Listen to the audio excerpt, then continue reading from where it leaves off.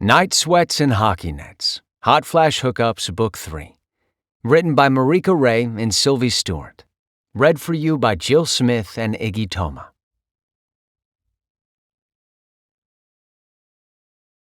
Chapter 1. Nico. Ayana. We need to. I pause on my way out of the locker room, raising a finger to tell Coach I need a minute as I stare down at my daughter's text message. Me. To what?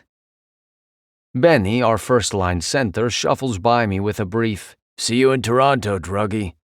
But I do not spare him a nod or attempt to correct him about my name. These idiots persist in using the awful nickname despite all my protests that it makes me sound like a corner drug dealer. Ayana. Dogs. Damn, I should have predicted this. Why did I not listen when Joe told me to make the new puppy a surprise? Probably because he is a sports agent and not a father. Me. We only need one dog. A single German Shepherd will be sufficient to protect my house and my daughter. Why would we need two? Ayana. You can't have Paul without Prue. It just doesn't work that way. What is she talking about? Ayana, Coach asks, taking my attention from my phone. When I look up and nod, his expression turns sympathetic. He cocks his head toward the stairs and starts that way. Come to my office when you're done. Chatting about dogs with my 7-year-old should not be my top priority while I am at work, but it is always hard setting her aside, especially since I do not get to see her or talk to her nearly as often as I would like. Peyton, my ex-wife, was pissed when I bought Ayana a phone, saying no child that age needs one. But Peyton is also the one keeping my daughter from me, so I use every tool I have at my disposal to stay in touch with Ayana, even if it means she has to hide her phone from her mother. Me. The dog's name is Struck, not Paul. Paul is the name of an actor who never ages.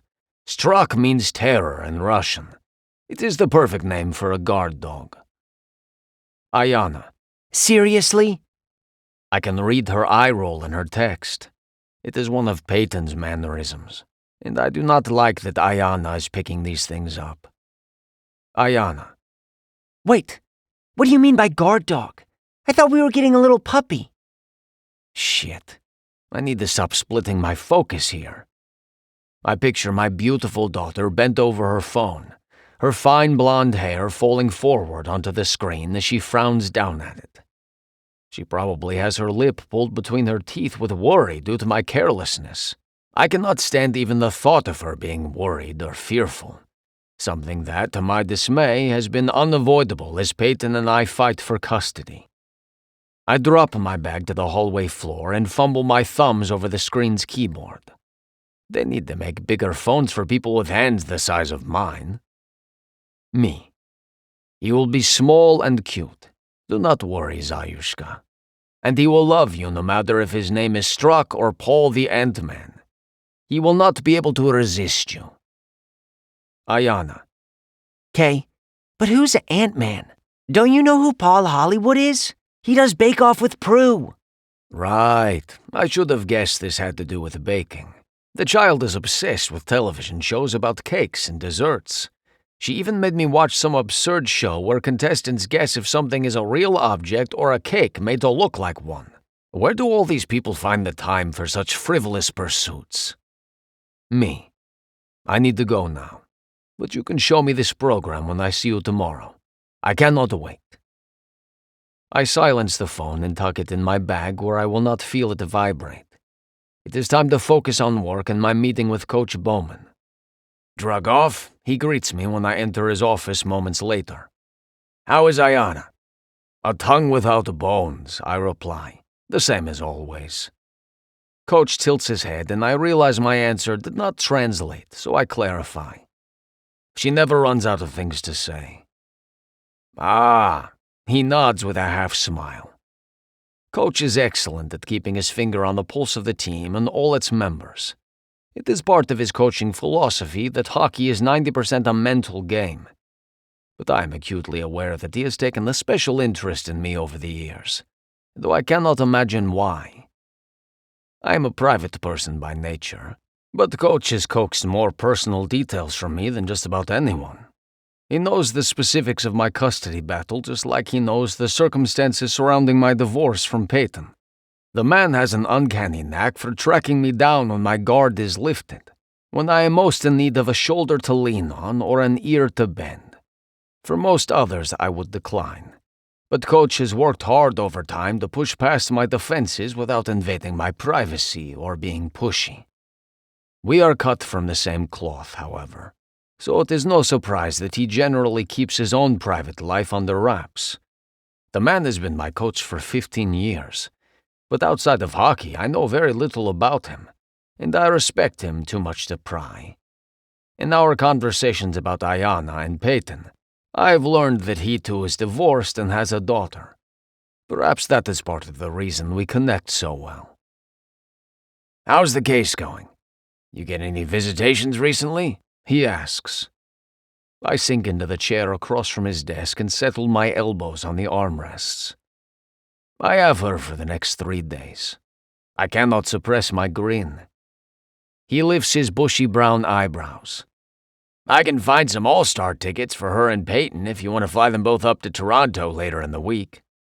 I'm sure Ayanna would love seeing her dad do what he does best." "That is kind, sir." I shake my head and shift in my chair. But I am happy with the 3 days. I would not like to push it. "Gotcha, okay." As always, he knows when to move on. "I wanted to touch base before you take off for the bye week in Toronto. How are things going with Picard and McDougal?" I have been tasked with being a mentor to our backup goalies, Hugh Cappy Picard and Jack Mac McDougal. Good. They are joining me for extra workouts each morning now. Repetition is the mother of learning, yes? I'm sure you have noticed Picard's left recovery sharpening up. "I have." Coach nods, clearly pleased. I am a pragmatist, so I am under no illusion that my hockey career as goalie for the Florida Storm Chasers or any other team will last more than another season. I knew my days were numbered when the doctor put me under the knife 3 years ago for my second hip surgery. That also happened to be the year we lost 2/3 of our games during my absence. Cappy was not ready to be a starter at the time, but the team had picked him up as my backup after we lost our previous one. The whole thing was bad timing.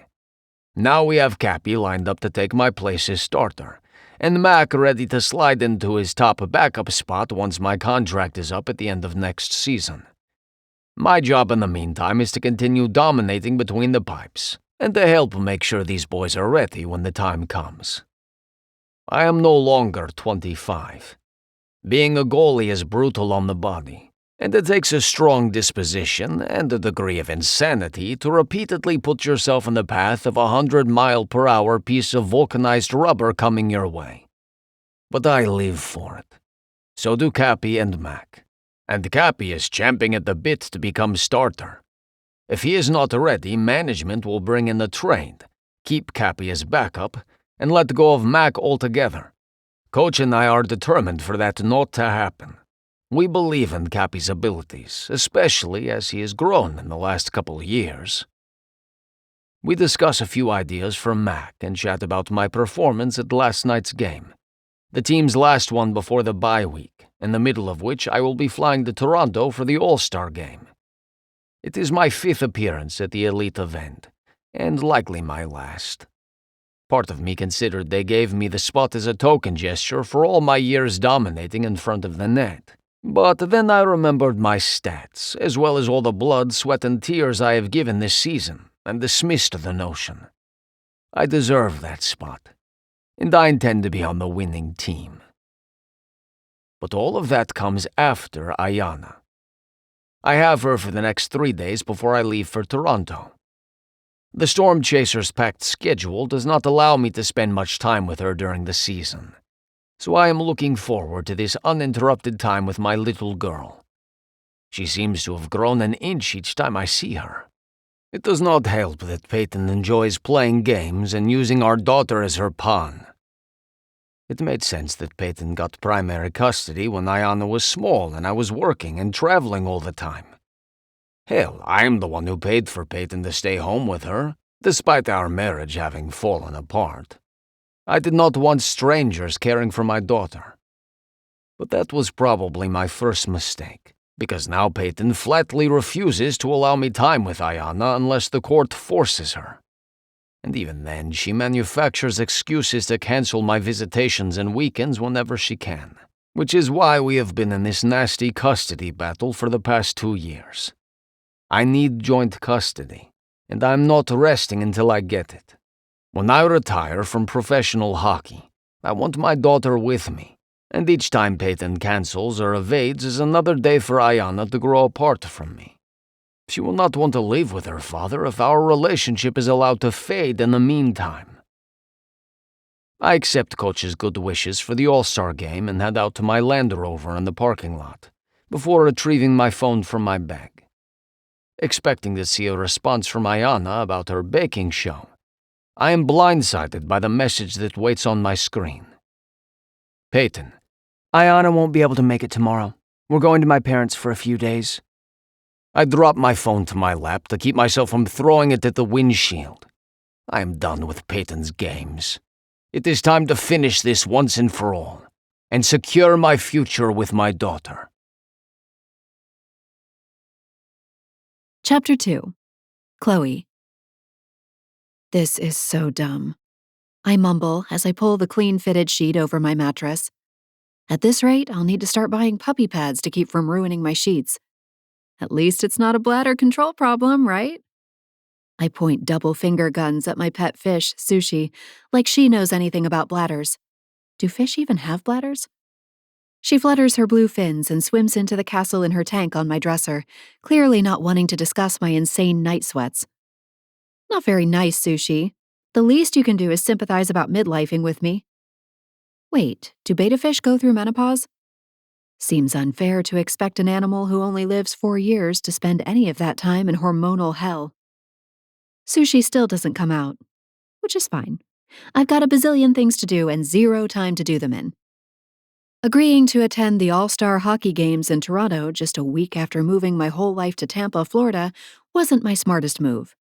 Then again, I promised myself I'd live life to the fullest, and that means saying yes to things, including hockey things, even if Dad has warned me away from hockey boys for as long as I can remember.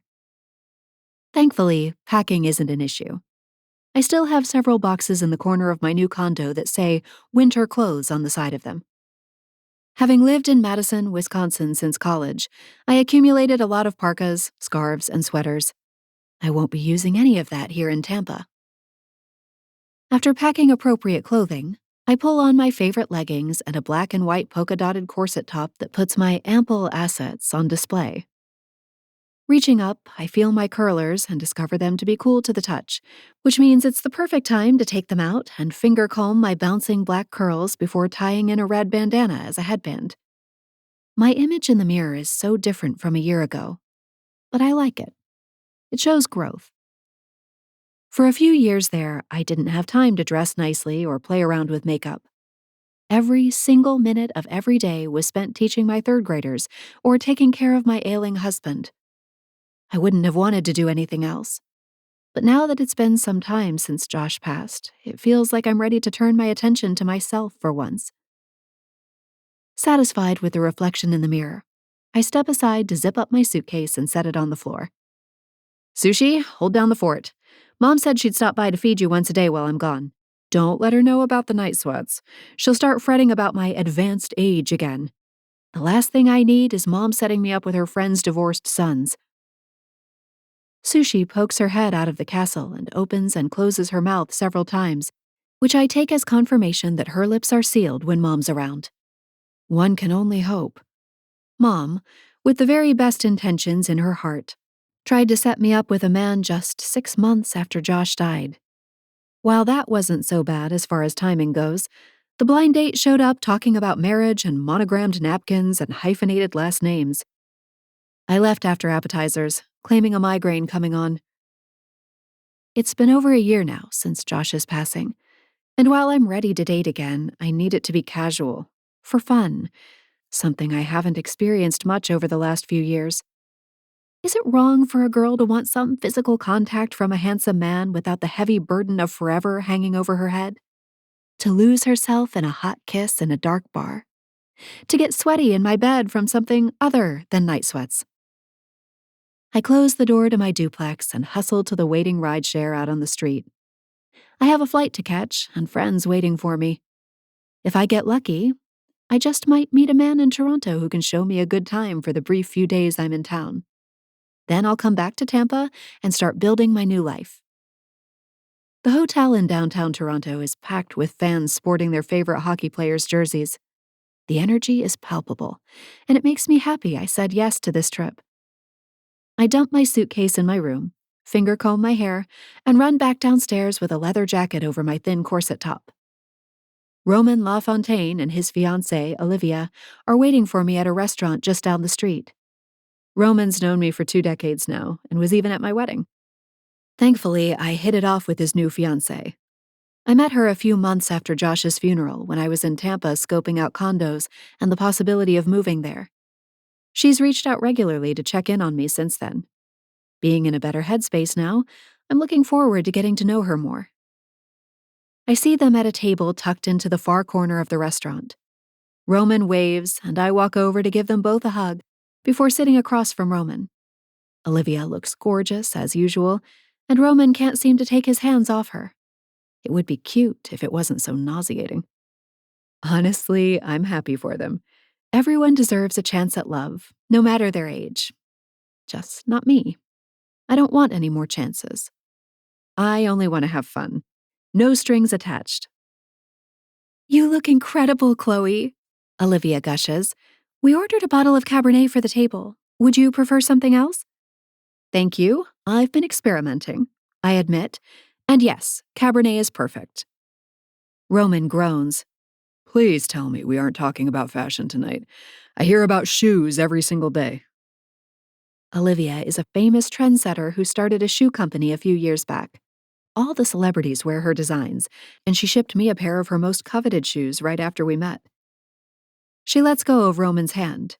You shush. You love talking fashion. Roman pouts, but doesn't argue with his fiancée.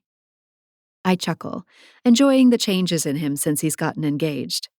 Roman was the perpetual bachelor for years, being photographed with puck bunnies on his arm in every city his team flew into. It's nice to see that he's settled down and found his person.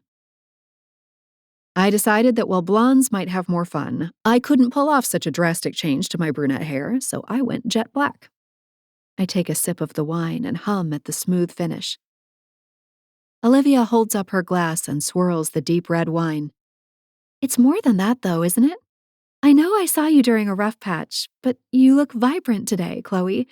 Luscious and womanly and incredibly sexy. Right, honey? Roman holds up his hands, looking alarmed. I haven't looked at anyone but you, sweetheart.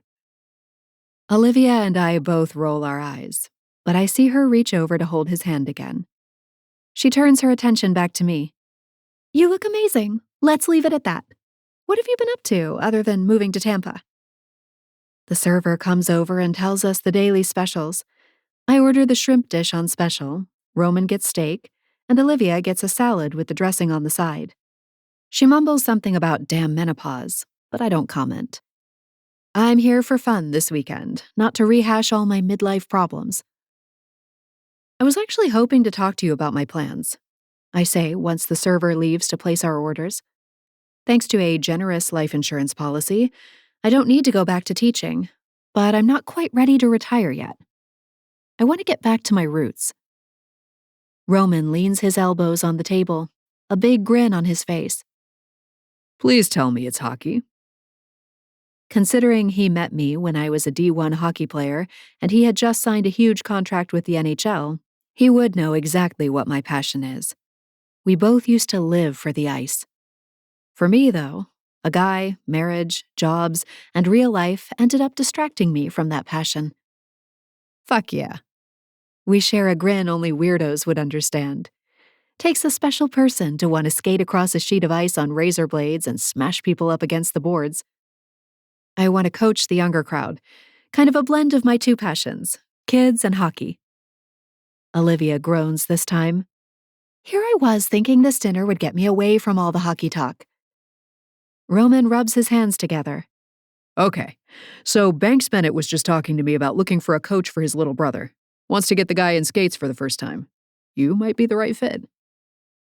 I take another sip of wine, already feeling lit up inside. This is what I've been looking for. No more obligations that weigh me down. I just want to chase what makes me feel alive.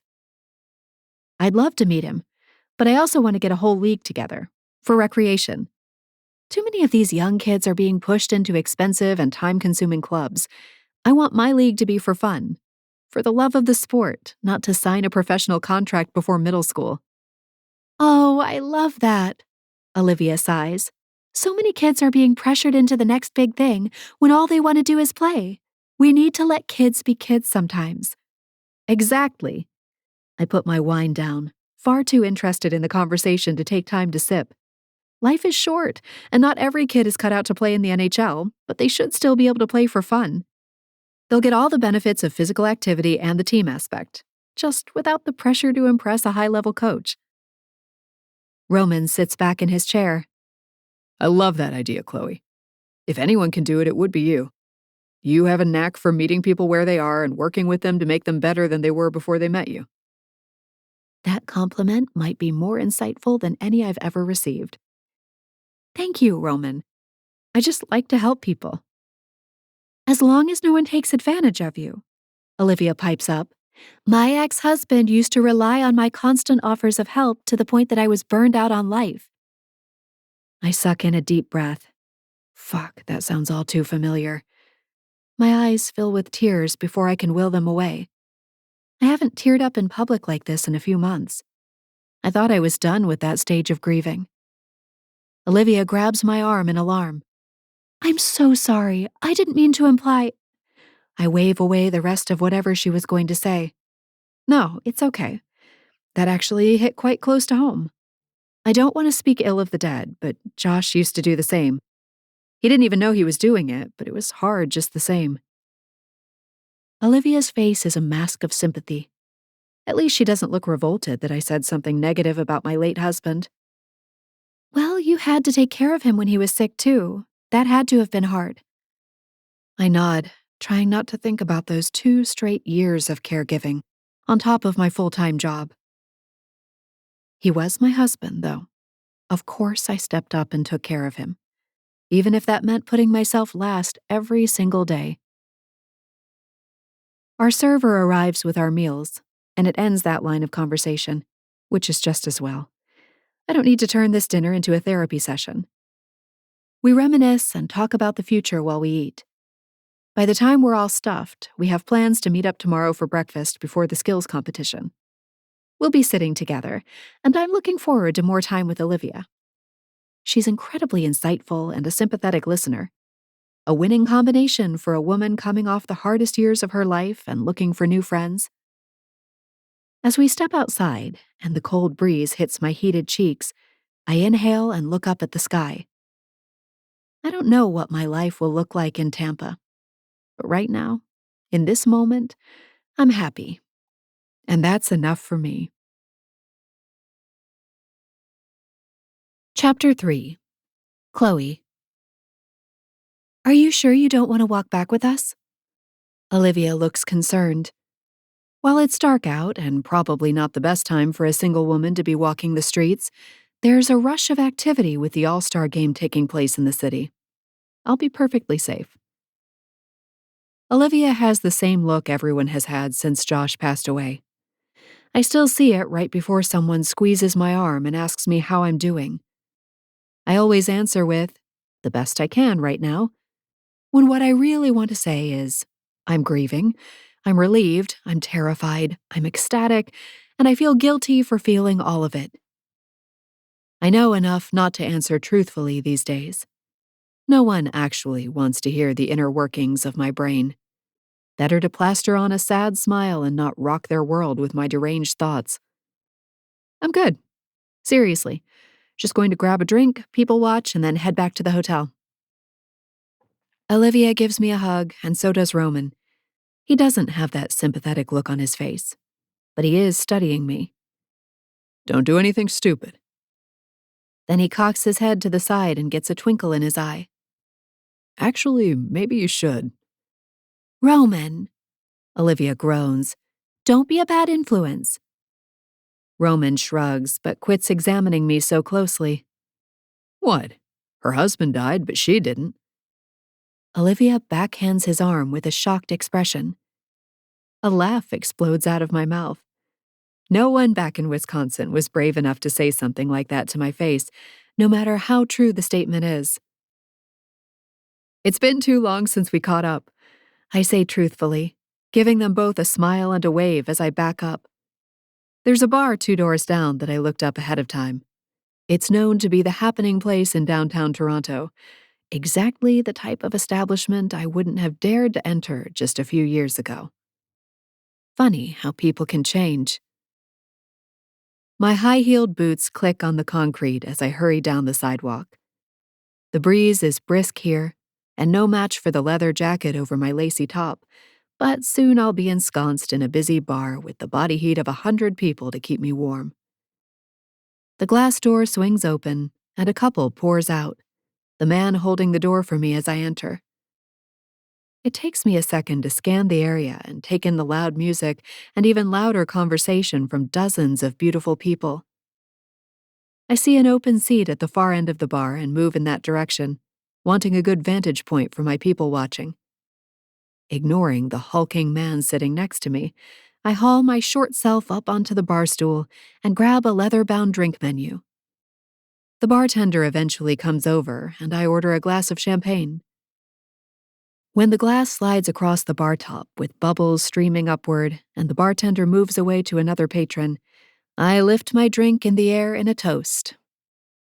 To myself, I say out loud. And then I take the first fortifying sip. I close my eyes and hum as the taste explodes in my mouth and slips down my throat like a cooling balm in the middle of summer. The man next to me snorts, and my eyes fly open. His hair is a shaggy, sandy brown that looks like he's been running his fingers through it. The thick jacket hides his physique, but with his feet touching the ground, even on these sky-high bar stools, he must be tall. When he turns his head in my direction, I get my first look at piercing blue eyes, a crooked nose, and slashes of eyebrows that hold annoyance so well. Holy shit. I'd know that face anywhere. It belongs to Nikolai Drugov, the goalie for the Storm Chasers. That was the one thing my late husband and I had in common: hockey. We met at the University of Wisconsin, both of us ice hockey athletes. It seemed like a match made in heaven, until it wasn't. Of course, I had a thing for hockey players back then, and based on the way those blue eyes scanning my body feel like a caress, I still have a thing. I arch an eyebrow, feeling excitement in my gut for the first time in a long while. Did my toast not agree with you? Very little agrees with me. He answers, his voice so low and gruff I barely make out the words. The accent, though, whoa boy, do I hear that accent. It sends a shiver across my skin. I know what you mean. Hence my toast to myself. At least I can count on myself. I take another sip of my champagne, feeling his gaze trickle down to my ruby red lips. Interesting. Is the elusive, handsome goalie checking me out? A frisson of nerves hits my stomach. I haven't flirted in so long, I'm not sure how to start. Only ourselves, eh? Then we have truly reached the handle. I tilt my head and try to wrap my mind around whatever the hell he means. The handle? Was that a euphemism for something else? Something dirty? Jesus, I feel old. I don't reach for many handles, I say truthfully, downing the rest of my champagne. If we're already talking about dicks, I need to be far less sober. I raise my hand, and the bartender notices, nodding his head. My bar companion also raises a thick finger, signaling another drink. That is good. He says, his rich accent quite delicious. None of my friends reach the handle, but I find myself there often. Oh my. That's more information than I needed to know from a virtual stranger. I squish up my nose, hoping I'm still flirting properly. Well, I prefer to reach for the handles not belonging to my friends. Better to take that handle holding out of the friend group, you know? Nikolai looks at me again, his eyebrows nearly colliding. You Americans say weird things. The bartender arrives with an amber-colored liquor for Nikolai and another glass of champagne for me. I take a hefty swig before setting the glass down. Clearly, I'm doing flirting wrong. I just mean I wouldn't date within my friend group. Better to not mix pleasure with friendship, you know? I learned that the hard way, when after Josh's death, our couple's friend group fractured. It became painfully obvious that they'd been primarily Josh's friends, and I'd just assimilated into the group. Sure, they were supportive right after his death, but their messages and phone calls dwindled quickly, replaced by a deafening silence. Even my fellow schoolteacher friends fell silent, probably due to feeling uncomfortable with death in general. I lost not only my husband, but all of my friends. While I rebuild the second half of my life, you can bet your ass I'll have a diversified friend group this time, and definitely no handle-holding within the friend group to break it up. Nikolai loses the frown and holds up his glass. I quickly join him, thinking maybe I've turned this sinking ship around, and he clinks the glasses together. To not being friends. We both drink to the oddly endearing toast, and I rest my elbow on the bar top, leaning in his direction, hoping this position threatens to spill my breasts right out of this top. As predicted, his gaze drops, but he looks away quickly, swallowing hard. If I tell you my name, that won't make us friends, right? Nikolai grunts, and even that's attractive. I have few friends and do not plan on making more. Oh, good. Then I'm Chloe. I hold out my hand, glad I took the time to paint my nails bright red before I came on this trip. Look at me go with all this self-care. I'm the self-care queen. Nikolai slides his hand into mine, covering it completely. Nikolai. We stay just like that for an extended moment, holding hands and breathing the same air. Being a short, curvy woman in the plus-size category, I frequently feel like the shortest one in a group. But I rarely feel like a man could haul me over his shoulder and run us out of a burning building if he had to. Josh had been taller than me, but slight. My inner cave woman likes that Nikolai looks like he could pick me up and not even be breathing hard. My cheeks heat, and it has nothing to do with the champagne. He lets go of my hand and takes all that warmth with him. Nice to meet you, Nikolai. I, like you, don't have a lot of friends, but I'm actually looking for some. At his look of alarm, I clarify. Not you, of course. I'd never be friends with you. You're entirely too tall. He scoffs. What is wrong with tall? I shrug and take another sip of champagne, then start counting off on my fingers. Lifelong neck problems from always looking up. These curls can't handle my head being the armrest for tall people.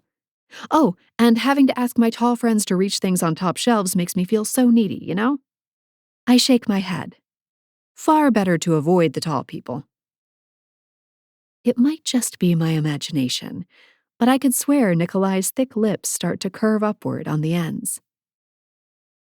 I would not like to cause you so much pain and hassle, Chloe of the short people. Good, we have decided not to be friends. I won't even try to pretend that hearing my name in that accent isn't doing crazy things to my insides. I've heard about Nikolai, of course, and even seen him play live. Anyone who follows hockey knows he's one of the best at protecting his net. Most people also know he's a recluse, almost never giving interviews nor being seen out socially with the team. And yet, here he is cracking deadpan jokes with me. He's as funny as he is ruggedly handsome. All I want to do is keep him talking. Okay, that's a lie. That's not all I want from Nikolai Drugov. And why don't you want friends, short or otherwise? He drains his drink and sets it down on the bar with a solid clink. I do not like talking, and if friends require so much procliate talking, I prefer to watch. My eyes open wide. My mind, after absorbing the Russian dripping from those lips, went so far into the gutter I'm no better than a street rat. You prefer to watch, huh? I lick my lips, imagining him watching me undress. What would it be like to have all of that high-performance focus on me and only me? Then I realize his gaze is trained on my mouth, and every last drop of sanity slides downward to gather in my gut. Hot, molten desire takes over every sane thought I have left. Maybe it's the champagne. Maybe it's this life unfurling into something I didn't expect. Maybe it's just Nikolai. But I have to shoot my shot or I'll live with regret. And that's one thing I refuse to do. I pull myself up by my designer bootstraps and decide to live boldly. Since we've established we're not friends, and you prefer to watch, how about you come back to my hotel with me? We can not talk the rest of the night. His startled gaze latches onto mine, his icy blue eyes smoldering into something much, much hotter. My palms are sweating, but I reach over to grip the lapels of his jacket and tug him closer. His spicy scent surrounds me, while his broad shoulders seem to block out all the other people in the bar, taking those nerves and spinning them into a dangerous liquid pool of desire. His gaze flicks downward to my lips again, and my heart pounds. Roman's words echo in my brain and spill out of my mouth. Let's do something stupid.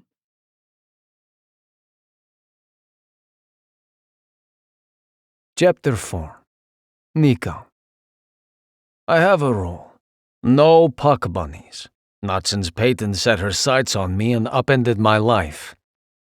But I cannot tell if this Chloe woman is playing games or not.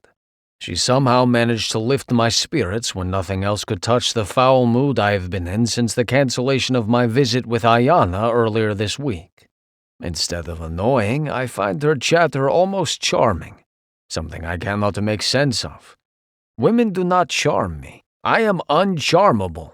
Some people might label that as coldness, or perhaps grumpiness if they are being kind, but that does not bother me.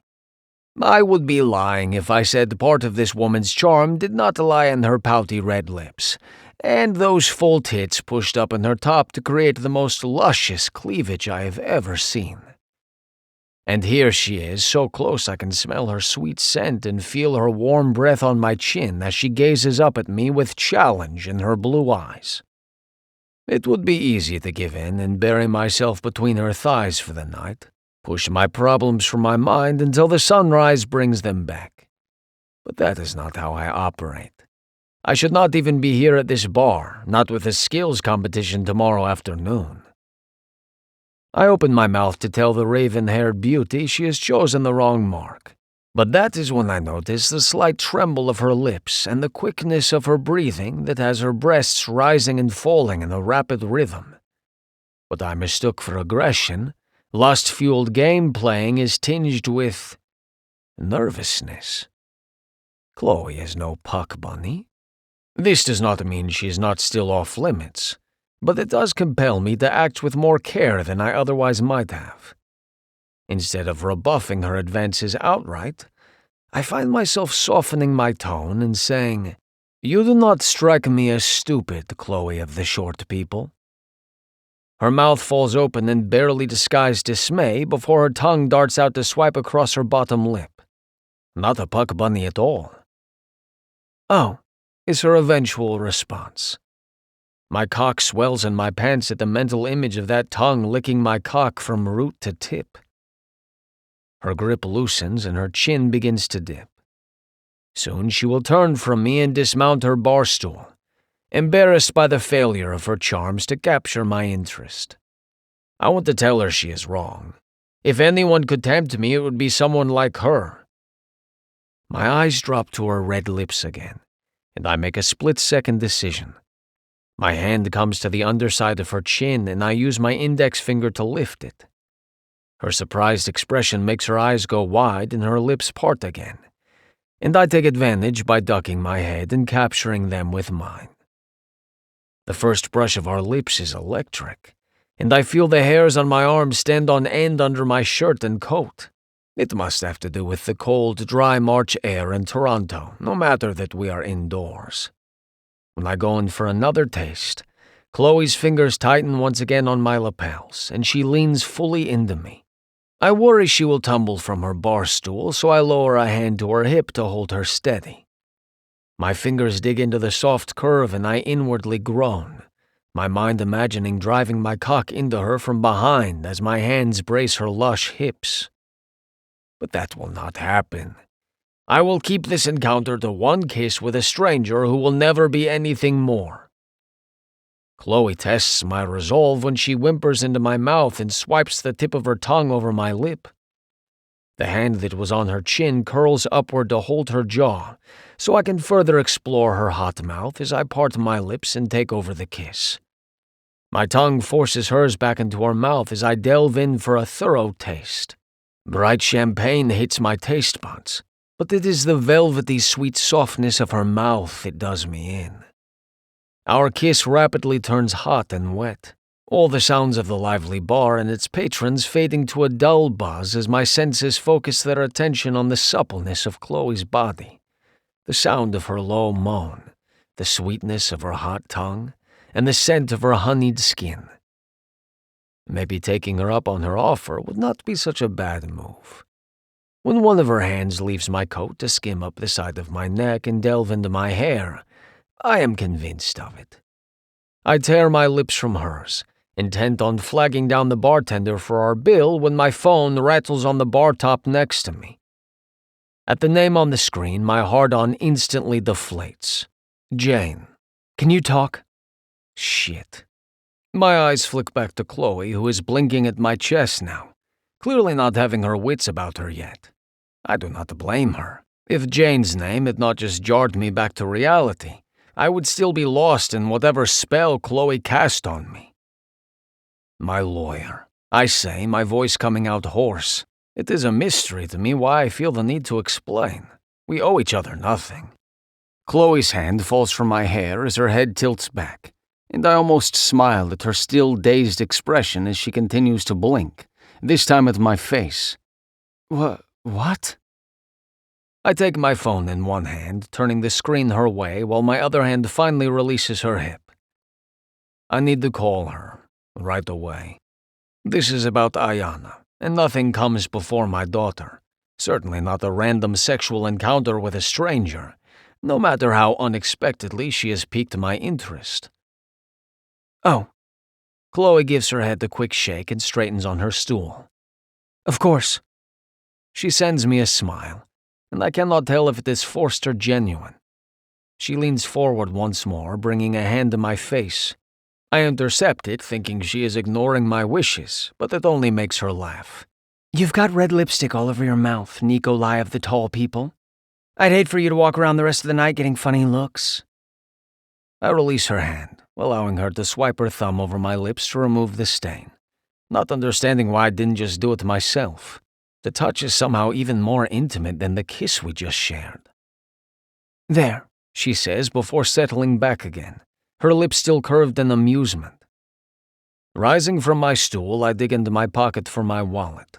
I drop $100 on the bar top, nodding my chin at her half-empty champagne flute so she knows I have her drinks as well.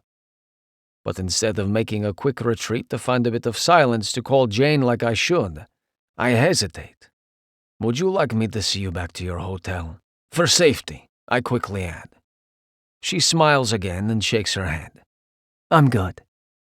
Her fingers wrap around the stem of her glass and she raises it toward me. To strangers, she offers. I nod, intent on simply saying good night as I know I should. But my tongue betrays me with the truth instead. I wish tonight had gone differently so I could see what else your mouth can do, Chloe. I don't wait for her reaction to my words before turning to pick my way through the crowd and exit into the cold night. You're lucky I'm playing with a bum wrist drug off, or you never would have won that $100,000 last night, the keeper from the Pittsburgh Fury says as he skates by me 2 days later. My only response is a glare paired with a smug grin. I excelled at the skills competition, winning first place among the goalies and earning myself enough prize money to pay my sister's rent for the foreseeable future. But I credit anger as the driving force behind my win. When I left the bar the other night to call Jane, her news was both good and bad. Our request for a new hearing in front of a judge had been granted, but the court date isn't for another 2 months. Which means at least 2 more months of Peyton's bullshit and likely 2 more months without Diana. The wall of my hotel room took the brunt of my frustration, necessitating a call to the front desk and a $200 tip to the unlucky housekeeper who vacuumed the remains of my broken glass at 10 at night. As I lay in bed staring at the ceiling, I had a strong pang of regret that I had not asked for Chloe's phone number, but it was for the best. My eyes dropped to the ice beneath my skates as I pushed toward the net on the other end of the rink for warm-ups. My team won its first game earlier today, so we are now competing in the final all-star matchup. Benny is on the opposing team, so I will enjoy the opportunity to meet up with him at the net and show him who the dominant player is. It is time to center my focus on the game and leave all else behind. Just as I tighten my resolve, however, I hear a voice bellow my name. I lift my head to see Roman LaFontaine, my former teammate and captain, waving from the stands a few rows back from the glass. I lift my chin in greeting as my eyes shift next to his fiancée, a lovely woman named Olivia, and then to Caitlin Phillips, Benny's current agent and the object of his not-so-subtle lust. When I bring my right skate forward to continue on my way, however, my gaze catches on a fourth in their party. A curvy, raven-haired beauty who is all too familiar to me, despite the fact that I was never meant to lay eyes on her ever again. Chloe, the stranger, is clearly not a stranger at all. I open my mouth to say something, anything, finally settling on, "I did not know. I give you a tooth." Because I am telling the truth. I had no idea Chloe was friends with people in both my professional and personal circles. How did I not realize? How did she not tell me? Especially after our discussion of not mixing friends with benefits. My racing thoughts have me narrowly missing the boards, prompting one of our team's wingers to laugh up at me from where he is stretching on the ice. "A ghost walk over your grave, Drugoff?" he asks. Although I have no understanding of his meaning, I simply nod. It is far preferable to explaining my current frustration. His comment does have the effect of bringing me back to the ice, to the game, to my fucking job. It is time to focus again, and not on a pair of pretty tits and a woman who might have a knack for distracting me for a moment or two, but will never figure in the long game. It's time to win a game for Christ's sake. And that is the only thing on my mind. Chapter 5. Chloe. Not gonna lie, that kiss with Nikolai has had me walking on billowy puffs of clouds for the last 48 hours. I can still feel the thick, soft scruff of his overly long hair, just enough length to grasp in my fist. Damn it, I wanted to have enough time to run my fingers through it and maybe even roughly pull his head between my legs. Well, not in the bar, in my hotel room. Not even this new lease on life and promise to say yes to things is enough to have me adding public indecency to my list of new experiences. But I got shut down by a lawyer instead. It's true what they say. Lawyers are killjoys. So I went back to my hotel room alone, my body keyed up and my brain looping through all the scenarios in which I could have reached new heights of sexual empowerment by keeping Nikolai up all night. But it's fine. Sometimes one needs to dip their toe into the pool before cannonballing their way into the deep end. And that kiss was certainly the type of toe dip that had my heart fluttering. Not that I should be comparing, but fuck, it's only natural to do so I'll cut myself some slack. I never experienced that kind of kiss with Josh. We'd been inexperienced college kids when we first started dating, and then we were old married people with mortgages to pay, gym memberships to ignore, and then serious health problems to face. Josh and I had slipped into being friends without the benefits somewhere in our marriage. If I am being honest, our sex life was never super fulfilling for me. Josh was a neat freak and all about the end goal, not the process. Where I wanted cuddling and foreplay and maybe a lubed-up toy or two, he wanted sterile conditions and missionary for the 3.5 minutes, 5 if it was our anniversary, needed to seal the deal. Based on his last comment about my mouth, I have a feeling Nikolai doesn't mind getting dirty. What's with Nico? Caitlin's voice brings me out of my sex-starved thoughts. Huh? I blink and refocus on the packed arena around me. A loud buzzer sounds, and I catch the backside of Nikolai barreling his way off the ice. Ew, why's he offering you a tooth, Ice Bath King? Olivia asks Roman. Caitlin barks out a laugh. That's just Nico. He's got 1,000 Russian phrases, and not one of them makes any sense. Wait, what? If they're talking about Nikolai, I have a sudden burning desire to know exactly what they're saying. Olivia looks at me funny. We said hi to Nico, but he just shouted about not knowing and giving Roman a tooth. She looks over at Caitlin. They drug test, don't they? He's not on drugs, I say quickly and confidently. When both women turn to look at me, I realize my error. According to their knowledge, I've never met Nikolai. I mean, he'd be stupid to risk his entire career on drugs right before the All-Star game when millions of eyes will be on him, right? Caitlin nods. He's not my client, but I'd kick his ass if he tried anything like that. Banks says he's fighting to get custody of his daughter. Drugs would be a serious problem for the judge. My breath catches in my throat. The call from the lawyer who interrupted our kiss. It might have been about his daughter. I curl a lock of hair around my finger and twist it over and over. Shit. I was pouting over a spoiled sexcapade, and the quiet goalie was fighting to be part of his daughter's life. I see over 100 third-grade girl faces in my mind. My prior students and little girls who deserve to have a present father figure in their lives. All that pitter-pattering of my heart turns into a puddle of sympathy. Another loud buzzer makes me jump, and we all take our seats for the start of the game. The announcers are practically screaming with excitement, and though I've been to a lot of hockey games in my life, my breath is pumping in and out of my lungs like I'm out there on the ice myself.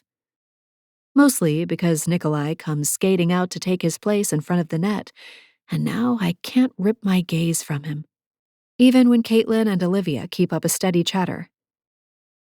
His focus is intense. He never takes his eyes off the puck, always moving this way and that, positioning himself in the crease like it's some kind of fluid dance. 2 opposing players break away and race down the ice toward him. I hold my breath. Nikolai moves lightning fast and deflects the puck with such grace I'm officially staring. Half the crowd cheers and the other half boos their disappointment. Just for reference, I'm part of the cheering crowd. We may have agreed to stay strangers, even after the best kiss of my life, but I will always cheer for that huge man to win. But also, I realize we have to remain strangers, despite my daydreaming fantasies. He's in a legal battle for his daughter, and being seen with a random woman on his arm would not help his case. Not that he has a bad reputation, it's just hockey players in general have a bit of a stereotype. Hence why my father always warned me to stay away from them. Little kids have always held a special spot in my heart. I wasn't blessed with children, but I've spent my life teaching them instead. I would never come between a dad and his daughter. He's staring over here again. I swear, are you sure he's not on drugs? Olivia asks Caitlin, chuckling. I realize with a start that we've reached the intermission of the All-Star game, and Nikolai has skated off the ice with his teammates. I push all my thoughts aside and enter the conversation, steering it toward Caitlin and Banks Bennett, her boyfriend.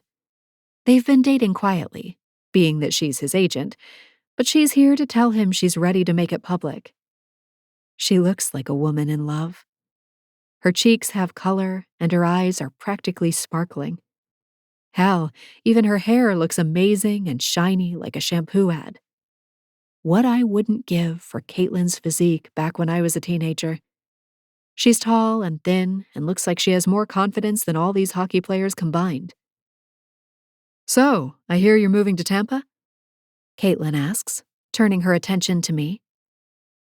I nod. All that excitement from the kiss now deflated. Yeah, already moved into my duplex. Just putting together plans to start my own youth hockey rec league. Caitlin grabs my arm. Oh my God, yes. I come across so many kids who just want to play but have burned out on all the travel teams and trying to get the attention of scouts. We exchange numbers, and I promise to call her next week to discuss my league further. A buzzer sounds again, and players stream out onto the ice. I turn my attention to Nikolai, who doesn't have his face mask on yet. He flicks a glance my way, and just the brief moment of eye contact sears into my skin. His jaw is locked tight, and those eyes are so focused I can barely breathe. I remember what it felt like to have those full lips on mine. He breaks the eye contact by jamming his face mask on and skating in the opposite direction.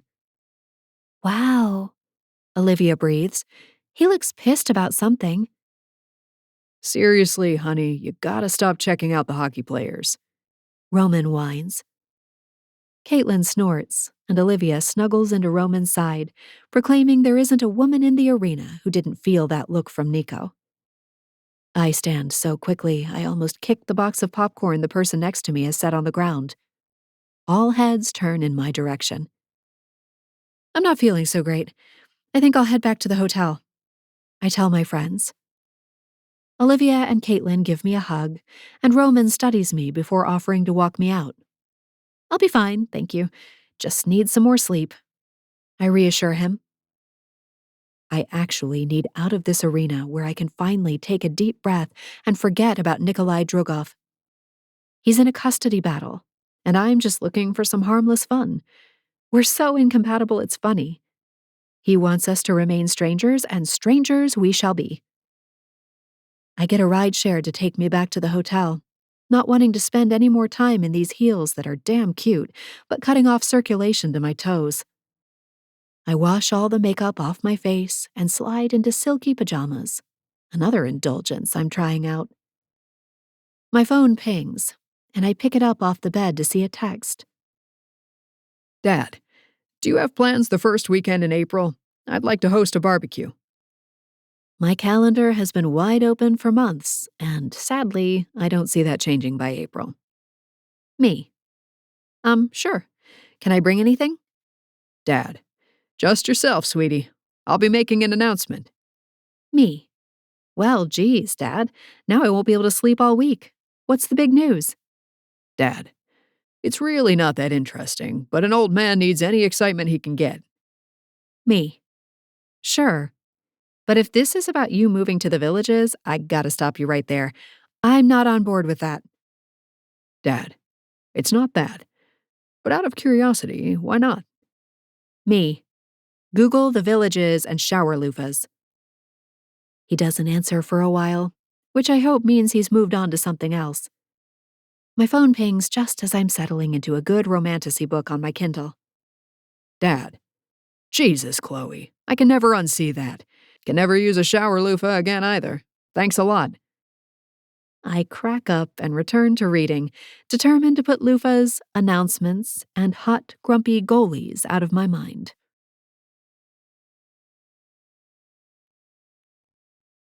Chapter 6. Nico. Still not speaking to me, druggie? I turned to see Bobby Rhodes, our second-line center, standing on the lawn a few feet from me, flanked by Pete Fournier and Alexei Baranov. All three of the younger players looked to be on their third or fourth beers. When I don't immediately respond, Rhodey pleads, "Oh, come on, it was just a joke." A tired joke indeed.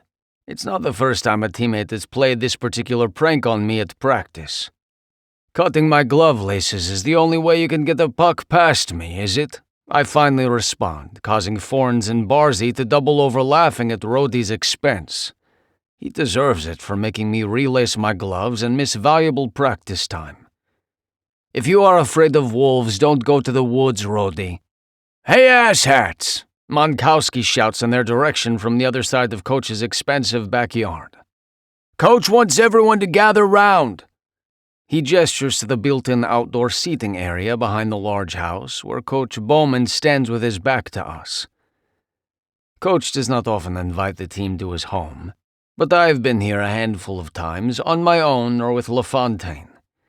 When the invitation for players and significant others arrived in our mailboxes, it was a given that we would all drop everything to attend this barbecue. Luckily, or unluckily, depending on how you look at it, I do not have Ayana today, although I did get her for an unusual overnight visit earlier this week. I have to conclude Peyton had a date or some other obligation that night.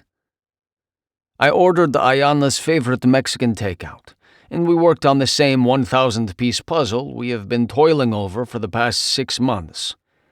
I leave it on my coffee table at all times, even when weeks pass between our visits. The breeder called yesterday to inform me Strock/Paul will be weaned and ready to come home with us in 2 weeks, so I am focusing my efforts on keeping Peyton from canceling Ayana's visit that week.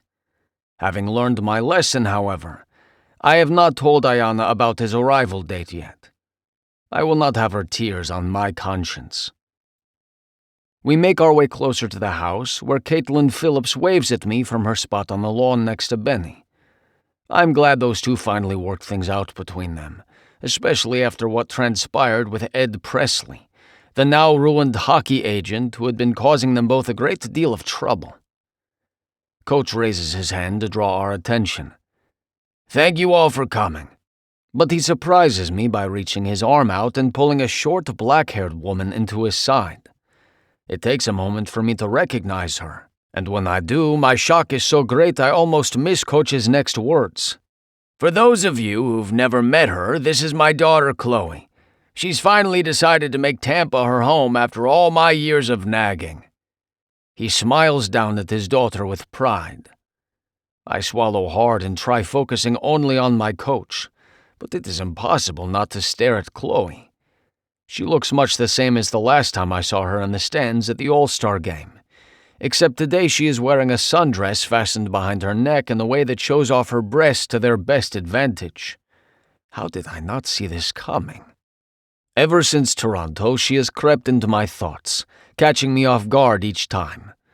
The memory of her soft lips under mine and her even softer hip against my fingers has woken me up from a dead sleep more than once.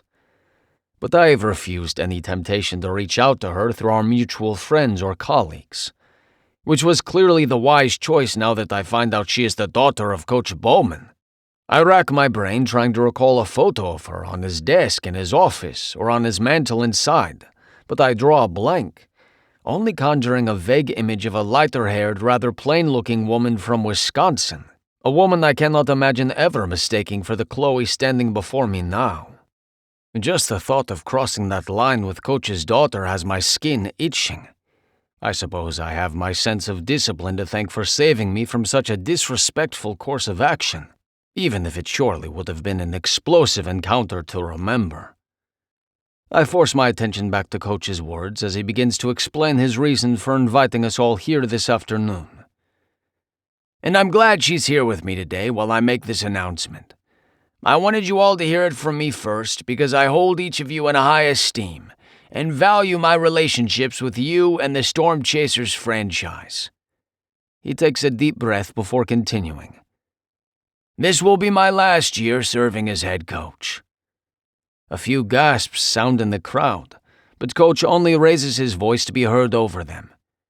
It's been a hell of a ride, but it's time for this old man to hand over the baton and go back to being a regular old hockey fan. Chloe turns into her father to give him a hug as she smiles up at him. He returns her expression, and for a moment the scene makes me think of Ayana and me. My teammates descend on Coach, offering handshakes and hugs, but I stay where I am and watch. I'm not as surprised as I imagined some might be at Coach Bowman's news. I too would crave a change after all the time he has spent at the helm of the Storm Chasers. A wise man knows when it is time to say goodbye. I drop my eyes to my shoes and shove my hands in the pockets of my shorts as I attempt to guess who will replace Coach. He leaves big shoes to be filled. But my thoughts are interrupted by a familiar voice. Hello, Nikolai. When my eyes flash to Chloe's face, the first thing I notice is that she is wearing the same red lipstick as the night we kissed. My cock twitches and I silently curse myself. Chloe? I acknowledge as I glance around the yard to see if anyone is paying attention. Any wishes I might have had that she intended only to greet me as she passed by are dashed when she steps closer and continues. I take it you're surprised. Sorry about that. Instead of directly responding, I mentally dig into my memory banks. We have met before. Before Toronto, I mean. Why did I have to bring up Toronto? You do not look the same. The words come out almost as an accusation. Her lips spread in a smile at my words. No, I don't. I'm surprised you remember. That was a long time ago, and I don't think we were ever even properly introduced. She is right, from what I recall. She attended a Stanley Cup championship game years ago, and was in the locker room with her father during our celebration. But she was nothing like the stunning siren in front of me now. It's for the best, I declare, straightening my spine as I look down at her. Which part? She is still grinning, which I find frustrating. Does she not understand how precarious this situation is that we have put ourselves in? All of it. We cannot be seen together. This makes her laugh for some reason, a sound that sets my blood simmering, both from frustration and lingering lust. Damn the woman.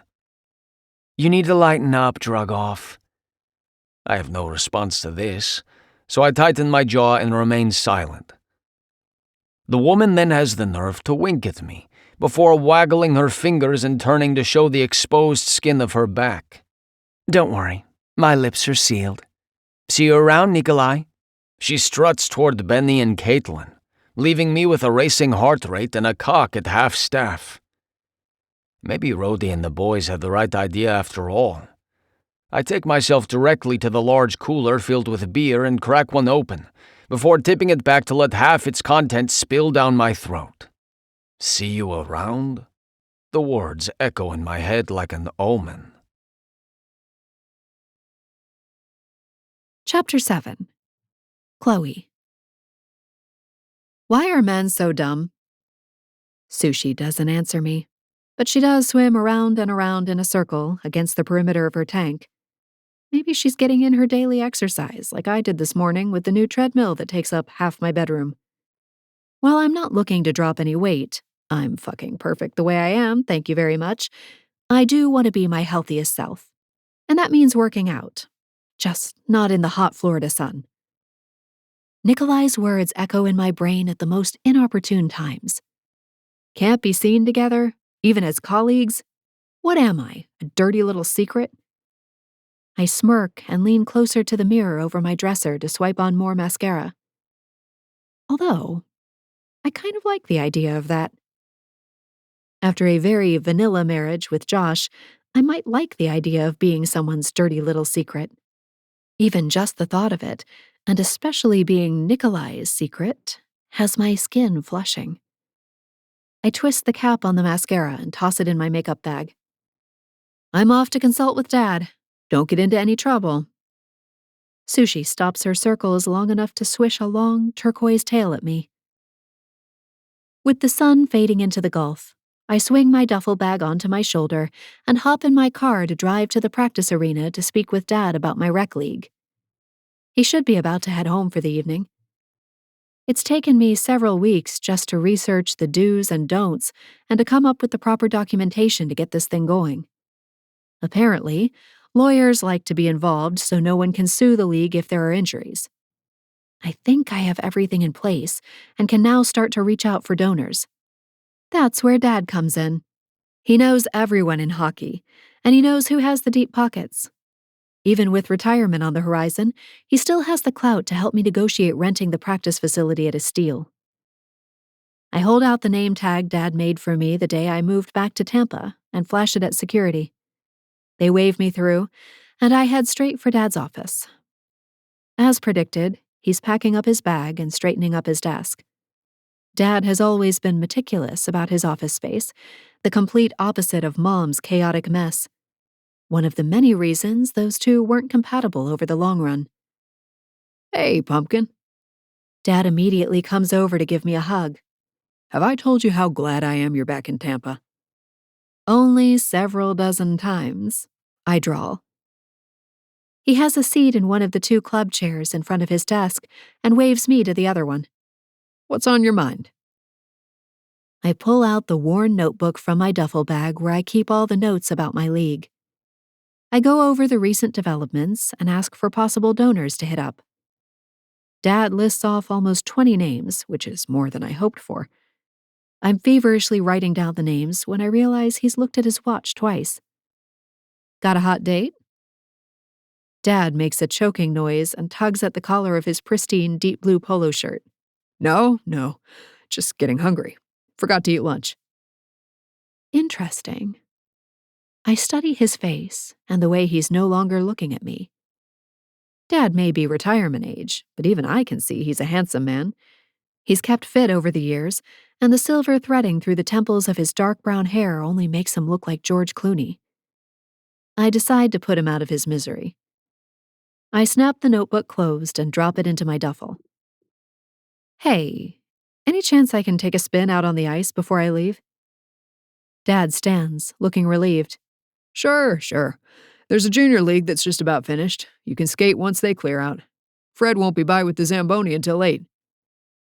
I give him a hug and lug my bag out of his office. He rushes off, and I watch him go, mind tumbling with this new reality. Dad's dating? I'm not sure how I feel about that, but if it makes him happy, then I guess I need to get used to it. The second I step through those doors and feel the blast of cold air, I feel like I'm stepping back in time. So much of my youth was spent on the ice. Hell, even the smell brings back memories, some good, some that make my ribs ache. Once upon a time, I fell in love with a man in one of these rinks. Shouts from the junior league fill the air, and I plop down on a bench to pull out my old skates. God, I haven't worn these in years. Probably not since Josh got sick. I figure if I'm going to be running a youth hockey league, I have to practice so I don't fall on my face the first time I take the ice in front of the little kids. I'm hoping it's like riding a bicycle. My hands go through the motions, lacing my skates from muscle memory. The junior league barrels off the ice, making so much noise I almost feel the need to plug my ears. Instead, I sigh and wait, wondering when I got so old that teens being rambunctious became annoying instead of funny. Once they've cleared out of the rink, I stand up and get my bearings. My 42-year-old ankles let out a warning, but I silently tell them to buck up. I grab one of the loaner sticks off the bench and try to ignore how much tape is wrapped around it. Back in my day, I had the newest, most expensive equipment money could buy, thanks to Dad. Taking a few tentative steps, I grab the wall and look down at the ice. So many memories flash before my eyes, but I shove them all away and glide out onto the icy sheet like I'm a new woman. The wind ruffles my hair, and my thighs tremble a bit as I pick up speed, my body inherently knowing what to do without my brain having to engage. I get close to the end of the rink and I slow, leaning a bit and pushing off, effortlessly gliding into an arching turn. As I hit the straightaway, I close my eyes for a moment, letting all the emotions flood through me, ending with a triumphant return to a part of myself I'd stuffed away in favor of dealing with the heavy responsibilities of life. I fucking love hockey. My heart rate seems to pump out that simple sentence over and over until I'm screaming it in my head, elated to be back out on the ice. A smile stretches across my face, and I feel more like me than I have in decades. Blind hockey is a thing in America, yes? A deep baritone has my eyes flying open and my skates catching on a ridge of ice left over from the teenagers. Nikolai stands there in a pair of sweatpants, a Tampa Bay Rays sweatshirt, and black skates, his hockey stick slung casually against his shoulder. His hair is artfully rumpled, and the short beard covering his jawline is worthy of a cologne ad. I do a quick double step on my skates and wobble more than I'd like to admit, but I'm able to stay on my feet. She is beauty, she is grace, does not apply to me in any way right now. Nikolai reaches one hand out and grabs hold of my elbow as I come to a pathetic stop right in front of his skates. Pretty sure I spray ice onto his sweatpants and I hit him in the chest with my stick, but I don't dare look down to confirm. Didn't know anyone else was here, I say lamely. It helps to have one's eyes open to know if someone is there. Nikolai drawls in that accent that gets under my skin. I come for extra practice most days of the week. His hand is still on my arm, and I try to ignore how much I like his hands on me. I'll keep that in mind next time. I did not know you skate. My smirk is more flirt than snark. My stomach swoops with nervous energy when his gaze drops to my mouth. Daughter of a hockey coach? You better believe I can skate. That and the D1 scholarship for hockey. His blue eyes widen just enough to let me know he's surprised. Most people are when they find out that girls can play hockey too. Who would have guessed owning a uterus doesn't preclude one from swinging a stick across the ice? What? I challenge when he still doesn't respond and his thumb starts to sweep across my bicep. I deeply regret the long-sleeve shirt that keeps our skin from actually touching.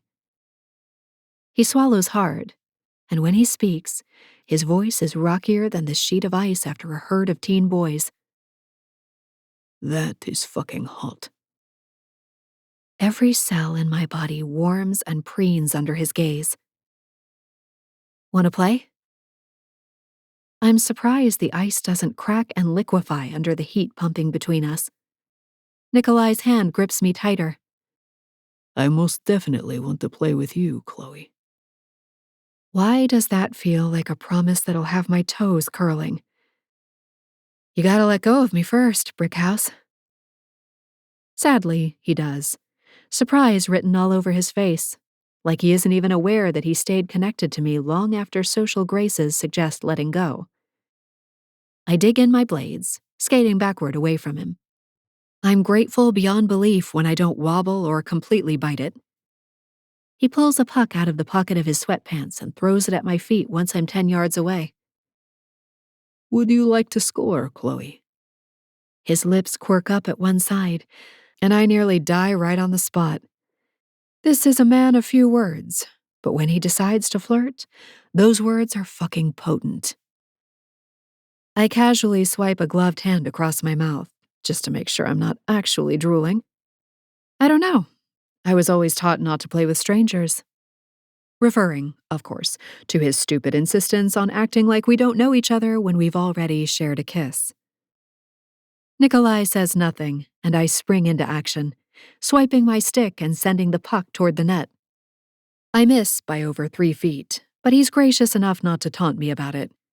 He flicks the puck back and nods at me to go again. We go like that for half an hour, me rusty as hell and trying to get a puck past a world-class professional goalie. Not a single one goes in, but by the time I race across the ice with the puck zigzagging left and right before I flick my wrist, I feel like I've dusted off the cobwebs of my skills. Nikolai deflects the puck so seamlessly, even without his pads and gloves, that I forget to stop, crashing into him at full speed.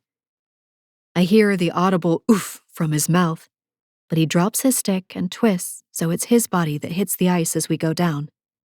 Even so, every bone in my body is jarred. A few seconds later, I blink my eyes open and assess whether I'm still alive. I'm laying across Nikolai's warm chest, my thick legs tangled with his long limbs. I huffed some hair that had fallen across my face and gawked downward at the most handsome man I've ever met. Good grief, Chloe. You could have maimed the man. You should have let me take the fall. Dad would kill me if you got injured. His smile is slow to bloom, and I have a front row seat to it. Hopefully, the smile means he's not injured. Or maybe the smile is the after effect of a concussion. I should really read up on first aid before I open my league. How would he even know? We are strangers still, yes? You were never here.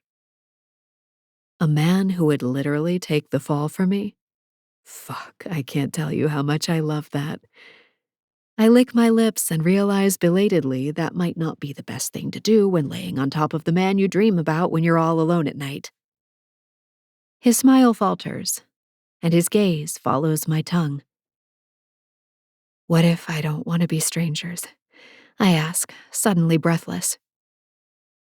His icy blue eyes grow impossibly warm. I will not blow at the whisker. You are in my mind constantly, Chloe Cooper. Which means you could never be a stranger.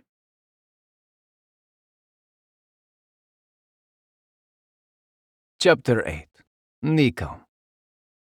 Chloe's breath comes out in a cloud of condensation over me, and everything in me wants to close the distance and crush my lips to hers.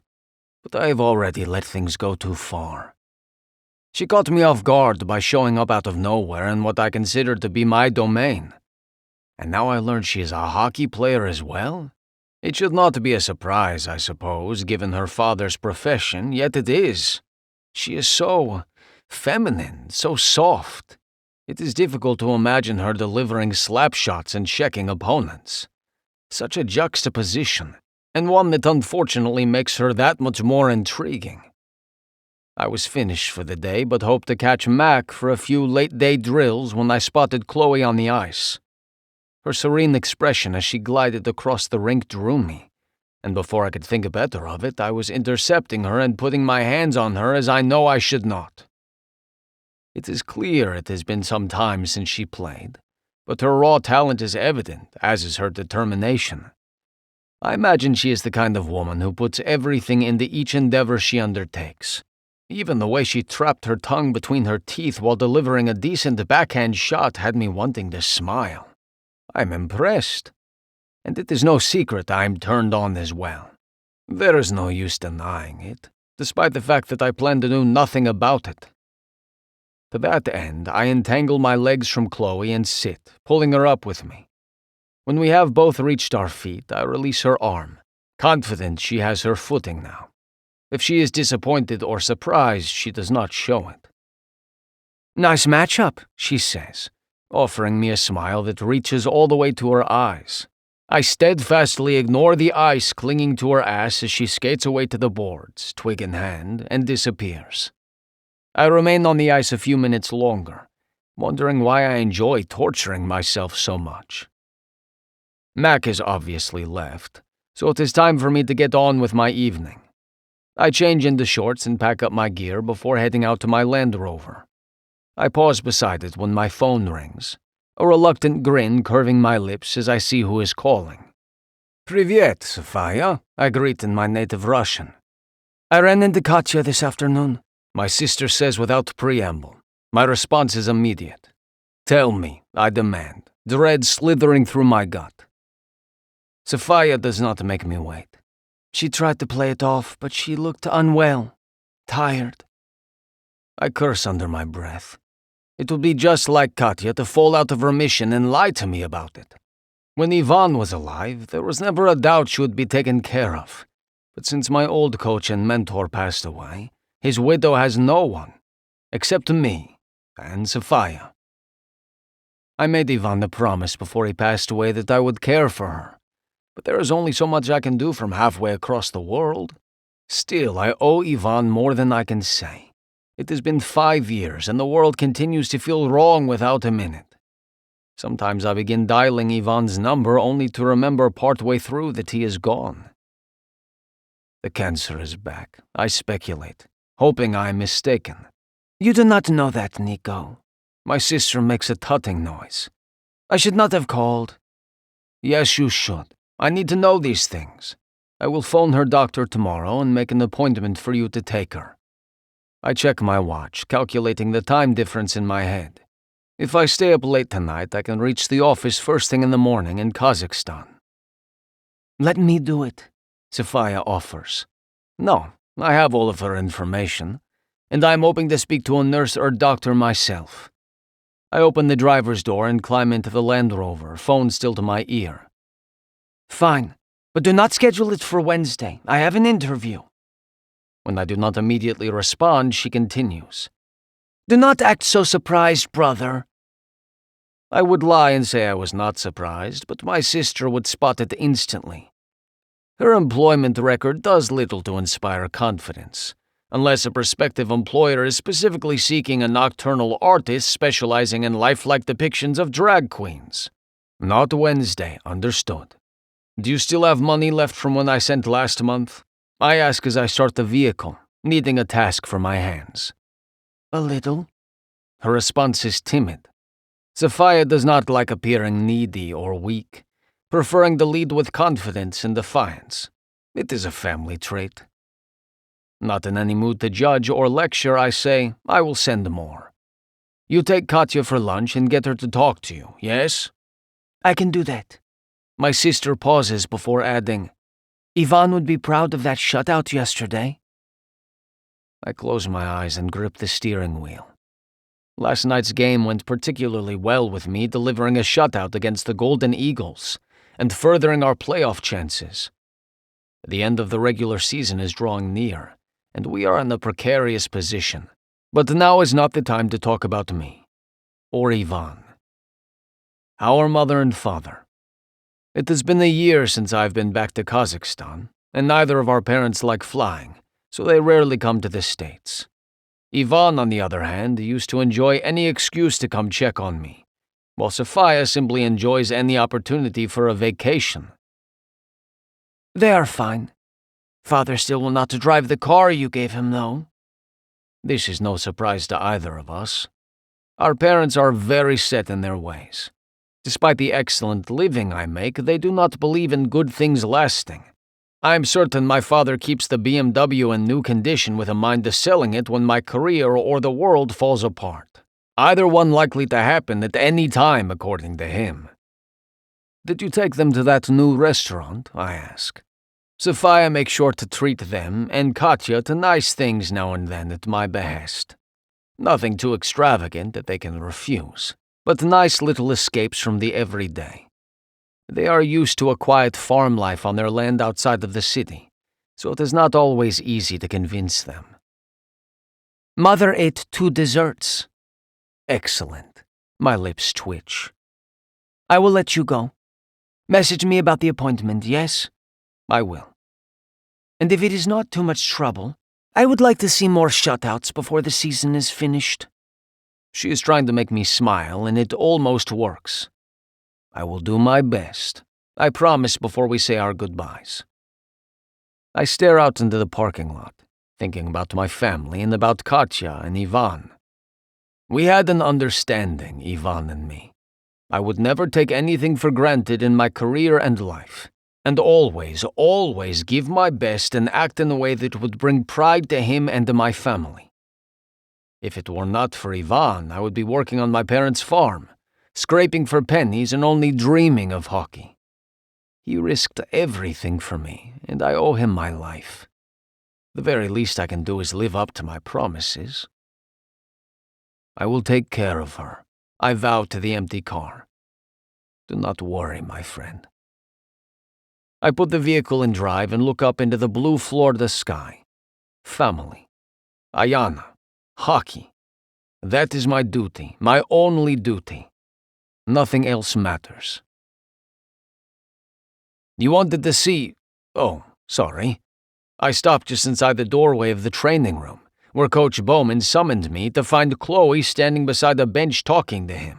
It is as if the universe has it in for me, putting her in my path everywhere I turn these days. First at the barbecue, then the practice rink, and now Flagler Arena. I even spotted her pulling out of my bank's parking lot in her bright red Bronco with the top off last week. Her dark hair tied in a red kerchief, the ends blowing in the wind like she was on the set of an old Hollywood movie. I remained in my Rover to avoid her. Nico, you remember Chloe? Coach gestures to his daughter as he smiles my way. No? My immediate response is denial until I realize how that sounds. Yes, it is nice to see you again, Ms. Cooper. It is clear she is biting back a laugh. A woman who enjoys my pain is one to be avoided at all costs. Mr. Drugoff? She responds with a nod. Coach looks between us, and I find myself without words, so I attempt to smile. It does not appear to work. Everything okay? Coach asks, brows drawn together. This time I see Chloe roll her lips between her teeth to keep from laughing. I am glad she finds this so funny. Fine, I manage. I will come speak to you after the game. I turn and exit before I can protest, long strides taking me down the hall and toward the tunnel. That was way too close. Coach Bowman deserves as much of my respect as Yvonne for how he has nurtured and supported my career, not to mention how understanding he has been about time I have needed to take for my personal troubles with Peyton and Ayana. The way to pay him back is not by lusting after his own daughter like some cocky rookie with no regard for ethics and honor. By the time I exit the locker room dressed for warm-ups, I believe I am being tested by God himself, because there stands Chloe, chatting with Rhodey of all people. I feel my jaw lock. The boy isn't even 30, yet his eye always strays to more mature women who I hope know better. He says something that has her throwing her head back with a laugh, exposing the long column of her throat and making my fists clench. He watches her laughing with a look in his eye I do not like. Perhaps he needs a reminder of his place, something I might effectively communicate by slamming his body into the boards during tomorrow's practice. It is not time to socialize, Rhodey. I bite out as I pass, not daring to look Chloe's way. You twirl your tongue like a cow twirls its tail. Lighten up, druggie, he responds, using the same words Chloe used with me at the barbecue. The part of me that is not frustrated by the similarity wishes I had been the one making Chloe Cooper laugh. Chapter 9. Chloe. You've been back for 2 months and I've barely seen you. Mom sinks onto my couch with her usual flair for dramatics. She crosses one leg over the other, bejeweled sandals catching the light streaming in from the expansive windows in my duplex. Please tell me it's because you've been out on so many dates recently, you can't even find time for your own mother. I put down the overflowing notebook that's basically my brain in written format. Perimenopausal brain fog can't win when the thoughts are in black and white. Mom, I'm starting a new business. I don't have time for dates or casual lunches. She slaps a hand to her chest, outraged over my statement. There's always time for love, honey. I shake my head and have a seat on the couch next to her. The woman would know. She's remarried 3 times since she and Dad divorced, collecting spousal support each time. But the last one only lasted 2 months. You sound like those mamas on Bridgerton, trying to marry me off. I'm a widow, and I'm okay with it. No one's okay being a widow, she scoffs. I roll my eyes. I don't mean it like that. Of course, I'm not happy Josh died, but I'm happy being on my own right now. I'm focused on my business and on me, and it feels good. She eyes my outfit, an admittedly skimpy black shirt that shows more of my stomach than usual, paired with cut-off jean shorts. To be fair, I wasn't expecting company, and therefore hadn't gotten dressed beyond what the excessive May heat in Florida called for. Yes, I see that. I just don't understand the youth's need to show everything. Clothes are made to cover. Mom's eyebrows are furrowed, but not creased. She'd never allow the Botox to run out enough to cause a wrinkle. You are a gorgeous girl, Chloe, but you don't dress to your advantage. In Mom's speak, that means I'm showing off the fact I'm not a size 2, or any size in the single digits. Thank God for Dad and his unwavering support of my athleticism over the years. I learned to view my body as a machine, capable of Olympic feats, not window dressing for a man's gaze. Although I wouldn't mind a man's gaze either. A girl can have both, right? Can I ask you a question? I blurt out. Always, Mom answers, tilting her head curiously. I know we've talked about the night sweats, but did you also experience issues with word recall when you went through menopause? Mom lifts her nose in the air. She hates when I bring up any subject that reminds her she's aging. I did not. Just night sweats and weight gain. The plastic surgeon took care of the latter, but the former plagued me for years. Why? Are you having some issues? Yeah, I was on the phone with a possible donor the other day and couldn't remember the name of my company. I wasn't sure if dementia was setting in already or if this was yet another perimenopausal symptom. Mom leans over and pats my hand. Go get checked by a doctor, honey. And while you're at it, make sure they check your thyroid. I think they're missing something there. I barely refrain from rolling my eyes at her subtle dig about my weight. What brings you by? I ask, quickly changing the subject to less turbulent topics. We texted yesterday about it. Mom shakes her head like I've lost it. And maybe I have. I completely forgot we agreed for her to come by and visit. Oh well, since she's here, I can show her all the new plants I added to the condo. She'll be coming by every day to feed sushi and water my plants while I'm in the Bahamas for Roman and Olivia's wedding next month. With all the league planning and wining and dining of donors, our little get-together had completely slipped my mind. Right. I rushed to stand, tugging on the bottom hem of my crop top. It's no use. The little shirt won't cover my stomach no matter how much I tug on it. Instead, I straighten my spine and take comfort in having gorgeous, voluptuous boobs. Come on back and I'll show you all the new plant babies. Mom sighs as she stands, probably ready to launch into her usual monologue about wanting to be a glamorous Gigi to real grandchildren, not plants. But I don't let her. I lived with Mom for 18 long years and learned how to deliver my own monologues. She's about to be educated on the proper care and feeding of monsteras, snake plants, and peace lilies. I must do a compelling job because she doesn't get a word in edgewise until we're back at the front door and I have her handbag held out. Oh, I meant to tell you I have another eligible bachelor who would love this little hockey thing you're putting together. I grit my teeth over the little adjective. Oh, yeah? He's not a hockey player, don't worry. Mom says, tittering over her joke. She and Dad have only agreed on one thing in life, and that is keeping me away from hockey players. While they both came to love Josh after the initial shock, they weren't too happy about his career aspirations. When he gave up hockey after college and got a real job, they were both relieved. He's a stockbroker, or maybe it's a financial advisor. I can't remember. Either one sounds like boring fundraiser dinners and fancy vacations. I'm not in the market, Mom. Honey. Mom puts her hand on my arm and levels a serious glare at me that would have had my preteen self shaking in her Birkenstocks. You need to make time for love or time will pass you by. One dinner. That's all I ask. I sigh. I'm not getting anywhere with Nikolai, and no one else has caught my eye. That itch I want scratched is like poison ivy now. Fine. One date. And he better be good looking. Mom's face lights up with approval. Oh, he is. No kids, one divorce, makes good money, and he's handsome. He's quite a catch, Chloe. She looks me up and down. Make sure you go buy a new dress, okay? And no black. Men love a sundress. Maybe pink or baby blue?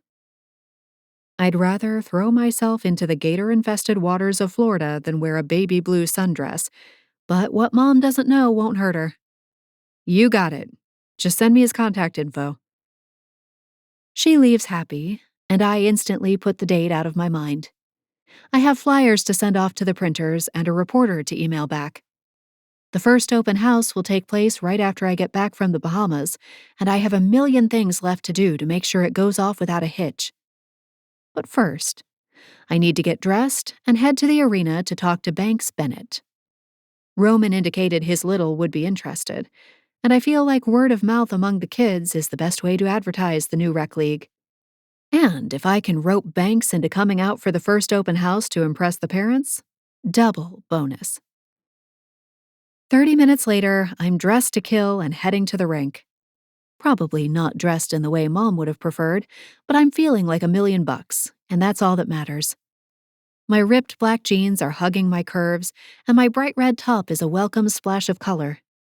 And boobs. These badass bitches are on display in this top, but I figure you gotta flaunt your assets or everyone will focus on your flaws. And Nikolai will be there. I let out an evil laugh as I find a space in the parking lot and walk to the building that houses the practice rink. I had every intention of staying away, but then Nikolai flirted with me on the ice, and I can't seem to help myself for wanting a bit of payback. Security waves me in, recognizing me right away now. I sit in the chill air and wait for practice to end, all the while eyeing Nikolai from behind. He hasn't seen me yet, and I kind of like that I can just observe him in his natural habitat. He's so damn talented. I'm starting to think I have a competence fetish. "Hey, Chloe," Bobby calls out, startling me. Practice is over now, and the boys are starting to stream off the ice. Out of the corner of my eye, I see Nikolai's head pop up. I can feel the weight of his stare on the side of my face. I smile and wave at the young kid. I'm not dumb. I know that he flirts with me every chance he gets, and I eat it up like Ben and Jerry's after a breakup. Men aren't the only ones who like to have their egos stroked. Plus, it pisses off Nikolai. "Hey, Bobby," I call back. "Did you get 10 years older overnight?" He sends me a wink that must make women's knees wobble. He rocks those innocent brown eyes paired with a sculpted jaw and muscled body that makes you want to see if he'll turn naughty or nice in the bedroom. "Nah, you still won't date me, baby." A hand comes out of nowhere and slaps the backside of Bobby's head. The kid turns a frown on Nikolai, who skates past with a grunt I can just barely hear. Have some fucking respect. "Dude, what's your issue? You've been in a bad mood all day." Bobby whines to the backside of Nikolai as he skates off the ice. I bite back a smile. "I'm actually here to speak to Banks."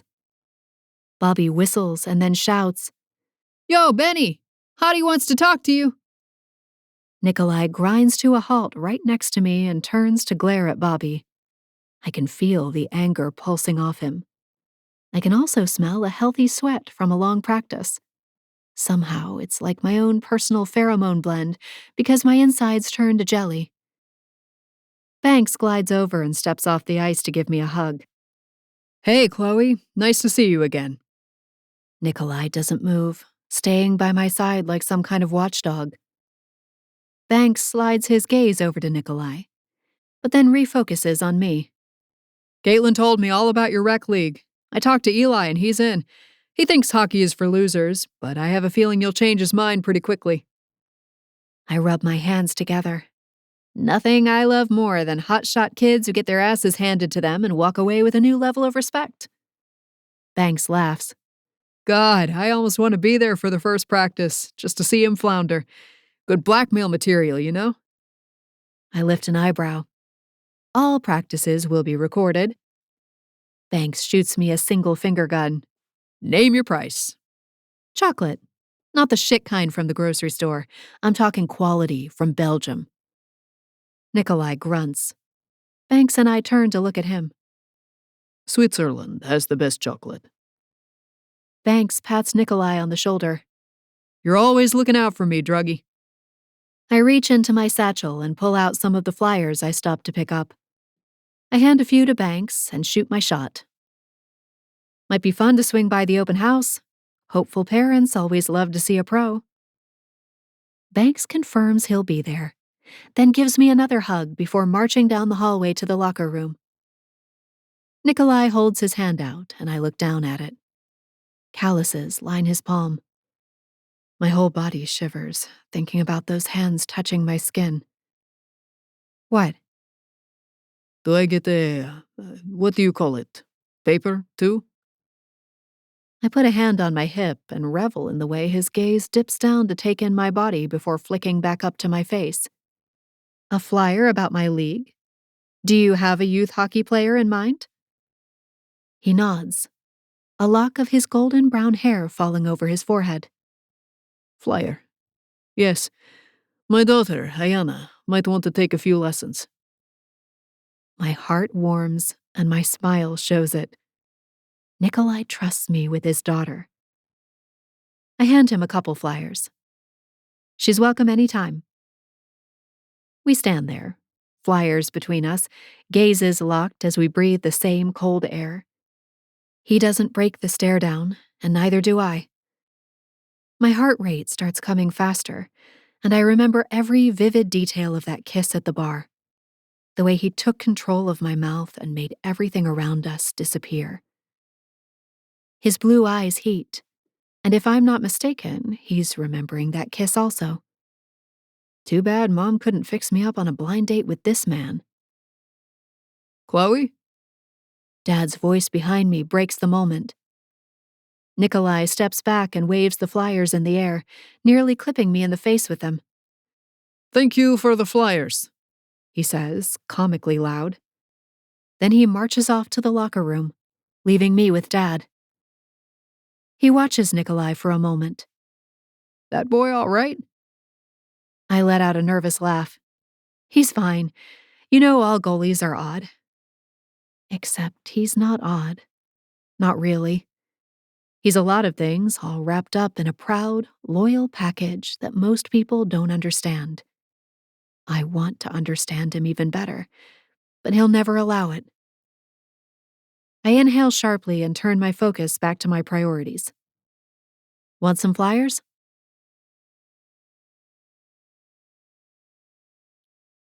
Chapter 10. Nico. Blat! I hiss in a breath as the razor nicks my skin and blood beads to the surface in my reflection. These fucking pork chop sideburns. Shaving these down is the one and only benefit of losing in the conference finals this past week. It feels like I've been wearing earmuffs on my face. All hockey players have superstitions, some more than others. Dano, our captain, wears the same underwear every game day, much to his wife Sarah's horror. Monkowski, known to all his money, kisses his skates before putting them on. I tap my stick on the ice in sets of 3 and talk to my posts before each game. I also have an entire game day routine that never changes. I get out of bed on the left side, both feet touching the floor at the exact same time. Then I do 100 push-ups and 100 sit-ups before leaving the bedroom. Next is a breakfast of black coffee, 3 hard-boiled eggs, whole grain toast with peanut butter, and a banana. It never varies, no matter what. On the road, I even make certain the night before that the hotel can accommodate my breakfast order. So I understand superstitions more than anyone. That does not mean I enjoy looking like a 1970s television cop with these bushy sideburns Benny declared we had to grow during playoffs. It messed with the beard style I usually wear. I wipe my face with a towel, inspecting my trim job. I would have gladly kept the awful style through the finals, but it was not meant to be this year.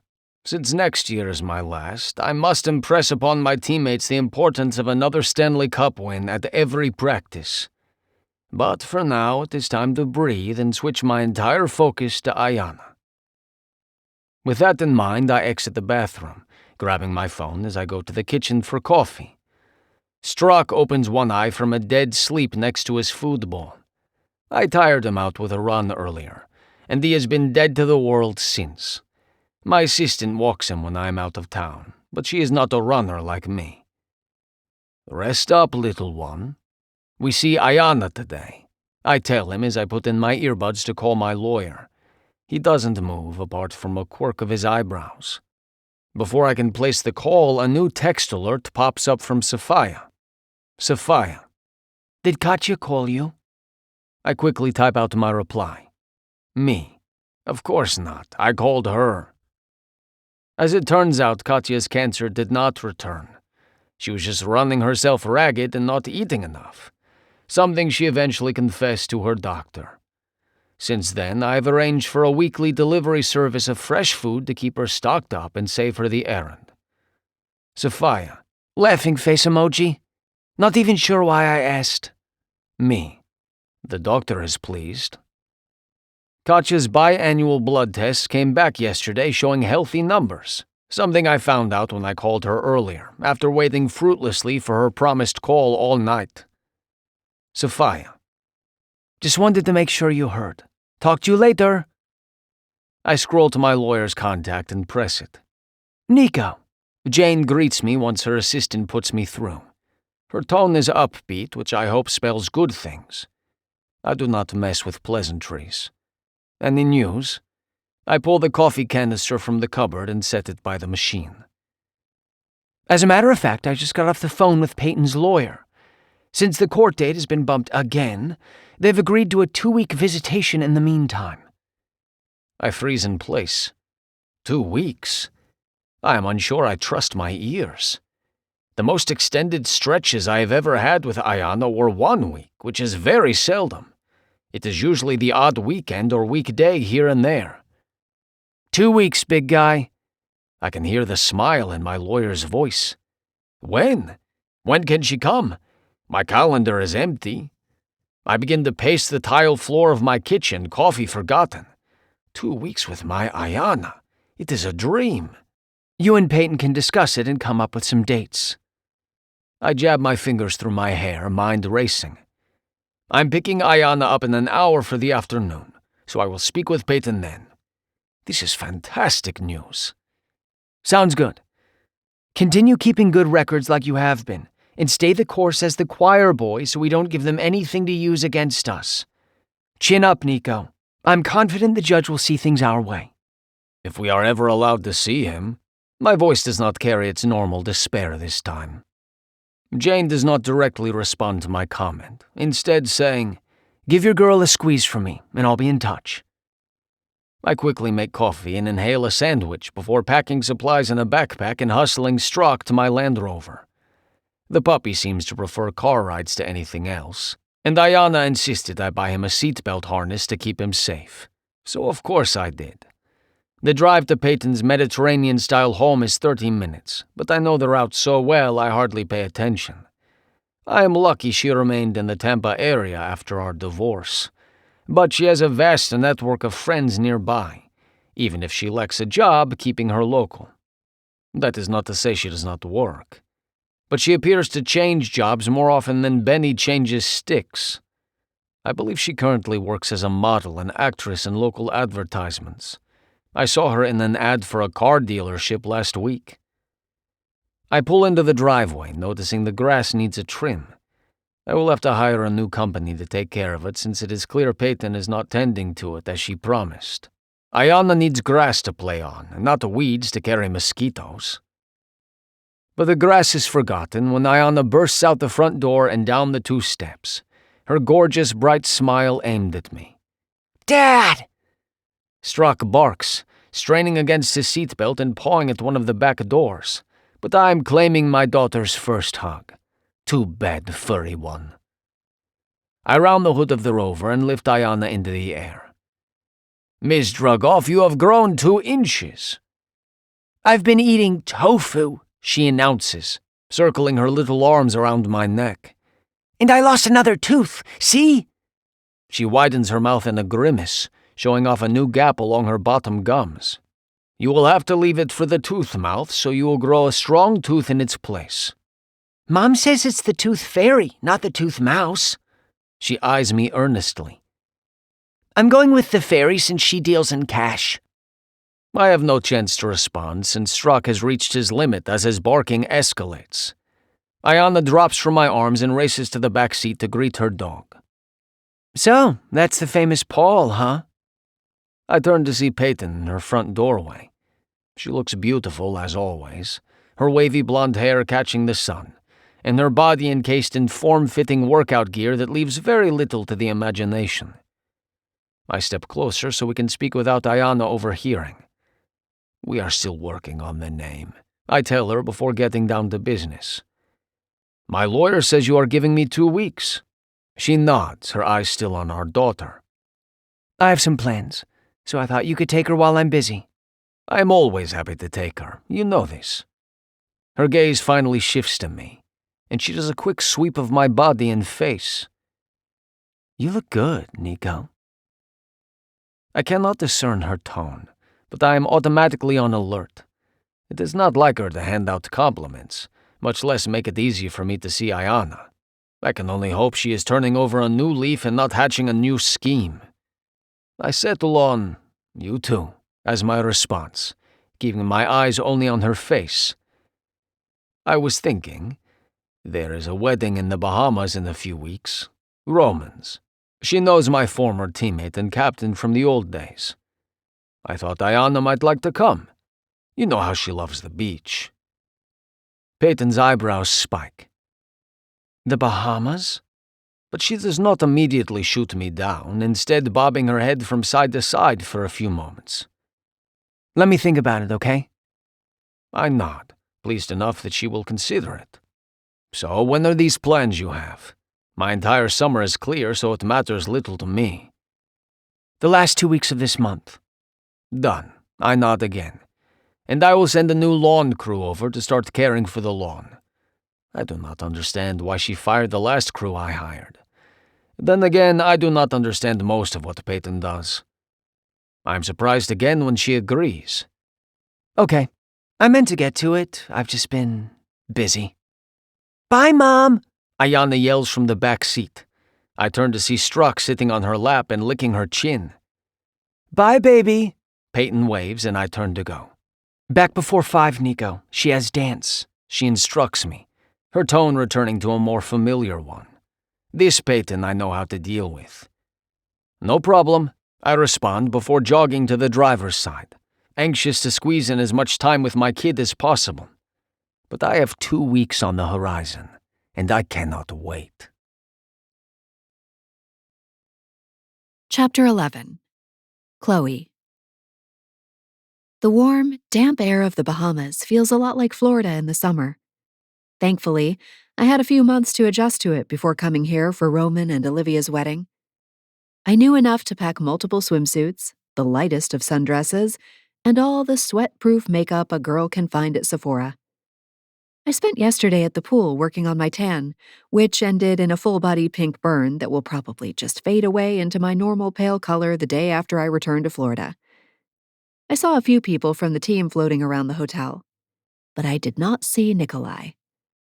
Not that I'm looking. I snort and sip the iced coffee I got in the lobby, staring out at the bluest water imaginable from the balcony of my third-floor hotel room. I am so looking.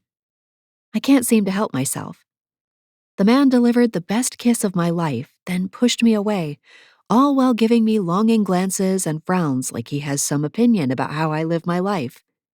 He's taking up space in my brain, and I don't appreciate it. I need that space to juggle all the details of my league. Glancing at my phone for the 100th time today, I refresh the screen to see that I now have 22 kids registered for the first open house. It's a scary number. If all of them want to join my league, I'll be looking at hiring another coach to assist me as soon as we get started. I nearly choke, seeing the time in the corner of my phone screen. I slam my coffee cup down on the side table and rush back into my room to buckle my feet into the tall wedge sandals that take me all the way up to 5'7". A slick of bright red lip gloss over the carefully painted lip liner, and I'm off, tucking the tube into the tiny handbag I bought to match the red hibiscus flowers splashed all over my tea-length sundress. The straps around my neck leave my back bare and my breasts lovingly pressed together for impressive cleavage. I may or may not have had torturing Nikolai in mind when I bought this dress. The wedding ceremony takes place outside in a stunning white gazebo in front of the backdrop of the ocean. White chairs break up the expansive green lawn. Flowers are positively bursting from every surface, making me feel like I'm on a secluded tropical island getaway. I slip into a chair next to Caitlin and compliment her dress. She's got that pregnancy glow, making a gorgeous couple with banks. So much so, a little crackle of jealousy threatens to bring down my mood. They're clearly in love and planning for a future that I'll never have. The hairs on the back of my neck rise, and I shift in my seat to see Nikolai staring down directly behind me with a few of the other players on the team. They all say hello to Banks, Caitlin, and me, but I'm only acutely aware of one of them. "Hello," I say quietly, letting my gaze trail down his long body. Damn, the man can clean up, that's for sure. He's in linen pants, brown leather loafers, and a white button-down shirt that's open at the collar. The shaggy hair I once had my fingers in is styled like he just stepped away from a photo shoot. Chloe, He answers quietly. His gaze dips down to my cleavage and then darts to the side, studying the flowers tied to the chairs on the end of the row. Soft music plays from hidden speakers as people continue taking their seats. I swivel back to the front and try to control my breathing. Why does this man do this to me? He just says my name and suddenly I'm about to hyperventilate? Get your shit together, Chloe. The music changes, and Roman and Olivia's 3 kids each come down the aisle and then stand up at the front by the gazebo. Roman steps through the backside of the gazebo where he's been waiting and hugs each of the kids before standing next to the officiant, looking like $1,000,000 in his tan suit. There's a moment of silence, and then a haunting instrumental love song plays. The whole audience stands as one and looks toward Olivia's entrance. And this time, my attention isn't pulled away by the frustrating Goalie. Olivia is stunning in a fitted white lace dress, the height of fashion, and yet looking so at ease in her skin. I sneak a look at Roman to find his jaw locked tight and his hands wiping his eyes as he tries to hold it together. That's my favorite part of weddings, seeing the groom react to seeing his bride. Josh had smiled and nodded at me, but no tears.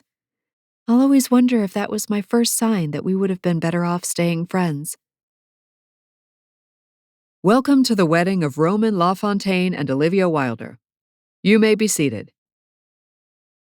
I go to sit down and nearly jump out of my skin when a single finger slides across my exposed back like a lover's caress. As quickly as it's there, it's gone. I glance back to see Nikolai clear his throat as he sits behind me and stares straight ahead. I turn my eyes forward again and try to grapple with the knowledge that he touched me slyly right there in the open. For the last few months, he's been doing his best to avoid touching me at all. My brain, now officially hijacked by the man behind me, doesn't hear half of what's said, but I do manage to stand and clap when my newly married friends make their way back down the aisle with broad smiles. Nikolai gets lost in the sea of people as we all exit the lawn and make our way to the outdoor dance floor, surrounded by round dining tables and twinkle lights overhead. It's probably for the best, because I see Dad at one of the tables, his hand over his head, waving at me. Hey, Pumpkin, I saved you a seat. Gorgeous place for a wedding, huh? He gives me a hug, and we both sit. Most definitely. Then again, Olivia is always on point with trends and fashion. I would expect nothing less from her wedding.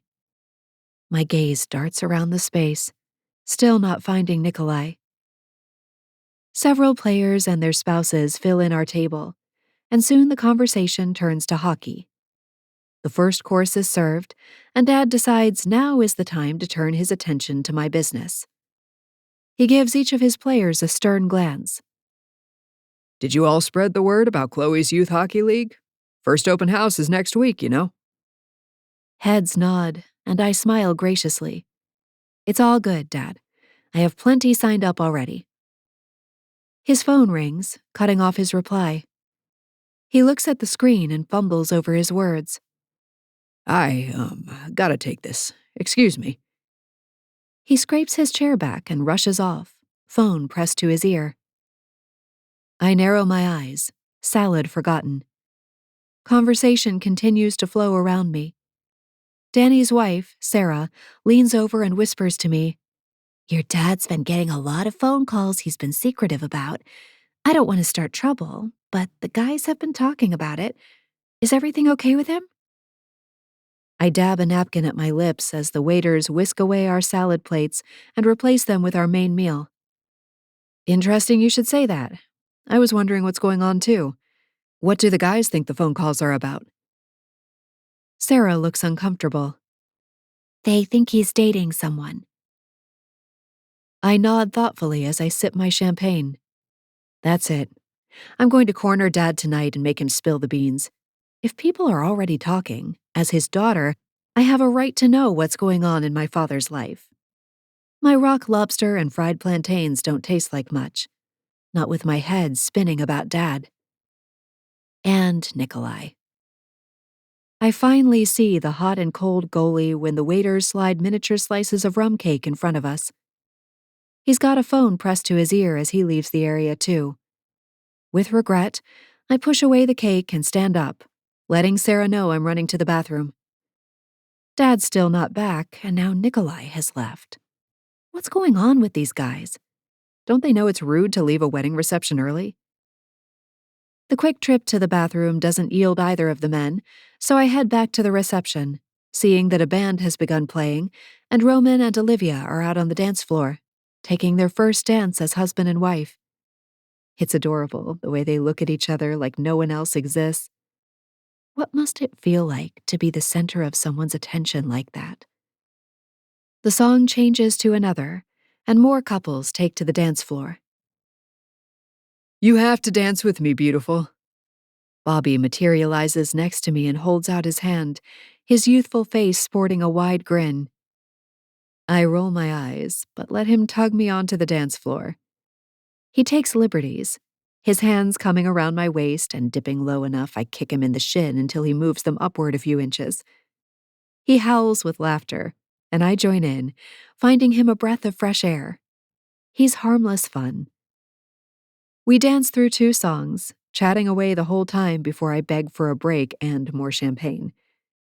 He moves away to grab me a glass at one of the bars, leaving me at the side of the dance floor. A harsh voice in the distance has me turning around and squinting. Out there in the dark by a lit tiki torch is a tall figure on the phone. The man turns, and the fire dances across his features. Nikolai. And he looks angry. I turn on my heel without giving it much thought, striding across the grass toward him. He hangs up and looks up at the dark sky like he's biting back some creative Russian curse words. Did you break a nail? I hate when I do that. So annoying. His head drops and his eyes burn into my already heated skin. You should not be here. I twirl my finger in the air. Like the Bahamas? Or here on this pathway with you? You'll have to be more specific. Chloe. He growls. The man actually growled my name, and now I don't want to hear my name said any other way. I step closer, tilting my head back to stare up at him. The bobbing fire makes his cheekbones look like they've been carved from granite. Nikolai. I purr. He reaches out, and for one intoxicating moment, I think he's going to bestow another one of those mind-bending kisses on me. Instead, he puts his hand on my back and spins me around. The feel of his palm against my bare skin sends a shiver down my body. He pushes, forcing me to walk back to the reception. I go along peacefully, hoping for something, anything from Nikolai that's not shutting me down. I'm disappointed when he gets right to the edge of the light from the party and gives me another push, taking his hand from my back. Go back to the party and dance with your little boys. My mouth drops open, but Nikolai has already spun back around, his phone jammed to his ear, barking out Russian words I do not understand. He walks away, and I watch him go, heart thumping sadly in my chest. Anger replaces the humiliation of him pushing me away again. I stiffen my spine, forget the way his single hand covered the entire width of my back, and make a beeline for the bartender. I do what he says. I drink, have fun, and dance with all the boys I can find, all the while flipping off Nikolai Drugov in my mind.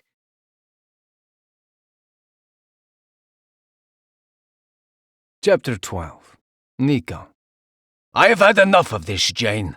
I bark into the phone before drawing in the deep breath to attempt calming my temper.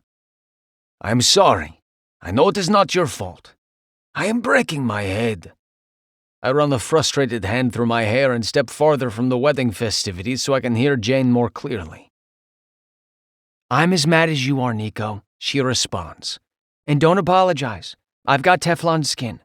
If I had a dime for every time I've been yelled at, I'd be retired in Aruba with my own personal team of pool boys. My only response is a grunt. I'm beyond pissed at this point, having just hung up with Peyton before phoning my lawyer. Peyton actually hid Ayana from me when I came to pick her up for the airport yesterday. It turns out my ex did have a reason for her less combative behavior last month. A man. And one richer than me from what I can gather. I know why she did not tell me too. She knows I hate Ayana being left alone with strangers, especially strange men. Peyton's last boyfriend went through an extensive background check as well as 1 week on a private investigator's timesheet.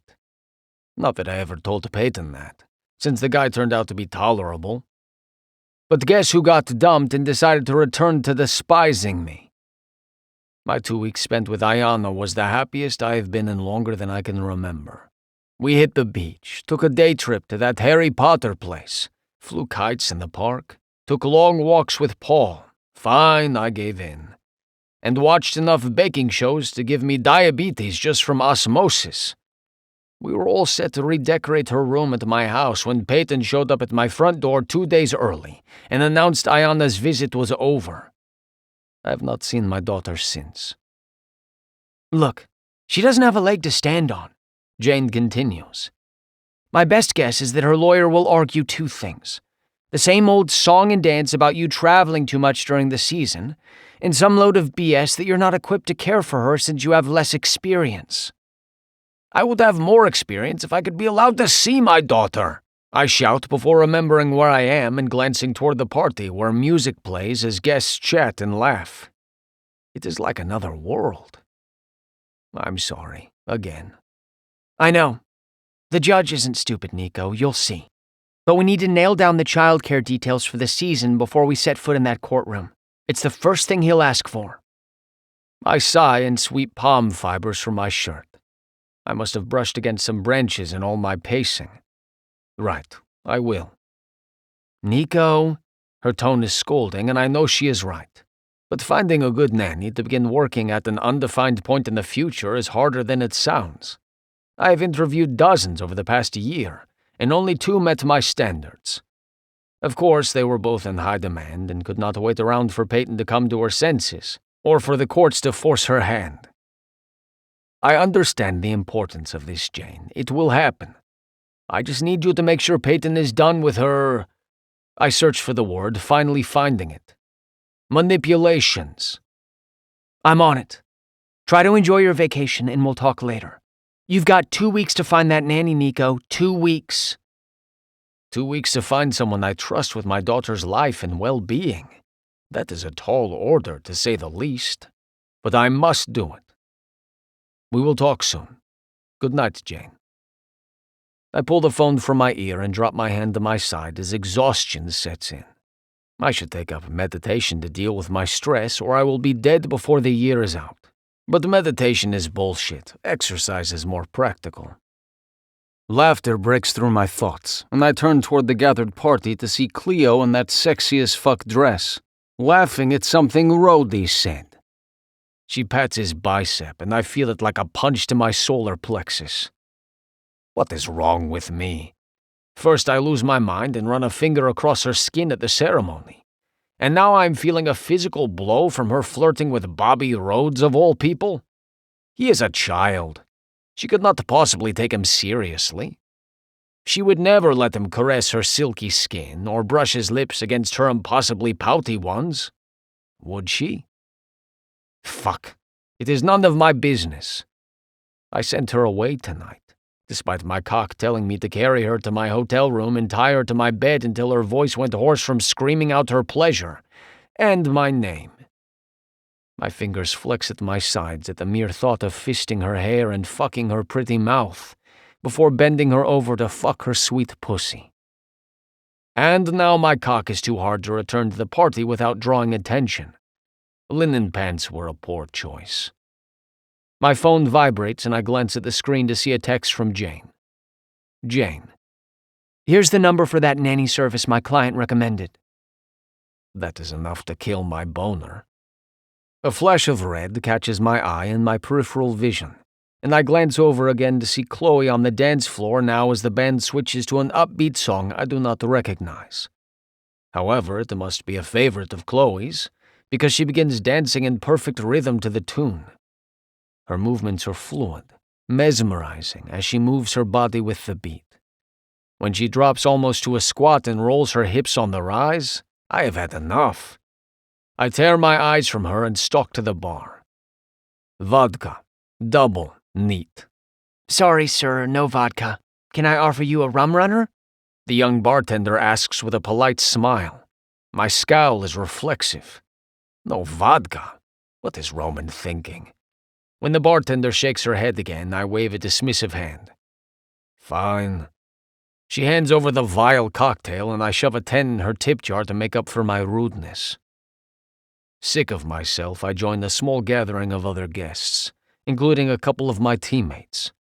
I purposely position myself with my back to the dance floor. Benny and Caitlin attempt to draw me into the conversation, but I am shitty company tonight. I am relieved when Forns and Rhodey take over, yet I hardly hear a word they say. Every one of my senses is on alert for any sign of Chloe, despite my most earnest wishes. The one benefit is that I am so distracted I hardly taste the cocktail as I drain my glass. Roman approaches the group saying something about the flower toss. I pay no attention until Chloe's name comes up. There's only a couple women out there, and Chloe is uncomfortable. He is speaking to Caitlin, who appears right at home where she is, her pregnant belly being groped by Benny like a rabid dog protecting a stolen shoe.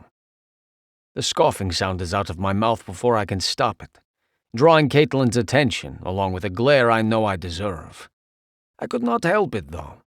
Of any woman here at the wedding, or in the Bahamas as a whole, there is no one more comfortable in her own skin than Chloe Cooper. She needs Caitlin at her side for a flower toss like I need Rhodey to give me lessons on how to get a woman off. I escape further rebuke when Caitlin follows Roman to the dance floor. I take it as a sign and head for the bar again.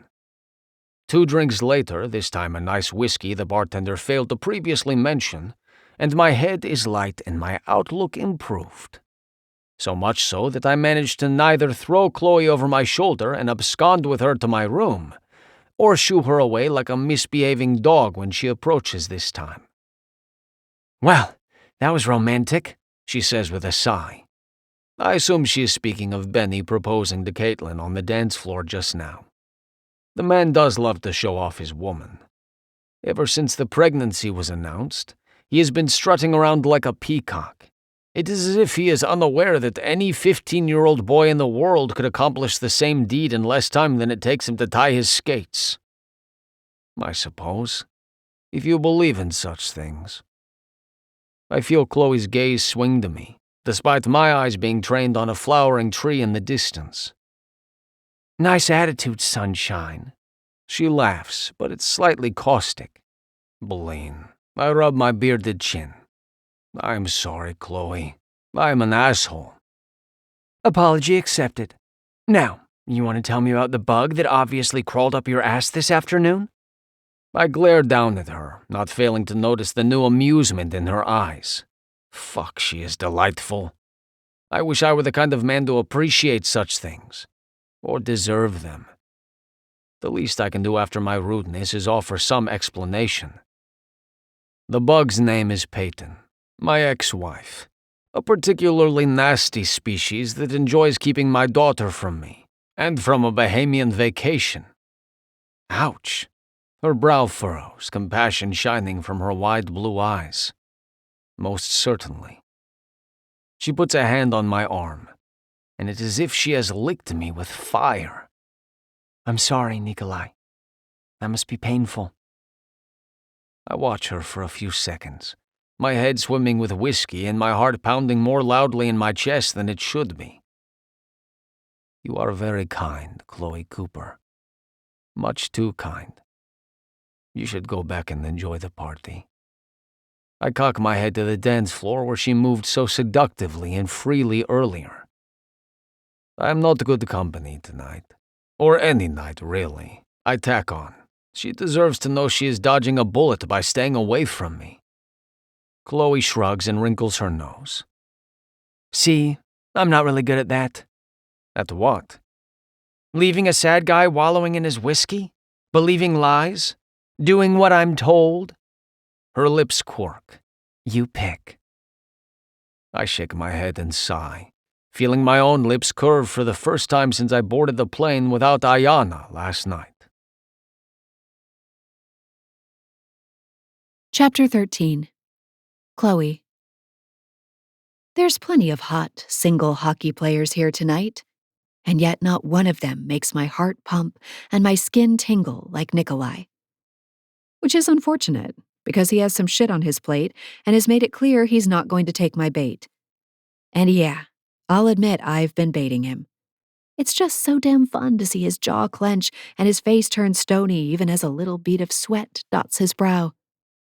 Those thick, sensuous lips of his curve upward, and every molecule inside my body jumps with electricity. I feel a tug toward Nikolai. Have ever since I met him in that bar in Toronto. Something about him just calls to me, and I'm done second-guessing it. Let's take a walk on the beach, sunshine. I've learned there's nothing a little salt and sand can't fix. Nikolai's blue eyes practically smolder as he looks down at me. It's not a practiced look, either.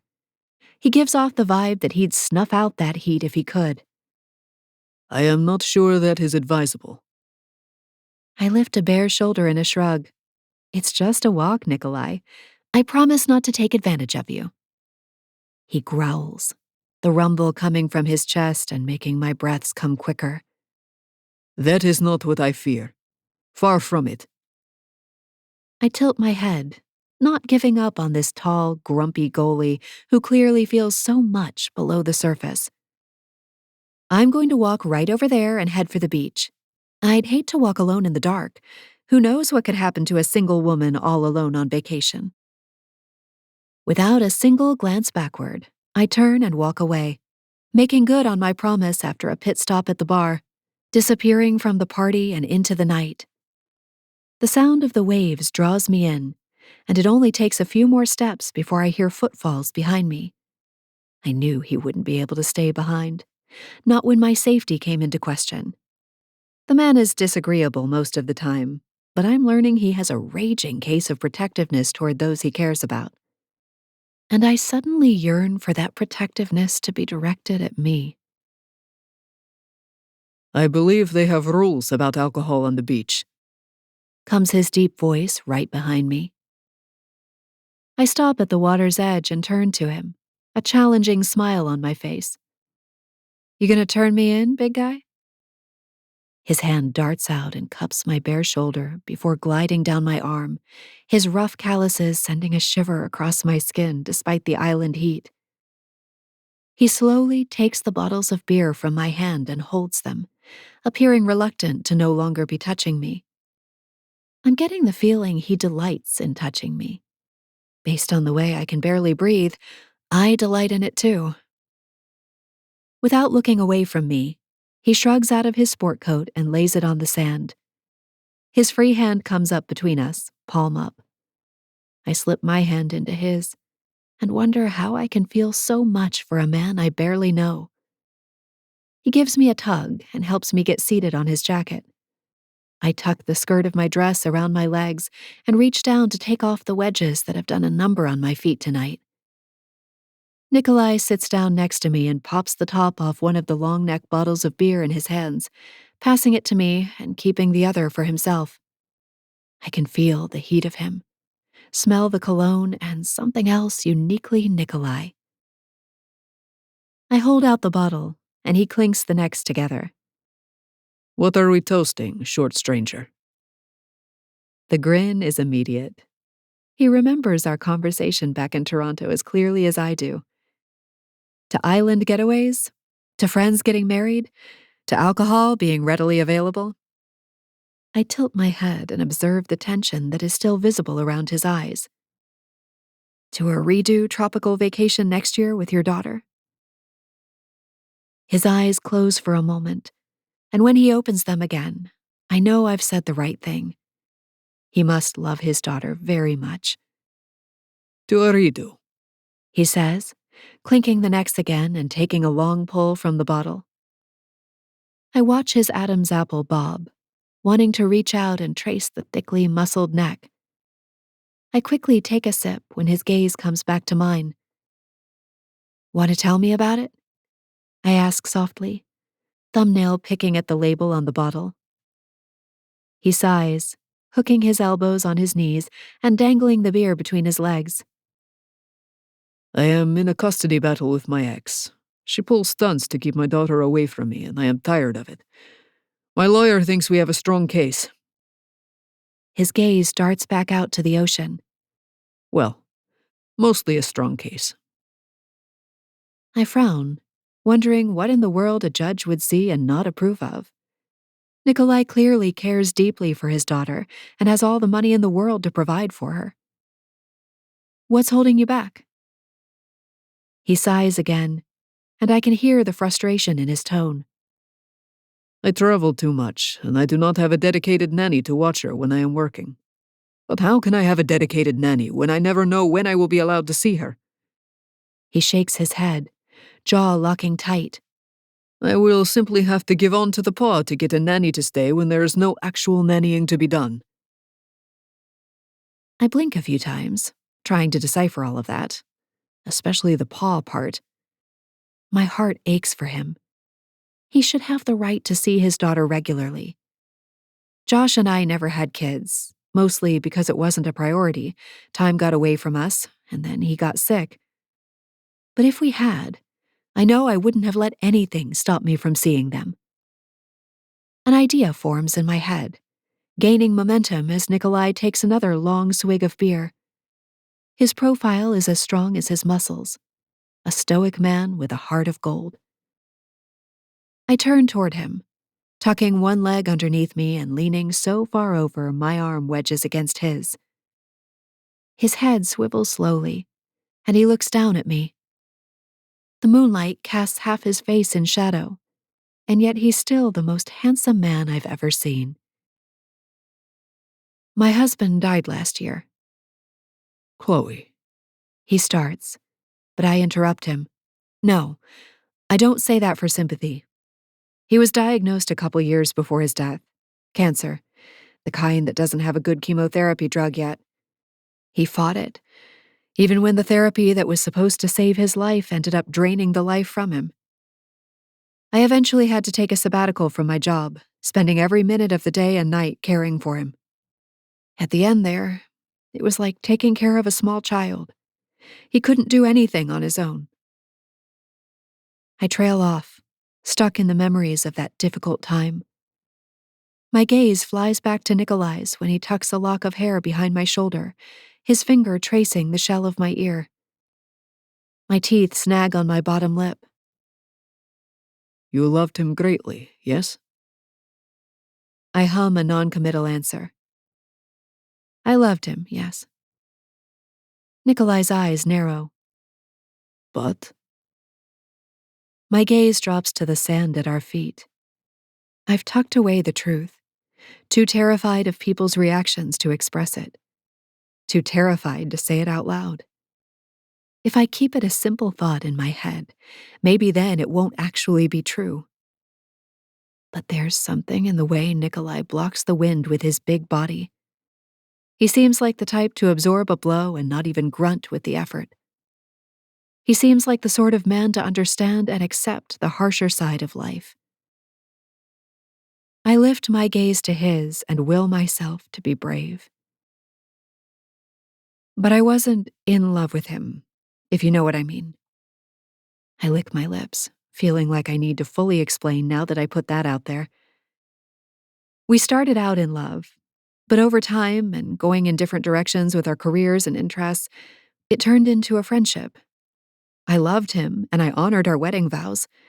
I believe he did the same. But by the time I realized what had happened to us, he was diagnosed with cancer. I couldn't leave him then. I wouldn't do that to him. As my friend, I owed him more than that. I took care of him until the very end. The waves lap softly onto the sand, and the faint beat of the music from the wedding reception is a welcome backdrop to the silence that falls between us. I'm not sure if I'm horrified or relieved to have given voice to my thoughts about Josh. Nikolai doesn't say anything for a long while, and when I can't take the silence any longer, I blurt out my idea. I guess what I'm getting at is that I know how to take care of another human. I can be your nanny, Nikolai. His head whips in my direction, eyes wide, jaw clenched. My nanny?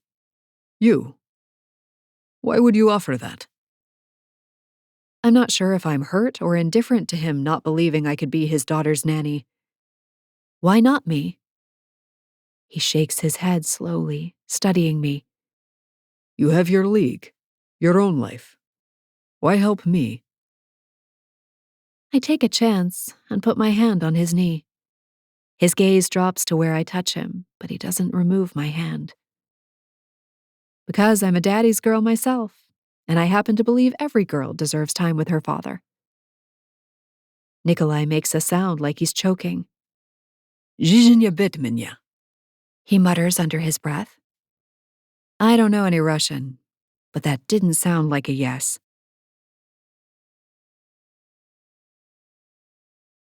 Chapter 14. Nico. This is a worse idea than the pork chop sideburns.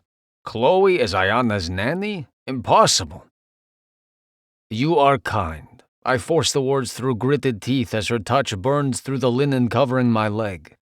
Her brow furrows, and the breeze off the ocean sends wisps of her hair floating across her face. She tucks them behind her ear, and my fingers twitch to reach out and touch it again. I take a sip of my beer instead. The cold liquid does nothing to cool me down, though. That's the second time you've said that tonight. I might start getting a complex, Chloe responds, her lips quirking as she removes her hand. I cock my head. What do you mean? That's like being called nice. She wrinkles her nose at the word, and I find it charming. And what is wrong with that? She dips her chin and wedges the bottom of her beer bottle into the sand until it stands on its own. Nice? That's what you call someone when you can't think of any other redeeming qualities. It would be like calling you an adequate goalie. I scowl. Swallow your tongue. Chloe drops her head back and laughs, exposing the silky skin of her throat. I think you meant bite your tongue. All these sayings. I prefer Russian. I take it you think in Russian? Dream in Russian? Always, I nod. It frustrates me when I cannot find the right English words to say what I mean. Chloe barks out a laugh. You're not the only one. What do you mean? Nothing. She waves a dismissive hand. Does Ayana speak Russian? Wait, how old is she? 7. I shake my head and set my own beer in the sand. No, but I hope to teach her one day. It is easier to learn a new language when one is a child. I did not learn English until I moved to Canada for hockey when I was 20 years old. I've always thought English would be difficult to learn. So many rules that are regularly broken. Yes, I agree, shifting my position to face her more directly. Tell me why the B at the beginning of bomb is spoken but the one at the end is silent. And what is the point of this I before E rule if there are so many exceptions? And why do you park on the driveway and drive on the parkway? She is outright grinning at me now. All excellent questions. Her back straightens and she throws an index finger in the air. And why is a vegetarian someone who eats vegetables but a humanitarian doesn't eat humans? I laugh at that, realizing that I'm enjoying chatting with Chloe more than I have enjoyed any interaction in recent memory, aside from the time with Ayana, but that is very different. Well, Chloe continues. It sounds like Russian might be a breeze in comparison. Maybe when you win your custody battle, you can teach Ayana. Perhaps. She smiles again and then drops her eyes to the sand, a brief silence settling between us. You don't have to accept my offer, Nikolai, but you should know I'm happy to do it. I have the time and I love kids. I should not even entertain the thought, but I cannot seem to help myself. Instead of refusing her offer outright, I say, "The witch from Hansel and Gretel loved kids too." Her eyes sparkle with amusement as they flash to mine. Are you insinuating I plan to eat your daughter? I shrug, basking in her attention, though I know I am playing with fire. I'll have you know I taught 3rd grade for 15 years, and never once baked a child in my oven, she says with a lift of her chin that's almost smug. My eyes widen. You are a teacher? God is certainly toying with me now. He delivers the perfect nanny candidate in the form of my most dangerous temptation. Chloe nods. I told you I love kids. And I'm certified in CPR and first aid. And I can make a mean papier-mâché Ruth Bader Ginsburg, too. I have no idea what that means. She makes another shooing gesture and turns her eyes back to the lapping waves. Not important. I watch her for a few beats before asking, "Do you not understand why this is a bad idea?" When she turns to me this time, it is not amusement I find in her eyes. It is challenge. Because you're attracted to me? No. She does not understand. It seems I must explain. Because I want to fuck you breathless. I want to take you every way a man can take a woman. My cock stiffens in my pants as her breath quickens and the rise and fall of her chest. I can even see the rush of blood in her veins at the pulse point of her throat. But I continue because she needs to understand. I want to ruin you for other men, and I would not be the least bit sorry for it. She tries to speak, but her voice catches in her throat.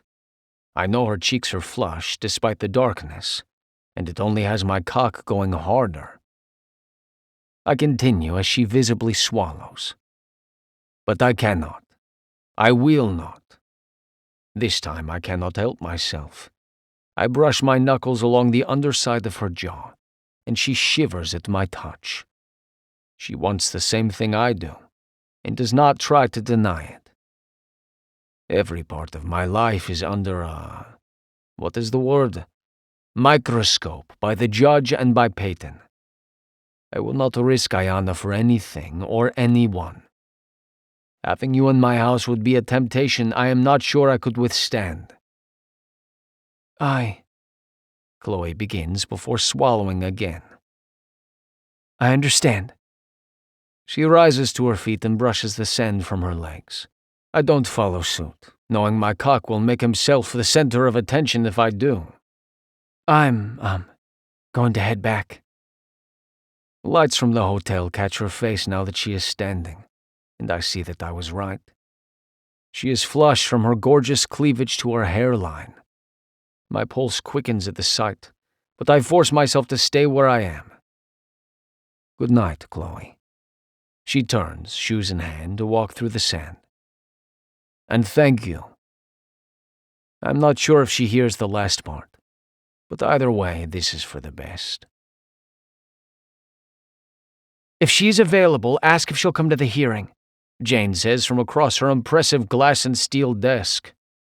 She does not embody the traditional stodgy lawyer vibe in either her appearance or her decorating style. Instead, Jane leans more toward edgy, something that threw me off when we initially met. But she has proven to be the shrewd asset I need in this conflict with Peyton. Instead of responding immediately to her comment, I cough into my hand. Jane may be under the impression that I have succeeded in securing a nanny for Ayana in the last 2 weeks, I have not. To be fair, I thought I had. Sienna, the candidate, had an impeccable resume and was available to start immediately. But when she showed up at my front door for her interview, she was chewing a piece of gum, with her mouth open. There was no possible way I was hiring a nanny to teach Ayana such bad manners. All I could picture was my sweet daughter sitting on the couch next to this Sienna woman, both of them chomping on wads of gum like cows chewing their cud. I dismissed her on sight, a decision I cannot bring myself to regret. However, it does put me in a bind, one that I fear there is only one solution to. I will ask, I respond to Jane, who is now scribbling on her tablet with a smart pencil, her dark brows pulled together in concentration. Judge Lopez won't be able to deny you if he meets the perfect nanny in person. An image of Chloe sitting on the beach in the moonlight immediately springs to mind. Right. Shit. Okay. Jane drops her pencil and pats her desktop with both hands, her eyes returning to me and the bright smile lighting her face. I think we're ready, Nico. Next time I see you, you'll be walking out of court with Ayana at your side. Her tone is eerily close to one I have heard from Dracula right before the moo-ha-ha evil laugh. I'm glad she is on my side. That is my greatest wish, I respond, taking her cue and standing from my chair. I will see you tomorrow. I reach a hand across the desk and Jane takes it, giving me a firm shake. Stop worrying, she commands. I force a smile before turning to leave her office. I spend the elevator ride to the lobby pretending there is another solution to my problem, and I just need another night to think it over. But I am fooling myself. When the elevator door opens, I step out and find a quiet corner before pulling out my phone. With each unanswered ring, I'm tempted to hang up, but this is too important. The call goes to voicemail. Hi, you've reached Chloe Cooper. You know what to do. Even her outgoing message is charming and effervescent. This is the right decision. Chloe Cooper would never chew gum with her mouth open. I take a deep breath as the beep sounds. Chloe, this is Nikolai. Nikolai Drugov. Fuck. How many Nikolais could she possibly know? Sweat beads at the small of my back as I force myself to finally say the 3 words that set my heart beating faster than any puck I have ever stopped. I need you. Chapter 15. Chloe. The excited chatter of 22 kids, all attempting to put on skates, some for the first time, echoes around the arena. Most have at least one parent with them, all of whom keep throwing glances my way, gauging my ability to handle a group of rowdy kids balancing on thin blades. I'm used to it, having been a school teacher for years, but this feels different. This feels like reconnecting with who I used to be. Hockey was my entire life growing up, and it only feels right to return to it now. I'll wow the parents and hook the kids on the sport by the end of today's open house. I'm sure of it. My phone buzzes in my back pocket, but I ignore it. My entire focus is on giving the most value of any club sport out there. These kids deserve to fall in love with the feeling of accomplishing something they didn't think they could do. As a curvy girl who didn't look like an athlete, hockey gave me the confidence I have today, and it's my goal to pay that forward to another generation. This is actually scarier than facing Denver's enforcer. Banks whispers in my ear as he skates up next to me. I chuckle, knowing the player he's referring to. He's got a crooked nose and 2 missing teeth you only see when he grins evilly at you right before he slams you up against the boards. Stay calm, Banks. They're just kids. He shudders, making me laugh more. Exactly. He's the perfect guy to help me today. Despite his antics, he's amazing with his little Eli. I've seen the 2 of them together and nearly melted into a puddle over their adorableness. I skate forward and address the line of kids sitting on the bleachers ringing the rink. Okay, folks, thanks for coming today. I'm Chloe Cooper, former D1 hockey player for Wisconsin and head coach of Bring Your B Game. Banks Bennett is here to assist today, and I doubt he needs any introduction. Several of the kids are wearing his jersey with glazed smiles as they stare at him. By a show of hands, how many of you already know how to skate? I raise my hand and see almost the entire group raise their hands. One little girl off to the side looks like she's about to cry when she doesn't join the group. My heart lurches, and I make a mental note to keep an eye on her. Okay, that's great, but no problem whatsoever if you can't skate. We'll start with simple skills out here on the ice, but remember, this is rec league. That means any and all levels are welcome. The only mistake you can make is making fun of someone else. Got it? I hear a smattering of yeses and keep going. Let's have everyone stand up. It sounds like a herd of elephants have arrived, but they all make it to their feet. Contrary to what you might think, the first lesson is getting used to your skates, and that happens on dry land. Banks gets off the ice and goes down the line, helping the kids follow my directions as we move through some movements to get used to blades strapped to their feet. There's lots of giggles, some spills, and also clapping when someone gets back up. Hopefully, I make it very clear that the culture here is not competitive and that we celebrate each other's wins. By the time we finally make it onto the ice, Banks is holding hands with the little girl who was almost in tears earlier. I take the front of the line with more experienced skaters and teach them how to stop on the ice. 2 hours pass in the blink of an eye. By the time the last potential player files out of the arena, I collapse onto the bench next to Banks and close my eyes. I think I owe you a whole case of beer. Banks laughs. Nah, that was fun. So different from the competitive leagues. He nudges me, and my eyes fly open. Plus, no one got hurt and most left with big smiles. I think you'll have a full roster before you know it, Chloe. Eli already told me he wants to sign up. Warmth floods through my body. I inhale deeply and then exhale the stress I've been holding on to. You're right. They did look like they were having fun.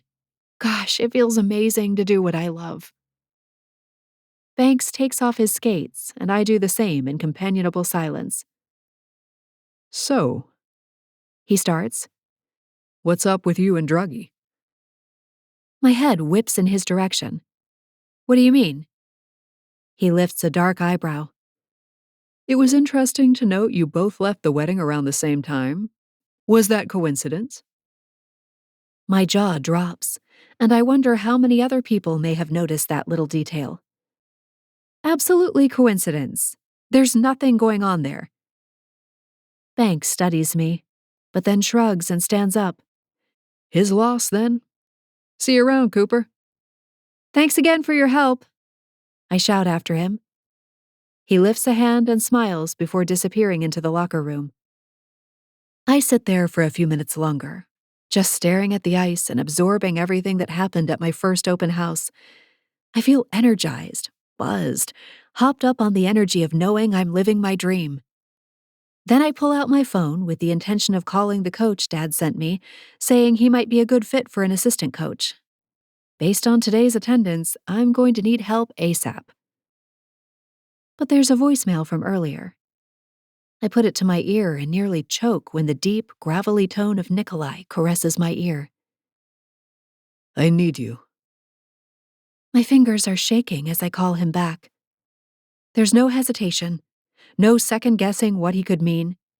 Nikolai needs me enough to leave that message. You're damn right I'm going to call him back. And not just because everything he said to me on that beach lives rent-free in my brain every single night as I try to get to sleep. I want to take you every way a man can take a woman. I squeeze my eyes shut as the phone rings on his end. That's hands down the sexiest thing a man has ever said to me, and I'm not ashamed to admit I've replayed that moment innumerable times with the help of my trusty vibrator. I've stayed away from him since the wedding, knowing he needs to focus on his custody battle, but that doesn't mean I don't think about him every single day and wish for a world in which he could do exactly what he described on that beach. Chloe. He says by way of answering. My breath whooshes out in a cloud in the cold arena. Nikolai. You got my message. It's a statement, not a question, but I agree nonetheless. There's silence for a moment, and then words rush from his mouth, agony and shame coating each one. I have failed. There is no nanny for Ayana, and we are due at court tomorrow. I will surely lose her if I do not prove I have childcare. My brain scrambles, running through my to-do list and casting every single item in the long list aside as I make way to help him. What time? 9. I'll be there. There's no hesitation, no negotiation. Chloe. He breathes, the intimate way he says my name twisting my insides and making me burn with heat. You do not understand what you are agreeing to. I do, I say instantly. You need a nanny, and I can be her until you find someone else permanently. But what about your league? Surely you need time to work on that, not babysit my daughter. I stand and grab my skates, jamming my phone between my ear and my shoulder. Easy. I'll take Ayana with me to practice. When Nikolai makes a sound like he's going to argue with me further, I cut him off, my voice more harsh than I intended. Quit sabotaging your own case, Nikolai. You're a great dad and deserve to have your daughter with you. Let me help. There's silence. So much so, I checked my phone to make sure the call didn't drop. You are a goddess, Chloe Cooper. I smile as I reach the locker rooms. I know.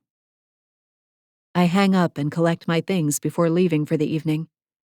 My brain is whirling with everything I'm undertaking all at once. I'm stressed, but in a good way.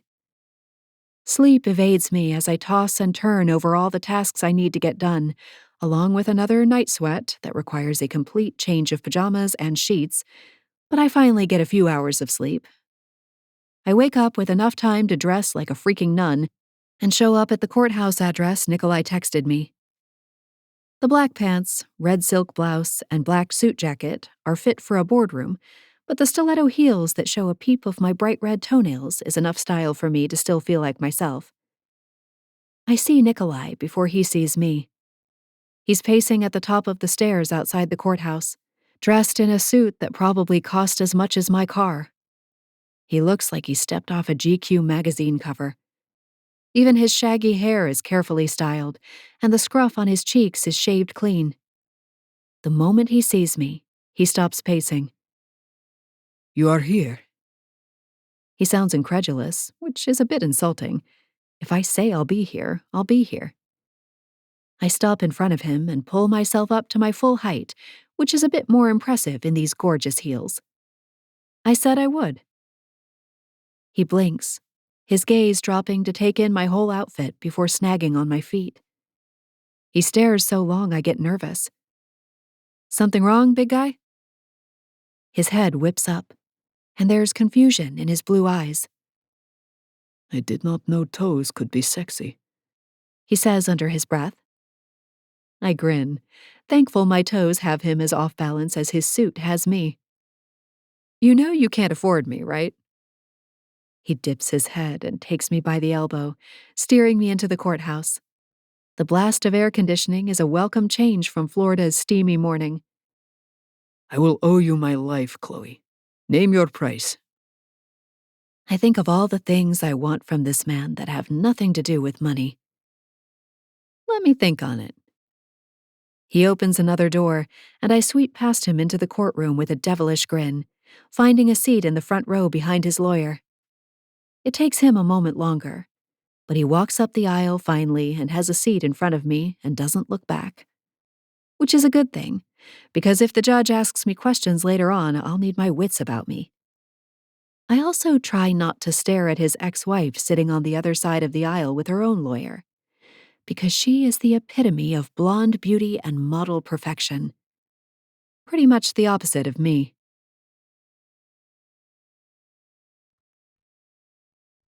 Chapter 16. Nico. As you can see from my client's impeccable record-keeping, he was denied scheduled visitation on numerous occasions, and other visitations were cut short by Ms. Drugoff without proper notice or any plausible reason. Jane points her glare Peyton's way. My lawyer plays the part of Doberman Pinscher very convincingly, and it has my confidence growing as the hearing progresses. My nerves were a mess until the moment I laid eyes on Chloe on the courthouse steps outside. Something about her manner did the impossible and calmed my anxiety. I still cannot believe she has agreed to help me. I'll need to find a replacement as soon as possible so as not to put her out any more than is necessary. Your Honor, Peyton's lawyer interrupts. Conflicts sometimes arise. That is part of life with a young child. There's nothing malicious or underhanded going on here. Syncing the schedules of 3 people, especially when one of them travels for work on a weekly basis, is inherently difficult. Okay, enough. Judge Lopez looks up from the detailed document Jane and I put together and raises a hand before turning his gaze my way. Mr. Drugoff, your job does require a good amount of travel, correct? Before I can answer, Jane interjects. Plenty of parents travel for work. In fact, it is this very job that has provided both Ms. Drugoff and Ayanna with the lifestyle they both enjoy. It hardly seems fair to punish a man for making a living. The judge extends his hand again. Yes, I understand.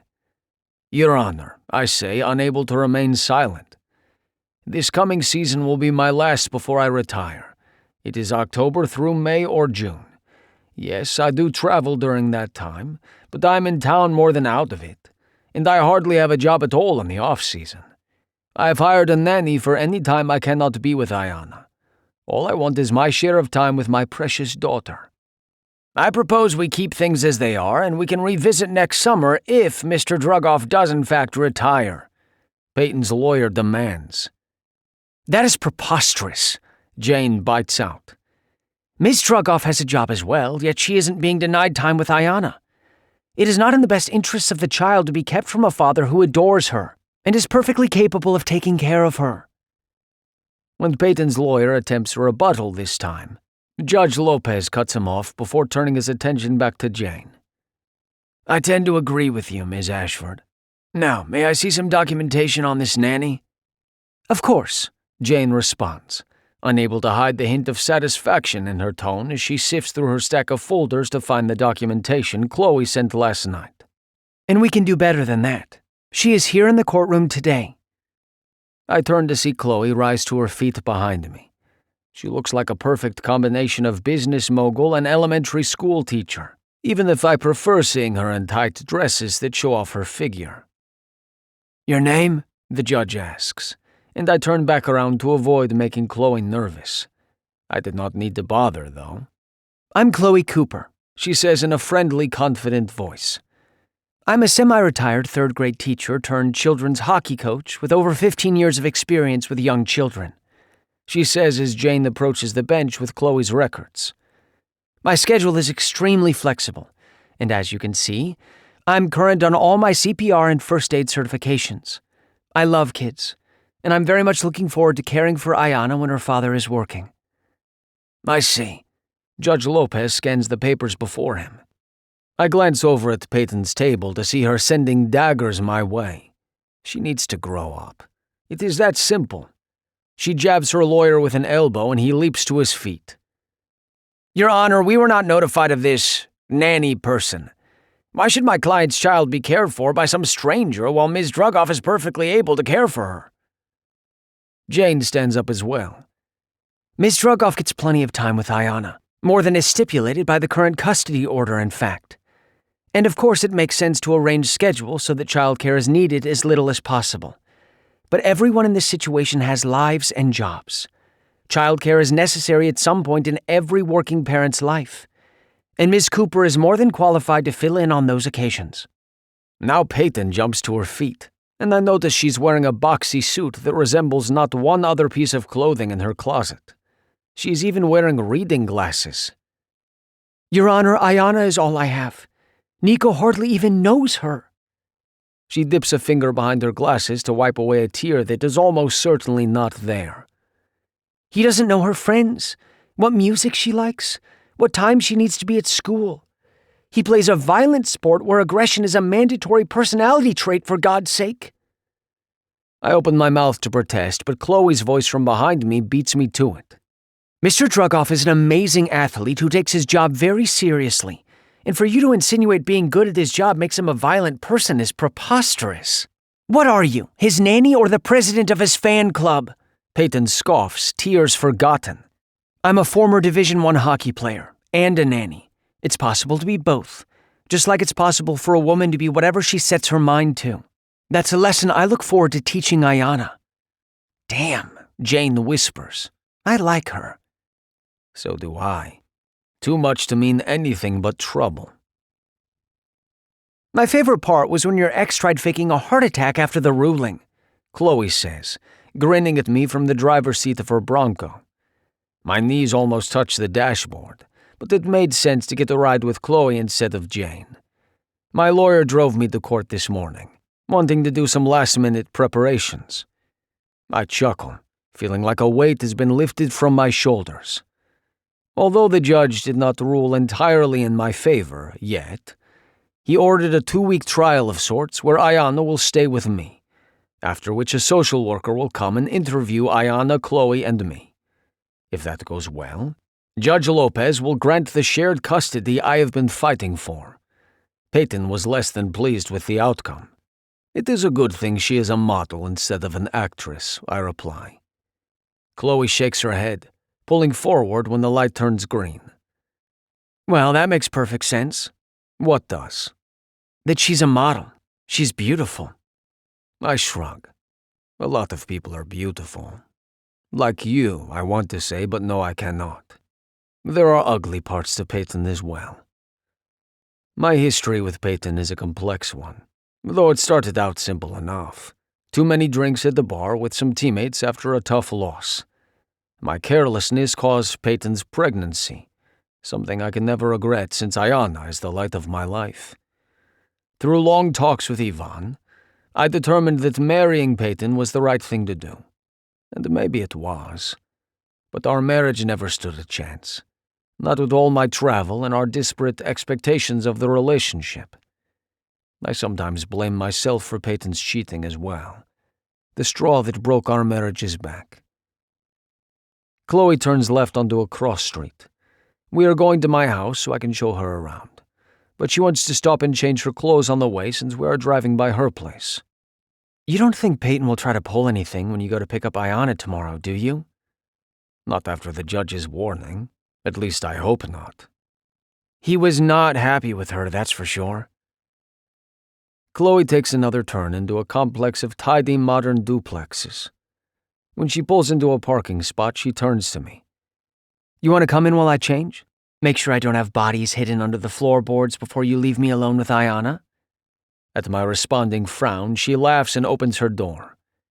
You should see the look on your face. I get out too. Why would you say such a thing?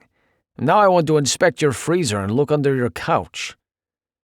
She snickers and pulls a set of keys from her purse. Snoop away. There are no skeletons in my closet. She turns the key in the lock, glancing over her shoulder. I prefer to keep them elsewhere. The door swings inward and Chloe takes a step inside. But as soon as I step forward to follow her, she jumps back, her shoulders colliding with my chest. What? I begin before seeing what made her back up. The entire floor is covered in water, some of it rushing out over the threshold and under our shoes now. Oh no, Chloe exclaims. What in the world? I instinctively bring my hands to her shoulders, gently moving her aside. You stay here. I will see where it is coming from. No, you're going to ruin your shoes. I guarantee they're way more expensive than mine. They are just shoes, Chloe. I glance at her feet in those sexy heels. And I prefer yours anyway. Stay here. I don't wait for her response before stepping inside and trudging through the water. It appears to cover the entire floor, including the carpet. This furniture will all need to be removed. I finally locate the source when I get to the laundry room off the hallway to find water streaming from the wall. I make my way through the duplex on a search for the main water shutoff. It must be a burst pipe somewhere. Do you want the good news or the bad news? I ask when I return to Chloe. Please tell me I didn't accidentally leave the water running. With the way my brain has been shorting out lately, that's exactly the kind of thing I might have done. Unsure exactly what she means, I go ahead with my news. No, you did not cause this. It is a burst pipe. The good news is that I found the valve to shut off the water to your home. The bad news is that your entire floor is soaking wet, and if we do not move your furniture, it will be ruined." Great. She lifts her phone, hands shaking.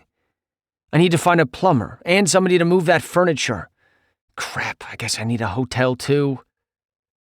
She grips the phone in both hands, her thumbs working rapidly over the screen as she pulls her bottom lip between her teeth. Deep furrows work into her brow as she types. I do not like seeing her like this, racked with worry and stripped of her usual effervescence. This is a woman who would give anyone the shirt off her back without question. She does not deserve to suffer in any way, especially over something like this. Coming to a decision I am certain I will regret, I reach over and pry the phone from her hands, causing her to look up at me with confusion. "Chloe, do not worry. I will get Benny or Dano over here in 20 minutes to help me with the furniture. In the meantime, go inside and pack a bag. You are staying at my house." Chapter 17. Chloe. Before I can even recover from the shock of my home being underwater, both Danny and Banks arrive to manhandle my furniture. Nikolai barks out orders, Banks grumbles about him being a tyrant, and the three of them get to work. Nikolai has somehow found a storage unit, rented it, and maneuvered my things to Banks's waiting truck. "Grab that suitcase and come with me." Nikolai's commanding voice makes me jump. I've been lost in thought in my bedroom, frozen in indecision about just what clothes to bring to his place. I've never lived with a professional hockey player and his 7-year-old daughter before. Despite being a take-charge kind of woman historically, I am woefully lacking this time around. I've pretty much just thrown everything I own into a suitcase without a plan. On top of the pile, my adorable yellow rubber rain boots. My top lip lifts into a snarl of self-disgust. What was I thinking? Nikolai must see my indecision because he charges into the room in his undershirt and slacks from the courthouse, shuts the suitcase, and curses long and low under his breath in Russian when the thing won't close. His suit jacket and shirt are around here somewhere. "Do you have what do you call it? A bag for clothes?" I lift my gaze to his, wondering how this giant man is in my space, ordering me around and pushing me to move into his house. I don't take orders from men. Never have, don't plan to start. And yet, there it is. That ribbon of desire wiggles into my gut at the idea of him ordering me to do other things. Dirty things. I clear my throat and try to stay focused. A duffel bag? Nikolai nods, all serious while my brain is in the gutter. I slip the rain boots out of the suitcase and put them on in place of the heels that are now ruined before spinning around toward my closet. Thankfully, the flooding is minimal on this end of the duplex. I come back out with a duffel bag, which Nikolai takes from my hands and fills with the mound of clothing that won't fit in the suitcase. I nearly swallow my tongue when I see his giant hands close around a red lace bra, but he's all business. He zips up the suitcase, hauls it off the bed that Danny elevated on some bricks in hopes the wood posts would dry, and shoulders the duffel while still having a hand left over to reach for me. "Come, I have your keys. I will drive."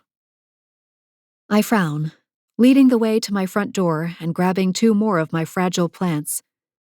I'm not sure I need to take them with me, but I can't seem to leave them behind. Nikolai's hand closes in on my back, gently pushing me toward the door and away from any more plants. My perimenopausal brain can't handle the physical touch of Nikolai, apparently. One touch, and all trains of thought fizzle into oblivion. "You will need to call your insurance, but the plumber came by and confirmed it was a broken pipe." Nikolai tells me as I lock the front door behind us. I follow him down the walkway toward my Bronco, looking absolutely ridiculous in a pantsuit, yellow rubber boots, and plants in both hands. How the hell does this man move so fast with a suitcase I know for a fact is past the 50-pound airline limit?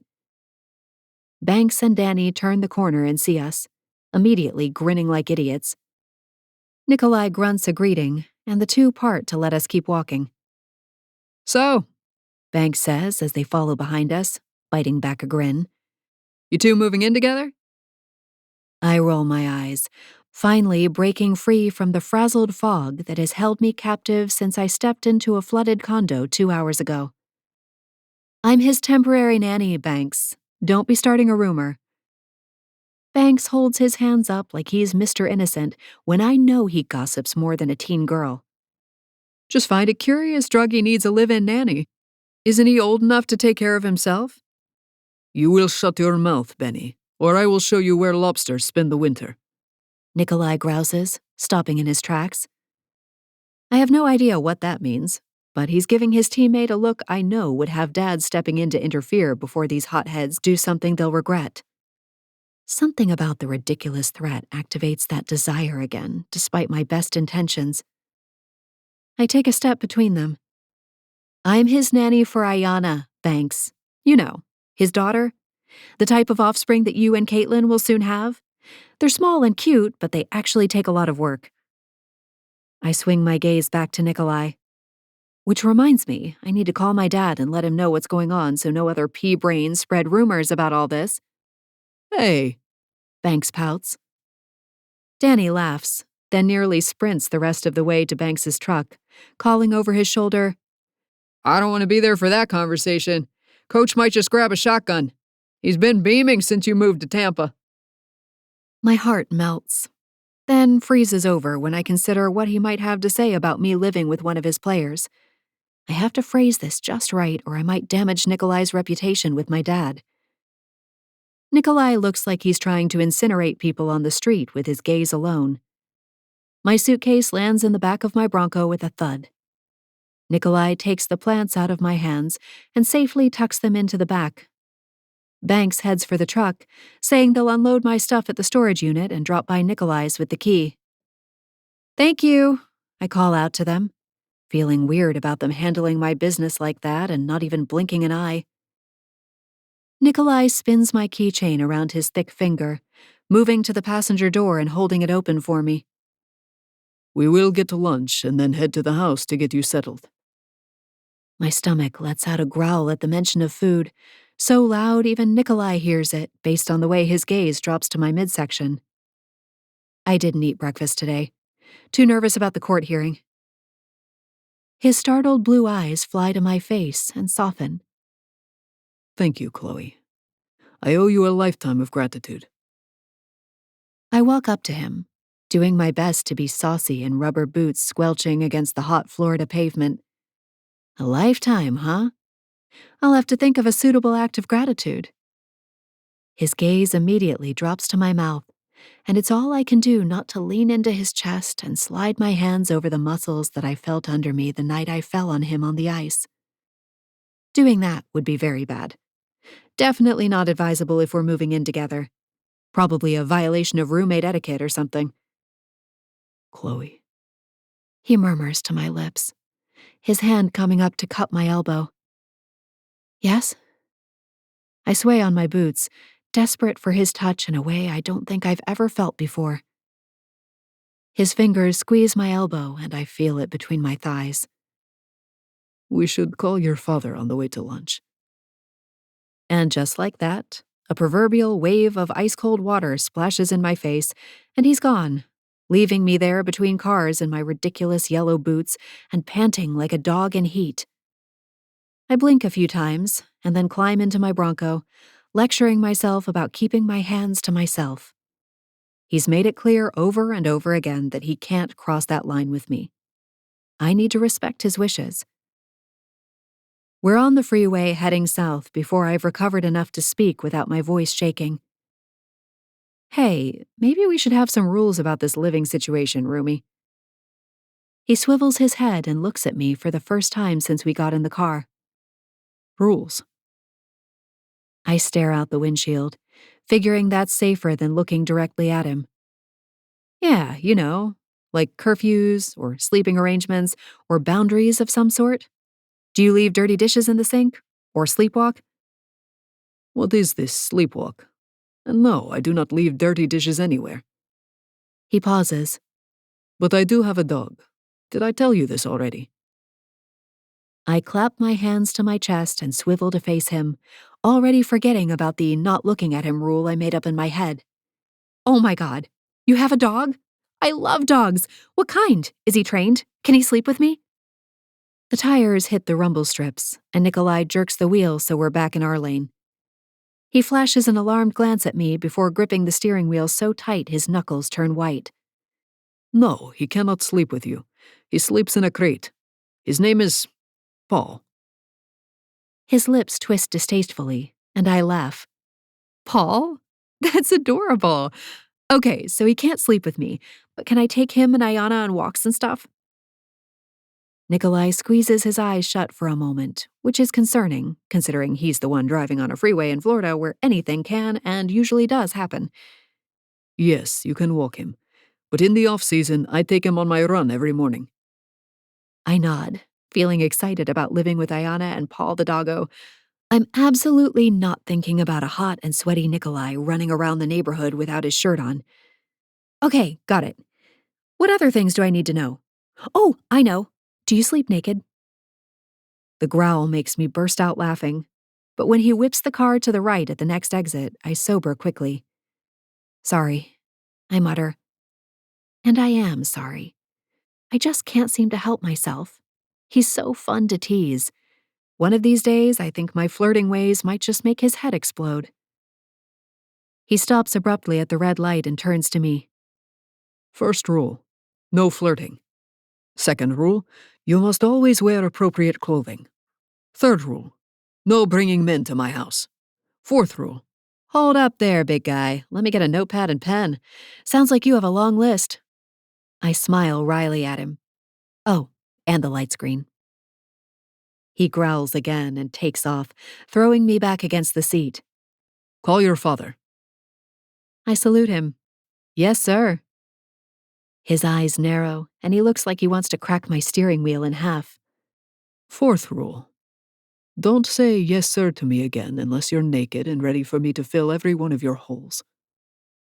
I gasp, equally turned on and shocked. When he aims a smug smile my way, I realize he intentionally went for the shock factor to shut me and my big mouth up. I smile sweetly and pull out my phone. I think I'll call Daddy. Shall I give him your regards, sir? Dad answers before Nikolai can come up with a reply. Hey, Pumpkin, what's up? Hi, Dad.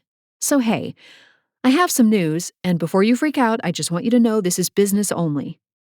Chloe? He warns. What did you do? Well, one of your players needed some help, so I offered. You know how I am. Can't not help someone in need, you know? Chloe, Dad interrupts, sounding beleaguered. just spit it out. I'm moving in with Nikolai so I can nanny his daughter and the courts will give him custody. There's silence on the other end of the line. Nikolai looks at me with alarm. I shrug. How else was I supposed to tell him? Say it all again and start at the beginning this time. Dad finally says. I hear a door slam, and there's silence in the background. Nikolai needed a temporary nanny so the court would give him joint custody of his daughter. I offered to fill the role. But now my duplex is flooded and Ayana needs a lot of supervision with you keeping Nikolai so busy, so he offered to have me live with them, considering I'll be there so much anyway. But this is all temporary, just until my duplex gets fixed and Nikolai finds a permanent nanny. So you don't need to worry. Dad groans. Worrying about my daughter is kind of my job. Is Nico there with you? I look over at the man who is parked at the curb outside a hole-in-the-wall deli. Yes. Put him on. I wince and hand the phone to Nikolai. He shoots me a deadly glare, but takes the phone. Sir. I sink my teeth into my bottom lip and wonder how this is real life. 42 years old, and Dad is threatening a boy.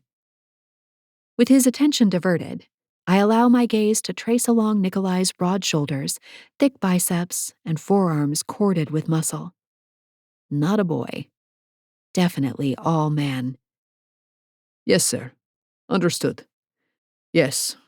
I swear to you, sir. Nikolai hits the end call button and hands me my phone. He scrubs his hand across his face and looks a little green around the edges. I tuck the phone into my purse and worry my lips some more. That went well, huh? He doesn't answer me. He just stares out the windshield for long moments while I squirm. He finally puts his hand on the door handle and sighs. Let us get lunch. It might be my last meal. And then he slips out the door.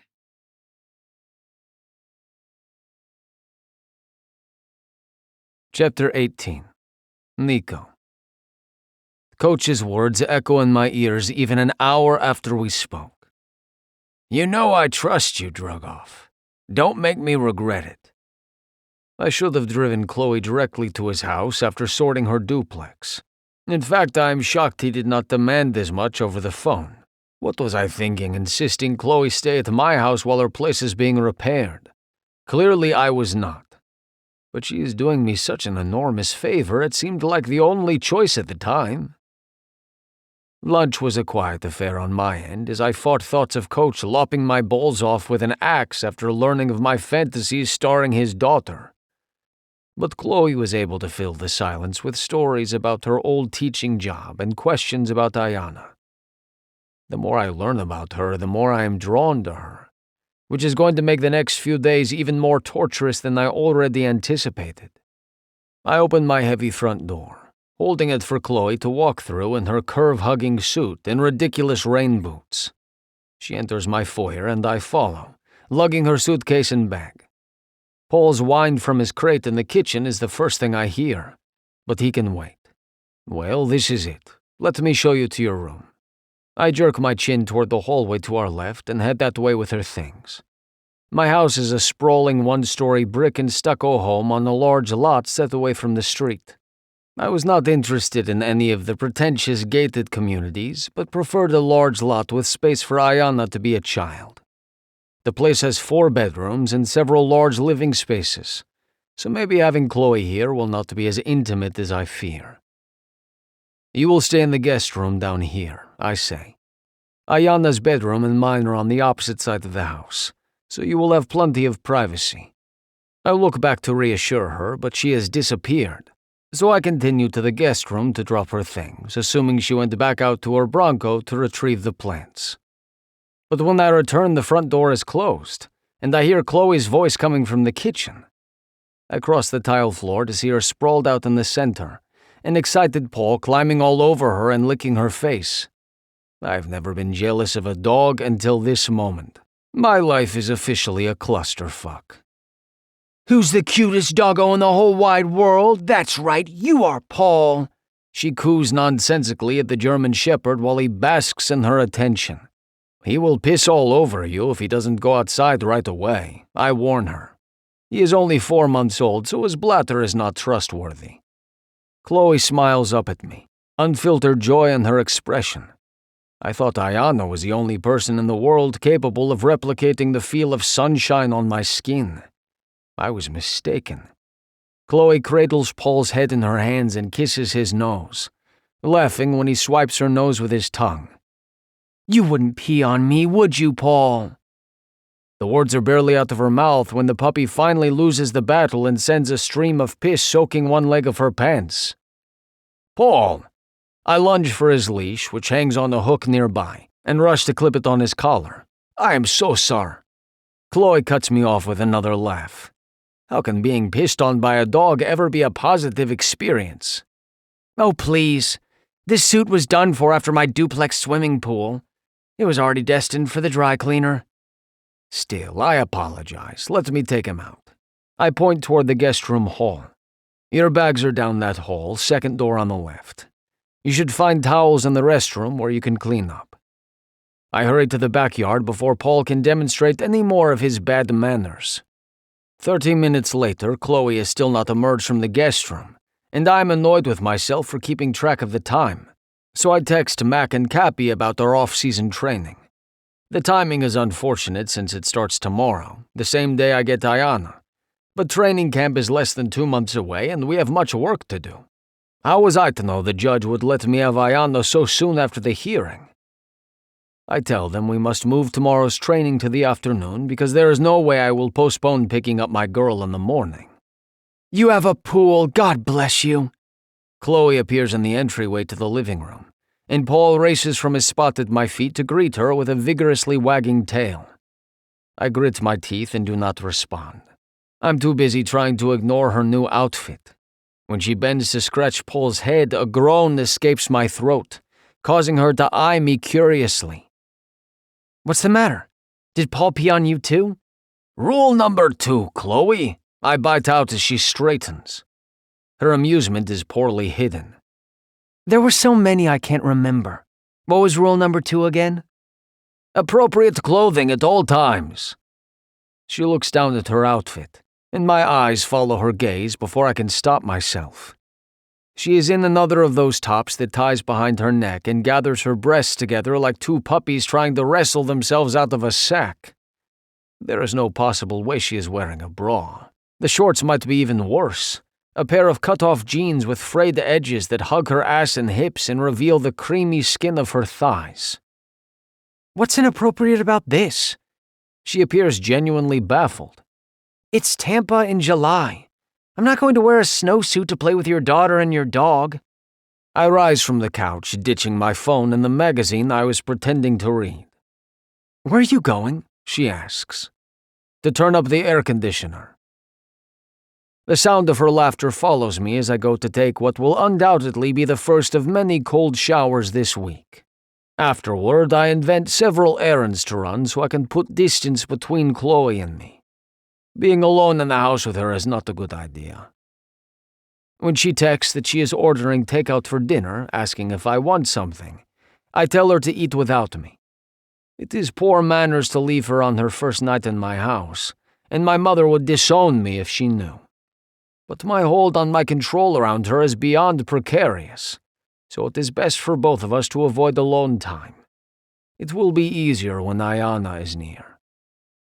It is only when I pull into the driveway and see the guest room light is on that I sigh my relief and return inside. But the joke is apparently on me, because I spend the next 3 hours tossing and turning in my bed. Chloe is on the other side of the house, separated by 2 closed doors, yet she may as well be spread out beside me in my bed for how she dominates my thoughts.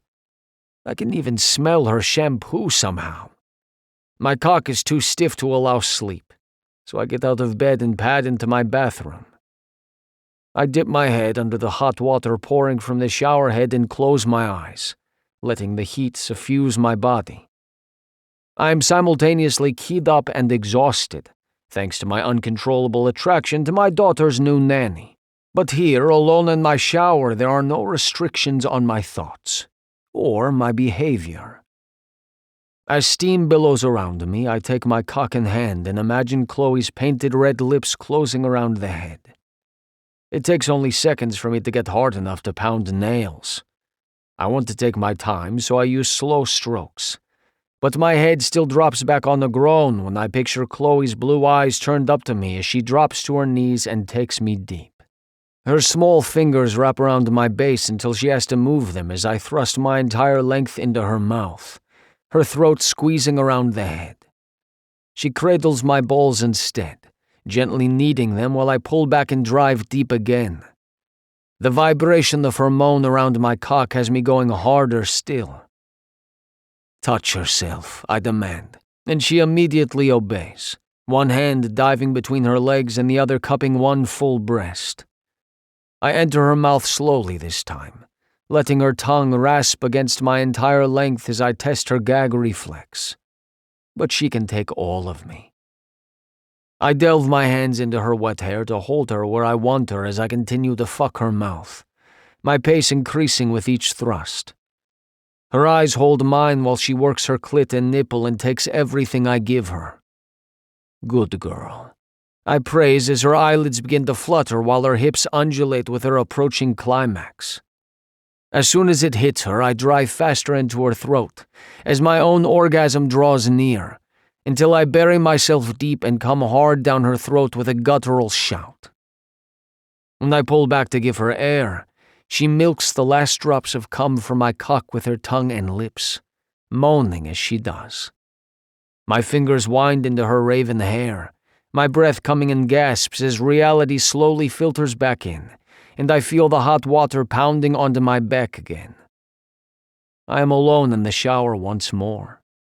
If I thought jerking off to fantasies of my house guest would cure me of my attraction, I was sorely mistaken. And I'm beginning to fear nothing will ever do the trick. Dad! Ayana's arms wrap around my waist in a bear cub hug, and I bend to kiss the top of her head. Can we watch Tara Swanson's new concert tomorrow? It's releasing to streaming in the morning. It is never a good idea to commit to something you do not understand, so I go with, we will see. A streaming concert? Is this a new thing? And I thought Tara Swanson was for teenagers, not 7-year-olds. When I straighten again, Peyton is coming down the walkway wheeling Ayana's suitcase. Soon she will have plenty of her things at my house, so she will have no need for a suitcase. Before I can even say hello, Peyton launches into a dissertation. I'm emailing you the list, but she has dance on Tuesdays and Thursdays at 5. I'm assuming you know where the studio is and what she needs to bring. Mackenzie's birthday party is Saturday at noon at the trampoline park in West Chase, not the one in Carrollwood. Make sure she has the right socks and don't forget to get a gift. Not too expensive, but don't be cheap either. Her allergist just recommended some medicine for her ragweed allergy, which I'm sure you know she's allergic to. It takes a concerted effort not to tighten my grip on Ayana's shoulders as Peyton forges ahead. And when she flosses at night, you have to watch her or she'll say she's done it even when she hasn't. I've already told her she can watch the Tara Swanson concert, so don't go all overprotective and embarrass her. All her friends will be watching it. Friday is enough. I cut her off as I reach over and pry the suitcase handle from her grip. I get it. It is perfectly clear that Peyton is throwing out a challenge, waiting for me to fail. She will not get her wish, and I will not take the bait she is dangling between us right now. I am happy to read your email, but we must go now. I transfer my gaze to my daughter. There is a new friend I want to introduce you to. Peyton scoffs, but I do not spare her another glance as Ayana's eyes widen. Another puppy? Is Paul getting his Prue? No. I frown down at her. This is a human friend, one I promise you will like very much, and one who will teach you to play hockey just like me. Ayana's eyes widen again. Hockey? Peyton cuts in. No way, that's too dangerous. I'm forced to look at my ex-wife's scowling face again. It is a starter recreational league for children, not an NHL team. She will be fine. Ayana whirls around to face her mother. Come on, Mom, I can already skate. I won't get hurt. It is true I have used some of my limited time with Ayana over the years to teach her to skate. It would be sacrilege for a hockey player's child not to learn. Come give me a hug and then get in the car, Ayana. Peyton instructs our daughter, who does as she is asked, even if it is accompanied by a pout. When the door closes behind Ayana, Peyton steps closer. You did that on purpose. What? Told her about hockey before discussing it with me, so I'd be the bad guy if I said no. She accuses. I do not see how that is any different from you signing her up for dance classes without my knowledge, or you telling her she can watch some concert while she is at my house. When have we ever discussed things beforehand? Peyton's nostrils flare as she speaks through gritted teeth. You're enjoying this, aren't you? I am finished with this conversation, so I turn to wheel the suitcase to the back of the Rover.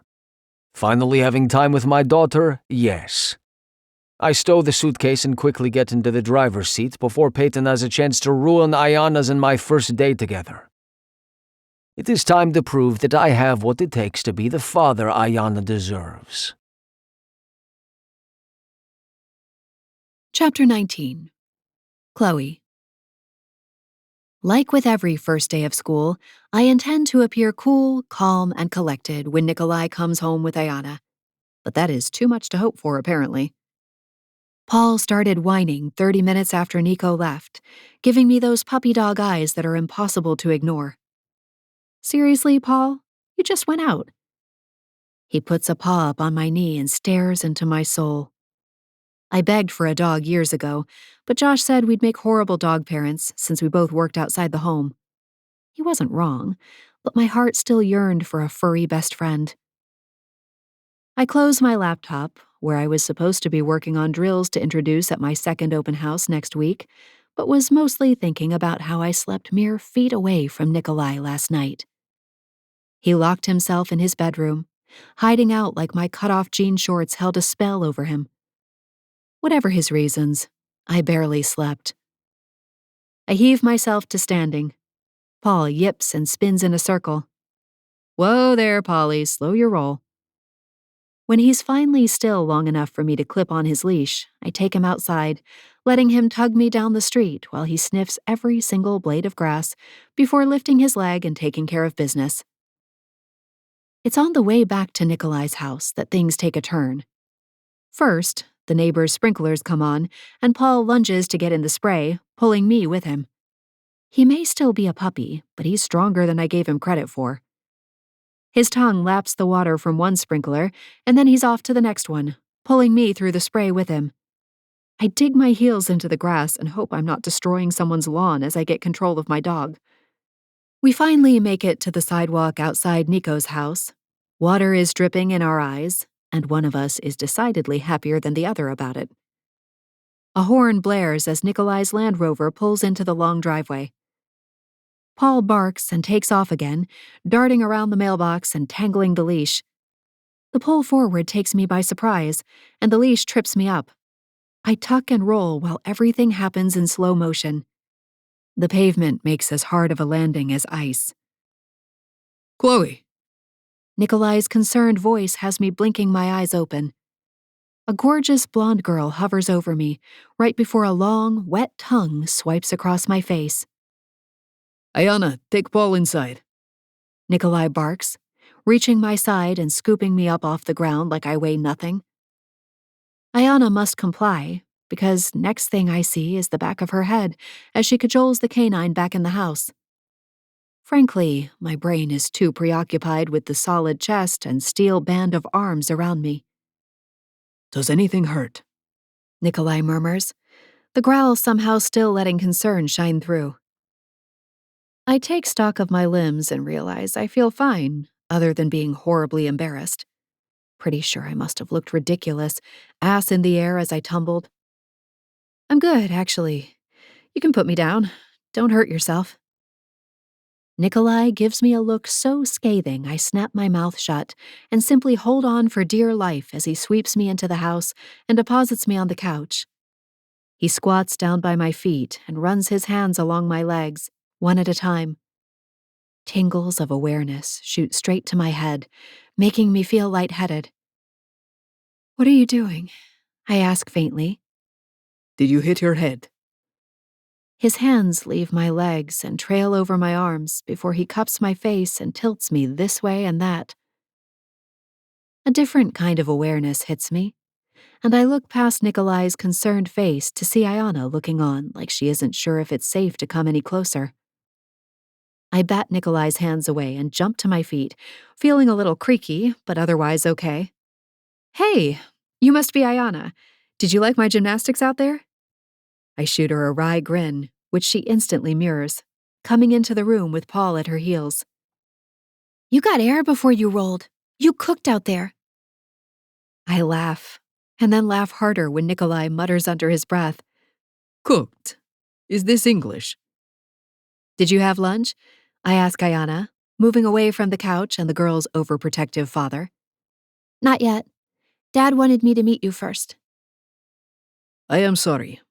Ayana, this is Chloe, your temporary nanny. Chloe, this is my daughter, Ayana. Nikolai waves between us. And this is the dog that will be enrolled in dog training starting tomorrow. Paul whines, but sits obediently looking up at us. He's cute, and maybe a little training would be a good idea before he gets even bigger. I clap my hands. I'll make us sandwiches. Ayana, will you help me? She lights up, eagerly following me into the kitchen where we raid the fridge and make stacked sandwiches with everyone's favorites. Ayana mostly makes a mess, but we get the sandwiches made eventually. I'm cutting them into triangles, Ayana's preferred sandwich shape, when she leans a little closer. You know, Mom probably would have made us get rid of Paul if he tripped her. Her voice is so small it makes me want to wrap my arm around her and protect her from the world. My ribs ache, hearing the hurt in her voice. I don't know much about Nikolai's ex, but my opinion of her gets worse the more I hear. Mistakes happen, and we all deserve second and even third chances, dogs included. We plate the sandwiches and head for the dining room, where Nikolai is busy texting on his phone, a furrow to his brow. He glances up when we come in, surprise stealing across his features when he sees we made him a sandwich. You did not have to feed me too. I point to Ayana. She made it. Ayana's head snaps in my direction, and her cheeks turn pink as she gives me a little smile. We sit down together and eat, Ayana keeping us entertained with her constant chatter. All too soon, Nikolai scrapes his chair back and announces he has to get to training. And you have dance tonight, right? I ask Ayana, knowing the answer before she nods her head. I memorized her schedule immediately after Nikolai forwarded it to me. Just enough time for us to go shopping for that birthday gift, and then we'll head to dance. And then, I give her an exaggerated eyebrow waggle. It's pizza night. Have you ever tossed a pizza crust like a born and bred Italian? Ayana giggles. No, I'm Kazakhstani, not Italian. Nikolai hovers in the doorway, his gaze flicking back and forth between us before he finally leaves, a smile softening his face. My third graders acted older and older each year, but even so, Ayana seems far older than her years, which isn't necessarily a good thing. I'm a firm believer kids should have time to be kids before they have to take on the responsibilities and stress of the adult world. During her dance class, if she made even the tiniest of mistakes, she would glance out the window toward the hallway where the parents sat watching their kids. I gave her a smile and thumbs up, but that glance kept happening, as if she was expecting reprimand. Makes me wonder what kind of parenting has been going on under her mother's roof. But at the end of the day, I have no control over that. I only have this limited time with her, and I intend to make the most of it. We head home and have the pizza dough ready to toss when Nikolai returns. Paul scrambles through the house, his nails tick-tick-ticking against the wood floor while he barks his head off. Hello, Zayushka. Nikolai sticks his head into the kitchen and smiles at Ayana. She squeaks and runs to him, jumping into his waiting arms. The scene is adorable. Clearly, these two love each other, and Ayana feels safe with her dad. Chloe took me to this place that's all jewelry, and we bought this whole set for Mackenzie that she'll love. And then at dance, she made Mr. Strabuski laugh, which is, impossible. And his laugh sounds like a honking goose. You should have heard it, Dad. Whoa, that sounds like a good day. Nikolai answers, looking around Ayana to me. I can feel his gaze like an actual caress, which is so inappropriate with Ayana in the room. I focus back on my lump of dough. Who's ready to toss some pizza? Me! Ayana shrieks, kicking her legs until Nikolai lets her down. Dad, you have to do it too. Wash your hands, I shout when Nikolai reaches for a lump of dough on the counter. He grumbles, but does it, returning to follow my directions with Ayana. Before you know it, we all have our pizza crust in the air, though Ayana drops hers several times. Thankfully, we made enough dough to not have to eat hers. I nudge Nikolai as we put our crusts down and start adding toppings. You make a fine Italian, Mr. Drugov. His head lifts and his eyes heat as he looks at me. I think maybe you should always call me Mr. Drogov. My face heats, absolutely knowing he's thinking of me naked while I'm saying it. Damn this man and his incredible imagination. My phone pings from the counter by the sink. I step back and let the two of them finish topping the pizzas before I combust. I wash the dough off my hands and grab my phone. Unknown number. Hey, Chloe, this is Tanner Gumphrey. Your mother gave me your number. She insists we'd make gorgeous grandbabies, though I'll be honest, not sure I'm in the market for kids. I am, however, in the market for a nice dinner and conversation. Are you free Saturday? Who the fuck is Tanner Gumphrey? And why is he talking about babies? Nikolai barks from over my shoulder. I jump, not realizing he came up behind me. Dad, language! I pull the phone to my chest and turn to face a very pissed-off Nikolai. That was a private message. His huge hands go to his hips. Tell him no. My jaw drops. Excuse me? You heard me. Tell him no. Remember our rules, Chloe. I lean in, a bit pissed off he's trying to tell me what to do, but also knowing Ayana doesn't need to hear all this. You said no men in the house. This is just dinner out, on my night off. His eyes narrow and his nostrils flare, but he relents. He steps back and lets me slide the pizzas into the oven. Ayana, go take Paul in the backyard before dinner. Okay. Ayana is all too happy to take care of her puppy, talking to him like an actual friend. We listen to her chatter trail off as she finally gets him outside. I huff my irritation with Nikolai and move to leave the kitchen too, but he snags his arm around my waist and pulls me back into his chest. His scent surrounds me and makes my heart beat double time. I feel his head dip and his breath as it fans across my neck. You will not like this, Tanner. He does not make you blush like I do. And as if to prove his words, he drops his lips to my neck. A quick kiss followed by the scrape of his teeth and the velvet caress of his tongue. My knees buckle, and his arm is the only thing holding me up, and we both know it. His soft chuckle brings me back to reality. My elbow finds its way into his gut, and he releases me with an oof. I do what I want, Mr. Drugov. And I leave him to get the pizzas out of the oven while I try to get my shit together before dinner.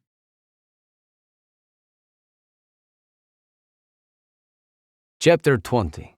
Nico. I finally understand the English saying, "You are your own worst enemy." Never in my life have I allowed myself to be so careless and undisciplined as I have been around Chloe. I'm adamant one moment that she stopped flirting, and then the next I am tasting her skin and teasing her just to see how she reacts.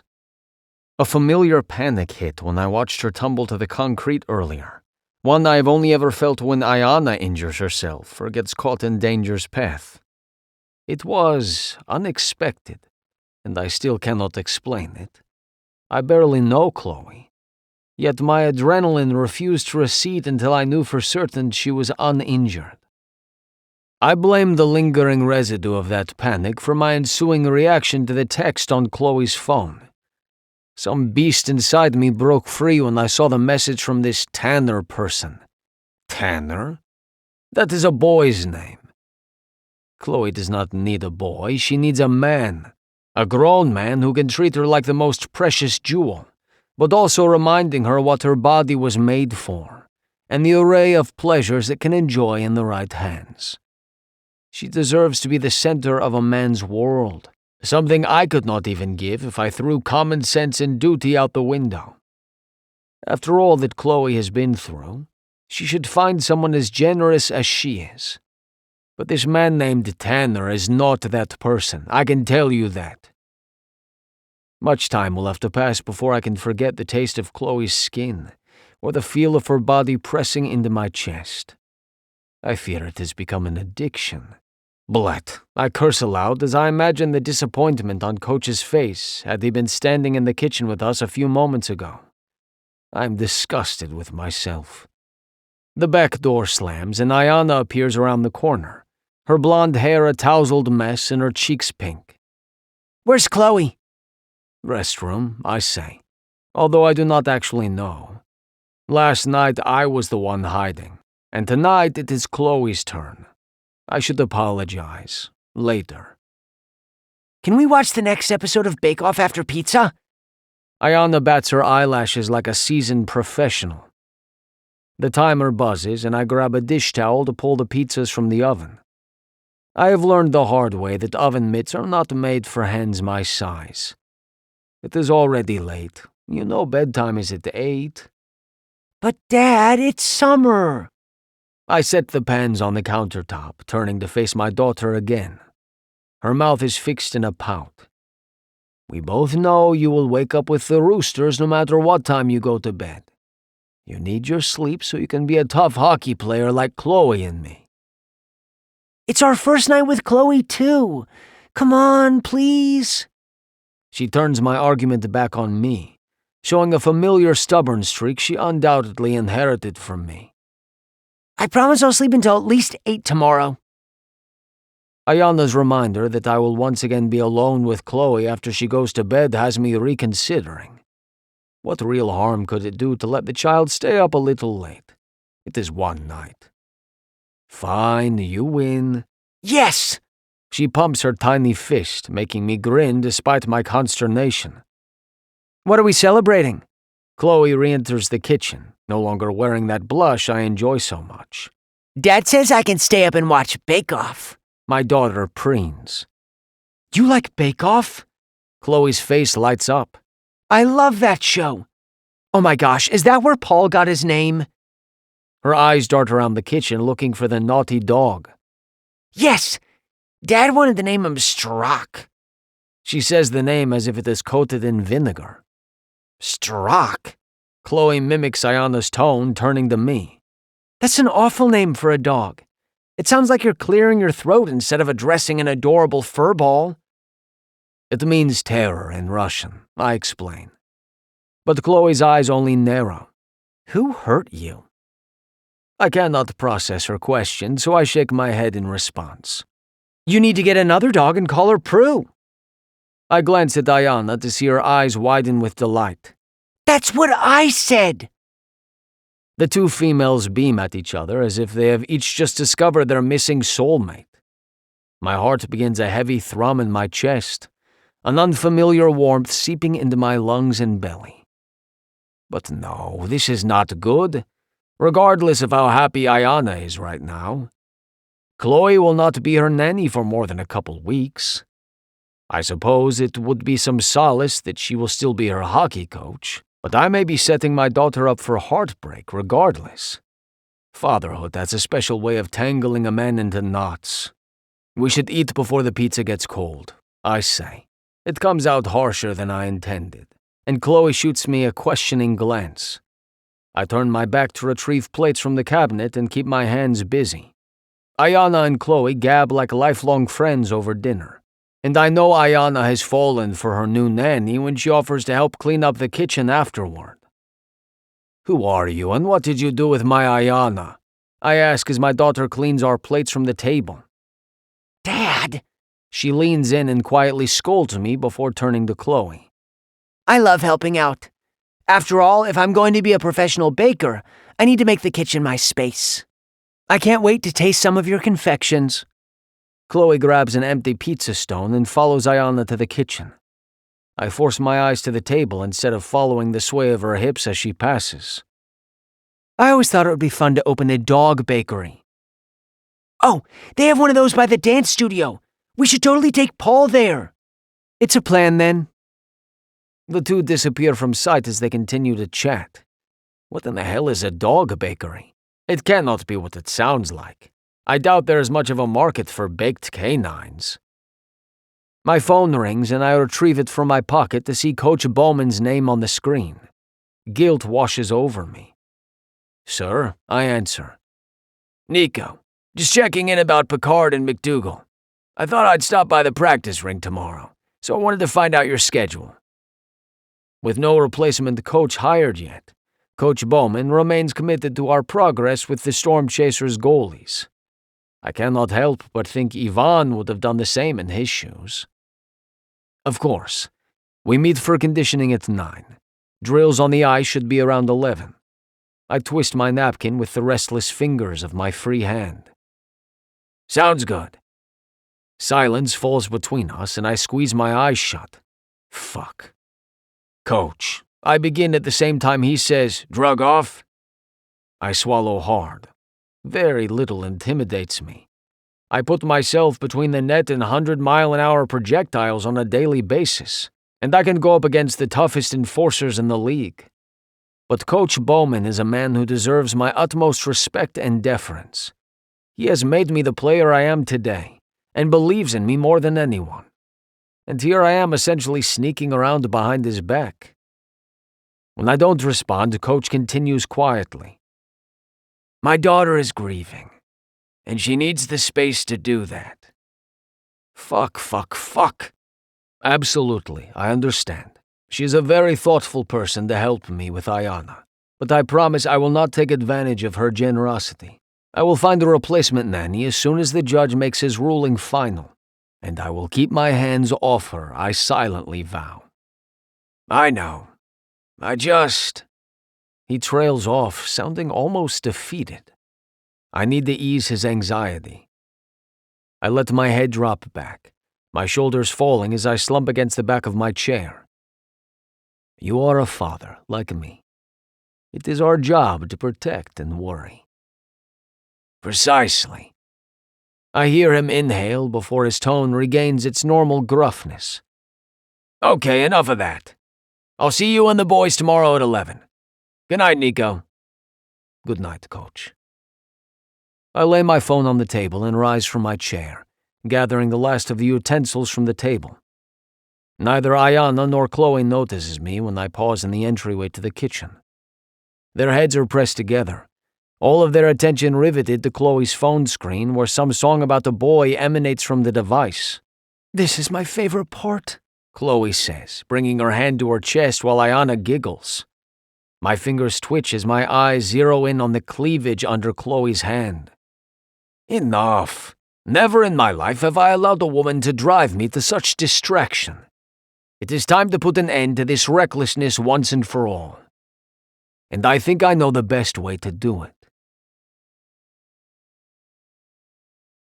Chapter 21. Chloe. I thought the first day with Ayana went perfectly. The girl is really quite adorable, and spending time with her is zero hardship. Her father, on the other hand, major distraction. The man had the audacity to kiss my neck and act like he had the right to tell me what to do about my date. And then he sits on the sofa with Ayana watching Bake Off, ignoring me like nothing happened. Meanwhile, I'm sitting in a puddle of inappropriate desire, wishing he trailed those lips over more of my skin. While naked.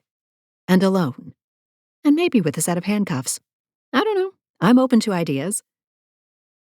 The television show blares, and the two drug-offs laugh in unison while I stew on Nikolai's hot and cold behavior. They chatter among themselves about the rum cakes that most of the contestants botched as the program ends. The leather chair I'm in squeaks every time I rock back and forth, a metronome that counts away the seconds of my irritation. Time for bed, Sayushka. Nikolai finally whispers, picking Ayana up from the couch and carrying her to her bedroom while she tries to protest, but it ends in a big yawn so she can't fight it. She smiles sleepily over his shoulder at me, and I wave goodnight. I follow suit after a few seconds, heading for my own room, where I change into a black satin pajama set with spaghetti straps that make a valiant effort at holding in my breasts. The shorts, however, don't even try to contain my ass. I don't normally wear this set, but I have a particular goal in mind. With parts jiggling in what I hope is seduction, I head back out to the kitchen to reach into the upper cabinet for a water glass.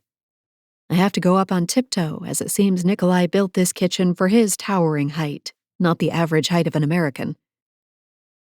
A choking noise from behind me has me grinning like a fool before I school my facial features and turn around with a glass clutched to my bosom. Oh! If teaching hadn't worked out, I should have gone into acting. Nikolai's hands are clenched into fists by his side, but it's the eyebrows drawn together into a straight line over sparkling blue eyes that has my heart rate climbing. What is this? He spits out from between clenched teeth. I glance down at the glass sitting on my chest like my breasts made a little shelf just to hold it. I'm just getting water. Second rule, Chloe. That growl really is magnificent. I bite my lip and try to remember all the rules he threw at me. Sorry, I can't quite remember which one that was. No men in the house? Or was that no flirting? I lift the glass off my breasts. Because I'm not flirting. I'm just getting water. I force my lips into a soft smile and walk over to the sink where a reverse osmosis spout has been built into the countertop. Another grumble punctures the silence in the kitchen. I ignore him and fill my glass, sure he's getting an eyeful of what doesn't fit into these short shorts. The next thing I know, my hips are pinned to the granite countertop as Nikolai's thick body crowds me in from behind. The glass clanks into the stainless steel sink as it slips from my hands. His breath is hot against my neck once again, while his hands grip my hips before sliding down to my ass cheeks and grabbing more than a handful. Every inch of my skin pebbles into goosebumps at the intimate fondling. I open my mouth to give him more of my trademark sass, but he takes that moment to grind his erection against the flesh he now holds in his hands, and all the air is stolen from my lungs. He's long, thick, and so incredibly hard. Do you feel what you do to me? He whispers into my ear. I grip the counter and focus all my efforts on staying upright instead of spinning and sinking to my knees right there in the kitchen so I can get my mouth on what I know will be the best dick I've ever had the pleasure of seeing. Besides, I'm pretty sure that question is rhetorical. I'd have to be dead and buried not to feel that steel pipe behind me. Answer me. He growls louder, gripping me harder, almost to the point of pain. I know I shouldn't like this manhandling, but I do. Oh, I fucking do. Yes, I gasp. This is why we have rules, Chloe. Rules to protect you. I blink, trying to organize rational thought in a brain turned to mush. Protect me? Protect me from whom? Nikolai? His hands pulse on my ass one more time, and then he releases me and steps back with a grunt that sounds a lot like pain. He takes his heat with him, and I'm suddenly so cold I'm shaking with it. I don't turn around. I can't turn around. I'm afraid if I do, I'll beg him to forget those silly rules. I've been flirting with him, teasing him, baiting him since day one. It was just some harmless fun, or so I thought. But I heard the desperation in his voice just now, and I've seen him with his daughter. He's a good dad, one of the great ones who deserve split custody. This isn't harmless fun any longer, and I need to remember that. I nod, gulping loudly as I stare out the window into his dark backyard. Understood. Go on that date. Shocked, I look over my shoulder to see him back in the doorway to the kitchen, his jaw still locked tight and his eyes dancing with fire. There's no use arguing with him about the issue. That much I can see. Go on your date and forget about me entirely. This? He waves a hand between us. This can't happen. Ever. Sadness hits my chest like 1,000 knives. I don't think I can forget about you. I whisper. Believe me, I wish I could. It would be better for you that way. Nikolai refuses to meet my eyes now. He takes another step back, and his meaning couldn't be any clearer. I do not care about me. I want to see you happy with a good man, and that is not me. My lips manage a sad smile. He has no idea how good of a man he truly is. And that's precisely why I can't forget about you, or that kiss we shared. His chin drops to his chest for a moment, but he quickly inhales, straightens his spine, and turns to leave. Have a good night. I am free Sunday. Would be a good day for you to have off for your date. And then he's gone, leaving me a shaky mess in the kitchen. I stay there until I get my lungs and limbs under control. Then I tiptoe back to my room and change into baggy sweats, vowing to myself that I won't flirt with Nikolai again. I don't know how I'll manage it when that's how all our interactions have gone, but I know I need to work on it. I pull out my phone and text Tanner back, agreeing to dinner and suggesting Sunday night. Nothing about the date excites me, but Nikolai is right. I need to forget him and move on. My whole goal after Josh died was to bring back fun in my life.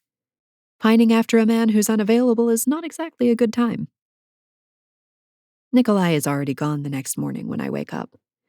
He left a 4-word note in the kitchen for Ayana, which neither of us can read because it's in Russian. Looks like Ayana's Russian lessons have already started. I take Paul out back to pee, then feed him breakfast and check the registrations for my second open house this afternoon. Just about the same number as last time, which is good news. Can we make rum cake? Ayana asks, startling me as she walks into the kitchen, rubbing her sleepy eyes. How about breakfast first? She crosses her eyes and sticks her tongue out. I cross my arms across my chest and give her my best teacher look. She sighs and grumbles. Okay, fine.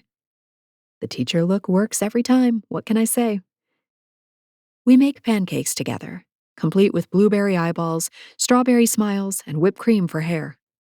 After that, we get dressed, take Paul to the park, and play with the neighborhood kids for an hour, and then come home to do some craft projects with whatever Nikolai has at the house. I check my watch and start to clean up the pencils, crayons, and colored paper. Time to get ready for hockey lessons, I cheer. Ayana grimaces. My hands still. Wait, do you not like hockey? It's not that I don't like it. I just don't know if I'll be any good. What if I suck and everyone makes fun of me? I shrug. Everyone sucks their first time. Ayana rolls her eyes like she's already a teenager. Yeah, but not everybody has a pro hockey player for a dad. I leave the supplies on the table and come over to crouch by her chair.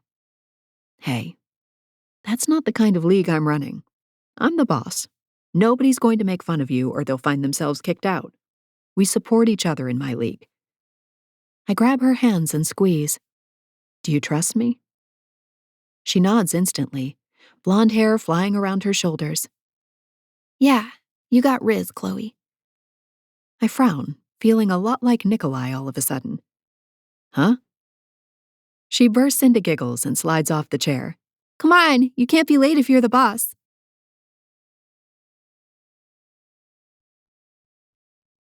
Chapter 22. Nico. Jesus, Druggy, you're a machine! Mac chokes out as he braces his gloved hands on his knees to catch his breath. I come to a stop, throwing snow at his skates. A machine is built to excel. I work for it. We are adding a 4-mile run to your morning routine, McDougal. He tilts his head up, cheeks crimson from exertion. Goalies don't need that kind of endurance training, he pants. We need flexibility and razor-sharp focus, man. Cappy skates by and smacks the back of Mac's helmet. If Druggy says you need it, you need it. This ain't the Junior League, dipshit. Mac straightens and glares at Cap. Says the guy whose VH sucks worse than my sister's. Speaking of your sister and sucking, Cappy taunts. I manage to catch Mac around the middle as he lunges for his teammate. Enough. Time for movement drills, I say, lowering my voice as I notice Coach Bowman enter the viewing area. And if you cannot put all your focus on practice, I am sure management will be happy to trade you. Both players' eyes drop to their skates. That is what I thought. Mac has clearly spent too much of the off-season partying instead of working out. He is barely 22 and still a rookie, so perhaps it is to be expected. Cap, on the other hand, is looking sharp. He has the focus necessary to be starting goalie after I am gone. Now he just needs the confidence. We run movement drills and then proceed to puck tracking and situational drills. By the time our ice time expires, both men look ready to collapse as they drag themselves off the ice. Good. Coach does not come over to chat, but I know he was watching with an eagle's eye and will want to discuss Mac's performance soon. The kid is full of attitude, but his instincts are on point. I will continue working on him. I move to follow Mac and Cappy to the locker room, but get sidetracked when I hear a very familiar voice shouting, "Dad!" Ayana stands behind the glass, knocking on it to get my attention, her gap-toothed smile aimed at me. I forgot one of Chloe's open houses is this afternoon. I skate toward my daughter, awareness prickling at the back of my neck as I spot Chloe a few feet behind her. She is surrounded by a gaggle of kids and parents, and I do my best to ignore her presence. Are you skating with us? There is so much hope in Ayana's expression, I feel like an asshole when I respond. No, I was working. She bites her lip, eyes dropping to her skates much like Max and Cappy's had. But I am finished now, so I can stay if you like. The grin is back. I'm gonna go get my skates on, she announces, turning to sprint in Chloe's direction. Listen to your coach, I yell behind her.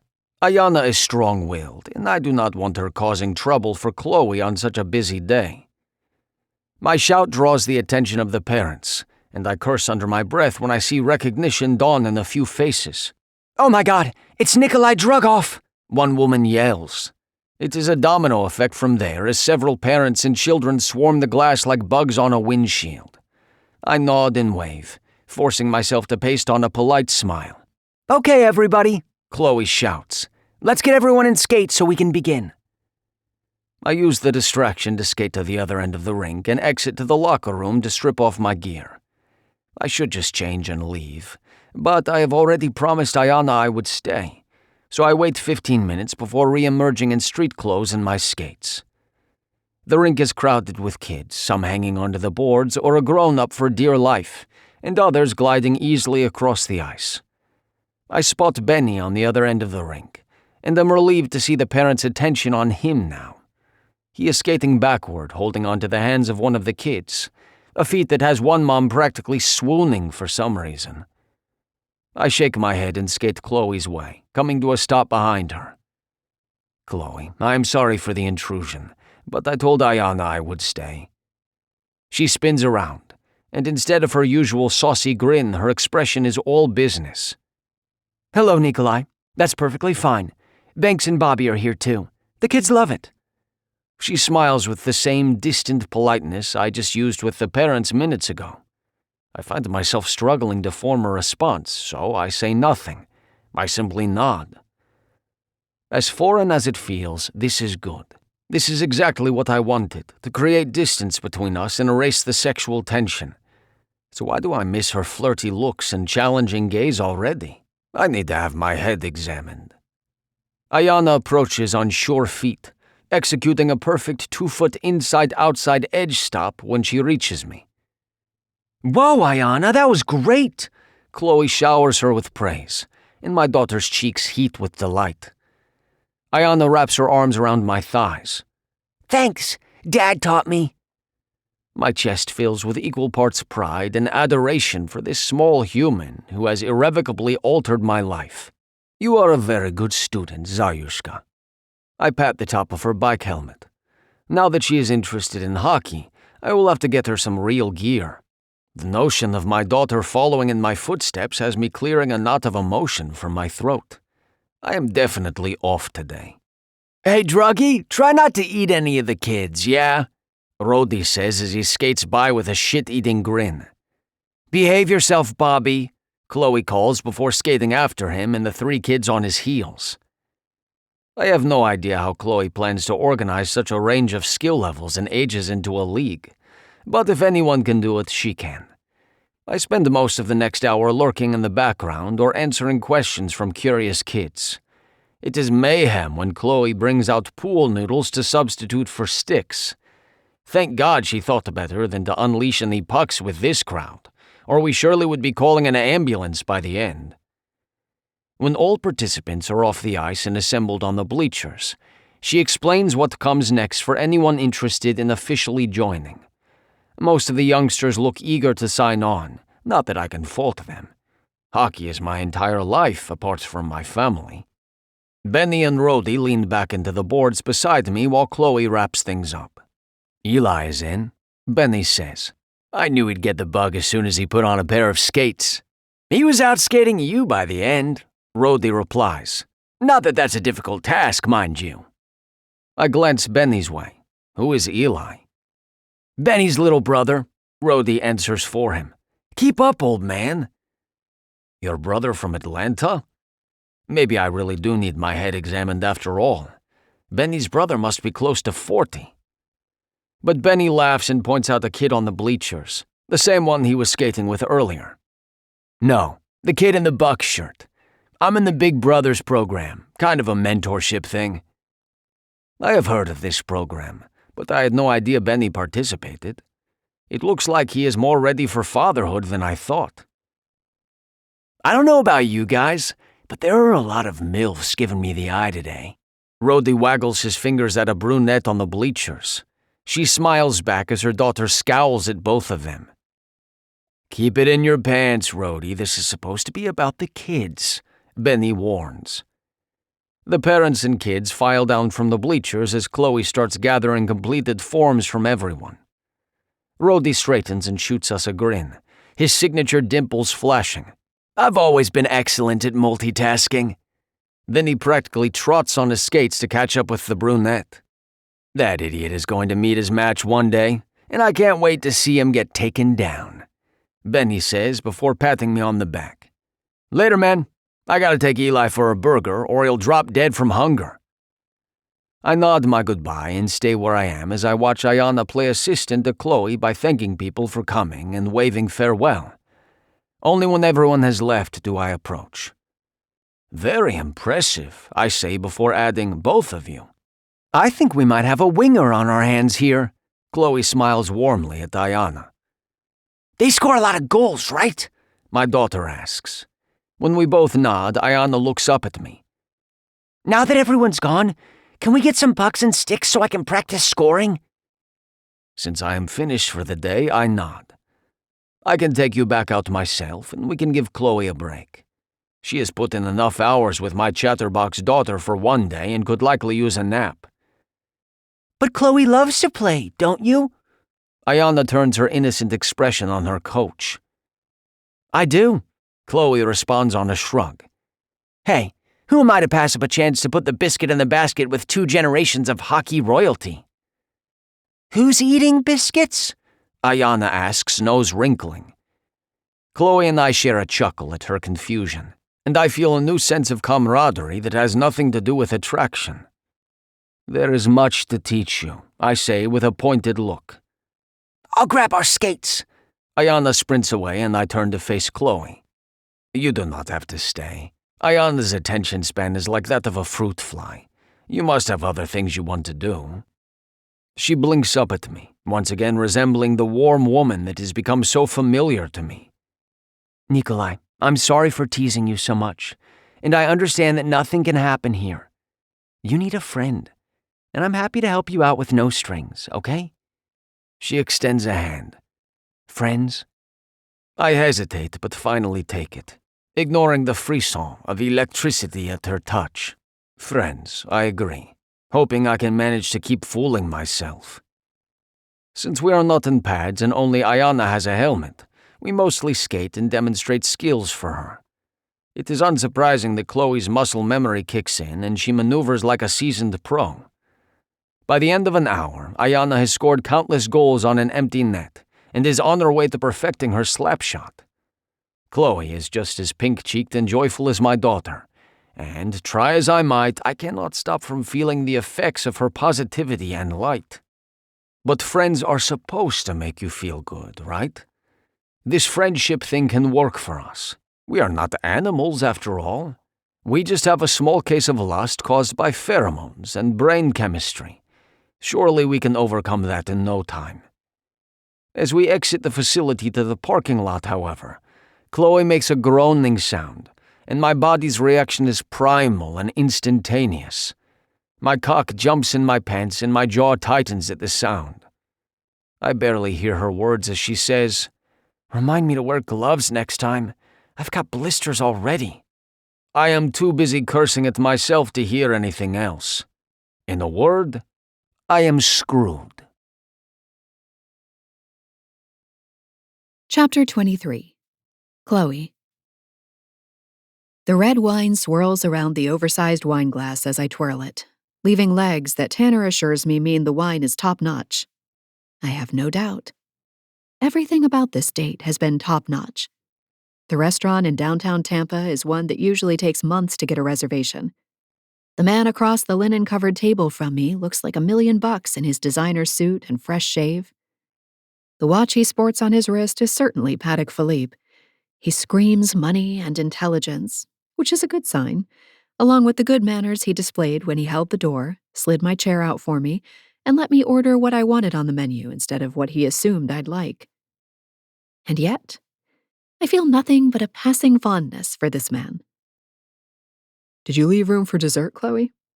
Tanner asks, leaning forward and putting his elbows on the table and flashing dark, bedroom eyes.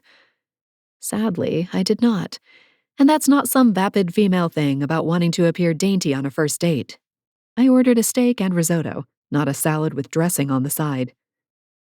Not tonight, I say gently, lifting the glass to take the final sip of wine. We finished off a bottle together, and it's safe to say I'm feeling good, relaxed, not strung out with butterflies in my stomach like when I'm around Nikolai. His grin turns up a degree, and I can't help but smile back. The man really is handsome, if you like the airbrushed magazine model look. Perhaps on our next date?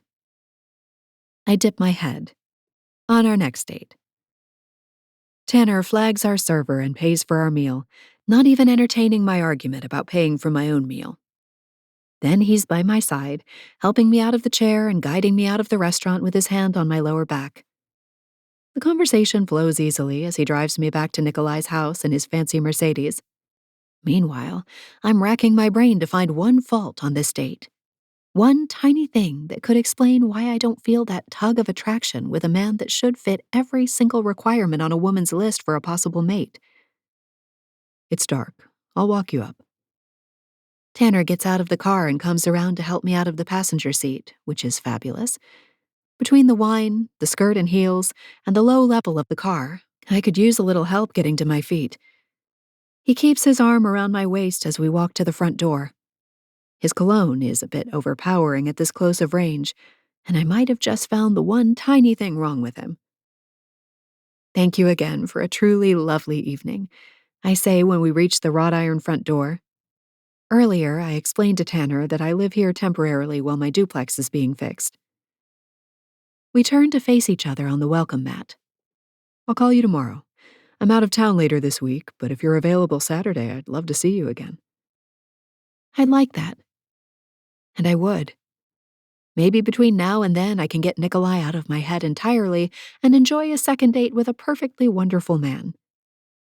His hands go to my hips, and for a split second I tense, wondering if he's registering the width of my curves and finding me lacking.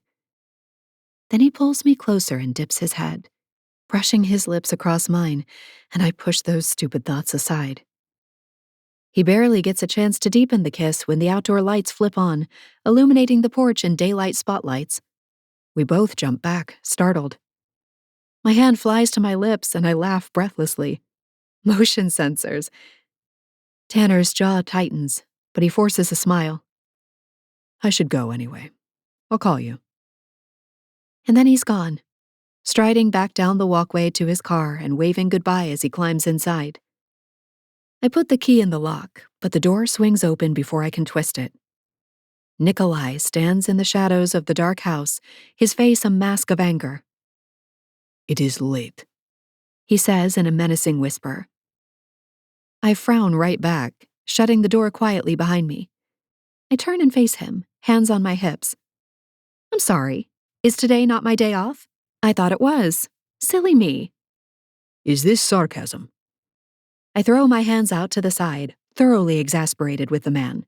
Yes, it's sarcasm, I hiss, trying to keep my voice low in deference to Ayana sleeping. Why are you up? Nikolai drops my gaze and reaches around me to flip off the lights outside. Not motion sensors after all. My jaw drops open in realization. Nikolai hijacked my date on purpose. I round on him, a long string of complaints ready on my lips, but he beats me to it. I just wanted to make sure you got home safe. I do not trust people I do not know, and you are... He trails off, looking confused and defeated. I deflate, losing my train of thought and the righteous anger that flooded me a moment ago. I'm what? He looks up, his blue-eyed gaze finding mine in the dark. And that's when I realize we're standing mere inches apart. You are special, Chloe. I narrow my eyes, telling my stupid heart to quit beating so fast. Because my dad would kill you if any harm came to me while I lived under your roof? He shakes his head slowly. His hand comes up and pushes a curtain of my curled hair behind my shoulder. No. You are special because you are kind and good and talented and a host of other, what do you call them, attributes. You deserve the very best, Chloe Cooper. My heart melts into a puddle. And even though I want to shake him and make him see that all I want is him, I know he's not mine to have. He's got to focus on Ayana. So I revert to the only way I know of dealing with him. I tease. You sure we can't just fuck and call it friends with benefits? His eyes widen, and then he drops his head. For a second, I think maybe I've ruined things between us. Then he lifts his head, and his lips curl up into a smile, right before he lets out a hearty laugh that has me joining in. Just like that, all the tension between us dissipates. I have no doubt it'll be back, but for tonight, we've sidestepped a ticking bomb of attraction. As his laughter subsides, he pulls me into a hug and then kisses my forehead like I've seen him do with Ayana.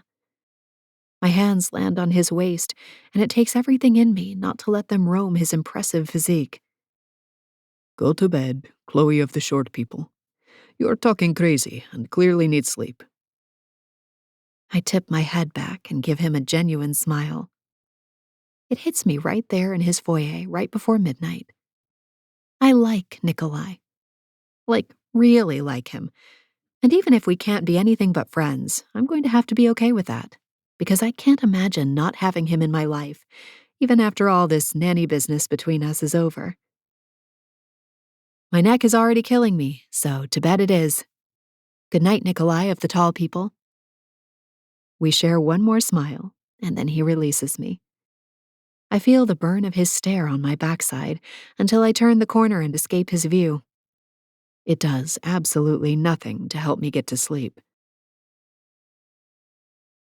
A mild wine headache blooms just after dawn when Ayana bursts into my room. Nikolai follows right after, averting his gaze when he sees I'm still in bed. Paul shoves past him and jumps on the foot of my bed. Nikolai hovers in the doorway like crossing the threshold would be a crime. I am so sorry, he mutters. Ayana, you cannot go into Chloe's room before 8. I have told you this. But, Ayana whines, wrapping her little arms around me.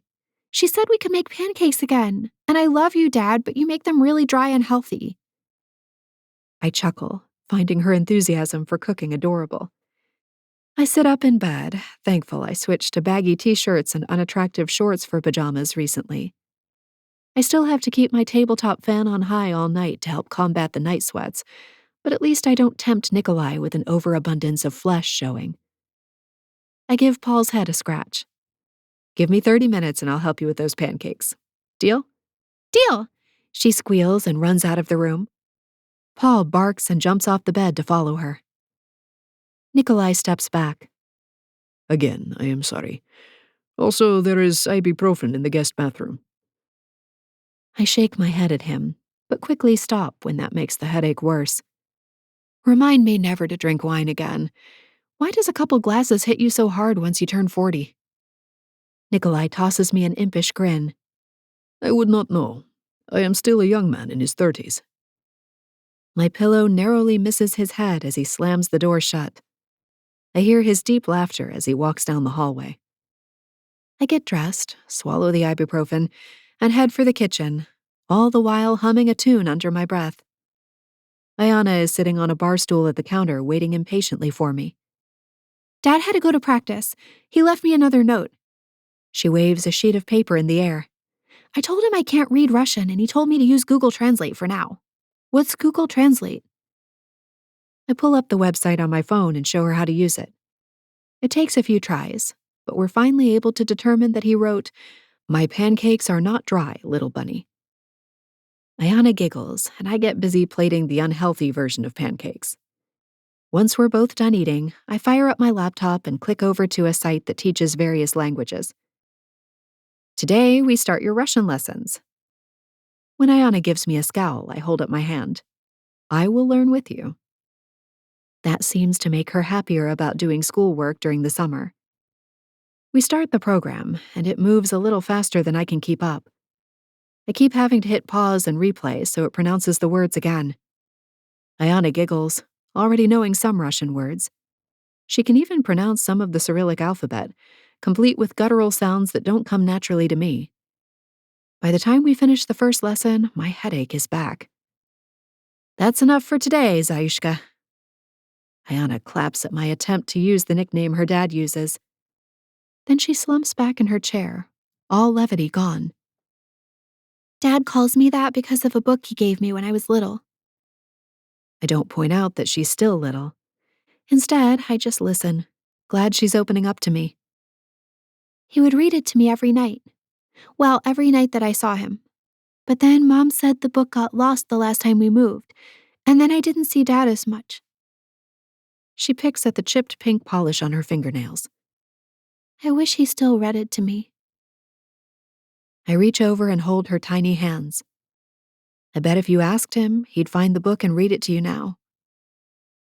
Her bright blue eyes hold my gaze earnestly. I wish he was with me every night, not just sometimes. My heart aches, knowing how divorce can trickle down and hurt the one innocent party in the whole thing. I squeeze her hands. I tell you what, why don't we go down to the rink and bring your dad some lunch? We could have a picnic. Her face lights up, even as my heart squeezes hard. While she gets dressed, I call my own father and make sure Nikolai can take a lunch break. He assures me it's fine, but asks me if I'd bring him lunch too. Considering how much dads mean to their daughters, I quickly agree. As I pack a basket full of sandwiches, chips, and fruit, I remind myself once again to keep things on a friendship level with Nikolai. There's too much on the line for him to be messing around with his live-in nanny. That little girl deserves a father in her life full-time.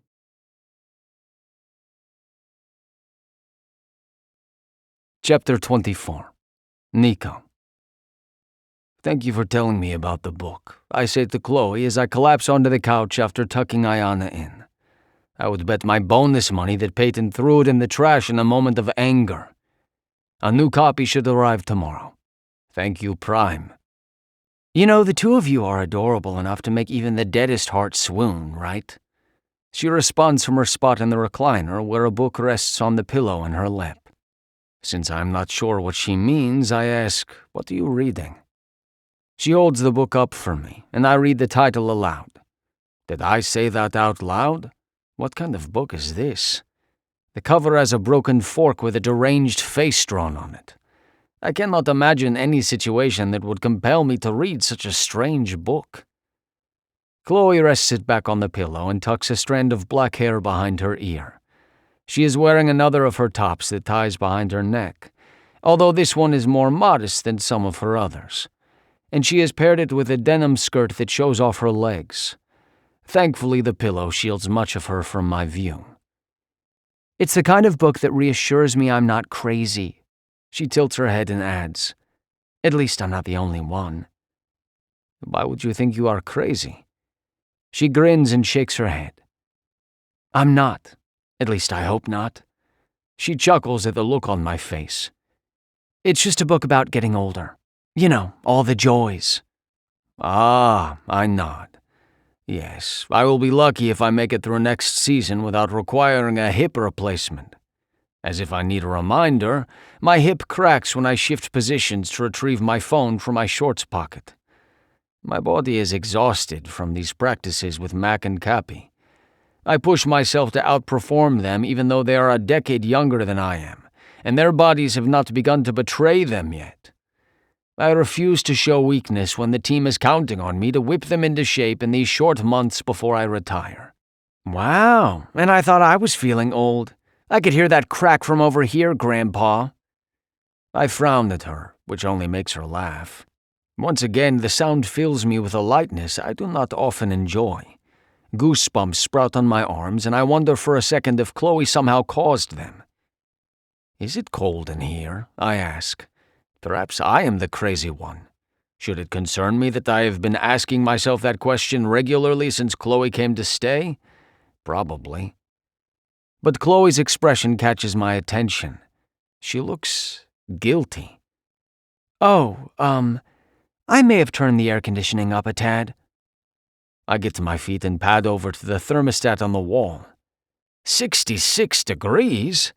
I turn back to see Chloe throw the book and pillow aside. I get hot sometimes, okay? She crosses her arms over her chest in defiance, and it props her magnificent breasts up. I try to avert my eyes, but fail. Is the Short People clan from Alaska? We've been known to visit. She instantly bites back, and something about her obstinate attitude and the seriousness in her tone makes me grin. Her eyes narrow, which only widens my grin until she finally lets out an exasperated sigh, breaking eye contact and muttering something under her breath about God being so unfair. It makes little sense to me, so I do not comment, instead returning to the couch and grabbing a throw blanket on my way. Oh my God, just turn the air back down, will you? No, I am fine with a blanket. I begin thumbing out a response to an email from Joe, my agent. He is working on an endorsement deal for me. Nikolai, Chloe says. There's that exasperation again. I promise I'll live. And so will I. Please read your book, Chloe. I'm going to send some emails. I pull the blanket up to cover my torso until I'm quite cozy. It's your house, not to mention your electricity bill. I don't look up from my phone. And while you are staying here, it is your house too. If I am not mistaken, she growls in response, and then she is striding across the room toward the thermostat. I am too quick for her, jumping to my feet and intercepting her with an arm around her waist. When I open my mouth to speak, I realize our faces are closer than I intended, only inches apart. My voice drops to almost a whisper as I feel her soft breath against my cheek and witness the fire in her eyes. Why do you insist on arguing with me? Can I not do something nice? Something as simple as wearing a blanket so you can be comfortable? Her defiant expression drops at my question, and her lips part as her eyes widen, as if she has been struck with a realization. Every bit of fight has fled. She starts to speak, and my eyes drop to her plump lips. Fuck. Would one kiss really be all that horrible? I'm not. Her breathing picks up and my cock responds in his usual manner. Used to people putting me first. As her words register in my distracted brain, my arm drops from around her and my spine straightens, creating some distance between us. I fear for a second that Chloe might collapse, but she quickly secures her stance. Chloe, I begin, my voice coming out hoarse for some reason, but she cuts me off. No, that's not. I didn't mean. She shakes her head and forces a smile. That came out wrong. It's totally fine. My molars grind together as I watch her try to dismiss her own feelings. But I heard the vulnerability in her voice and saw the surprise on her face. As if it never occurred to her that she deserves even casual kindness. But she is so confident and self-assured, is she not? Maybe I have not been paying attention. All this time I assumed Chloe was indestructible, able to easily handle any obstacle that came her way, cheerfully face any adversity and vanquish it with her positivity. It never occurred to me that her fortitude may have grown from necessity rather than choice. It is clear there is much more to this woman than I imagined, and my frustration at knowing I do not have the right to explore those depths sets my molars grinding harder. It's not fine, Chloe. The words feel like gravel in my mouth, and my tone clearly shows it, if her wide eyes are any indication. You, of all people, deserve to be put first. As I say the words, I realize more than ever that I have taken advantage of her kindness, something I am apparently not the first one to do. I am the king of all assholes. She tries to wave me off, but I do not allow it. I take both of her hands in mine and stare into her stunning blue eyes, eyes that could make a man fall to his knees. You are so kind and generous and selfless. I am sorry I have taken advantage of your thoughtful nature. Her head shake is vehement. No, Nikolai. I'm so happy to help. I love spending time with Ayana, truly. I believe her, because it is who she is. But that does not mean she does not deserve more, better. Chloe Cooper deserves the best of everything. And I may not be the man who can give her everything, but I can certainly give her more than I have been. She shrugs, breaking our eye contact. And hey, you're giving me a free place to stay while those contractors take their sweet-ass time with my duplex. Chloe, we both know her father would be more than happy to have her. But before I can say anything else, she brushes by me with a smile that feels only slightly less forced. I'm gonna go take a shower and head to bed. You should turn the air back down. The shower will get me plenty cool. She practically sprints from the room and down the hall to her bathroom. The door closes with a thud, and I am left standing alone and cold in the living room. I exhale loudly and scrub a hand through my hair. It is time Chloe Cooper learned what it is like to be appreciated. No, revered for who she is. My stomach churns at the mental image of that Tanner guy kissing her on my porch. He walked her to the door, which says good things about him. And he obviously likes Chloe, which means he is not a moron. And she likes him too. There is no way she would kiss a man she did not like. Or would she?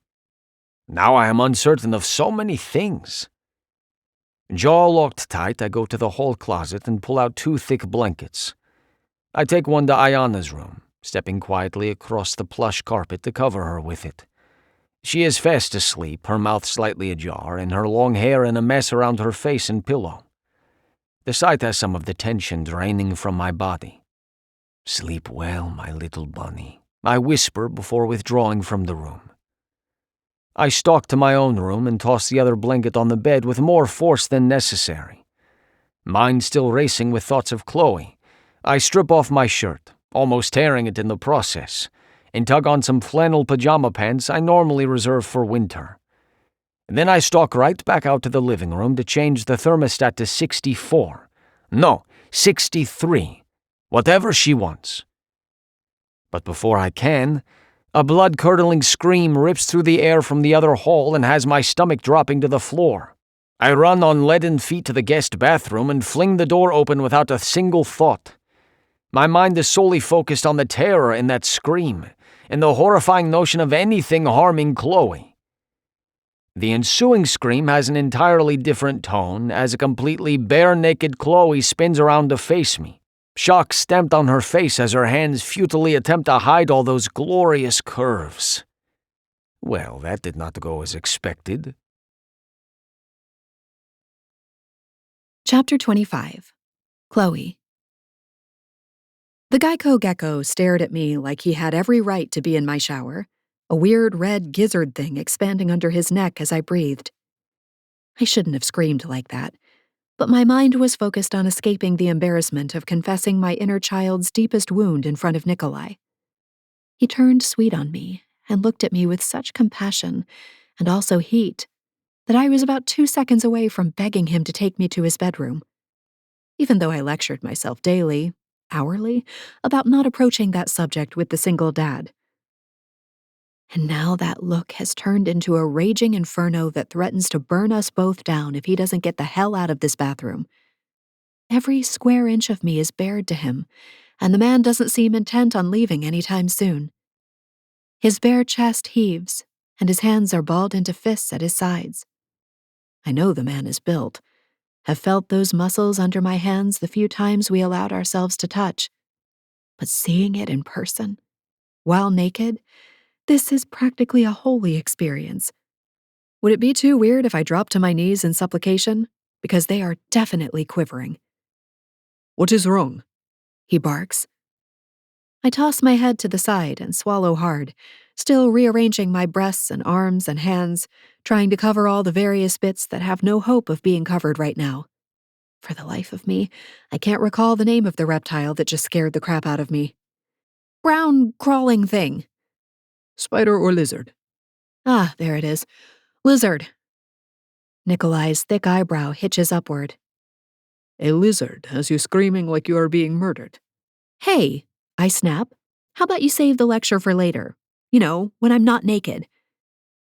His gaze instantly drops, like my mentioning my state of undress is permission to finally look down. I stifle another scream, and he claps his hands over his eyes. The slap is hard enough to echo off the tiled walls and would have made me wince if I wasn't preoccupied with fumbling for the towel on the wall and wrapping it around myself before that hand falls away again. Okay, I mutter, holding the towel around me tightly. Decent. Nikolai drops his hand and assesses my new outfit. There is zero, and I mean zero, chance of me being able to ignore the fact that the front of his pajama pants have tented with an erection so large it's making my mouth water. Instead of ignoring the elephant in the room, Nikolai just reaches down and adjusts himself, and suddenly I've forgotten all the reasons why I can't have a teeny tiny taste of this man. He steps forward, and I think maybe all my dreams have come true, but he sweeps by me, reaching into the shower. He lunges beyond the shower curtain and curses in Russian under his breath. He lunges again, and that damn gecko, or lizard, I guess, how would one know the difference? Jumps out of the shower and makes a run for it in my direction. I let out another muffled scream and hustled to the other side of Nikolai, hiding behind his back. The little guy runs right out the bathroom door as I peek around Nikolai in horror. It takes me a minute to realize that Nikolai is shaking. Not in fright, like me, but in laughter. I look up and up and up, seeing miles of tanned skin covering mounds of muscle. It takes my eyeballs years to make the trek, but they've never been so happy to cover so much ground. Yep, the man is laughing at me. He spins and reaches for me, cupping my face and pulling me into his warm torso. Dear God, he's thick everywhere, making me feel like a small doll compared to him. I'm acutely aware there's just a flimsy towel between us.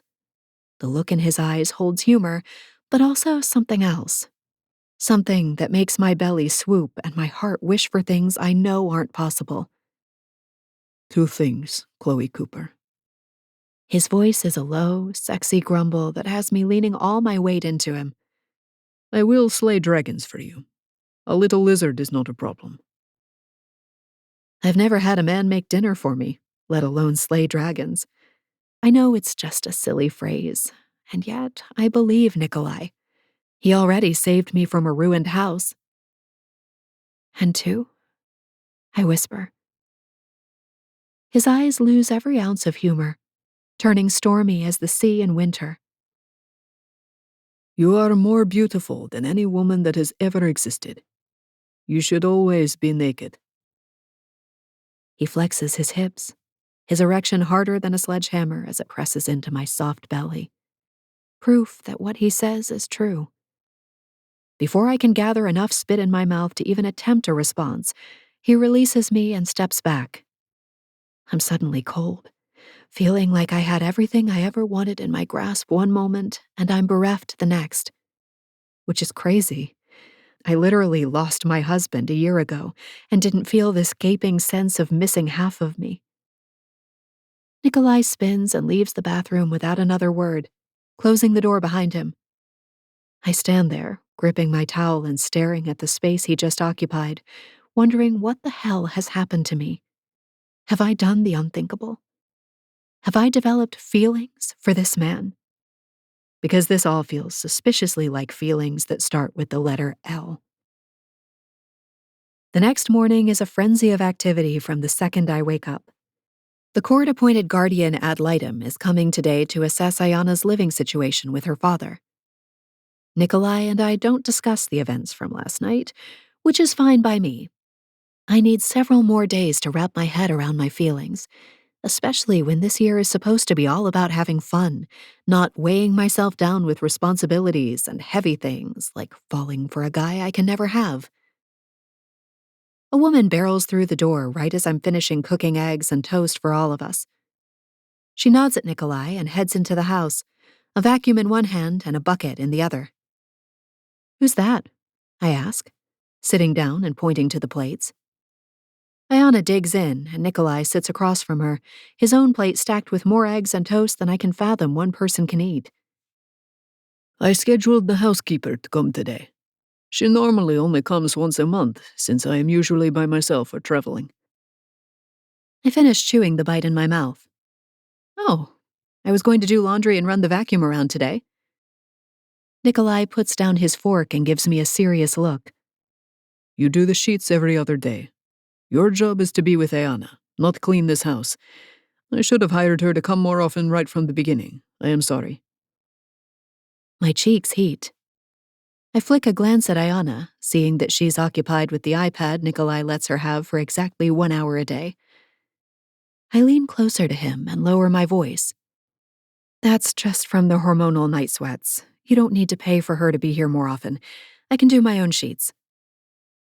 He frowns, eyebrows drawn together.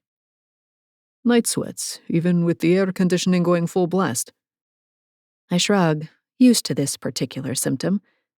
My doctor in Wisconsin assured me it was normal, especially considering the stress of the last few years. "Yeah. It's not really something that you can stop, even with an Arctic blast.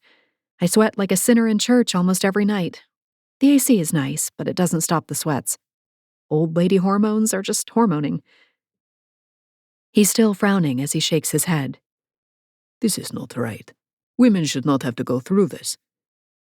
I grin. He's not wrong. That's why we're the tougher of the two sexes. Agreed. He digs back into his breakfast while I try not to swoon over the fact he noticed my frequent trips to the laundry room and scheduled his housekeeper to take over. "Hey, I talked to the guy fixing my condo." I flap my hand in the air, searching for a word I can't seem to grasp. The guy with the tool belt telling everyone else what to do. Damn this perimenopausal brain. "They should be done in the next few days. I'll be out of your hair before you know it."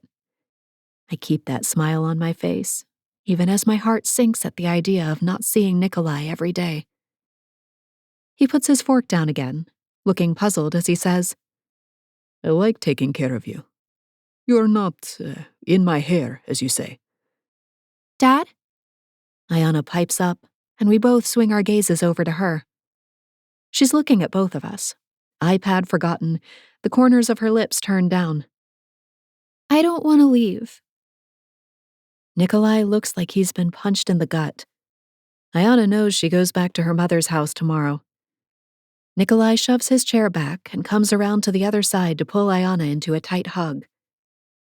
Your mother and I are working out a plan so that I can see you more often. I promise you.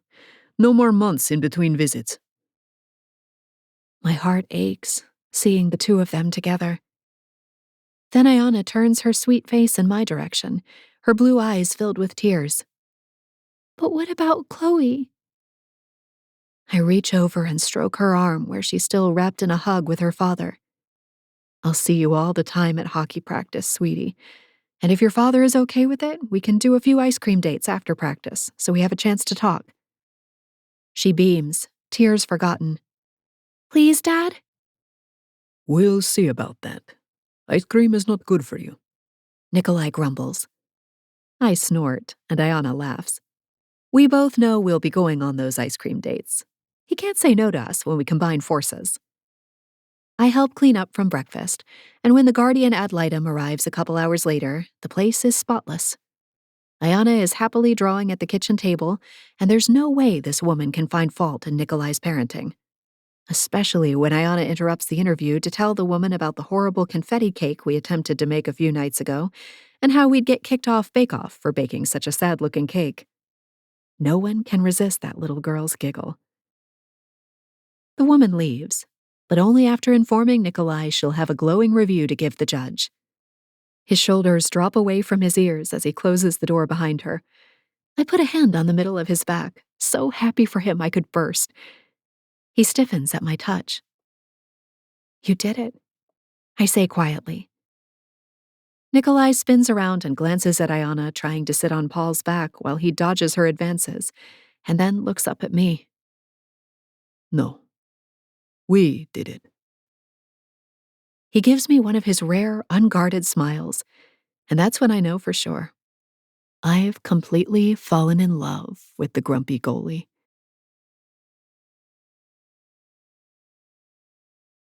Chapter 26.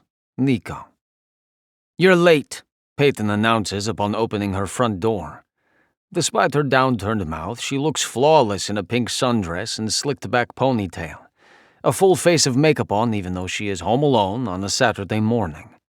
It is nice to see you too, I reply, hefting Ayana's bags up the steps. I drop them just inside the door before retreating to the edge of the porch. My ex peers past me, her brow knitting. Where is she? In the car, saying goodbye to her dog. Paul started training last week, and Ayana is taking it quite seriously. The dog must now sit before he is allowed through any doorway by his tiny taskmaster. Peyton folds her arms and frowns up at me. I'm not getting a dog, you know. I did not ask you to.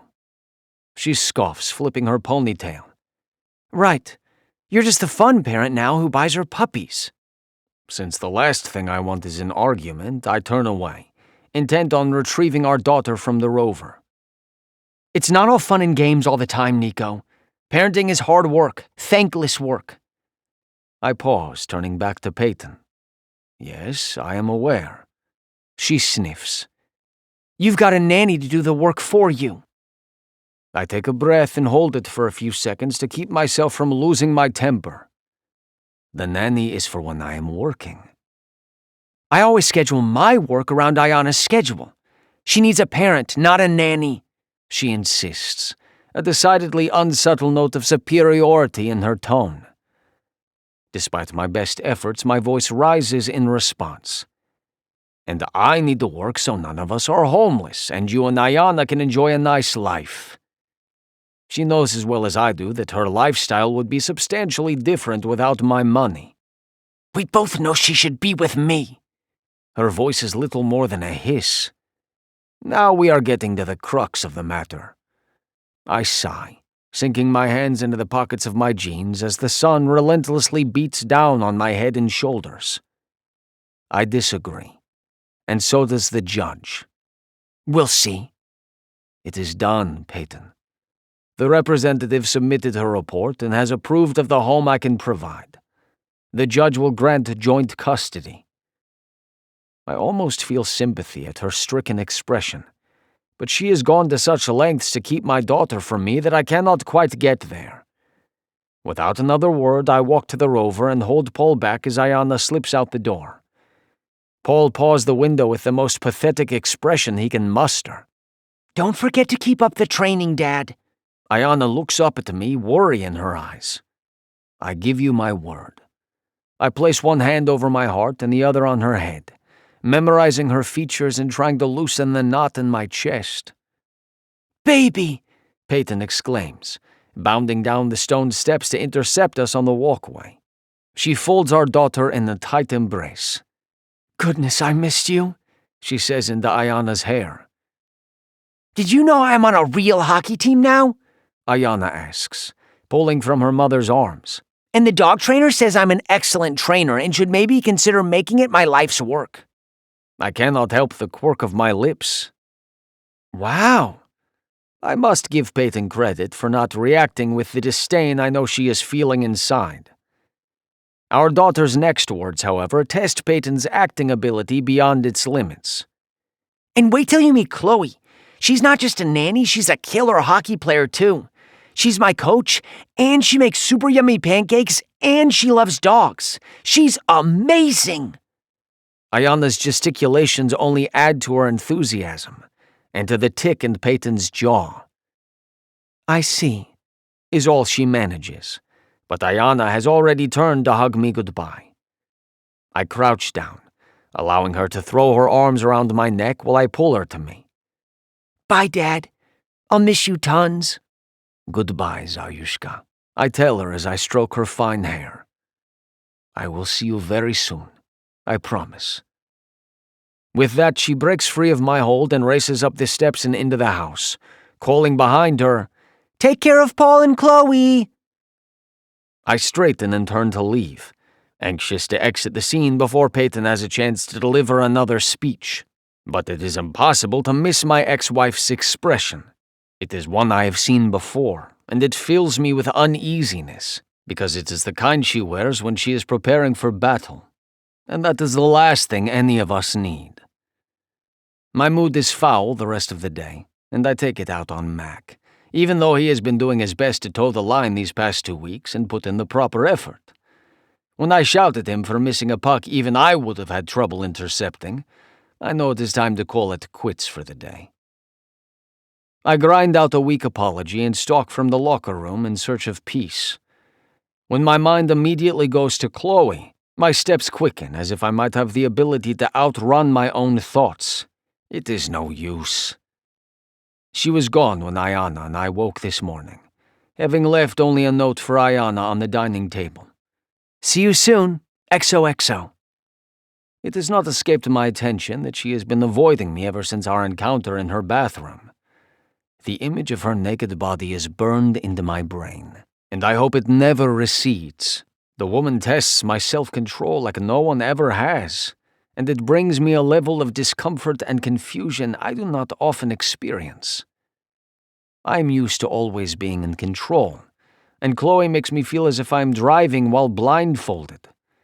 My skin feels too tight for my body as I pull from the parking lot and tear down the street, nearly running a red light as my mind races. Fuck, I need to pull myself together. When I arrive home, Chloe's Bronco is in the driveway, but the house is empty. It is quieter than I remember, Ayana and Chloe's voices having filled it for the last 2 weeks. The only sounds are Paul's nails on the tile and the dull hum of the air conditioner. When I look for another note from Chloe, this time for me, I do not find one. You're sure you flipped the fuse off, right? Benny asks through my earbud. Of course, I mumble around the small flashlight clenched between my teeth. Benny's family owns a construction supply company, so he was the first person I thought to call for help with my little home improvement project. Once you remove the plate, you should see wires with plastic connectors. He pauses. Tell me again why you can't just wait till Monday and get a handyman to install it?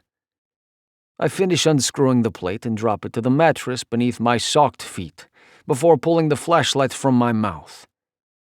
Because it has to be tonight. That is all the explanation he needs. While I have much experience with farm chores and physical labor, installing a ceiling fan is beyond my scope of expertise. Still, I am determined to complete this project before Chloe returns from wherever she might be tonight. My restlessness from the earlier silence and the absence of my 2 companions meant that I had to find another purpose for my hands and mind. Before I knew it, I found myself at the local hardware store purchasing a ceiling fan for the guest room, Chloe's room. I had not thought any further than procuring it when I realized I should probably call for help before electrocuting myself. Okay, Benny says. Tell me, am I going to be this grumpy when I become a dad? When I ignore his question, he continues with the next set of instructions. It takes over an hour to finish, during which Caitlin commandeers Benny's phone to pepper me with poorly disguised inquiries about Chloe and me. But I deflect them by asking about her pregnancy and sharing unflattering stories about her fiancé. I'm just clearing up the last of the mess when headlights flash through the draped window, telling me that either Chloe has returned or the Jehovah's Witness evangelists have started working nights. While I do not know for certain where Chloe has been, I have not been able to ignore the likelihood that she was out on a date. My conflicting emotions on the matter are concerning, which is why I have steadfastly pushed them aside all evening. The 2 distinct voices, one feminine and familiar, and the other foreign and masculine, coming from the front porch has my pulse galloping. I force myself to continue hauling the fan packaging to the garage. This is none of my business. As I re-enter the house, the sound of the front door closing brings my spine stick straight. Did she invite him in? Is she taking him to her bedroom?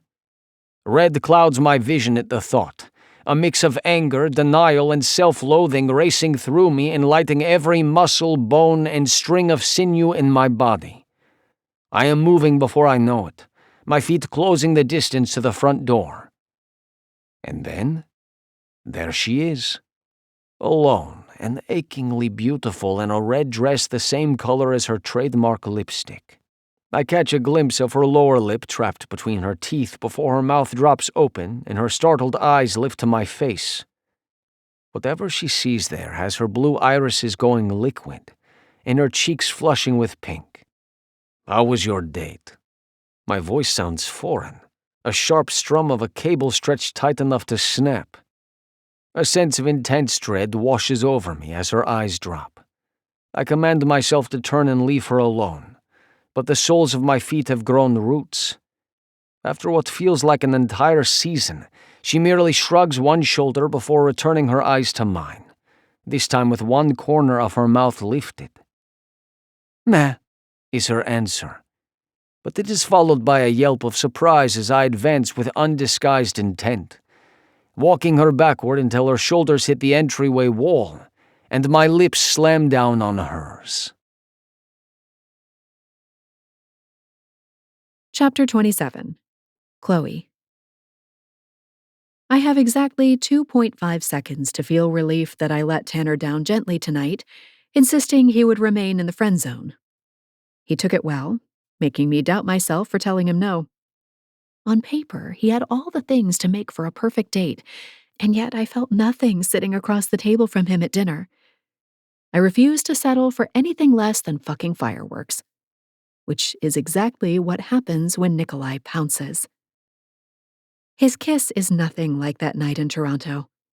It blows that one right out of the water, like a tiny peck from a schoolboy compared to the hot, raging man now consuming me like I might be the key to his survival. His hands tilt my head where he wants me, his tongue and lips taking control of the kiss without even a hint of seeking permission. Thing is, I gave him permission months ago. He just hadn't acted on it. Until now. My hands fly to his muscled waist, fisting the material there while I try to keep up. His teeth nip at my bottom lip before his tongue drags across the abused skin. The hands that held me in place and probably made an absolute wreck of my hair now slide down to my hips and hoist me up.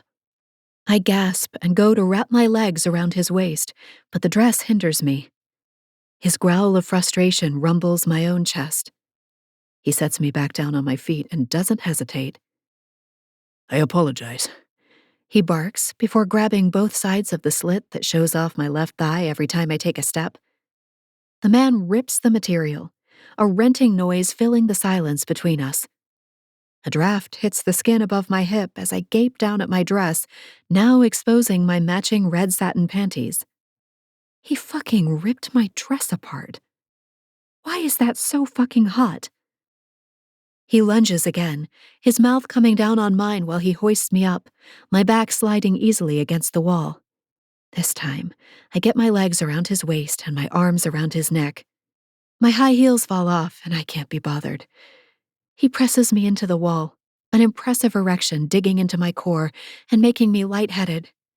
His hand leaves my hip to cut my breast through my dress. He wrenches his mouth away from me to stare down at the white flesh. Fucking hell, Chloe. How are you so beautiful? The question must be rhetorical because he doesn't wait for an answer. Roughly pulling down the top of my dress and bra in one tug, he exposes my breast and hisses. The same devastating combo of teeth, lips, and tongue are now on my breast, teasing my nipple and leaving red marks along the pale globe. I toss my head back, breathing so heavily I feel like I've been running, and promptly hit it against the wall. Nikolai's face comes up, his eyes burning hot as he takes me in, hair a disaster, breast exposed, and my dress ripped to hell. He lets out a feral growl and pulls me off the wall. I tighten my arms around his neck and let him carry me through the house. Stalking is more like it, The man can move fast, something I've seen out on the ice, but never in this capacity. He carries me as if I weigh nothing. A mental image of Josh refusing to pick me up and carry me over the threshold of our house when we got married flashes through my brain, and I push it away. He has no place here in this thing with me and Nikolai. Nikolai stops short of his bed and runs his hand through my hair, looking at me with something I've never seen before. Gone is the familiar aggression from earlier, replaced by a look of caring so strong it makes my eyes water. He lowers me down gently to the edge of the bed. I'm so focused on keeping eye contact and memorizing this new expression, I can't take in the details of his bedroom.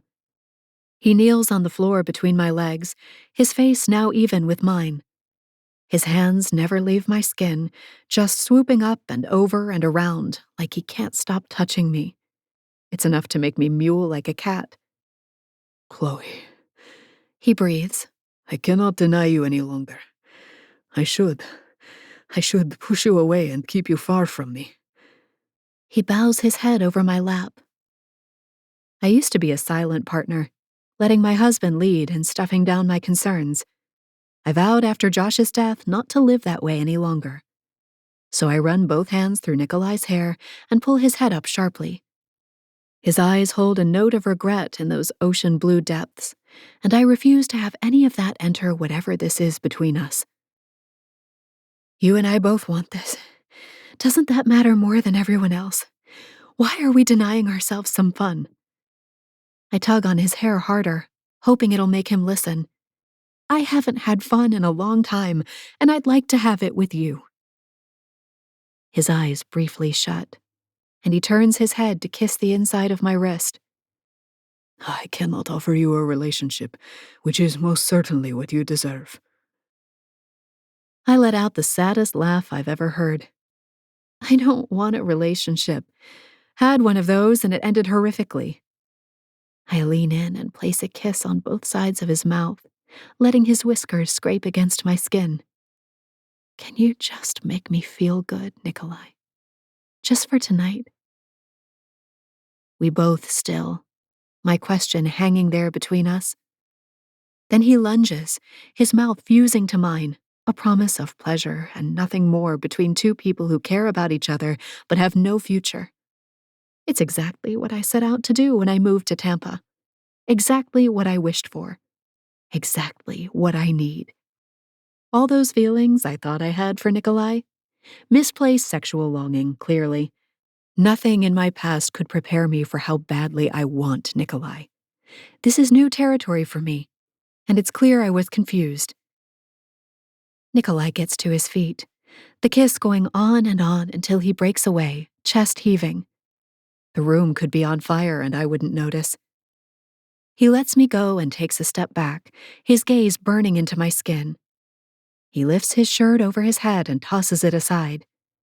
That physique I got a glimpse of the other night is right in front of me, except this time, his hands go to the buttons of his jeans as he works them open. My mouth goes dry, and my gaze tracks his progress. He shoves the material down, and out springs the most perfect cock. Long, thick, and perfectly veined. Instinctively, I reach for it. No. He commands, and I freeze, greedy hand in the air.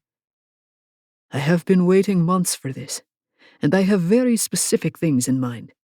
I hope you do not intend to sleep tonight, Chloe Cooper. I swallow hard and gaze up at him, taking in the finest physique I've ever seen in person. The man should retire from hockey and become an underwear model, pose nude for artists, be the next inspiration for a sculpture. Hell, an OnlyFans account would make him more money than hockey. Look now while you can, he threatens, holding perfectly still. My heart's beating so hard I'm not sure this is healthy. God damn, he's even hotter when he's bossy. Stand up and turn around. I obey, though my legs are quaking so badly I'm not sure I'll be able to stay on my feet for long if that's what he has planned for me. His hands gently glide the zipper down the back of my ruined dress, leaving a line of goosebumps in their wake. Rough fingers slide the straps off my shoulders, and the dress falls to the ground. I've never been so thankful for my obsession with beautiful and expensive lingerie. It went unappreciated by Josh, but based on the deep growl coming from behind me, Nikolai is a man who appreciates the finer things. He unclasps the bra and assists its fall to the floor, and then his touch is gone. You have tempted me every day. He mutters menacingly. I'm trembling, just seconds away from begging him to touch me again. I look over my shoulder to gauge his next move. He has one giant hand wrapped around his cock, stroking it as he zeroes his attention in on my backside. I'm about to turn, but he barks out another command. Get on the bed on all fours. I swallow hard, not sure about putting myself into that type of compromising position. Maybe I could ask to turn off the bedside lamp first? I'm realizing quickly that everything I've participated in before could be classified as very, very vanilla. Now, Chloe. I jump, realizing that Nikolai is in control here, and I, for one, want to see what he does with it. I scramble onto the bed exactly as he instructed, but he barks at me to back up until my toes are hanging over the bed. He steps up right behind me, the heat of him searing my skin. My breaths are now audible gasps. His hand grips the material between my cheeks and rubs it ruthlessly back and forth over my wet flesh. It's vulgar and rough, and so damn amazing I have to bite my lip to keep from crying out. How many times can you come in one night?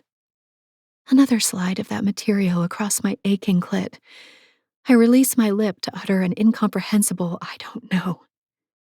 Let us find out, yes? Yes, I gasp, proud of myself for getting a single word out of my mouth.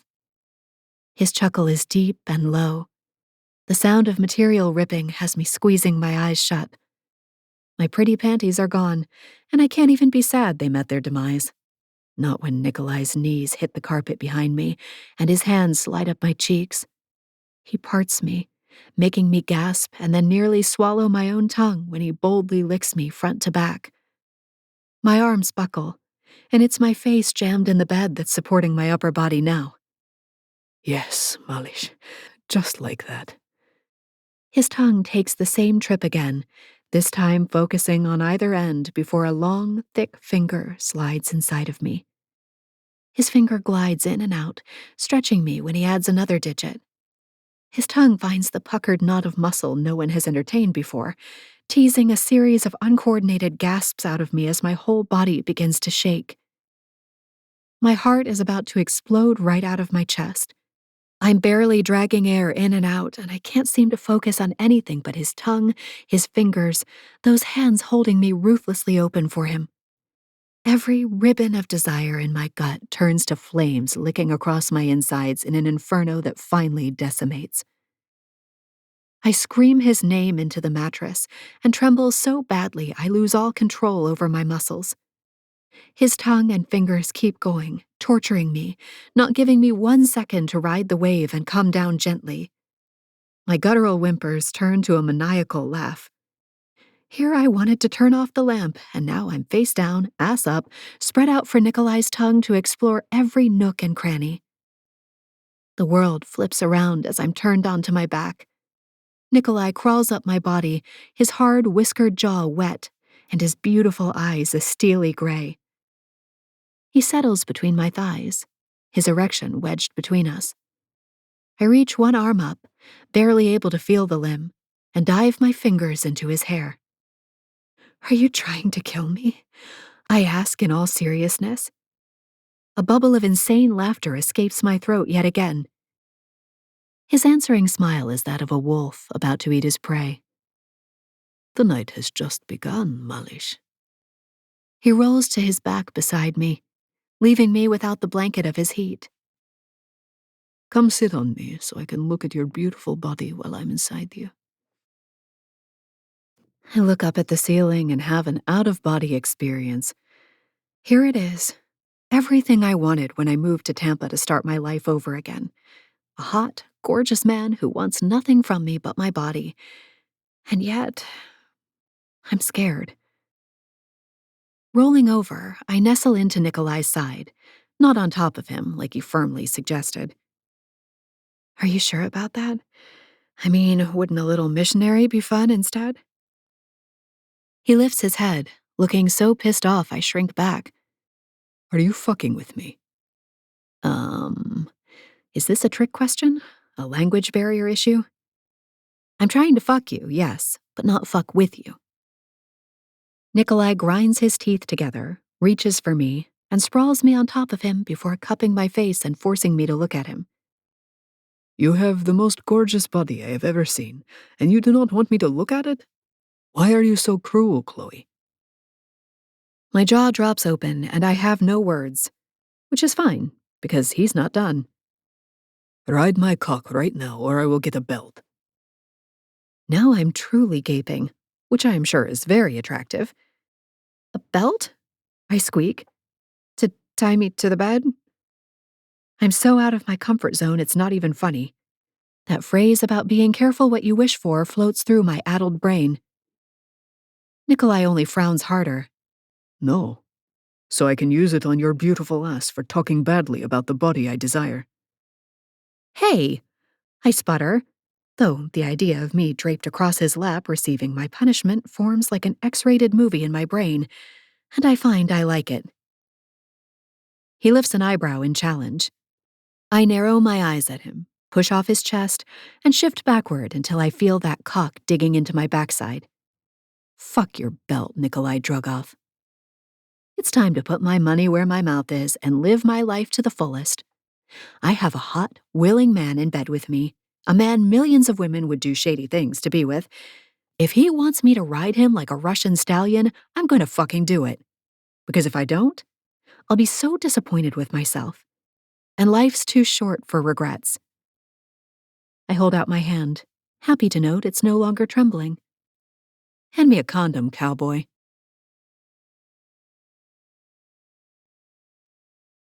Chapter 28.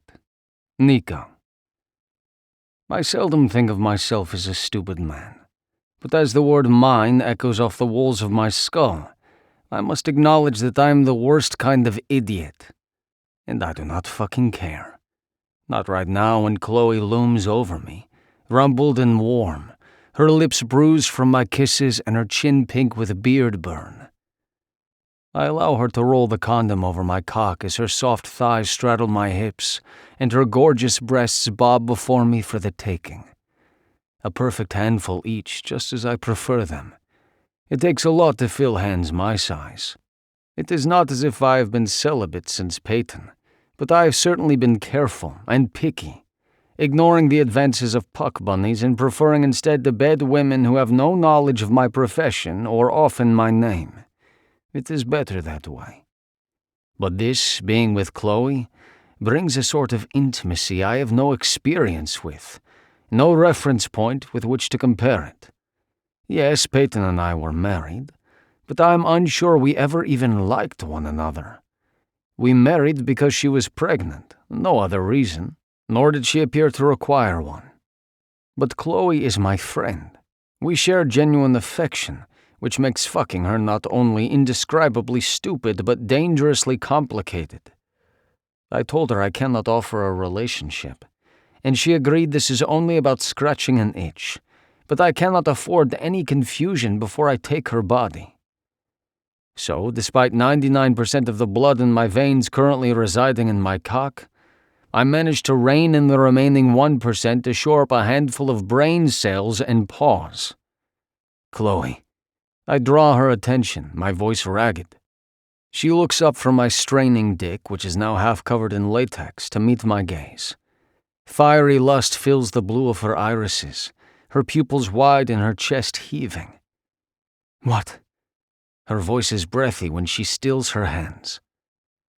I want to make sure we both truly understand what this is, and what it is not. I am unsure which of us needs the reminder. She grins then, leaning forward to drop a quick kiss on my lips before straightening again. What do I keep telling you? She doesn't pause before answering her own question. You need to lighten up, big guy. Since there is only one way to interpret her words, I release that last 1% to do its worst while Chloe resumes her task. I vow to make her pant my name as many times as possible before dawn, and real life break in. As soon as I am sheathed, she rises to her knees, stroking my cock before positioning the head at her entrance. Stop, I command, causing her eyes to flash back to mine. You will go slow. I will not have you hurting yourself, Malish. I am big, proportional to the rest of my body, which makes me more than some women can take. She draws in a breath and lowers herself until just the head of my cock is seated in her heat. She groans. I'm not sure if I can go slow. When she hastily rises and drops her pelvis farther this time, I lock my jaw and brace her hips with both hands to halt her movements. You will. The steel in my tone has her nodding and finally obeying. Her next movement is slow and controlled as she takes more of me, causing us both to groan.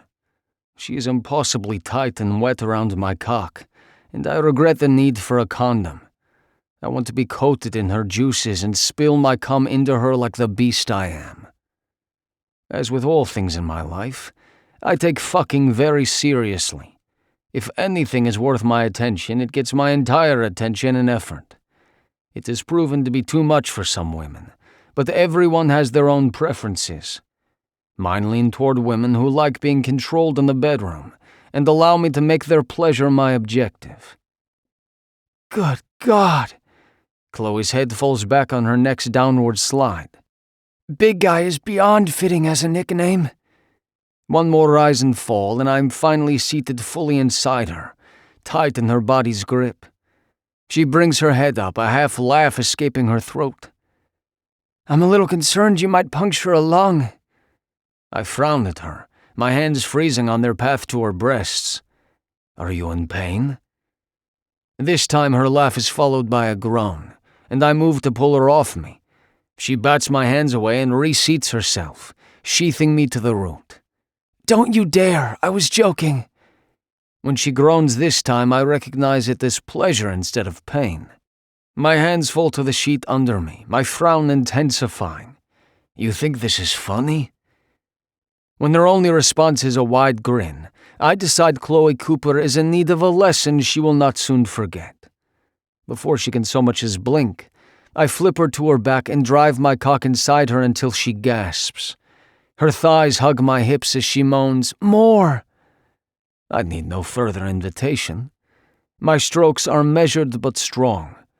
But when she winds her arms around me, her hands beginning to explore my back and shoulders, I halt all movement. Chloe whimpers in protest. Hands above your head, I instruct. I want you focusing on my cock taking your pretty pussy and nothing else. Her immediate compliance has the beast inside me purring with contentment. Good girl, I murmur before resuming my thrusts into her wet heat. Her mewls and moans are too much, so I take her mouth with mine and we mimic our bodies' movements with our tongues, delving and retreating. When I feel the first flutters of her inner muscles around my cock, I tear my mouth from hers and shift to my knees. Gripping one creamy thigh in each hand, I jerk into her as I thrust forward, my eyes trained on her pink swollen pussy taking the length of my cock over and over. Nikolai! The word is a plea, but I do not relent in my motions, driving into her until she spasms wildly around me. Her back arches off the bed and her head digs into the mattress as she whimpers my name. Every muscle in her body is drawn tight as I continue to fuck her through her orgasm. Sweat drips from my forehead into my eyes, and I swipe it away as the familiar rush of adrenaline races across my back, and my balls draw almost painfully tight. Chloe is mewling beneath me, her arms still above her head like the good girl she is. I readjust my grip on her thighs, our skin slick with perspiration as I piston faster, the loud repeated slap of my pelvis against her luscious ass and thighs reverberating around the room. Then my vision clouds with white, and I'm coming hard and long, never letting up my pace until the last shockwave rushes down my spine and I am utterly drained. My body collapses to the bed, but I'm careful to land just beside Chloe, pulling her limp body with me so we remain connected. Ragged breaths spill from my lungs as Chloe's face collides with my shoulder, and she quietly pants what sounds like a mantra. Holy shit, holy shit, holy shit. I slide an arm around her waist, drawing her even closer. Are you all right? I managed to ask over the heaving of my chest. With utmost sincerity, I can promise you I have never been better. I can feel her lips curving against my skin, and a sense of profound satisfaction settles deep within my chest. I will need a few minutes to recover, I am afraid. This time she barks out a laugh, and it is only then that I realize this might be the first time there has been laughter in my bed. To my mind, humor and fucking are the most improbable of bedfellows. But to think of Chloe without a ready smile on her lips or a chuckle in her throat is even more incongruous. When my breathing returns to normal, I reluctantly pull out of her, securing the condom as I do. Stay here, I instruct before climbing out of bed to dispose of the rubber in my bathroom. When I return with a warm washcloth in hand, it is to find Chloe reclining with a sheet pulled up to her neck. My nostrils flare as I bend and yank the sheet down, tearing the entire thing from the bed and tossing it to the floor in one motion. Chloe gasps and brings a hand to her breasts, but I only respond with an order. Thighs apart, Malish. Now. Instead of complying, Chloe narrows her eyes and asks, You keep saying that. What does it mean? Without answering, I sit on the bed and run a hand gently up one of her legs. When she finally allows me to guide her thighs apart, I say, It is what is the word? A name you call someone special. Her face softens at that. An endearment. Yes, an endearment, I confirm before lifting the washcloth to her mound. There's really no need, Chloe says as I lay the cloth over the pink skin. We used a condom. It is for soreness, I explain, concentrating on my task. Oh. She allows herself to relax back into the mattress. Thanks. Her tone is almost shy. But I am afraid I have veered into territory that is only shared by people with a different kind of intimacy between them. So I add, I am nowhere near finished with you tonight, and I need you to keep up. I cannot help but chuckle when her responding gulp is audible. 2 hours and 2 orgasms later, Chloe is having difficulty keeping her eyes open. So, where did you learn English? She asks over a yawn.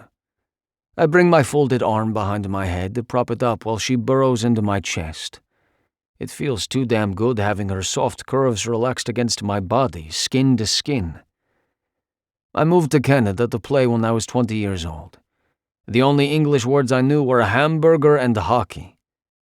Well, Chloe murmurs, that's really all a guy needs when you think about it.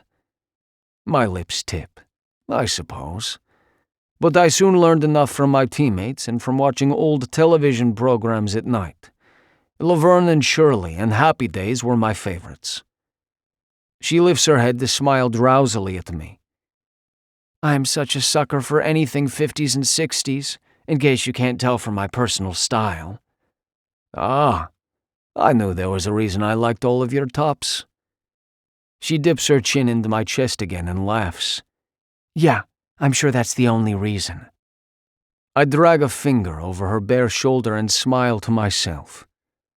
My teammates waited an entire season before telling me no one has used the word nifty or shucks in 40 years. I was beginning to wonder how my luck with women was so awful. Her body shakes with her silent laughter. To this day, I have never figured out what a schlemiel or a schlemazel are, I confess, referencing the words used in the theme song for one of the shows. Me neither, Chloe responds, following it with another giant yawn. We are both quiet for a few minutes while I absently caress the soft skin of her shoulder. When her breathing begins to even and slow, I am faced with a conundrum. As good as it feels lying here with Chloe, sleeping in the same bed is a mistake. However, there is no way I would ask her to leave, so I resolved to sleep in Ayana's room or on the couch, since I long ago turned the fourth bedroom into a home gym. I am going to shower, I whisper before carefully disentangling myself and shifting sideways to the edge of bed. Chloe hums, eyes closed and body limp under the sheet we retrieved from the floor. She is so fucking beautiful. Her eyes blink open once, then twice, and when she sees me standing beside the bed, she jerks up to prop herself on an elbow. Oh, sorry, I fell asleep. Her unfocused eyes dart around the carpeted floor. I'll grab my clothes and go. I narrow my eyes and return to the bed on hands and knees, not stopping until she is trapped under me, wide eyes taking in my stern expression. You will not. Nikolai, she protests. We already agreed this is just sex. I don't need to sleep in your bed. I bend closer until I feel the brush of her breath on my cheek. You are right, Malish, I whisper. It is only fucking. But when you are in my bed, that entire gorgeous body, including your sweet pussy, belongs to me. And I'm telling you to close your eyes and go back to sleep. I don't wait for any response. Instead, I close the small gap and kiss her hard and deep before taking my half-hard cock to the bathroom for a long shower. When I emerge 30 minutes later, I find Chloe sprawled out naked on my bed, sheet thrown to the floor once more. And the urge to smile at the sight, however, is tempered by the uneasiness that progressively grew and settled as I showered.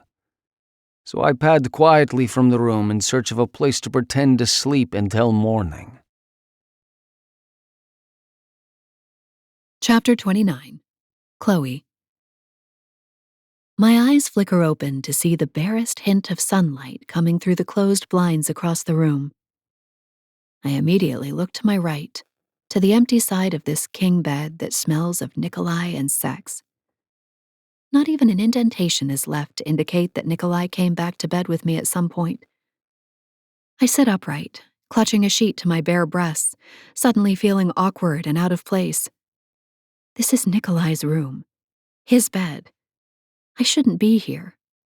Clearly, the man couldn't even bring himself to sleep next to me. I cringe, thinking of him being irritated that I essentially kicked him out of his own bed, even with that last line he gave me about owning certain parts of my anatomy. I scramble to my feet and tuck the sheet around me like I'm attending the world's lamest toga party for one, and gaze down at the perfect imprint of my body on his sheets. A sweat outline. Fucking great, I mutter, leaning down to rip the fitted sheet off the bed. I'll have to do Nikolai's sheets before I leave for the ice rink. At least there's one good outcome of him not sleeping with me last night. I didn't night sweat all over him. I march out of the room, arms full of bed linens, and also trying to keep the sheet around me tucked under my arm. I don't hear Nikolai in the house, which isn't surprising. He's probably training with the goalies or off on a run.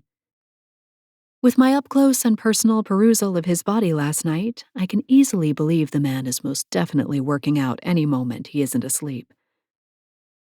Throwing the bedding into the washing machine, I close it and throw in some detergent, reaching up into the cabinet to grab a clean pool towel. Before it's fully wrapped around my body, Nikolai wraps his knuckles against the doorway, startling me. I make sure both boobs are covered and turn his direction, a smile pasted on my face. Hey, I thought you were working out. What does one do with their hands the morning after one-sided, incredible, life-changing sex and they're barely covered in a towel? I settle for one hand on the washing machine and one hand on my hip. Hey, look at me, all casual and shit when what I want to do is run from the room and hide. Nikolai looks better than ever, if a little sleepy with the puffy eyes and unruly hair. The shorts are riding low on his lean hips, and his chest is bare. He's unfairly handsome, whereas I probably look like a sweat-soaked troll. More sheets? He asks, voice rough and rumbly and so damn delicious I forget for a second that he never came back to bed. I clear my throat and focus on keeping things friendly between us. That's what I agreed to do, right? Yeah, it's a known thing with perimenopause. Nothing to worry about, just an annoyance. He frowns, crossing his beefy arms over his chest. What is this perimenopause? You are too young for this, yes? Well, I'm 42, and this stage of life can last up to 10 years, so no, not too young. It's just most women don't talk about it, which is a shame. I could have really used a heads up. I tightened the towel around me. It started a little before Josh passed away. Given our battle with his cancer, I was concerned that maybe I was sick too. Several blood tests later, and the doctors informed me I was merely dealing with hormone issues. No big deal. Nikolai, still frowning, steps into the laundry room and pulls my hands from the towel to hold in his. Do not do that. Do what? Don't sleep in your bed? Got it. Won't do that again, believe me. Do not downplay something that affects you. This has been a shift in your life, yes? At my nod, he continues. Then it is worthy of talking about, and worthy of me listening. My heart, the organ I locked away behind a thick wall of easy breezy friendship and nothing more, thumps in my chest. I squeeze his hands and tell my eyeballs to cooperate. Crying will not be tolerated. Thanks, I say thickly. He gives my hands a tug, and suddenly he's kissing me, his broad shoulders blocking out the garish overhead lights and creating a cocoon of just him and me. He releases my hands and cups my face, deepening the kiss. And then he's gone, letting me go and inching backward. I must go. See you later tonight. I nod, head spinning, unsure if he wants me here or what we're doing with each other.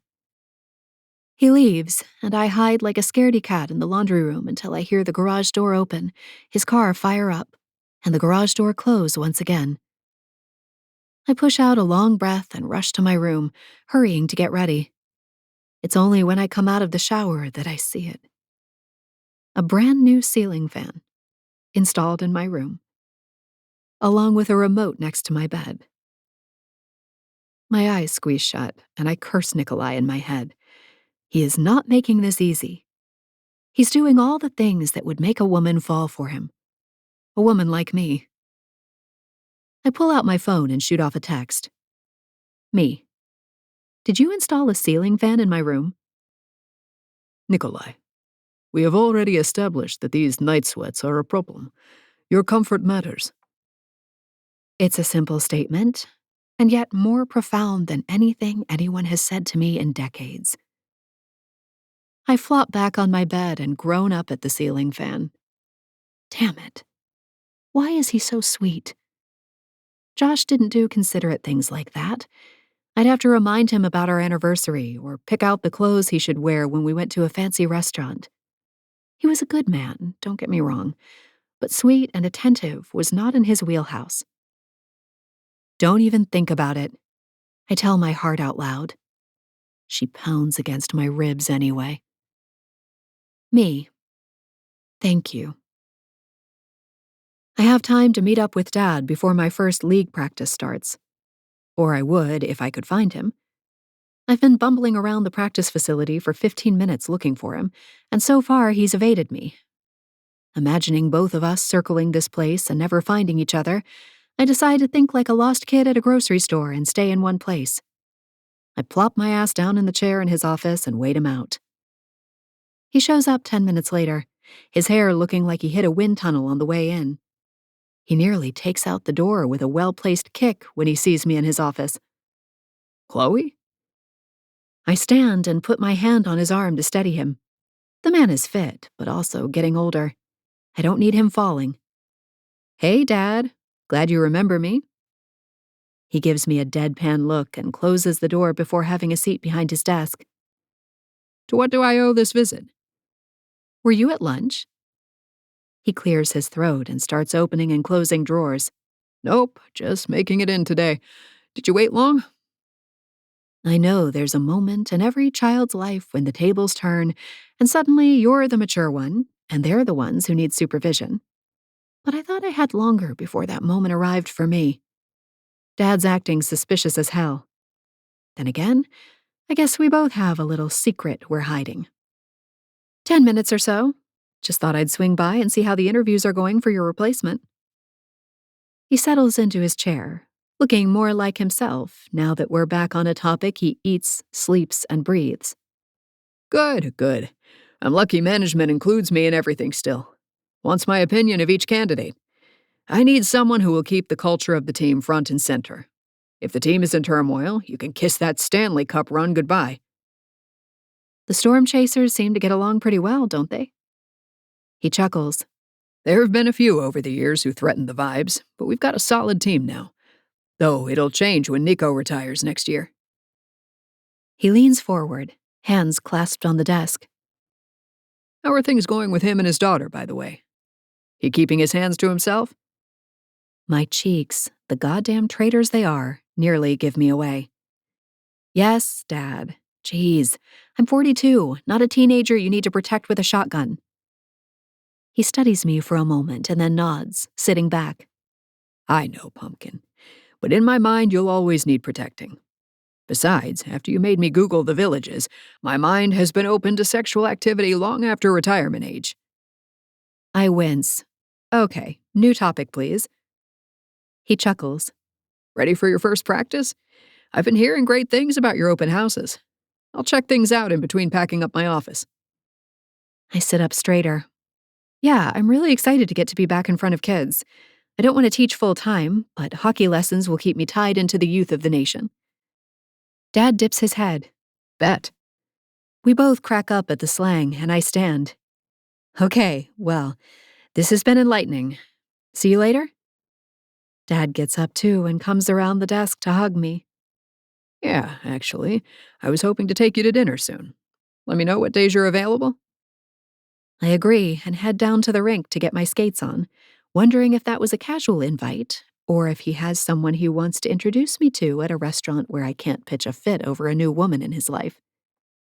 There's no way I'd have a problem with him dating. I know exactly what it feels like to be alone, and I don't want that from my father now that he'll have more free time on his hands. A little voice in the back of my head screams that I should come clean with him about Nikolai, too, but she shuts up as the first kid arrives for practice. Working my way through the new arrivals, I've talked to 8 concerned parents and tied 6 pairs of skates for kids who aren't sure they got it right, when a little voice steals my attention. Chloe! I turn, nearly falling backward in my crouch as Ayana barrels into me. I hug her back, steady myself, and then get to my feet. You made it. Introduce me, Ayana, interrupts her mom. I look up and hold out my hand, refusing to acknowledge that the woman looks like she stepped away from a fashion shoot to drop her daughter off. Chloe Cooper. I don't bother to mention she already knows who I am. I was at the court hearing, and we both know it. She grasps the tips of my fingers in a weak handshake. Peyton Drugoff, Ayana's mother. The smile I give her is as fake as the one she gives me. Hearing Nikolai's last name attached to hers is enough to turn my stomach. Matt, the assistant coach I hired, blows his whistle, interrupting us and saving me from small talk I just don't have in me right now. Everyone line up on the ice once you have your skates on. Coach Chloe is going to show us how to skate with our sticks. Got your skates handled? I ask Ayana, ignoring her mother entirely. Her father has already shown her how to lace them, Peyton says, emphasizing her father. My smile cranks up. Great, then I'll leave you to it. I walk away and head for the ice. I have a practice to run, not time for some pissing match with Nikolai's ex-wife. Given that this is our first practice, I still give each kid a pool noodle, not an actual hockey stick to hold. Still, many of them use it as a sword or put it on top of their heads like a unicorn horn. By the time we have a moving line of hockey players actually holding the noodles like a stick, I glance up to see Nikolai has joined the stands with the other parents. Peyton is trying to talk to him, her arm pasted to his leg as she leans into his personal space. Not my monkey, not my circus. I repeat to myself over and over. Another glance shows Nikolai's gaze trained on me and Ayana. Back and forth, checking on us both while Peyton chats away. When we move into another drill, I hazard another glance in the stands. Peyton has her arms crossed over her chest and a scowl aimed directly at me.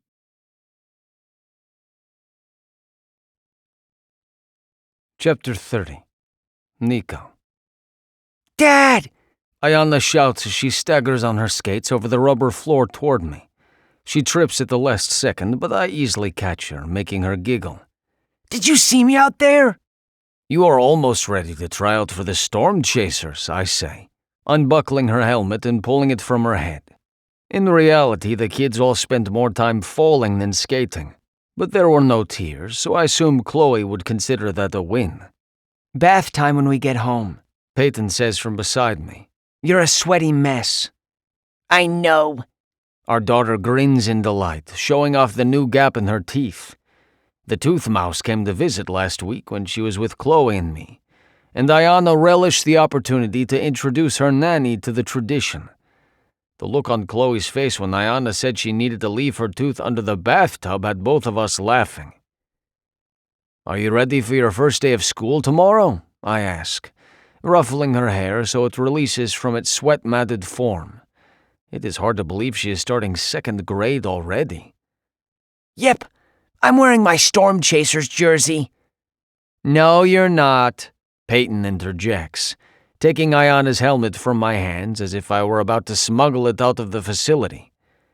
I got that cute purple sundress, remember? Ayana frowns up at her.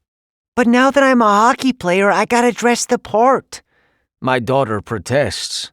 Peyton glares at me as if I forced Ayana to prefer a jersey over a dress. I vowed long ago to stop trying to understand the woman.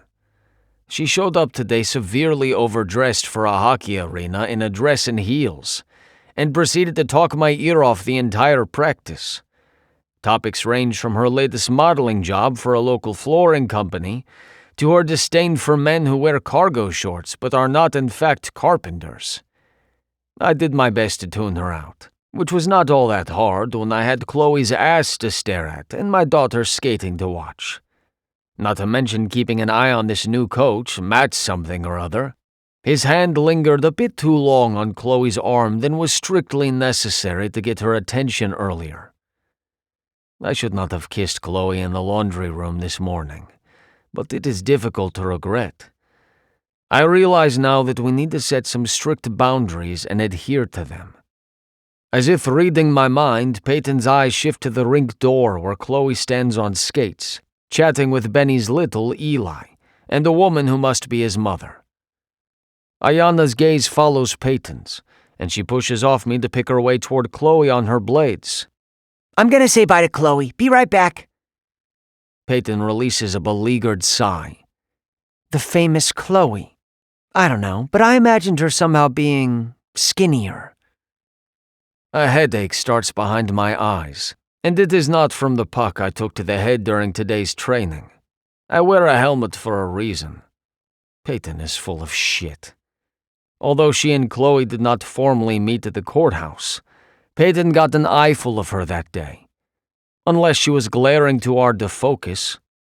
Peyton has always been overly occupied with her body and looks, often making negative comments about herself in a bid to win my protestations and subsequent compliments. I do not know how much of her insecurity is manufactured for attention, but she incessantly complained about her height, and was resentful that she could never be a real model at 5 feet and 4 inches, cursed by Mother Nature to be beautiful but not tall. And she is beautiful, but not as beautiful as Chloe. I keep that thought to myself. Since hanging around here listening to Peyton's passive-aggressive chatter ranks on my list of hated pastimes just above sticking my dick in a beehive, I say goodbye to my daughter and wish her good luck at school in the morning.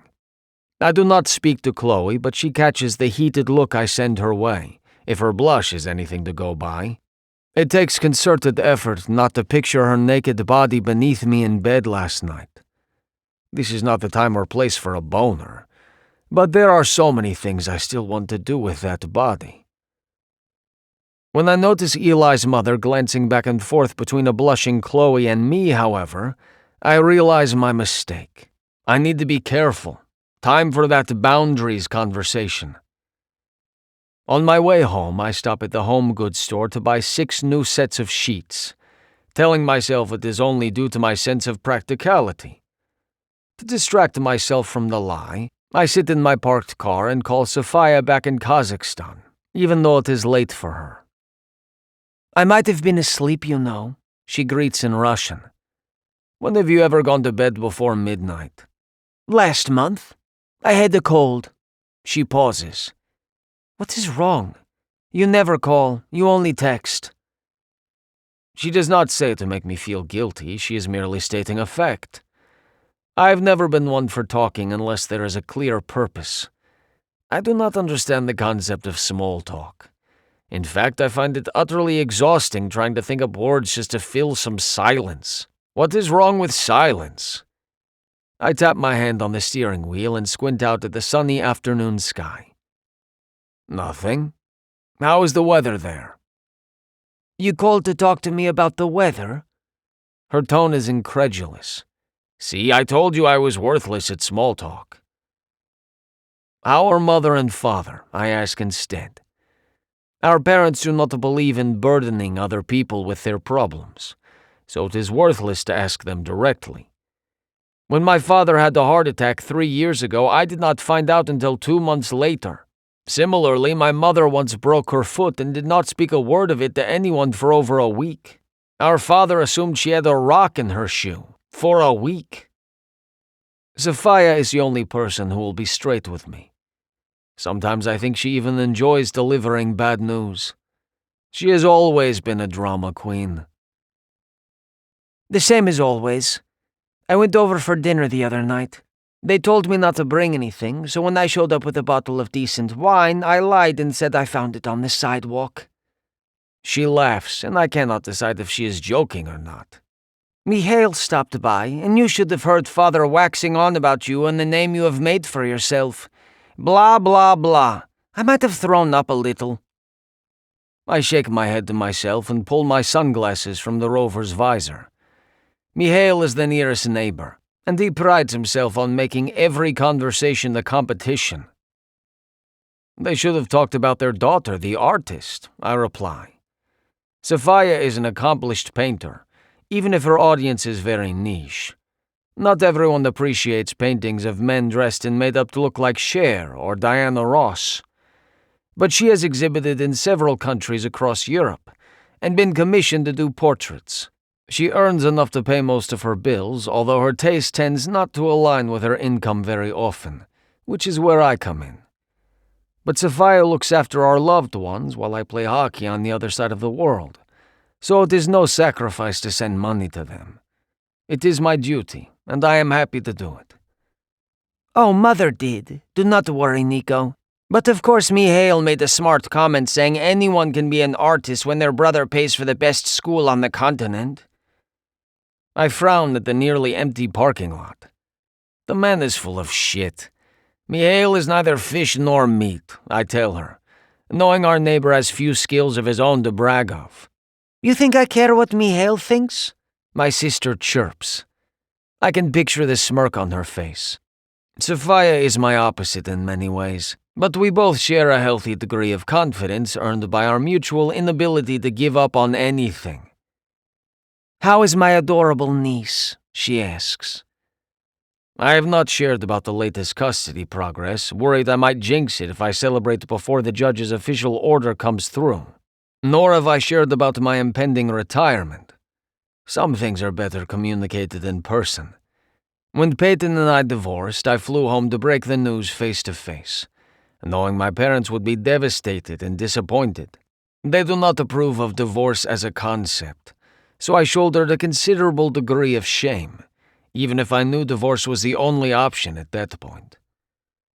So I tell my sister about Ayana's lost teeth and her new hockey program. She is delighted when I share Ayana's planned outfit for the morning. Sophia knows me well enough not to ask about any prospective relationships on my end, but she lets it slip that she is seeing someone new.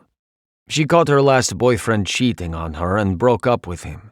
The only thing that kept me from flying home to punch the asshole in the face was Sophia flying here to see me immediately after the breakup. I did not want to miss her visit, so I stayed put. That does not mean I did not call an old teammate from my youth league and ask him to drive the hour to the boyfriend's apartment to pay him a visit. Sophia never needs to know that. Instead, she can keep believing the cheating asswipe ran into a door. Does this one treat you with respect? Does he hold doors for you and pay for dinner? I force myself to loosen my grip on the steering wheel when I realize my knuckles have gone white. Yes, big brother, she answers with an exasperated sigh. Do not worry, I can take care of myself. I want to tell her she should not have to, but she is likely to lecture me if I do. Instead, I tell her I'm wiring her money to buy her and our mother plane tickets to see our aunt in Spain. Once I have received Sophia's assurance that Katya is doing well, we say our goodbyes. I drive home and lug the heavy shopping bag of bedding into the house before attending to Paul. Chloe is not here yet, and I remind myself that she will soon be back in her duplex, and it will be only me in this big house once again. I used to relish the privacy and silence. Now I fear a return to it might just suffocate me. Chapter 31. Chloe. I hang up with the contractor from my duplex, thoroughly frustrated and wondering how they can be so dang wrong with their estimate of completion. The only professional that gets more things wrong is a weatherman. My home was supposed to be ready tomorrow, but he's informed me that now I'm looking at middle of next week. Pushing open Nikolai's front door, Paul's excited whine greets me. His tail sweeps across the wood floor, but he stays seated. "What a good boy you are," I coo, crouching down and dumping off my duffel bag to pet the cutie. "Those obedience lessons are paying off, aren't they?" The high-pitched voice does him in, and he lunges, knocking me backward. I laugh, rolling with it, and getting a face full of dog tongue as I sprawl out on the floor. Seconds later, Nikolai appears above me, lifting the excited pupper off me and offering a hand. Not exactly the way I wanted to greet Nikolai after our night together. Dog slobber and on my ass. I let him help me up, though, and he shakes his head. Let me put Paul outside. He disappears before I can tell him it's fine. The dog didn't hurt me. He was just excited. I take the opportunity to head for the kitchen, where I splash water on my face and wash my hands. Nikolai finds me there a few minutes later, his arms crossed over his chest. Big surprise, he's frowning. "Everything all right, big guy?" I revert to the teasing that hallmarked all our interactions before our night together. It's a defense mechanism, and I know it, but I'm grasping at straws here to keep my heart from getting into the mix of things. Practice went well, He says, which does not explain the frown. I dip my head and put a hand on my hip. He steps farther into the kitchen, and I can't help myself. I discreetly inhale, getting a whiff of that scent of his. Is it cologne? Body wash? A fucking pheromone designed to bring women to their knees? Matt seemed helpful. He doesn't elaborate, and my mind whirls, trying to figure out what he's not saying. Yeah, he's great. I'm glad I hired him. He's good with the kids, and will be absolutely necessary when we split the league into age groups. We must talk, He says abruptly, dropping his arms and clenching his fists. I shoot him a smile he most certainly doesn't return. Aren't we talking right now? Chloe. He growls. Nikolai. I growl right back in a lowered voice that sounds nothing like him. And suddenly he's not across the room.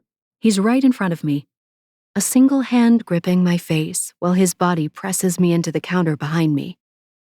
You're driving me crazy, He admits, dropping his head to lean his forehead against mine, eyes squeezed tightly shut. My hands land on his hips, disobeying me by fumbling under his shirt and sliding against the warm skin at his waist. How so? I ask, voice coming out shaky. His eyes fly open, and all 200+ pounds of him is pressed against me, angry at me for some reason. Even though my breathing kicks up, I don't feel afraid.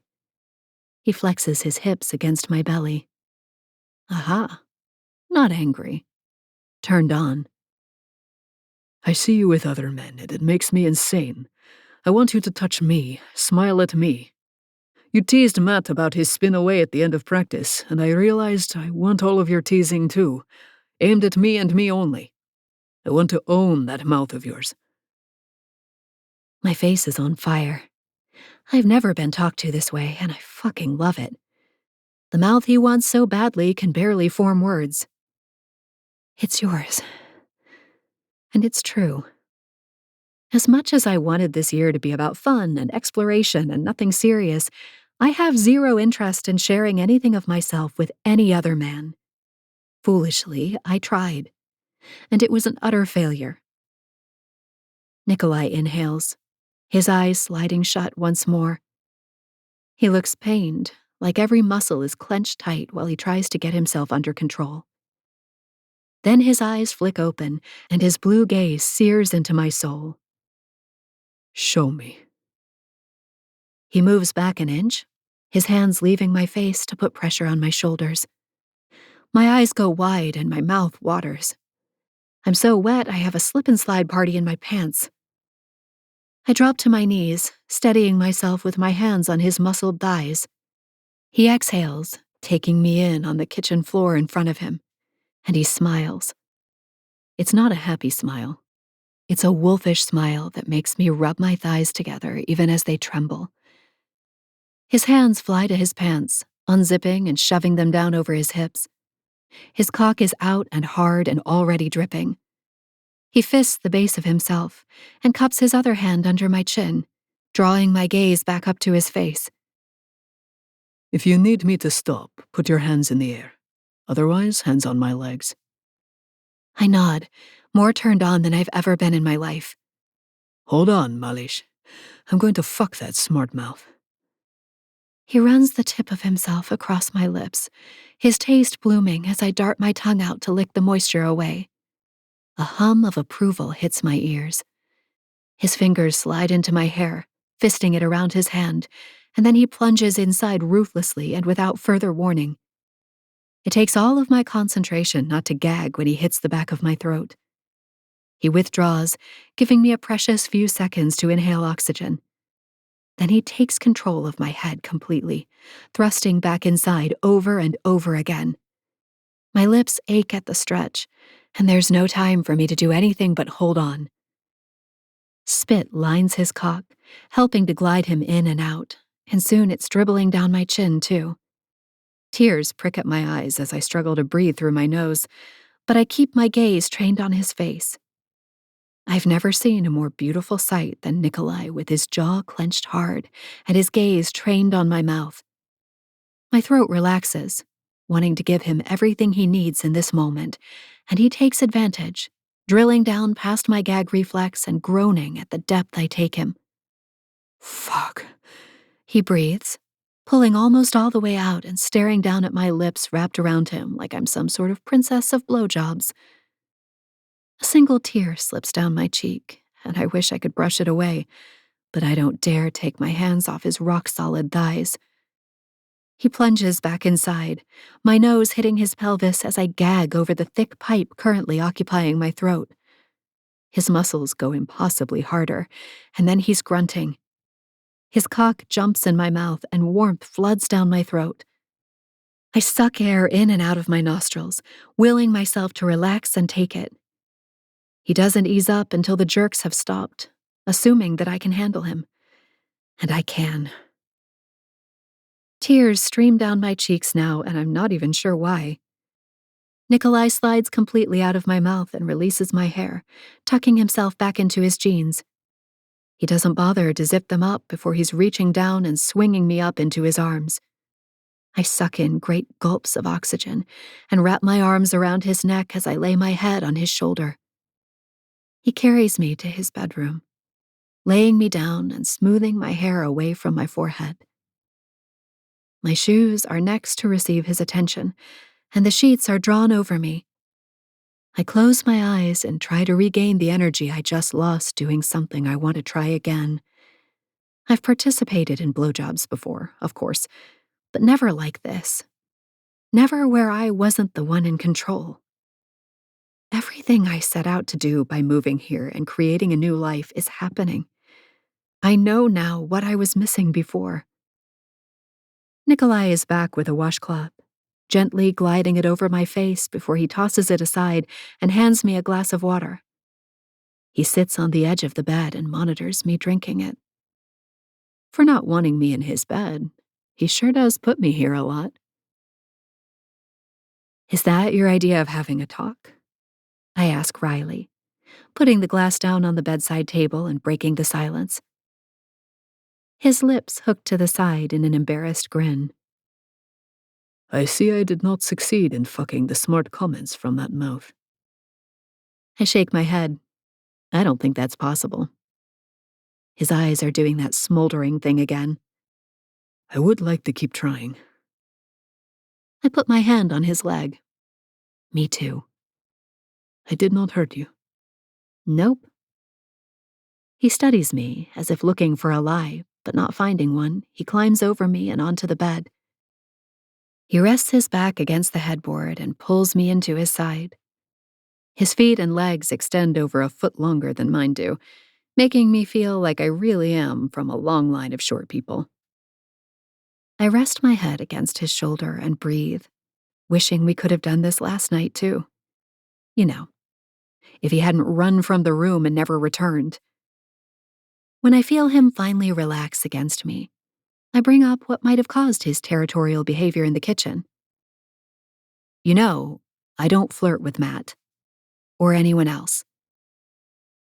The thumb that was casually stroking over the cap of my shoulder stills. Yes, my brain knows this. I huff a laugh, but the rest of you doesn't? Exactly. He goes back to stroking my shoulder. I did not know this about me. I tilt my head to find him frowning in concentration. I think everyone gets a bit jealous at times. I didn't particularly like seeing Peyton all over you today either. His gaze flies to mine, startled. She means nothing beyond being Ayana's mother. My brain knows this. We share a smile, understanding each other, even if we don't understand what we're doing here in Nikolai's bed when we said we wouldn't. I go back to resting my head against his shoulder and just breathe in the moment, not sure if I'll get another with him like this. How did you know she wasn't right for you? I finally ask, wanting to understand the dynamic between him and his ex before I have to face her again at another practice. His hand tightens on my shoulder. When I walked in on her with her acting coach in my bed. I bare my teeth. Yikes, yeah, that'll do it. It was more than that, of course. Our problems started long before, or she never would have wound up there in the first place. We are very different. Not even a baby could bring us together. I know the divorce was the right thing to do, but it is still my greatest failure. Ugh, I moan. The F word. I have danced around feeling like a failure for more time than I'd like to admit. You? Nikolai scoffs, bending his knee to tap the side of his foot against mine. You have never been a failure. You're an accomplished woman with many talents. Thank you, but when you're in the trenches of trying to keep your spouse from dying a terrible death, you feel like a failure on a daily basis. I lick my lips, finally feeling ready to explain more, and knowing Nikolai will listen intently. 2 months before Josh was diagnosed, I visited an attorney. I was thinking of filing for divorce. We'd slid into being friends years prior, and there was no great passion left between us. I was approaching 40 and kept wondering if that was all that's left in this life. Then, of course, he was diagnosed, and I felt like I couldn't divorce him when he was facing the fight of his life, you know? I vowed to stuff down my issues and take care of him. But I failed at that too because he died. I couldn't save him. During that time, I also couldn't bring myself to love him like he deserved. And I never got to speak my truth either. I failed myself. Chloe. Nikolai says quietly, sliding down the bed and taking me with him. He rolls onto his side and props his head on his hand, stroking my face with his fingertips. You did the most honorable thing a person can do. That can never be viewed as failure. And now you speak your truth every day. I did mention you have a smart mouth, no? I grin, loving that he can bring that out in me, even in the middle of a vulnerable conversation. I'm working on it. His fingers still, but his eyes blaze. How about I help you lose these clothes and I can show you what my mouth can do?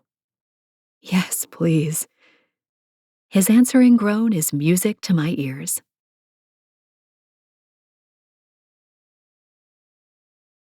Chapter 32. Nico. You should marry Chloe. The napkin reaches my mouth barely in time to catch the water I just choked on at Ayana's words. It takes close to a minute to stop coughing and compose myself. We're drawing the attention of nearby diners, but that is the least of my concerns. Nor is it Ayana's based on the grin she is wearing. Why would you say such a thing? I finally managed to ask. When I agreed to dinner out after dance practice, I did not know it would include relationship advice from a 7-year-old. She lays her triangle of grilled cheese back on her plate and dusts her hands off as if preparing for a presentation. Well, why not? Brooke's dad just got married, and her mom's been married to her other mom since she was like 3. You and Mom aren't married anymore either, so... She trails off as if this is basic logic and I am unbearably slow. I push my half-eaten sandwich aside and rest my elbows on the table. And that is nice for them, Ayana. But Chloe and I are not a couple. But you could be. No, This is not your concern. I shake my head, wondering why I'm trying to reason about adult relationships with a child whose future plan includes marrying her dog. Chloe is your hockey coach, and she is a very nice person. Ayana is undeterred. She begins ticking off her fingers one by one. And she's pretty. She's great with Paul. She's funny. She likes bake-off. She makes the best quesadillas. She finds puzzle pieces faster than anybody. She's an awesome skater. She knows vanilla ice cream is a waste of time. She wears cool clothes. Oh, and she smells good. Fuck. Of course, all of those things are true, as well as many other tempting traits I have come to know. But Ayana must not let her mind go there. A man other than me will ultimately be the one enjoying and appreciating all that is Chloe. Chloe is a friend, Ayana, like Brooke is your friend. It is all she can ever be, despite our current arrangement. But we are only having fun, letting off steam. The fact that I cannot stop thinking about her lips around my cock and my hands fisting in her hair is only the result of a cock's universal ability to rule the thoughts of whichever man it is attached to. I might marry Brooke. I mean, we like all the same stuff. My brain is beginning to hurt. I thought you were marrying Paul. I haven't decided yet. She shrugs and picks up her sandwich again before taking a man-sized bite. My lips quirk at the sight, despite the turmoil she has just instigated. We must move on from this topic, the sooner the better. But it is concerning that my behavior has perhaps prompted such notions about Chloe and me. We have been so careful, though, especially since that day at the ice rink with Eli's mother last week. Yes, we did end up sleeping in the same bed the last few nights, but not intentionally. I'm out of practice, so properly fucking Chloe and keeping her sated takes a toll on my energy. The first time it happened, I had just closed my eyes for a moment, fully intent on moving to the couch as soon as I caught my breath. The next thing I knew, the sun was streaming through the gap in the blinds, and Chloe's warm body was splayed across my chest, my hand cupped around one of her ass cheeks. There's a lot to be said for convenience. We have not discussed it since that first night, and we never did have that conversation about the importance of keeping this between us. But we both know this is a temporary arrangement, a situationship. If I understand Rhodey's use of the term correctly, which is unlikely. There are enough English words to remember already. I do not understand the need to invent more. Jealousy has risen its ugly head, which still baffles me since Chloe is not mine anywhere but in the bedroom.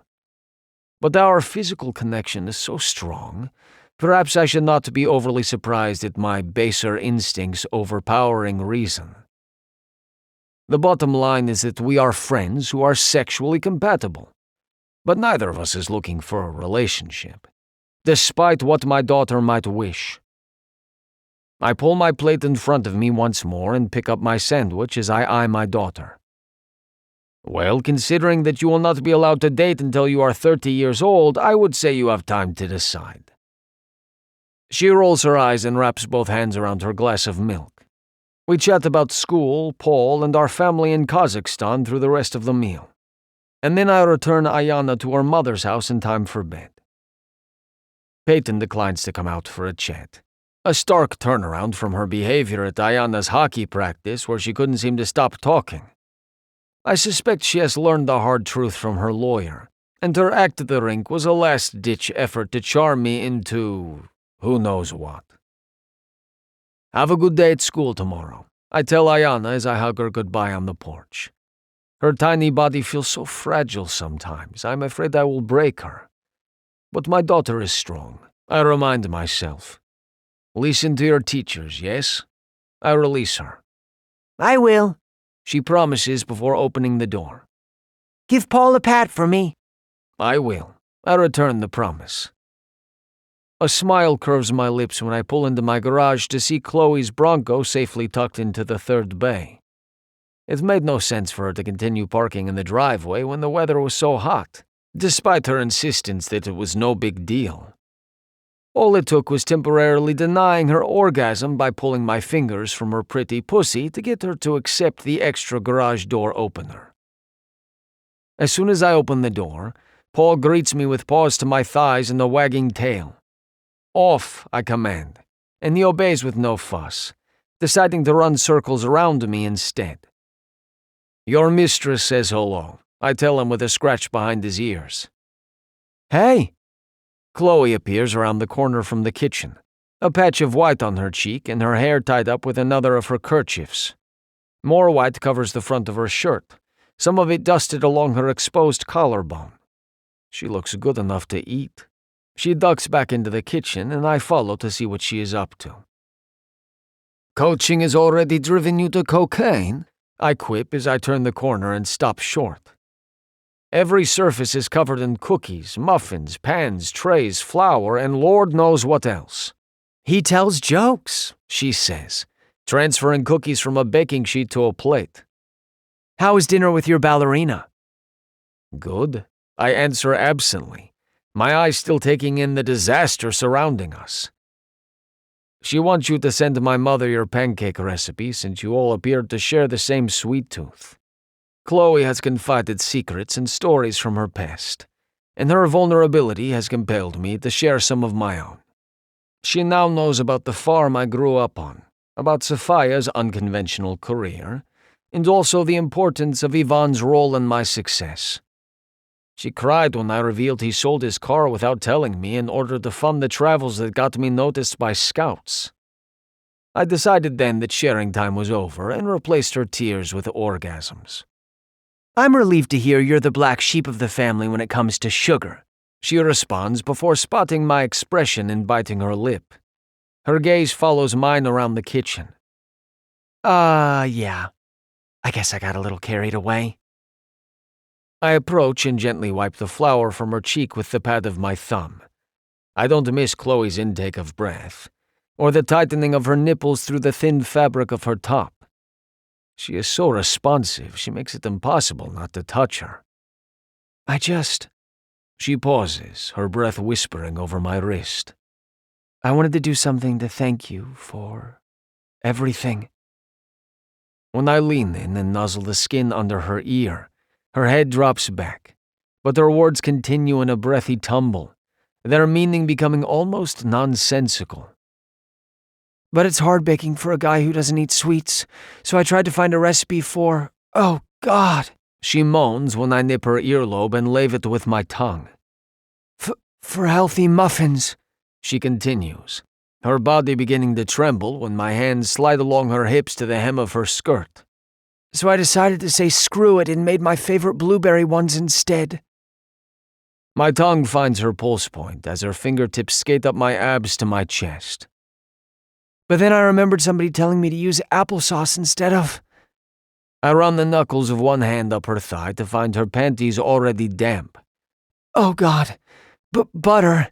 So I tried 3 different recipes for cookies and...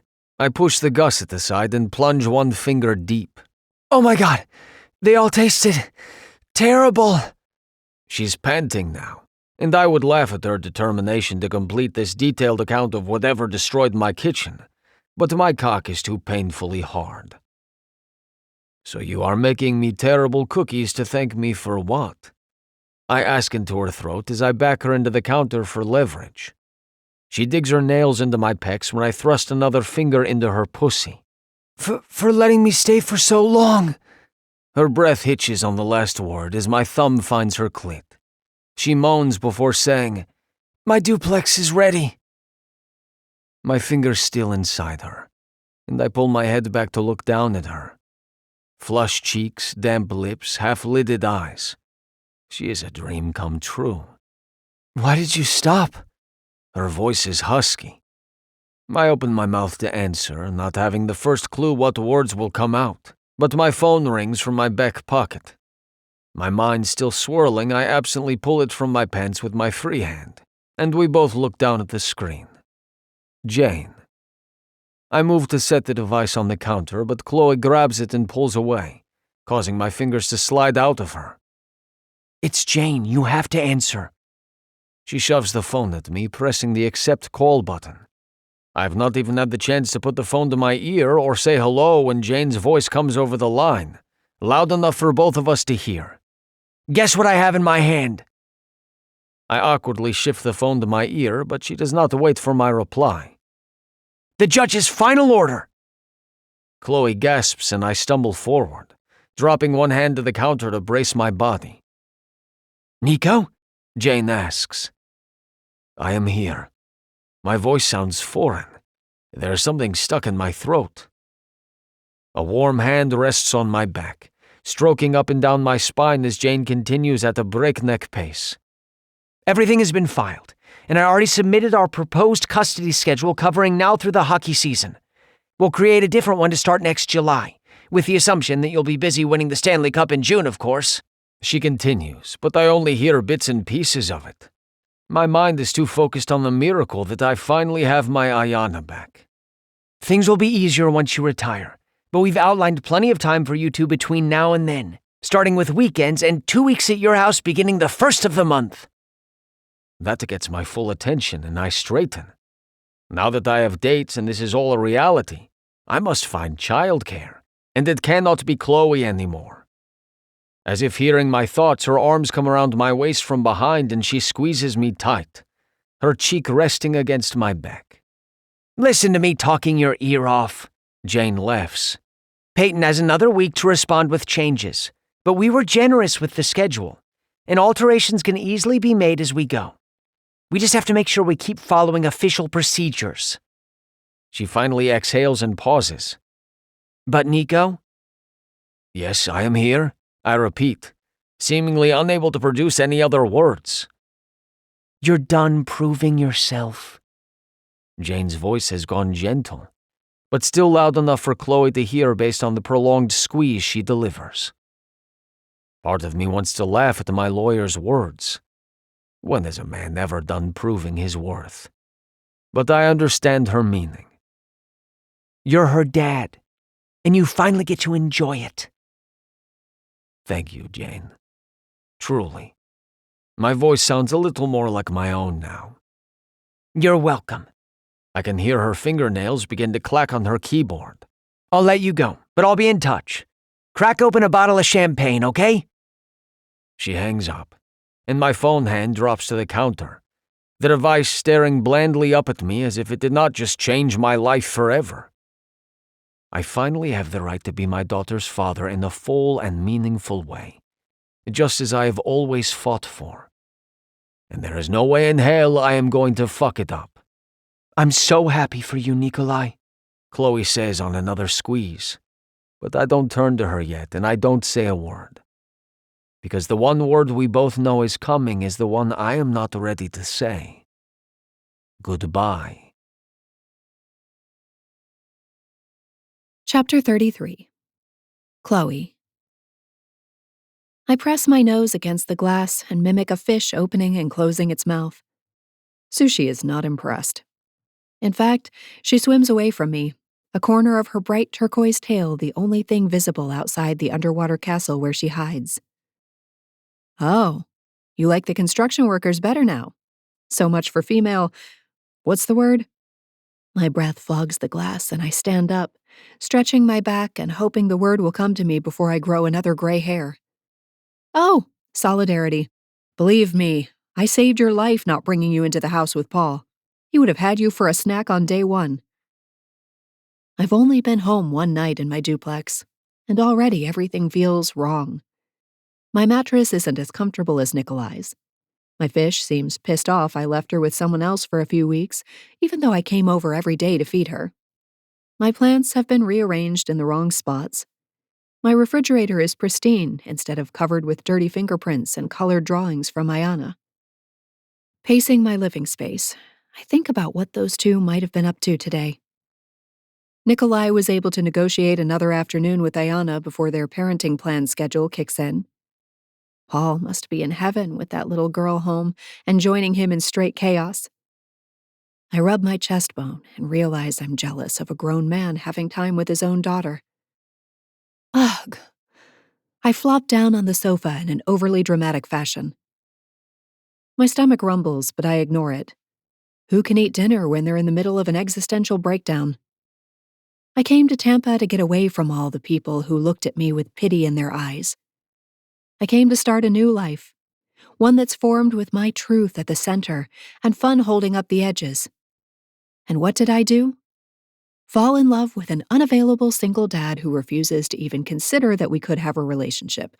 So here I am pretending I'm not feeling what I'm actually feeling. Again. This is basically my old marriage on repeat. Disgusted with myself, I roll off the sofa and head for my bedroom. I'd rather go to sleep at 9 at night than sit here and feel sorry for myself. Come tomorrow, I'm turning over a new leaf. No more sad sack moping and gazing over at Nikolai like he might be my knight in shining armor. Nope. No siree. I'm saving my own goddamn self this time. I'll throw myself into my league and build a life just for me.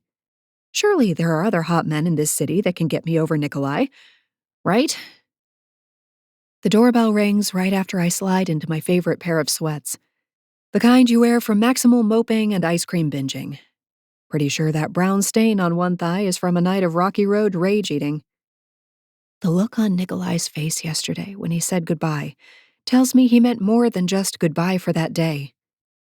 I'll need more than a tiny pint, so I'm hoping the gallon I vaguely recall buying before the flood is still in the freezer. I swing open the door and stagger back a step when my knight stands before me, a brown paper grocery bag in hand. Hello, Chloe. I thought you might need a house heating gift. Housewarming? I mutter, then swing the door open farther. Because right now, I have 0 defenses against this man. If he's here, I'm letting him in. He steps inside and looks me up and down. I don't even feel self-conscious in my drab attire, not when his eyes flare like that. Like he has X-ray vision and doesn't even see the stained cotton. What did you bring? I ask after I close the door, trying to appear unaffected by his late-night visit. He reaches into the bag with a smile tugging on his stoic lips and pulls out a gallon of chocolate ice cream. I also bought the whipped cream you spray from a can. His smile takes on a wicked slant. I thought I could feed you, and then you can return the favor. Images of naked bodies, sticky with whipped cream and melted ice cream, instantly come to mind. Good thing I already decided to wait until tomorrow to turn over a new leaf. Because tonight, I'm going to allow myself to indulge. The man is diabolical. And sweet. A deadly combination. First, he strips me naked right there in my living room, then backs me into the bedroom, where he pushes me onto the bed and whips off his belt to tie my wrist to my bedpost. My lungs are heaving before he's even touched me. "Hey, what about that ice cream?" I pant, not actually giving a damn about it. Nikolai holds up one thick finger. "I give you what you want when I hear a please." Oh, so that's how it's going to go tonight. Nervous energy and the carnal knowledge of this man's ability to please me beyond my wildest dreams have my heart beating wildly. "May I please have some ice cream from my naked server?" His answering grin makes that stupid organ in my chest beat out a rhythm of love and affection. A rhythm I know he won't allow himself to feel in return. I shush the beat and focus on each inch of tan skin that slowly emerges as Nikolai strips for me. He's hard already, his cock standing proudly. My mouth waters as I think of how it can gag me with its girth and length. "Nuh-uh, Malish.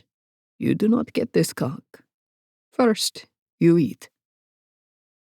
He bends down and grabs the tub of ice cream, a silver spoon also emerging from that brown bag of his.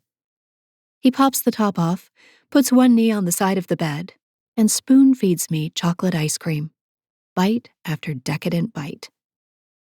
The dessert is cold, a relief from the heat streaking across my skin and in my core from just looking at him.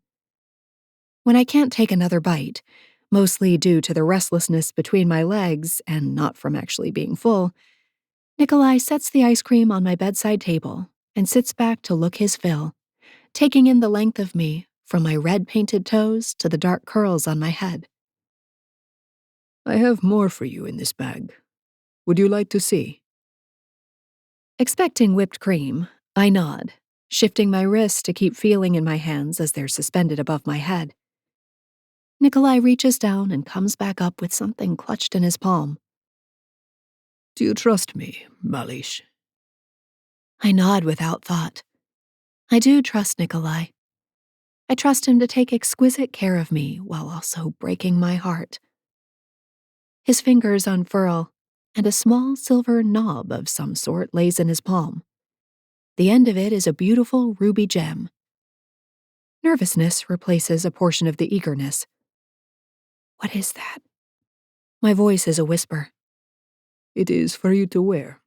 I want to fill all your holes and see a ruby the shade of your lips winking at me. Will you let me?" I have too good of an imagination to be left wondering which hole he intends to fill with that steel plug. I've never done anything like that. Then again, isn't that what I intend for my life now? To try new things? I lick my lips and nod. Nikolai pounces, positioning himself between my thighs and burying his face. His tongue laves my clit while his teeth graze it next. His chin gets in on the action, and pretty soon I'm a quivering, wet mess. I'm chanting his name and begging for release, but he won't give it to me. He backs off every time I get close. The third time he drives me right to the edge, the cool touch of steel hits my flesh. I gasp. "Relax, Malish." He whispers, gliding it up and around the wetness left from his tongue and my desire. Then he slides it to the knot of muscle no one has breached before, and it slips inside me. The feeling is foreign, bizarre, and oh, so hot. "Nikolai!" I cry, hips squirming for more of him, but he evades me. He sits back on his haunches between my thighs, hands now holding my knees out to the side, bearing me completely. "Iziskani." He breathes, voice breaking. "Please." Just one word. One plea in the form of a moan, and the man moves, positioning himself at my entrance and slowly sliding his thick cock inside of me. His elbows land on either side of my head, and he gazes down at me, our noses touching. "If I hurt you, just say stop and I will stop." I feel impossibly full, and he's not even halfway in. My eyes want to cross, but I hold my gaze on him, watching the wonder in his face as he slides forward another inch. I dip my chin in a nod to continue, and he gives me another inch.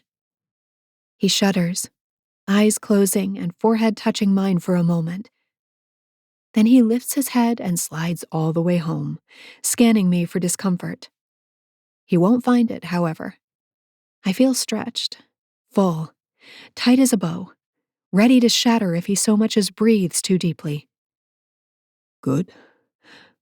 So good. So fucking good the pleasure feels a bit like pain. I'm poised on the edge of something so big, I'm sure it'll take me under when it sweeps me away, and I don't fucking care if I die. Nikolai doesn't move. He just stares deep into my eyes until I give him another affirmative nod. Sweat dots his skin, and that vein on his temple pulses wildly, yet he doesn't let himself unleash. He pulls his hips back ever so gently, and stars dance across my vision. I had no idea sex could feel like this, could overwhelm one's senses and reduce them to a lump of nerve endings pulsing with the need for more. Please, Nikolai. Finally, he unleashes, slamming home over and over again until everything explodes in a pleasure so great I'm not sure I'm still a fully formed human. My mouth starts chanting his name and cursing gods I never knew existed. He slams his lips to mine, tongue in my mouth, stealing my breath. I'm somewhere else, floating in a plane where only pleasure exists and silly things like oxygen don't matter. He barks a Russian word into my mouth, and I'm aware he's shaking above me, but I'm still free-falling. Long moments later, Nikolai rolls to his side, twisting me with him, the two of us still connected. My eyes are closed, and I briefly wonder if I'm still here on this earth. He huffs a laugh, and the vibration sets off another orgasm, a small one this time. My eyes fly open and I whimper as I shake. He stares down at me in wonder before stealing another kiss. Every bit of energy flees my body as the waves recede, leaving me a limp noodle of pleased female. I take it you liked my housewarming present? Nikolai's rumble of a voice holds a note of humor. Without opening my eyes, I respond. Please tell me you don't take butt plugs to everyone's housewarming parties. His laughter stirs my eyes back open. He's handsome every second of every day, but his face in laughter is something I can't miss. He unties my wrists and massages my arms before stroking strands of hair off my face as we settle into cuddling. I can feel him debating whether to leave or stay. I close my eyes and hope for both. Staying would make my stupid heart fall harder, but I can't wish him gone. If I had my way, he'd never leave my side. I'm on the verge of sleep when the doorbell rings again. Nikolai jolts his head up, muscles tensing. Are you expecting someone? I shake my head and pull him back down. No, ignore it. Probably a door-to-door salesman. At midnight? I frown. He has a point. That would be quite odd. The doorbell rings again and I groan. I should probably get that before they wake up my neighbor. Nikolai lets me go and I roll out of bed, shifting awkwardly with the toy still wedged tightly in my ass and legs that don't seem to want to hold me upright. Can I walk with this thing? A full of himself and his sexual prowess smile is the only answer I get. I roll my eyes as I pull on a robe and tie it tightly around my waist. My hair probably looks like I got struck by lightning, but there's nothing I can do about it, and it's the least of my problems right now. Hopefully, I can get rid of my midnight visitor quickly. I pop the door open an inch, with a remark about going away on my lips. Instead, I gape at the person on my welcome mat. Dad? He gives me a sheepish smile. Do you mind if we chat, Pumpkin? Kill me now. I swallow hard, trying to remain calm even as my cheeks flame bright. Now? He shrugs and sends that easygoing, lopsided smile my way. I really need to get something off my chest. So I do what any daughter would do when faced with her contrite father. I let him in and walk over to the couch, acutely aware of the steel toy still in place and the man hiding from his coach in my bedroom.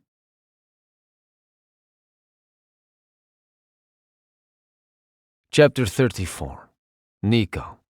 Fuck, I mutter to myself as I cower like a child behind the laundry room door.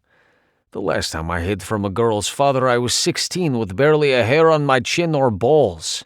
Kiara was 15 and her parents forbade her from dating hockey players, telling her all they wanted was to get in girls' pants. They weren't wrong. 9 out of 10 thoughts were focused on that very thing back then. Not unlike now, except my current preoccupation is centered on one particular woman's pants. And her father is not some unknown entity. He is my coach and mentor. From my vantage point, I see Chloe lead her father to the couch where she gestures for him to sit. He settles with his back to me, the thinning patch at the crown of his head reflecting the overhead light, while his daughter remains standing in her silky robe. It is one I have not seen before, and it has me wondering if there are more sexy night clothes she has been hiding. I followed Chloe when she went to answer the door, part of me wanting to get another look at her body in that robe, and another part knowing few good things result from a midnight caller. But as soon as I heard Coach's voice, I ducked into the closest room like a fucking coward. And now my heart beats heavy in my chest as I wait to hear what was so urgent it couldn't hold until morning. I worry my worst fear is about to come true, and Coach is here to tell Chloe he knows what I've done and how I've taken advantage of her. Fuck. How have I allowed my moral compass to spin so out of control? What are you doing out so late? Chloe asks, worrying the sash of her robe with restless fingers. She has the same fear, it is clear. Has retirement made you a night owl? Coach chuckles uncomfortably. Something like that. He clears his throat. I need to tell you something. Now is the time. I need to man up and go to Chloe's side. What kind of weakling am I to leave her to bear this alone? I draw in a deep breath and straighten as I reach for the door handle to swing it wide. There is no time to regret not dressing in more than my boxers. I've been seeing someone for a while and we're in love. The words spill from Coach's lips in a rush, and my hand freezes on the handle as my eyes dart back to Chloe. Eyes wide and lips in a surprised "oh."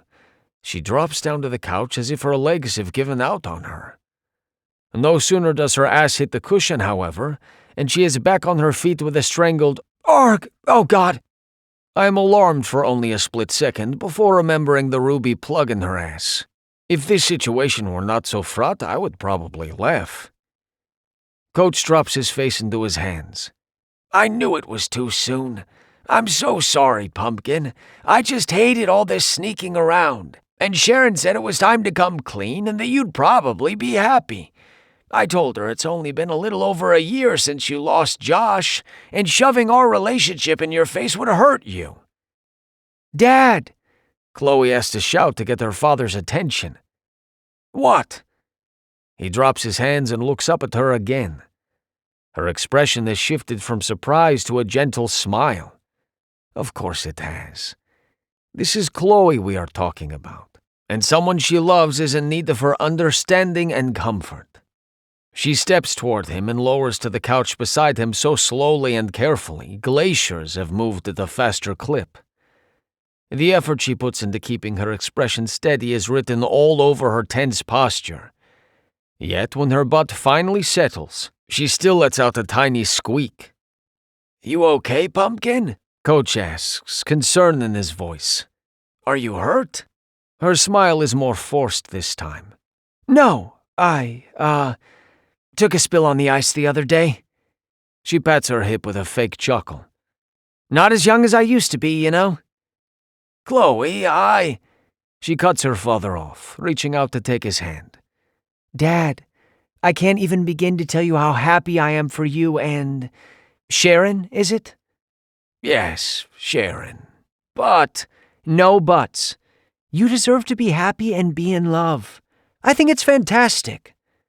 Her other hand joins the first, and she bounces their clasped hands against his knee for emphasis. Really?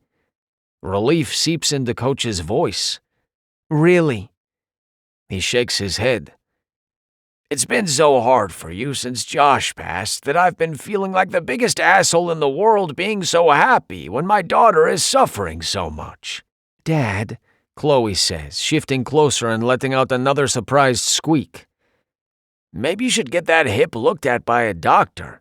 Coach leans in with an extended hand, causing Chloe to back up again. This time the squeak is more of a yelp.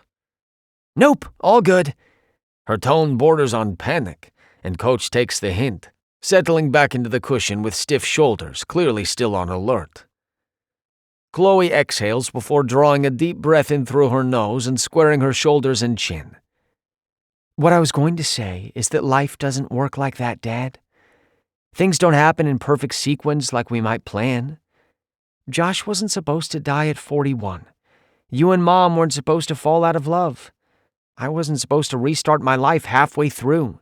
The Gophers weren't supposed to beat the Badgers last fall. Shit happens. I'm pretty sure Gandhi said something similar, Coach quips.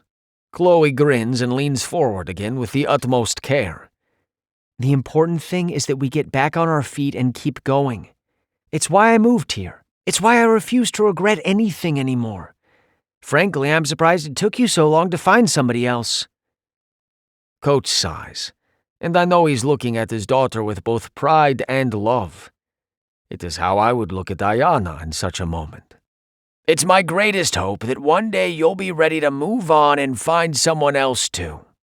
Chloe's smile is teary this time. I am ready, Dad. For some reason, the hairs on the back of my neck stand at attention. What do you mean? Her father asks. I lost Josh long before the day he died. I've had a lot of time to look back on my life with him, on all the memories, some of them good and some of them not. I don't understand. I thought you were happy with Josh. I was, a lot of the time. But we married young, and we grew apart, just like a lot of other couples. I didn't know that. Coach shakes his head again, regret plain in his tone. I didn't exactly advertise it. Coach coughs out a mirthless laugh. Sounds kind of like your mother and me. I don't know that I'd go that far. Chloe returns his laugh. Josh didn't max out our credit cards on a shopping spree on the home shopping network. I can't see Coach's expression, but Chloe's responding laugh, this one pure amusement, clues me in. Still too soon? It's been 30 years, Dad. Let's not talk about your mom. I'd rather get back to you. Chloe's eyebrows spike, and her lips spread into one of her brilliant smiles. And I'd rather hear about Sharon. How did you meet? What is she like? Is she the one you kept sneaking off to call at Roman and Olivia's wedding?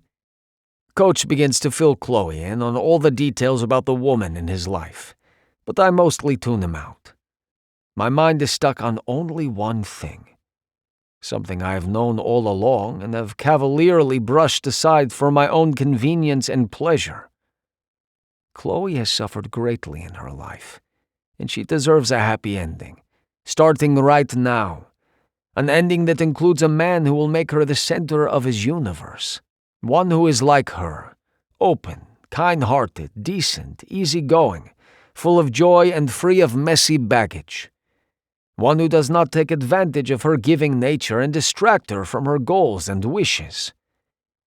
For all I know, Tanner could have been that man, had I exercised even a modicum of self-control and refrained from flirting so shamelessly with her, from fueling our chemistry with stolen kisses and heated looks.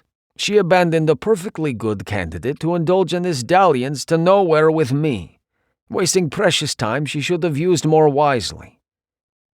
I knew it all along, yet I have persisted in my selfishness, not only using Chloe but betraying the trust of a man I revere and respect above all others.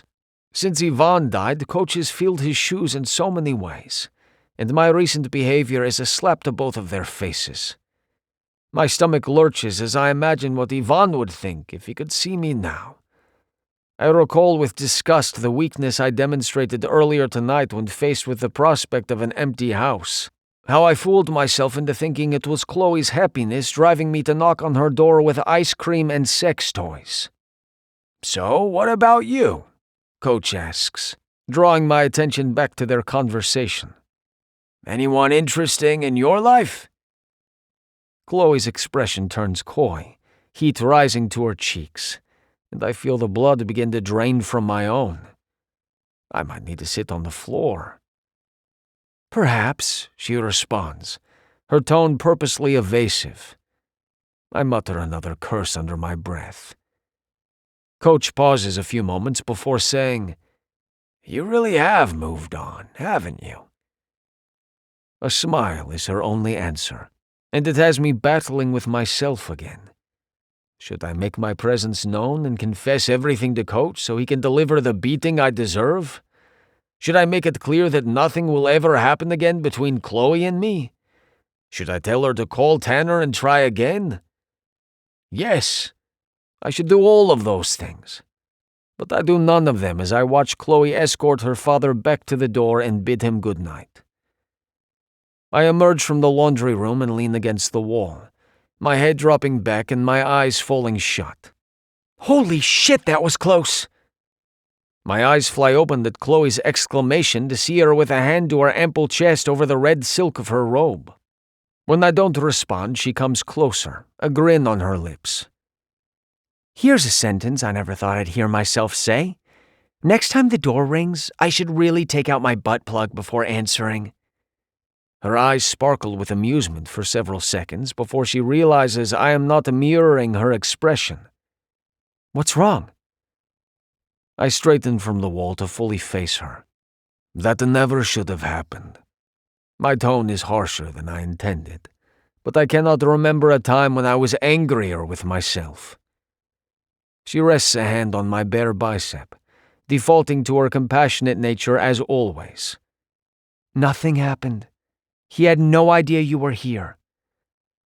I bring both hands to my head, spearing frustrated fingers through my hair and dislodging her hand from my arm in the process. I should not have been here. I should not be here now. Chloe's chin jerks back. Why not? I draw a cleansing breath through my nostrils in an attempt to calm myself. You know why. This time her eyes drop to her bare feet for a few silent beats before she shakes her head. I've got to admit, Nikolai, the reason has become a bit fuzzy for me.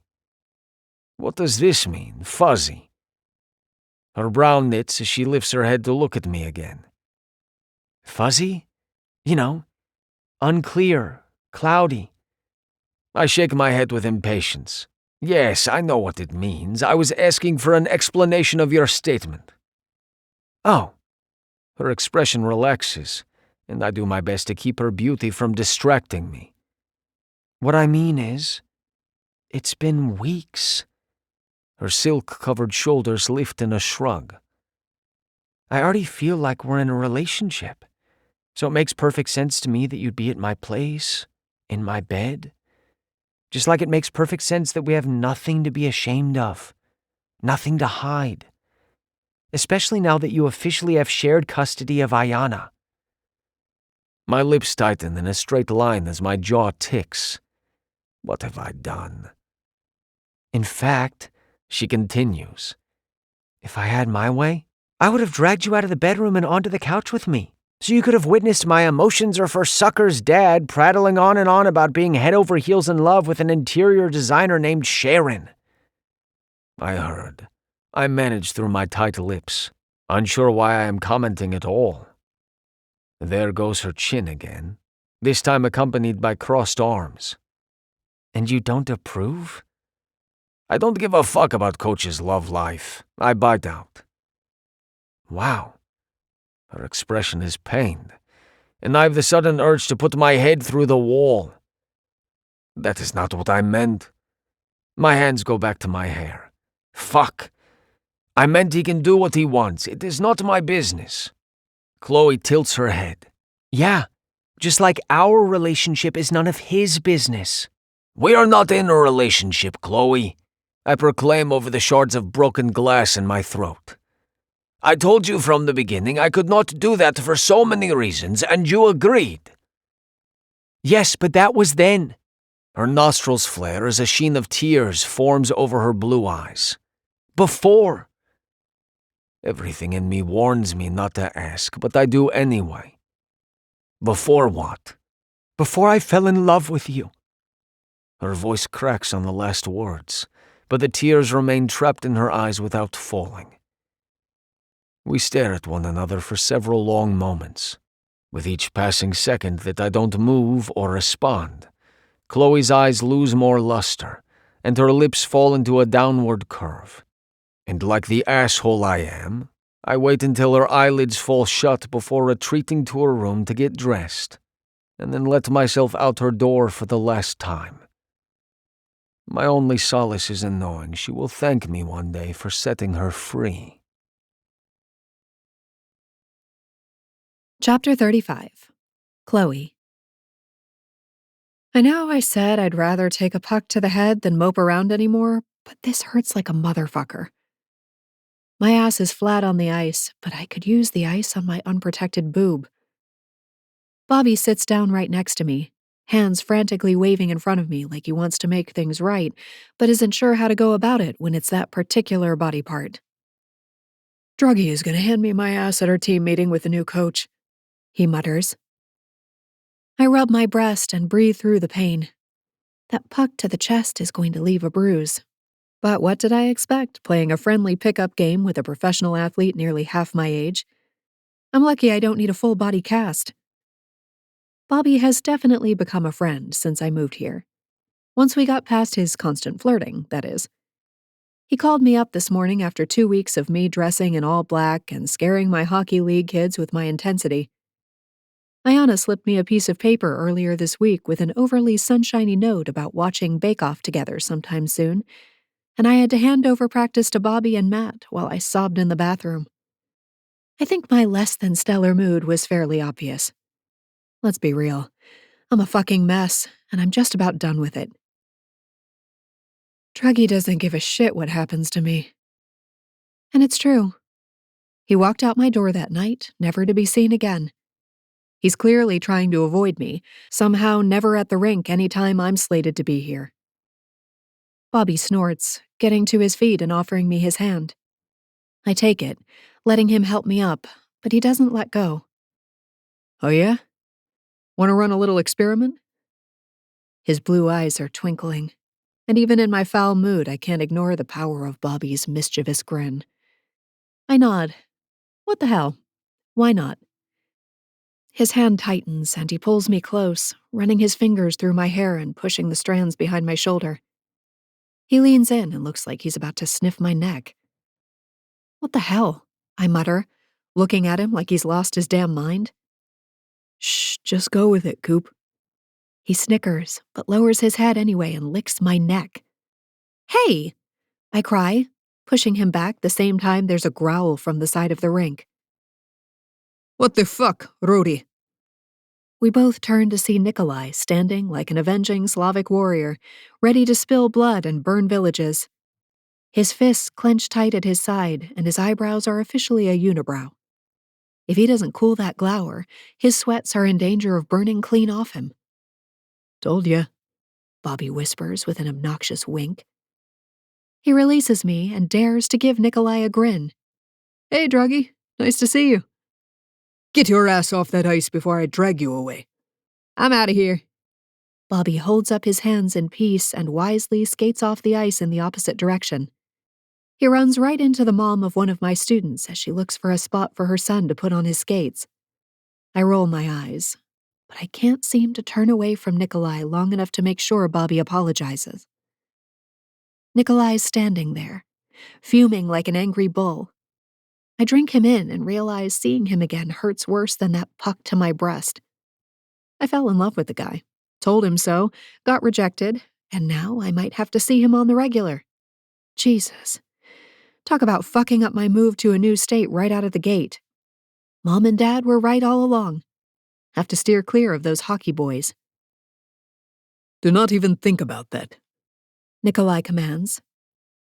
I frown, clearly lost. Think about what? Hockey boys? His frown deepens. I didn't think it was possible. He points his finger at me in warning and stalks off without saying a word. I watch him go, telling myself this will be the last time I watch him walk away from me. We're clearly done, and I need to let him go. The locker room door swings shut behind him, and I let out the breath I'm holding. Coach! Little voices sound behind me, and I paste on a smile, telling myself to get my shit together and give these kids the kind of fun lesson they deserve. I can lick my wounds later. So that's what I do. I pour everything I have into these kids and focus on building my life the way I always planned.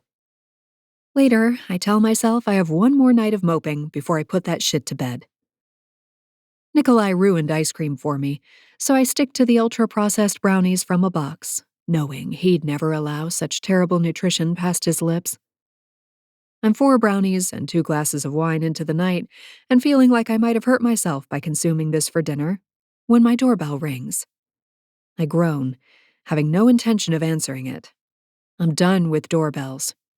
Done with tall, Russian-speaking men with magic dicks and big, stubborn hearts.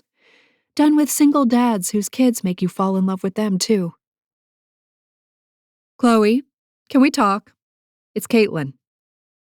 A muffled female voice through my front door has the wine glass freezing against my lips. Basic etiquette has me groaning again. I can't just ignore a pregnant woman at my door. Putting the wine glass down, I get to my feet and head for the door. I swing it open and lean against the doorframe. Yes, I answered the door, but I'm not giving the body language of someone who wants an extended visit. Caitlin, perfectly tall and gorgeous and successful, holds up a bottle of wine above her very pregnant belly. I can't drink it, and Banks is trying some no-carb diet to keep the old man pounds off. Can I come in? How did you know wine was the magic password? I give her a wry grin and step back to let her in. We settle on the couch, and I pour her wine into my glass. The bottle looks way more expensive than the cheap grocery store brand I had on hand. She leans her head back on the couch and rubs her belly. Do you mind? She gestures to the coffee table, and I wave a hand. She kicks off her heels and props her feet up, wiggling her toes. Damn, no one told me you lose your ankles when pregnant. I knew my waistline would go, but ankles too? I take a sip of wine and immediately close my eyes to savor the rich flavor bursting across my tongue. Now I feel bad for not wanting company. I know we haven't really reached that level of friendship where we visit each other unannounced, so let me get to the point. She barrels ahead in true Caitlin fashion. Banks sent me. My eyes fly open. Why? The boys are worried about you. Caitlin zeroes in on me with those brown eyes that don't miss a thing. They had a meeting after Nico left the rink. My jaw drops open. That just might be the sweetest, most embarrassing thing I've ever heard. Like, all of them? Caitlin smiles. Yep, the whole team. They're all worried about you. Said you haven't been your normal spicy self, and they think Nico is to blame. Which is why I'm here. If there's anyone who understands the fuckery of dating a hockey player, it's me. She tips her head back and forth. And Olivia, I suppose. Roman wasn't exactly easy either. My hands are shaking at the implication, so I put the wine glass down on the coffee table. I spin toward Caitlin and lean forward. Does everyone know about Nikolai and me? Honestly, I don't care if they do, but I know Nikolai would care. Very much. She rolls her eyes. It's kind of obvious. The two of you look at each other and panties spontaneously combust in a 5-mile radius. Then she frowns. Until recently. The boys say Nico's been an absolute beast. Made McDougal cry the other day. I wince. That sounds on brand for Nikolai. I reach for the wine and fill my glass to the brim before sitting back and unloading the entire story on Caitlin. By the time I wind down, my glass is empty and she's fanning her face. I need to get home to my fiancé. Fun fact, libido cranks up again 3rd trimester. I force a smile, happy for my friend, but heart aching from retelling our story, knowing that's all I have left of Nikolai. Well, thanks for swinging by. The wine and company were fantastic. Caitlin waves her hand away from her face. Oh, I'm not leaving yet. I gotta know how this ends. I shrug, feeling the buzz of the wine now and enjoying the way it blunts the ache in my chest. I wish I knew, but I have a feeling it ends with nights like this. Wine, sugar, and crying myself to sleep until I'm over him. Oh, honey, no. Absolutely not. She shakes her head so hard her hair starts tumbling out of the messy bun on top of her head. That man is in love with you. The words hit like an arrow lancing my chest. It's hard to breathe around it, but I force myself to respond. No, he actually isn't, and I need to accept that and move on. Caitlin reaches over and squeezes my hand, surprisingly hard for a woman putting all her resources into growing another human being. That's just it, babe. The boys are convinced he's in love with you. He actually laughed at one of Bobby's jokes in the locker room 3 weeks ago. You know, when things were still good between you. And that's also why he's been such a beast now that you've been apart. Her words spark some stupid flame of hope, but I squash it. Quick. Listen, I settled in a relationship before, and I refuse to do that again. My late husband and I were good friends, and that was nice, but I need more. I want someone who loves me passionately. This is supposed to be my second chance at life and love. I won't settle again. You definitely shouldn't. Caitlin agrees, patting my hands. But these men, she shakes her head and huffs out a breath. They're not much brighter than their hockey sticks when it comes to love. You have to shove them into a wall to get their attention. Reaching over, I pull her into a hug. Thanks for trying to help, but I don't want to shove anyone anywhere. He's got to figure this one out on his own. I'm still hurting, but I can feel the resolve settling in my bones. I know what kind of man I want, and if Nikolai can't be that man, then I need to move on. I won't settle, Caitlin. She gives me a sad smile, but nods this time. I understand. For his sake, I hope he pulls his head out of his ass. He's about to lose a queen among women. Now, help me up, would you? She flails her hands in the air, and I laugh. It takes a count of 3 and a generous tug upward, but she makes it off the couch and onto her feet. I walk her out and lock the door behind her. Nothing is actually better, but I feel better. As I collect my glass and pan of brownies, taking them into the kitchen for a round in the dishwasher, I think about how I've been through the stages of grief before. This time feels different, though. Back then, I was exhausted, relieved, and then feeling guilty for being relieved after Josh died. I'd been hopeful for a better life, one built on my terms. This time around, I just feel sad. Sad for all we could have been, but will never be because of Nikolai's misplaced sense of honor. Or maybe I'm delusional, and he just didn't love me enough to work through the blended family issues and telling my father about us. And I guess I'll never know. Nikolai has never been one to communicate much, even on a good day. Slipping into a pajama set that makes me feel like a sleek and sexy woman, I know I'll wake up in the middle of the night and have to change them. I dump a few extra flakes in Sushi's tank. She gulps them down and stares at me through the glass. At least she's not hiding from me any longer. Just you and me and waking up soaking wet, Sushi. Her mouth opens and closes. I grimace. Yeah, I know. That sounded weird. I blame the wine. I slide into bed and close my eyes, refusing to acknowledge how much I miss Nikolai's strong arms wrapped around me.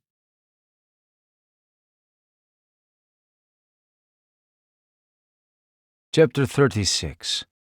Nika. 3 hours earlier.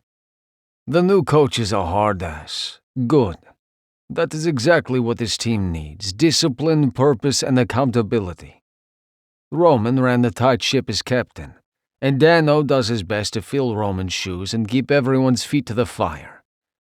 But from everything I have seen, heard, and read these past few months, as well as throughout the meeting that just adjourned, Coach Andre Marsh will deliver a firm brand of leadership even Ivan would approve of. Ivan was the original hard-ass of hockey back home, and I would not have had it any other way. He always said a player without an impossible challenge before him has no reason to rise. That was just one of the many nuggets of wisdom he enjoyed dispensing. Do or do not, there is no try was another favorite, which to his dying day he insists he coined long before Yoda came around. When Coach Bowman and the franchise heads officially introduced Coach Marsh at our team meeting tonight, mixed emotions flashed over Coach Bowman's face. It is the end of a chapter. The man has dedicated such an enormous part of his life to the Storm Chasers. He deserves to enjoy a long retirement with a new focus. His impact on all our lives cannot be understated, and we owe him much gratitude, me especially. Benny embraces Coach Bowman just inside the door while I stand back and watch my fellow teammates. Dano and Money are deep in conversation with Coach Marsh while the younger players exchange backslaps and laughs, many having not seen each other since early June. When Benny backs away, I believe I detect a wayward tear in the corner of his eye. The man only gets sappier the further Caitlin's pregnancy progresses. By the time she gives birth, he will be a blubbering mess. Cappy quickly takes Benny's place in front of Coach Bowman as Benny flicks a hand across his eyes while glancing around to make sure nobody notices. His gaze catches on mine, and he freezes before shrugging and loping over my way. What can I say? I'm gonna miss the guy. My only response is a grunt, a perfect reflection of my dark mood. I was nearly late to the meeting after entering the practice facility earlier to see Rhodey and Chloe embracing on the ice. I stalked into the locker room after Rhodey, intent on ripping his head off and shoving it up his impertinent ass. But he must not be as stupid as I believed him to be because he had already made himself scarce. By the time he slipped into the media room, the team meeting had already begun, and I did not want my first impression on my new coach to include a homicide. It is my sincerest hope that Chloe is not allowing Rhodey to waste her time. The last thing she deserves is a partner whose idea of a good time includes lighting his farts on fire and picking fights with opposing teams' rookies. While it is none of my business, of course, I feel protective of Chloe. If I am being honest, I feel a variety of things for Chloe, none of which I can ever entertain again, however. I have already done too much damage. In the absence of a real reply, Benny feels compelled to continue this conversation alone. I see it's still grumpy season. My glare only makes him grin. You don't happen to have any coal lying around the house, do you? He asks. Have you taken a puck to the skull? What else could explain his arbitrary question? He continues as if I have not spoken, because you could have a pile of diamonds in a matter of days if you tucked a few lumps of coal in those clenched fists.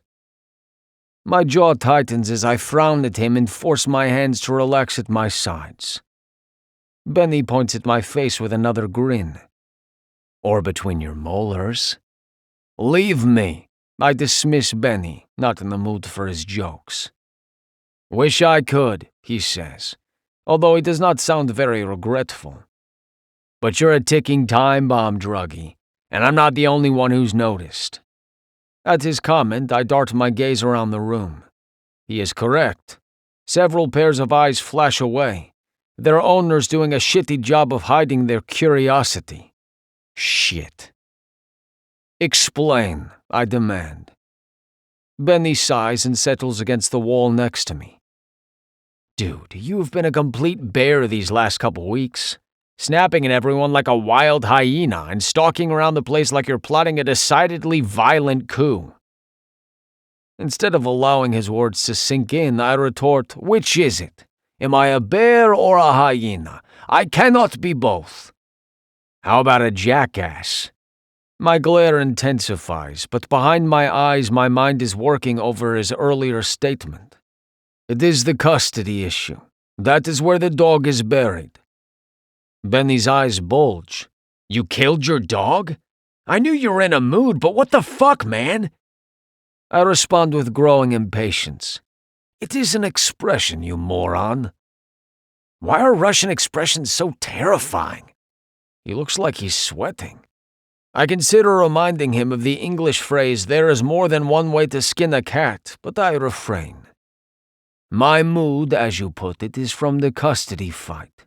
I lie as I return us to the topic. I will temper my behavior when training camp begins next week. Custody my ass. You think our women don't talk? My pulse jumps. What women? Could he possibly suspect? Caitlin, Olivia, Sarah, Chloe. His emphasis on the last name is so exaggerated it's almost comical, and it causes my heart to thump wildly in my rib cage. Explain. I repeat my earlier command as beads of sweat begin pricking at my temples. Benny shakes his head with something too closely resembling pity for my liking. Man, everybody knows you won your case. Chloe told us. He drops a hand on my shoulder. And we're damn happy for you. You deserve to have equal time with your little whippersnapper. Okay. I suppose it makes sense that she might have shared the news. Those of my teammates who remained in Tampa this off-season knew she was Ayana's nanny. Thank you, I manage, still wary. He waves me off, intent on whatever point he is trying to make. So, don't you think it's odd that a man who just won an agonizing 2-year battle would immediately turn around and act as if he just found out he accidentally married his sister? Do not think about my sister. My response is more reflexive than anything. Benny rolls his eyes and sighs. You know, Druggy, you need to wake up and stop getting in your own way. When I don't respond, he pats my shoulder again. Just think about it. Then he walks away to join the conversation with Coach Marsh. I return my focus to Coach Bowman, who is laughing at something Forn said. Benny obviously suspects something, even if he did not come right out and say it. Does Coach suspect as well? I wonder again if I should come clean, even though there is no longer anything going on between his daughter and me. It is the honorable thing to do. As if sensing my thoughts, Coach turns his head and locks gazes with me. His laugh peters out as he holds my eyes. I cannot discern his expression. It almost resembles sadness mixed with a dose of that compassion his daughter is so good at. But I must be mistaken. Perhaps he is secretly plotting my painful death by torture. But that would not be his way. This is a man who, despite no longer being employed by the team, continues to monitor my progress with Cappy and Mac as if his own future depends on the outcome. He is a man of great integrity, and he will always have my respect. I only endeavor to deserve his in return going forward. I muster a ghost of a smile and nod at him, hoping the gesture communicates what I want it to. Coach returns a similarly weak smile and nods back, before his attention is seized by Rhodey coming in hot for a hug that borders on inappropriate. That boy needs a lesson, but I am suddenly not in the mood to be the teacher. Hello, Paul. I greet the dog before setting my keys on the entry table. He has grown quickly since his first days with us as a pup. He obediently sits, tail wagging against the wood floor as I scratch behind his ears. Dad! Ayana tears around the corner, still wearing the Storm Chaser sweatshirt she donned for practice earlier. I brought her to the rink, but her babysitter picked her up and delivered her home since my team meeting ran longer than the practice.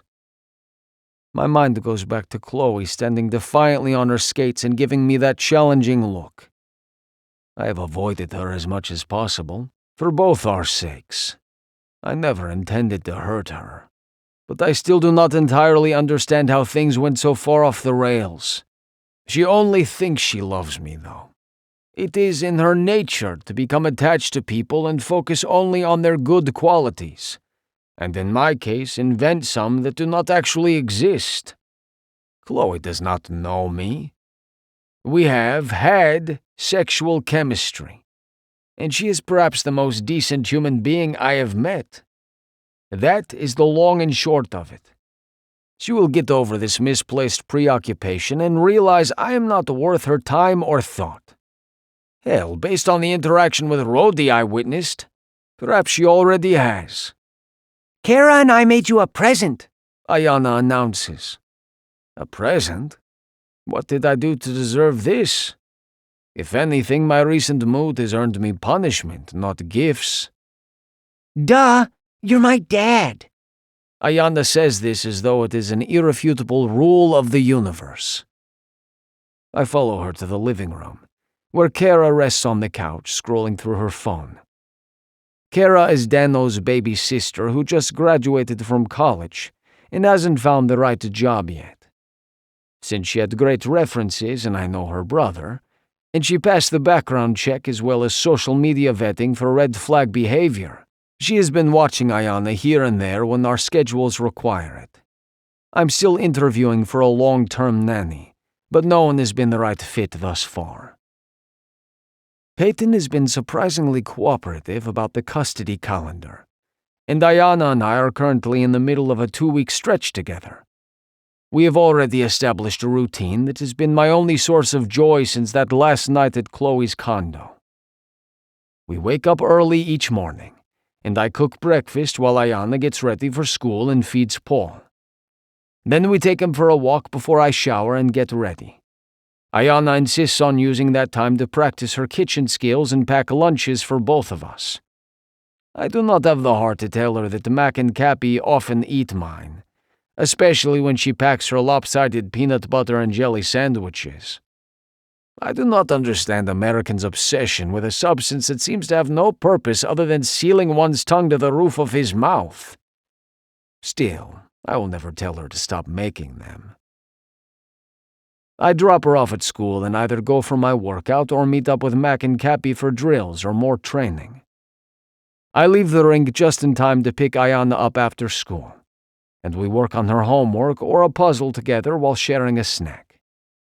It is the cozy life I have longed for with my daughter, but I cannot escape the feeling that something is missing. I refuse to think too hard about it because this is what I have strived for all this time, and I will not be ungrateful for any of it. Hey, Mr. Drugoff. Kara looks up from her phone to greet me. She has the same light hair as Dano, but has luckily inherited everything else from their mother. I nod my hello and she continues. I didn't know Ayana was such a talented artist. I glance down at my daughter, who is beaming at her sitter. I run my hand over her head, ruffling her fine blonde tresses. You must get that from your tiocha, Sophia. Ayana's eyes widen. Oh yeah, I forgot to tell you my aunt is a painter. People pay her for her pictures and everything. She informs Kara. Cool. Kara stands, setting her phone on the coffee table before lifting a small gift bag from beside it. You should do the honors, she says to Ayana. My daughter rushes over to snatch the bag and then skips back to me. Open it, she invites, extending the paper bag. I take it with a smile and gently lift the tissue paper, hiding its contents. Ayana takes the paper and bounces on her toes with a wide grin as she waits for me to withdraw the gift. My breath catches when I remove it from the bag, finding that my daughter has painted and decorated a small picture frame holding a snapshot of Chloe and me. I recognize it from a night the three of us took Paul for a walk, and he began jumping and barking at fireworks lighting the sky from a nearby park. The sounds coming from the dog kept escalating until he was belting out extended, yearning howls that had all three of us bent over laughing. I did not even know Ayana had her phone with her that night, much less took a photo. Chloe, looking gorgeous as always, is leaning into me with a hand to my chest, and I am gazing down at her. There is no other word for it. With naked affection. and an expression of pure happiness. An evening with just my daughter, her howling dog, and the most beautiful, sweet, and charming woman on earth. In other words, my wildest dream come true, even though I never meant to dream it in the first place. Chapter 37. Chloe. Can I ask you a quick question? Asks Molly, one of the moms who come to collect their kiddos after practice.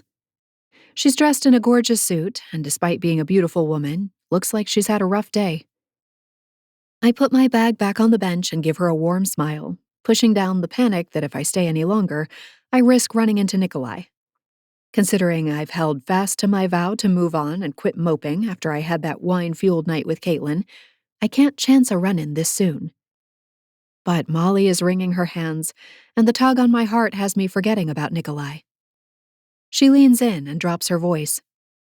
Matthew's been acting out recently. He'd kill me for telling you this, but he pushed another kid off the lunch table the other day and got suspended. Oh, no. I breathe. I saw a lot of kids with behavioral problems when I was a teacher. It almost always stemmed from an issue at home or bullying going on. But Matthew is such a nice boy, if a little quiet, from what I've seen in our practices. What can I do? She glances over her shoulder and continues, seeing Matthew still putting his shoes on with another kid from practice. Could you keep an eye on him? If he causes problems, I want to know about it as soon as possible. Single mom guilt over here. I worry I'm dropping the ball. I put my hand on her shoulder. I promise to keep a close eye. Molly's shoulders drop in relief. Thank you so much. I wasn't sure who to ask. This is why I started coaching, actually. I wanted to reach kids like I used to as a teacher without all the grading papers. Here's my number. You can text me anytime with concerns. We exchange numbers, and then Matthew walks up to his mom, seeming to hide behind his floppy hair. Hey, Coach. Jack keeps getting blisters. Can you see if his skates are jacked up? Sure. I give Molly what I hope is an encouraging smile and head over to offer my support. By the time I restring the laces on Jack's skates, his father has arrived. I also notice Bobby hovering nearby for no apparent reason. There's a flush on Molly's face, like she noticed Bobby's attention too, but is too shy to do anything about it. Ready to go, Matthew? Molly swings her keyring around and around her finger. I look past her to see Bobby staring at her ass with the kind of appreciation little kids give a 3-scoop cone of ice cream. I give him laser eyes that clearly say, "Stop the ogling, dumbass." He must feel it, because he snaps to attention and walks off. I shake my head and say goodbye, mentally adding check on Matthew to my list of things to do, and having a chat with Bobby about staying away from my students' moms. Back at home, Sushi ignores me, giving an extra shake of her tail as she swims away from me into her castle. Sassy little thing. I don't blame her, though. Sometimes a girl just feels like hiding away from the world for a while. I'm not moping. I tell her tail defiantly as I slide into my favorite baggy sweatshirt and spandex. I'm just getting comfortable. The doorbell rings and I freeze. Sushi pops her head out of the castle. What is up with people just coming over whenever they feel like it? Is this a southern thing? I wrinkle my nose. Florida's not really southern, though, right? Sushi opens and closes her mouth as I exit the bedroom to answer the door. I feel like I deserve a glass of wine for not immediately thinking it might be Nikolai coming to beg for my forgiveness. My heart is finally realizing that ship has sailed. Chloe, darling. Mom stands on my doorstep, her gold sandals brighter than my porch light. Mom? What are you doing here? I step back and she comes in, enveloping me in a hug and kissing my cheek. Her "why spray a little when you can spray a lot" perfume makes my eyes water. What? I can only come over when you have plants you need me to water? Ah, there it is. The mom guilt. You know you're welcome anytime. I sit on the couch and she joins me. She's looking like she spent the day at a tennis lesson, ogling her instructor instead of playing tennis. Cute skirt. Mom preens. Thank you. Jeff took me shopping yesterday, said I have great legs and should show them off. I think back over the long list of prior husbands and boyfriends, but can't place a Jeff. Well, that's nice. You should always rock those legs, no matter what age. Mom's smile fades. Chloe, darling, what's going on? The question sets me on edge, but I lean back into the couch cushion like my life lately has been nothing but sunshine and roses. What do you mean? She sighs, spinning to tuck a leg under her, and reaches over to squeeze my hands. This is your mother, Chloe Cooper. Cut the bullshit. I pull back my head. Geez, Mom. She gives me a look only your own mother can pull off. It melts away all the excuses on the tip of my tongue and leaves me feeling 5 years old with my hand stuck in the cookie jar. I huff and accept my fate. Fine. I fell in love with the wrong man, and now I'm getting over him and moving on with my life. Oh, honey, if there's one woman who can understand falling in love with the wrong man, it's me. I've fallen in love with all of them. She laughs softly. So tell me what this man has that Tanner doesn't, because that man is... She trails off, eyes glazing over. Mom, Tanner is way too young for you. Her smile is pure feminine confidence that I can only hope to have a fraction of one day. There's no such thing, darling. I roll my eyes, used to Mom's antics with men. She takes pity on me and moves the conversation along. Seriously, though, Tanner is everything a woman is looking for, but he didn't do it for you. Tell me why. My chest aches, thinking of all the reasons Nikolai is far superior. Not in looks or manners or even demeanor. It's all the things that matter on a deeper level. This other man made my heart flutter with the way he looked at me so intensely. Like he wanted to hear every word I said because each word mattered. Like he'd do anything to make my life easier, even if it was an inconvenience for him. My eyes fill with tears, and there's nothing I can do to stop it. He made me feel beautiful. Mom squeezes my hands tightly, her voice soft but firm. Then why aren't you with him? And there it is. The deep wound in my chest that I've tried to ignore. A tear slips down my cheek. He's got a child, and a career, and an overly complicated sense of duty to, well, everyone. Those have to be his priorities. What I want doesn't matter. Oh, Chloe, darling, what you want always matters. And if that man has any sense in his head, he'll see that. He'll come back and put you right at the top of his priority list like you deserve. I shake my head, thinking of Dad's sacrifice throughout my childhood.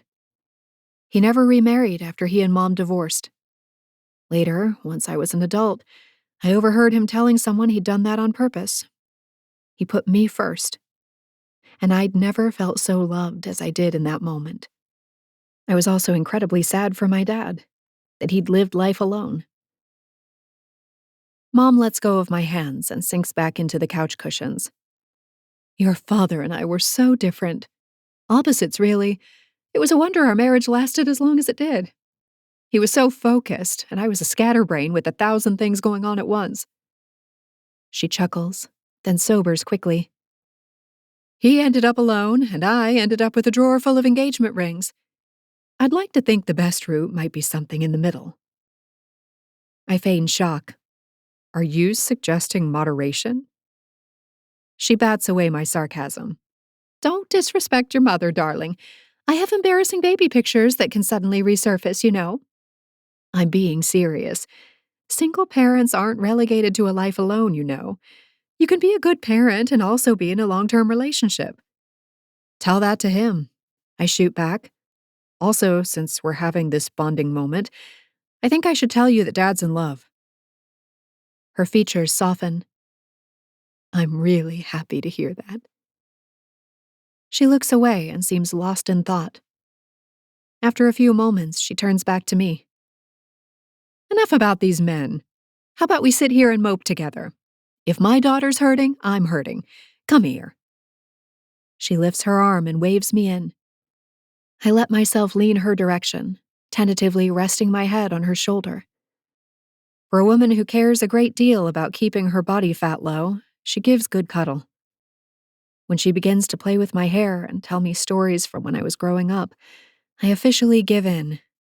Apparently, there is no age limit on accepting snuggle time from your mom. My eyelids are drooping when my phone rings.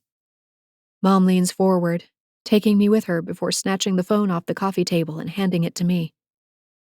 Ayana's name lights up the screen. Putting it to my ear, I lose the sleepiness in an instant. Ayana only has a phone for emergencies. Chloe? Ayana's voice comes through the phone loud and clear. Also clear? The wobble that has my insides clenching. I jump to my feet in alarm. What's wrong? Can you come over? I'm home all alone and I'm scared.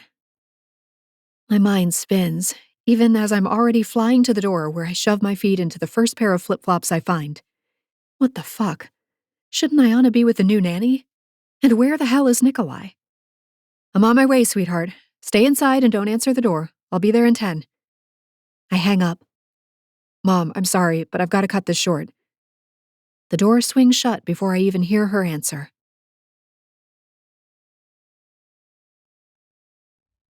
Chapter 38. Nico. 2 hours earlier. My phone rings right in the middle of post-hockey practice math homework.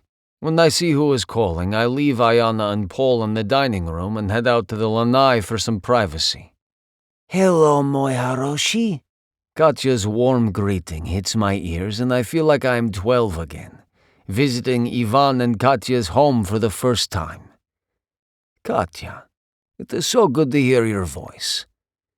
You act as if we have not spoken in years, she says with amusement.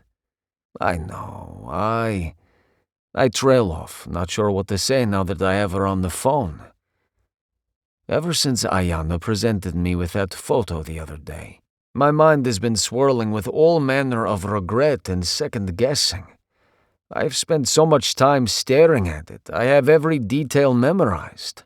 It now rests under all the contents of my sock drawer to keep me from obsessing over it any longer.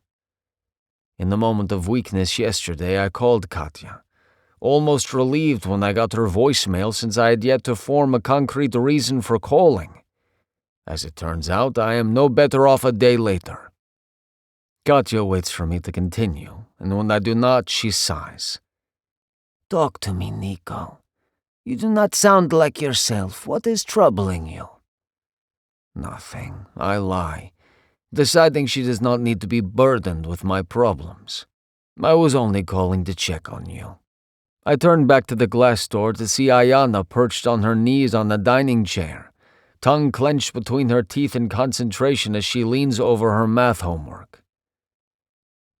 Ivan always said you were a bad liar because you did not have enough practice at it. I cough out a rough chuckle. I'm not so sure about that. Perhaps he was just easy to fool. Katya laughs, the sound lilting and bright. She sounds like her old self, which is relieving. That is a good one, Nico. She is right, of course. Ivan was as sharp as they come. Sobering, she continues. Out with it. And I want the truth this time. Allow me to help you for once. You and Ivan have both helped me more than enough, I remind her. Oh, Ivan wanted your success more than you did, I would wager. You should have seen him preening around town bragging about you. Ivan did not preen, I insist, picturing my old coach, lines etched into his stern face and his posture permanently set in battle mode. Stop evading, Nico. I keep telling you it's just a rough few days and you do not need to worry. My neighbors and Sophia check on me so often my doormat is worn thin. I am glad. You are a good boy. I cannot remember the last time anyone but Katya referred to me as a boy, and it takes me back to early days. I am not so sure about that. My eyes drop to my bare feet on the stamped concrete surrounding the pool. Here goes nothing. I am struggling with situation. My voice sounds strangled even to my own ears. I think I made a mistake. I hear a sharp gasp from the other end of the line and wonder for a split second if Katya has injured herself. My concern is invalidated when she exclaims, "It is a woman!" What? How did you? I never said, I sputter, my eyes flashing back to Ayana behind the glass. But she remains at the table, oblivious of my conversation with Katya. Nothing makes a man sound so confounded and desperate as love. My voice drops to a whisper for some reason. I certainly never said anything about love, although that very sentiment is written all over that photograph, despite all my efforts to deny it. So, who is she? Katya ignores my protests and forges ahead. Has she met Ayana yet? Since she clearly cannot be dissuaded, I exhale loudly and give in, getting straight to the heart of the matter. She is Coach Bowman's daughter. I half expect Katya to lose her shit and fall over laughing at the irony. However, she does nothing of the sort. Instead, she is silent for so long I wonder if our connection has been broken. Katya? My darling boy, is all she says. I crossed the line and tried to go back, but now I fear there is no going back. My eyes close, the heavy weight of disappointing either of my mentors resettling on my shoulders like a familiar cloak. Katya sighs. You have spent so much of your life repaying imaginary debts, Nico. But you are your own man, a good man, and the best way to honor those you hold in high esteem is to allow yourself to be happy. And to share that happiness instead of miring yourself in that strict sense of duty you cling to. As if reading my thoughts, she continues. If Yvonne and I had been blessed with a daughter, I cannot think of anyone we would trust her with more than you. Katya. My voice is suddenly hoarse. Was Coach Bowman's daughter happy when she was with you? I think so. I admit before anticipating her next question. And I know I was happy with her. Then honor everyone, including her and yourself, by living your life to its fullest. You only live once, my boy. Her words conjure more images of Ivan. He certainly lived his life to the fullest. That cannot be denied. And then another coach's face takes Ivan's place in my mind as adrenaline begins filtering into my bloodstream. Katya, I need to go. She must like something in my tone because her response is, Bring her to visit next time you come home, yes? Instead of confirming or denying, I thank Katya and hang up. It is time to get a sitter for Ayana and get my ass across town. 14 minutes later, I am knocking on Coach Bowman's front door. He takes one look at my expression and swings the door wide to usher me in with an inexplicable, "I've been waiting for this visit." My confused expression goes unacknowledged as Coach leads me to his study and goes straight for the liquor cart. "Vodka?" I nod absently, one hand going to the back of my neck and the other diving into my pocket as Coach pours our drinks. I wonder for a moment if Chloe has confided in him, but it matters little. I'm here to say something I should have said weeks ago, so I forge ahead, intent on explaining myself and coming clean. Instead, however, I simply declare, love is mean. You may fall in love with a goat. The hand holding Coach's glass of bourbon freezes halfway to his mouth. Excuse me? I shake my head, realizing I have cocked things up with another of my Russian idioms that does not translate quite as well as I had hoped. This situation calls for straight honesty, however, not metaphors or flowery speech. I am in love with your daughter. The bourbon glass finishes its journey to Coach's mouth while his eyes stare into mine. He pulls in a sip and holds it before swallowing and lowering the glass. I know.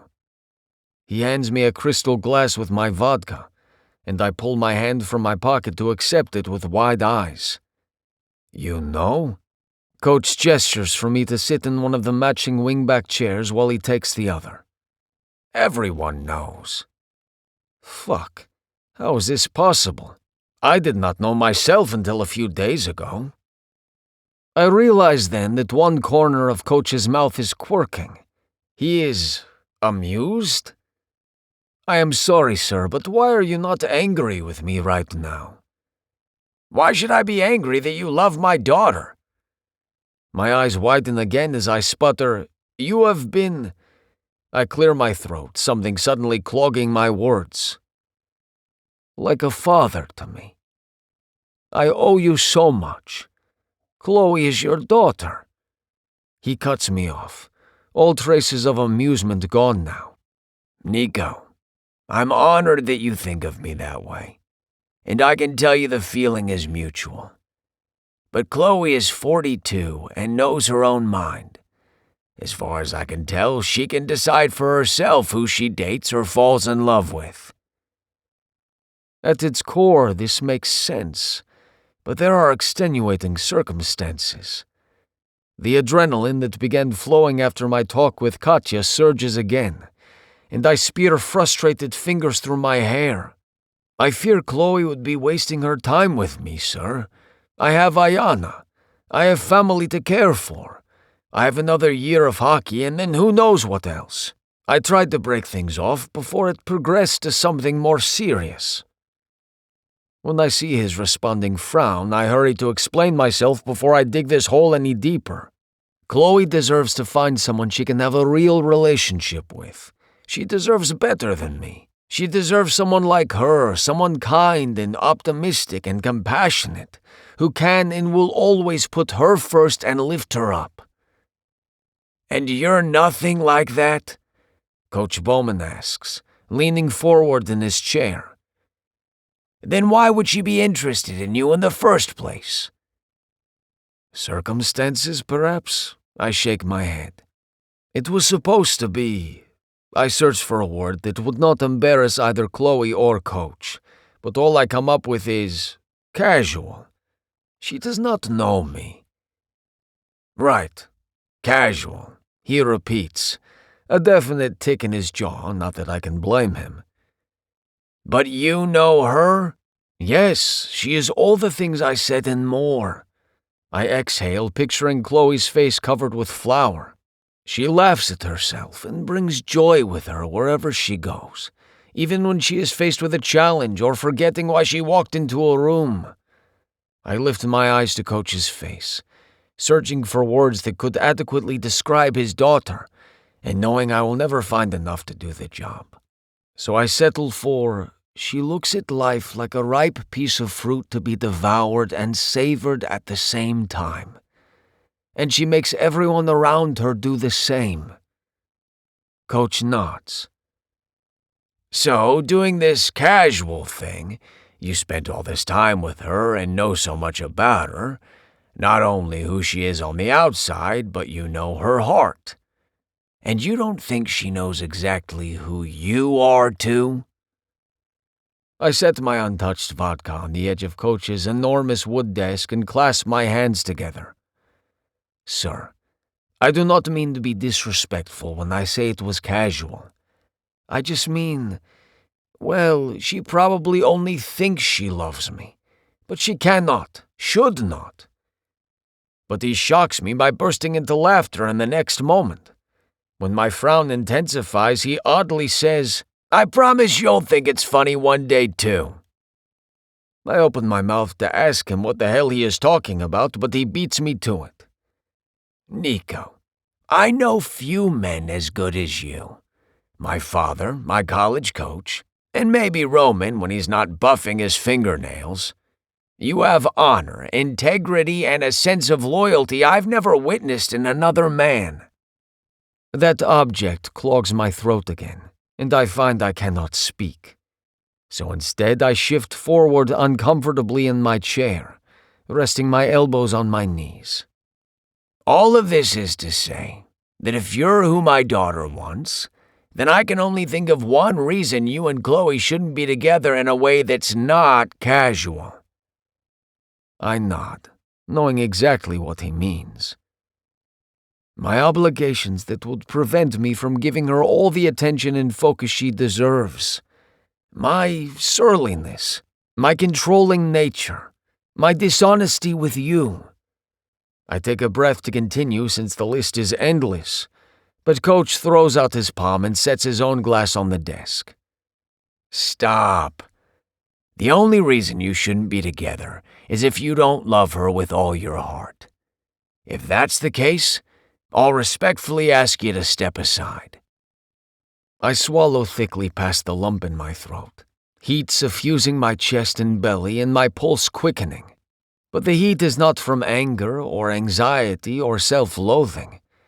It is from the overwhelming emotion filling me at just the prospect of being free to love and care for someone simply because she makes me happy. To love Chloe. Still. But Coach, she deserves more. His lips tug in a half-smile. "Why don't you let my daughter decide what she deserves?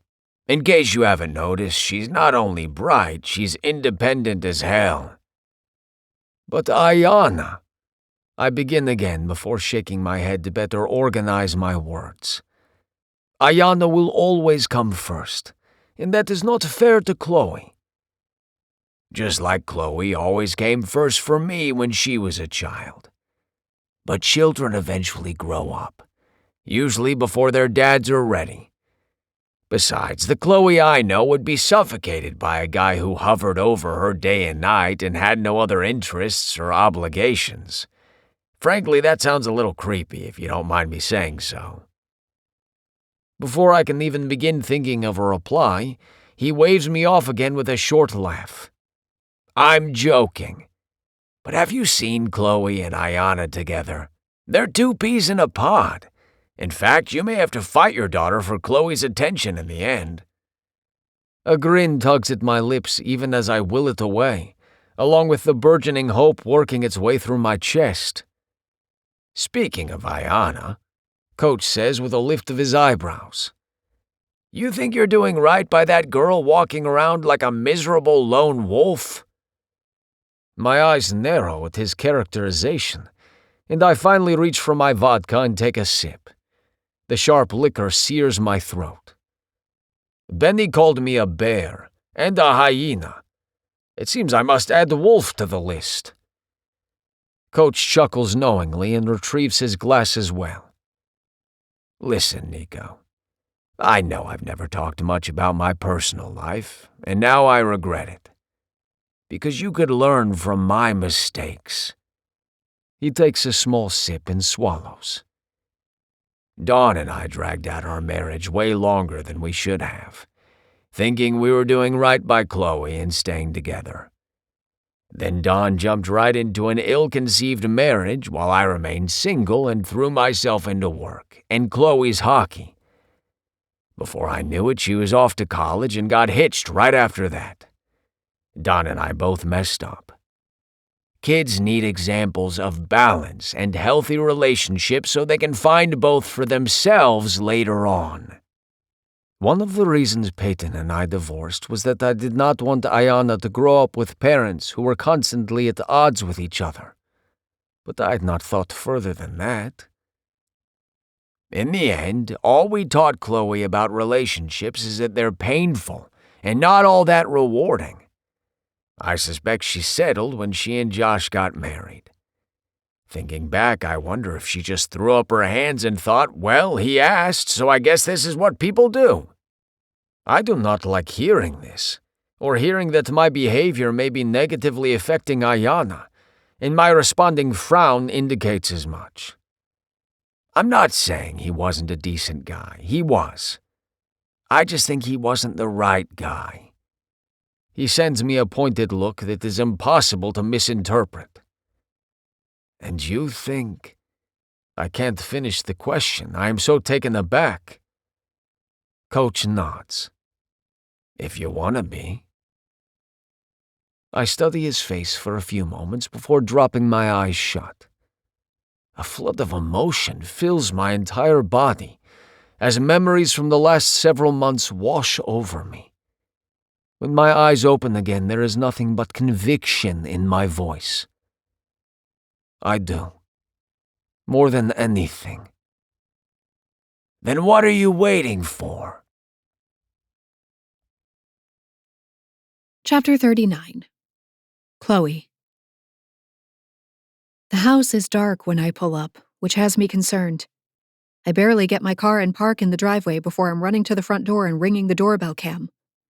Ayana? It's Chloe. Are you home? The door swings open to reveal a young woman and Ayana, both with smiles on their faces.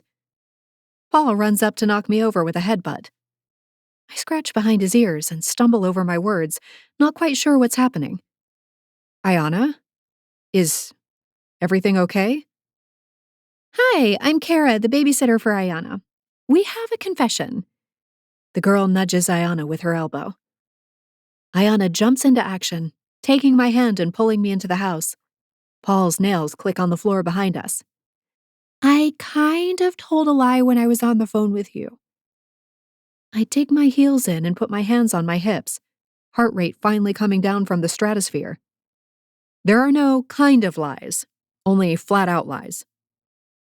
Ayana's shoulders shift up to her ears, and her smile is more sheepish now. Yeah, so I lied to get you here. I told her it was a bad idea to lie. Kara chimes in, earning a glare from Ayana. I put my hands up, and they both hush. Is Nikolai here? No, they answer in unison. That's why I wanted you here. Ayana goes on. We don't have much time. She takes my hand again and pulls me into the living room and down on the couch with her. I let her, wanting to get to the bottom of what's going on. Paul curls up at my feet, and I realize I've even missed the dog. Now that I know Nikolai isn't here, I hope I won't have to run into him if I get out of here quickly enough. I miss you, Chloe. Ayana looks at Kara. No offense. Kara waves off her concern. I miss you too, Ayana, but you can't lie about an emergency just to see me. If you talk to your dad, I'm sure we can come up with times we can hang out. Okay, but that's not why I had to get you here. I try not to let the exasperation into my voice. Then why am I here? Ayana spreads her arms out to the sides. Because Dad's in love with you. Duh. I'm shaking my head before she even finishes that sentence. No, honey, he's not. My heart aches with the admission, but the sooner I disabuse her of this notion, the better off she'll be. Ayana jumps to her feet and begins to pace the floor, looking agitated. Yes, he is. I know what love looks like. He's happy and smiley when you're around and grumpy and mean when you're gone. He works out all the time now that you don't live here. And he keeps your photo in his sock drawer. That last one has my attention. Sock drawer? Yes, Ayana exclaims, like this explains everything. Dad always says you don't just fall in love with a goat. I try to turn that one around in my brain, but come up with more confusion. He just means that you choose who you fall in love with, and I think he's right. He chose you to fall in love with, but he's too stubborn to admit it. So you have to be here and get him to listen. That heartache I've been nursing turns into a whole rib cage of pain. Oh, honey, it's not that simple. I grasp her hands and pull her back onto the couch with me. Two people can care for each other and still not be right for a relationship. That's stupid, Ayana cries.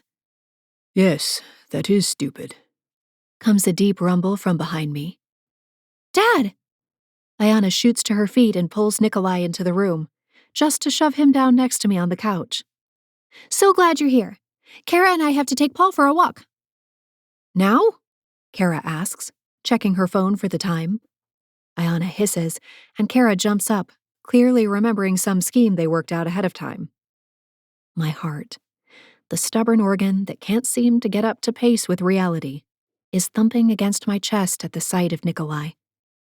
The eyes that I've seen go ice cold are crackling with warmth. His shoulders block out the world as he turns to me, creating a bubble of just him and me. His scent hits me, and I swear every bone in my body aches from not being near him for several weeks. The three get out the door with a whispered flurry of words and several barks from Paul to get a move on. When the door finally shuts behind them, Nikolai, who's been staring at me like he's drinking me in, finally speaks. She is right. Two people who care for each other is the basis of every solid relationship. I nod, actually following along for the first time tonight. I'm sorry to just show up here. Ayana called and insinuated she was alone. I came racing over, but I can go now. Nikolai's hand shoots out to hold me in place. I freeze, absolutely unwilling to pull away from him. Not when my whole body is hyper-focused on where his fingers are stroking my skin. Please stay. There is much I need to say. I may have started putting my own needs first with this move to Tampa, but I'm still me. When someone asks me for something, I tend to want to give it to them. And I really do want to hear what Nikolai has to say, even if it tears my heart in pieces. Again. Okay, I croak. Nikolai doesn't release me, but he does nod. I can't tell if he's frowning because he's mad I'm here, or if this is just his resting frown face. Last time we were together, you told me something that I have not been able to get out of my mind. I hide behind my eyelids and wish for a hole to crawl into. Nikolai squeezes my hand and my eyes flutter open. I walked out like a coward, and I owe you an apology for that. I shake my head. No apology needed. Yes, Chloe. Only an idiot would walk away from sharing your heart. I am that idiot. You do not owe me anything, but I hope you will listen to what I have to say now. I nod, and he continues. I can barely breathe, but promise myself one hell of a cocktail for surviving this humiliation. I thought I could not love you, because my focus has always been on my career and Diana. Very important people in my life have shown me that I am an idiot. What I taught Diana is wrong. You cannot choose who you love or when it happens. He takes my hand and places it on his thigh, wrapping me in both hands. I love you, Chloe Cooper. My heart stills, and I forget to breathe. I stare at him, waiting for the next part of that sentence, the gotcha that surely is to come, the reasons for why we can never be together, or that he is simply wrong for loving me. But he doesn't continue. He just stares right back at me until we find ourselves in a staring contest. It is okay if you do not love me anymore. I have given you so many reasons to hate me, actually, but I wanted you to know that your love was returned. I was just too much of an idiot, I supply for him, finally finding my voice. He dips his head. Yes, idiot. Wait. I screw up my face, trying to decipher this conversation. Are you saying you still love me, or you used to love me? He brings my hand up to his lips and presses the back of my hand to his mouth. Just a flutter of a kiss, but it sends off a riot of butterflies in my stomach. I am in love with you now, and I imagine I always will be. As much as I did not want to admit it before, I can see that I cannot stop it now. I gape at him, somewhere in the back of my brain laughing at myself for my imitation of sushi. Okay, but what's the catch? Nikolai's eyebrows draw together. The catch? I pull my hand from his before I beg him to let me move back in. Yes, you love me, but what? We can't be together because Ayana? Your career? Your family? Explain it to me like I'm 7. I am like a goat looking at a watch. Nikolai shakes his head in disgust. What is with this family and the goat references? I am good at hockey, but not much else, it seems. Chloe, I love you, and I want to be with you. There are priorities in my life, yes, but I want you to be one of them. I am learning that life is not all or nothing. I jump to my feet, suddenly so nervous I need to move, or I fear I might fall apart. You love me and want to be with me. That's what you're saying. He stands too, looking so unlike his take-charge self. Under different circumstances, I'd laugh. Yes, that is all correct. My lips understand first, slowly tilting up on the sides into the widest, cheesiest grin that ever grinned. Well, I love you too. Still. Nikolai's hands come up to land on my hips, pulling me into his chest. Every muscle in my body relaxes against him, like they'd just been waiting to be connected with this man all these weeks. Then be with me, please. I am not good with words, but I will show you every day that you are loved. I'm nodding automatically.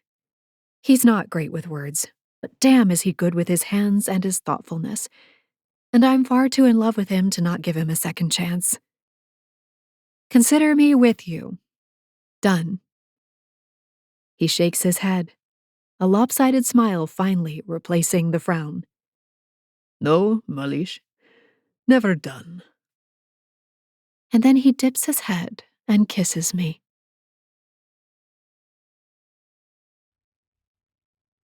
Chapter 40. Nico. I thought she'd never fall asleep. Chloe whispers as I press into her back, my hands circling her waist and my lips coming to rest on the side of her neck. She shivers, and I turn us both toward the hallway on the opposite end of the house, the one with the guest room. It has been 2 hours since I came home to find Chloe's Bronco in my driveway and her sitting on my couch.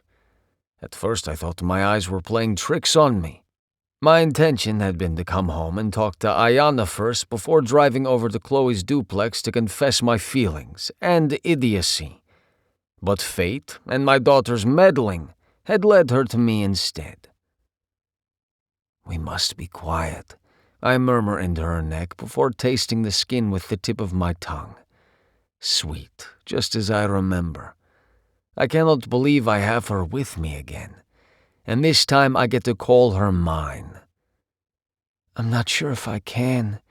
Chloe groans and almost trips, so I hoist her up in my arms to carry her the rest of the way to the guest room.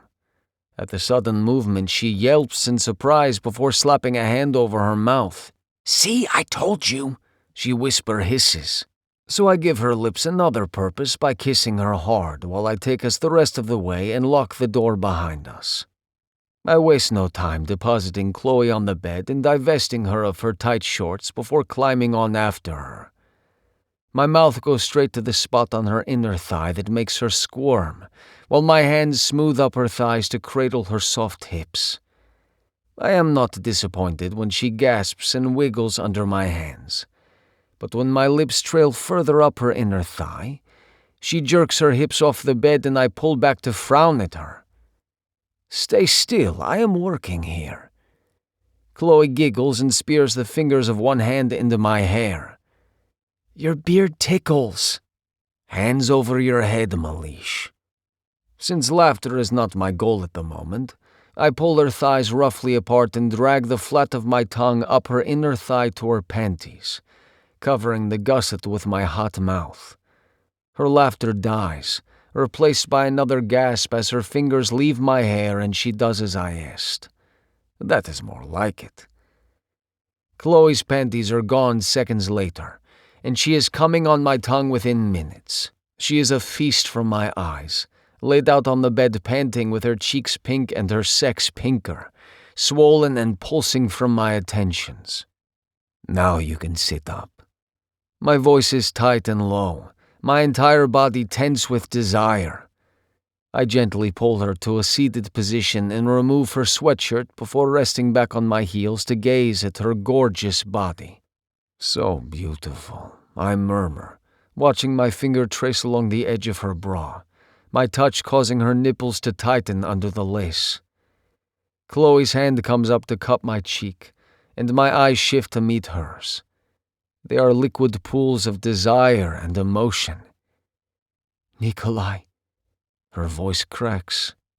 We look at one another for a long moment before I lean forward and kiss her, hoping she can feel everything I mean the kiss to say.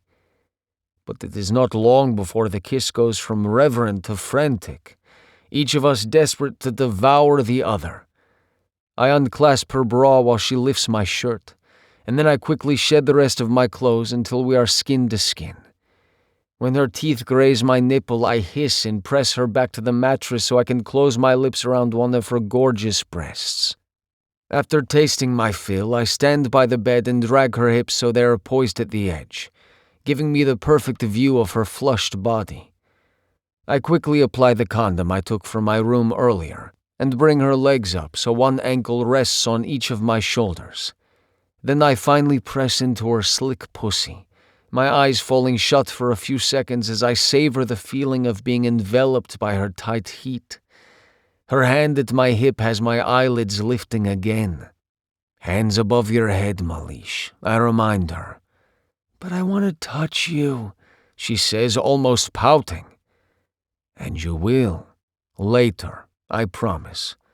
But I want to focus on properly fucking her right now. And I want an unobstructed view of all of her while I do."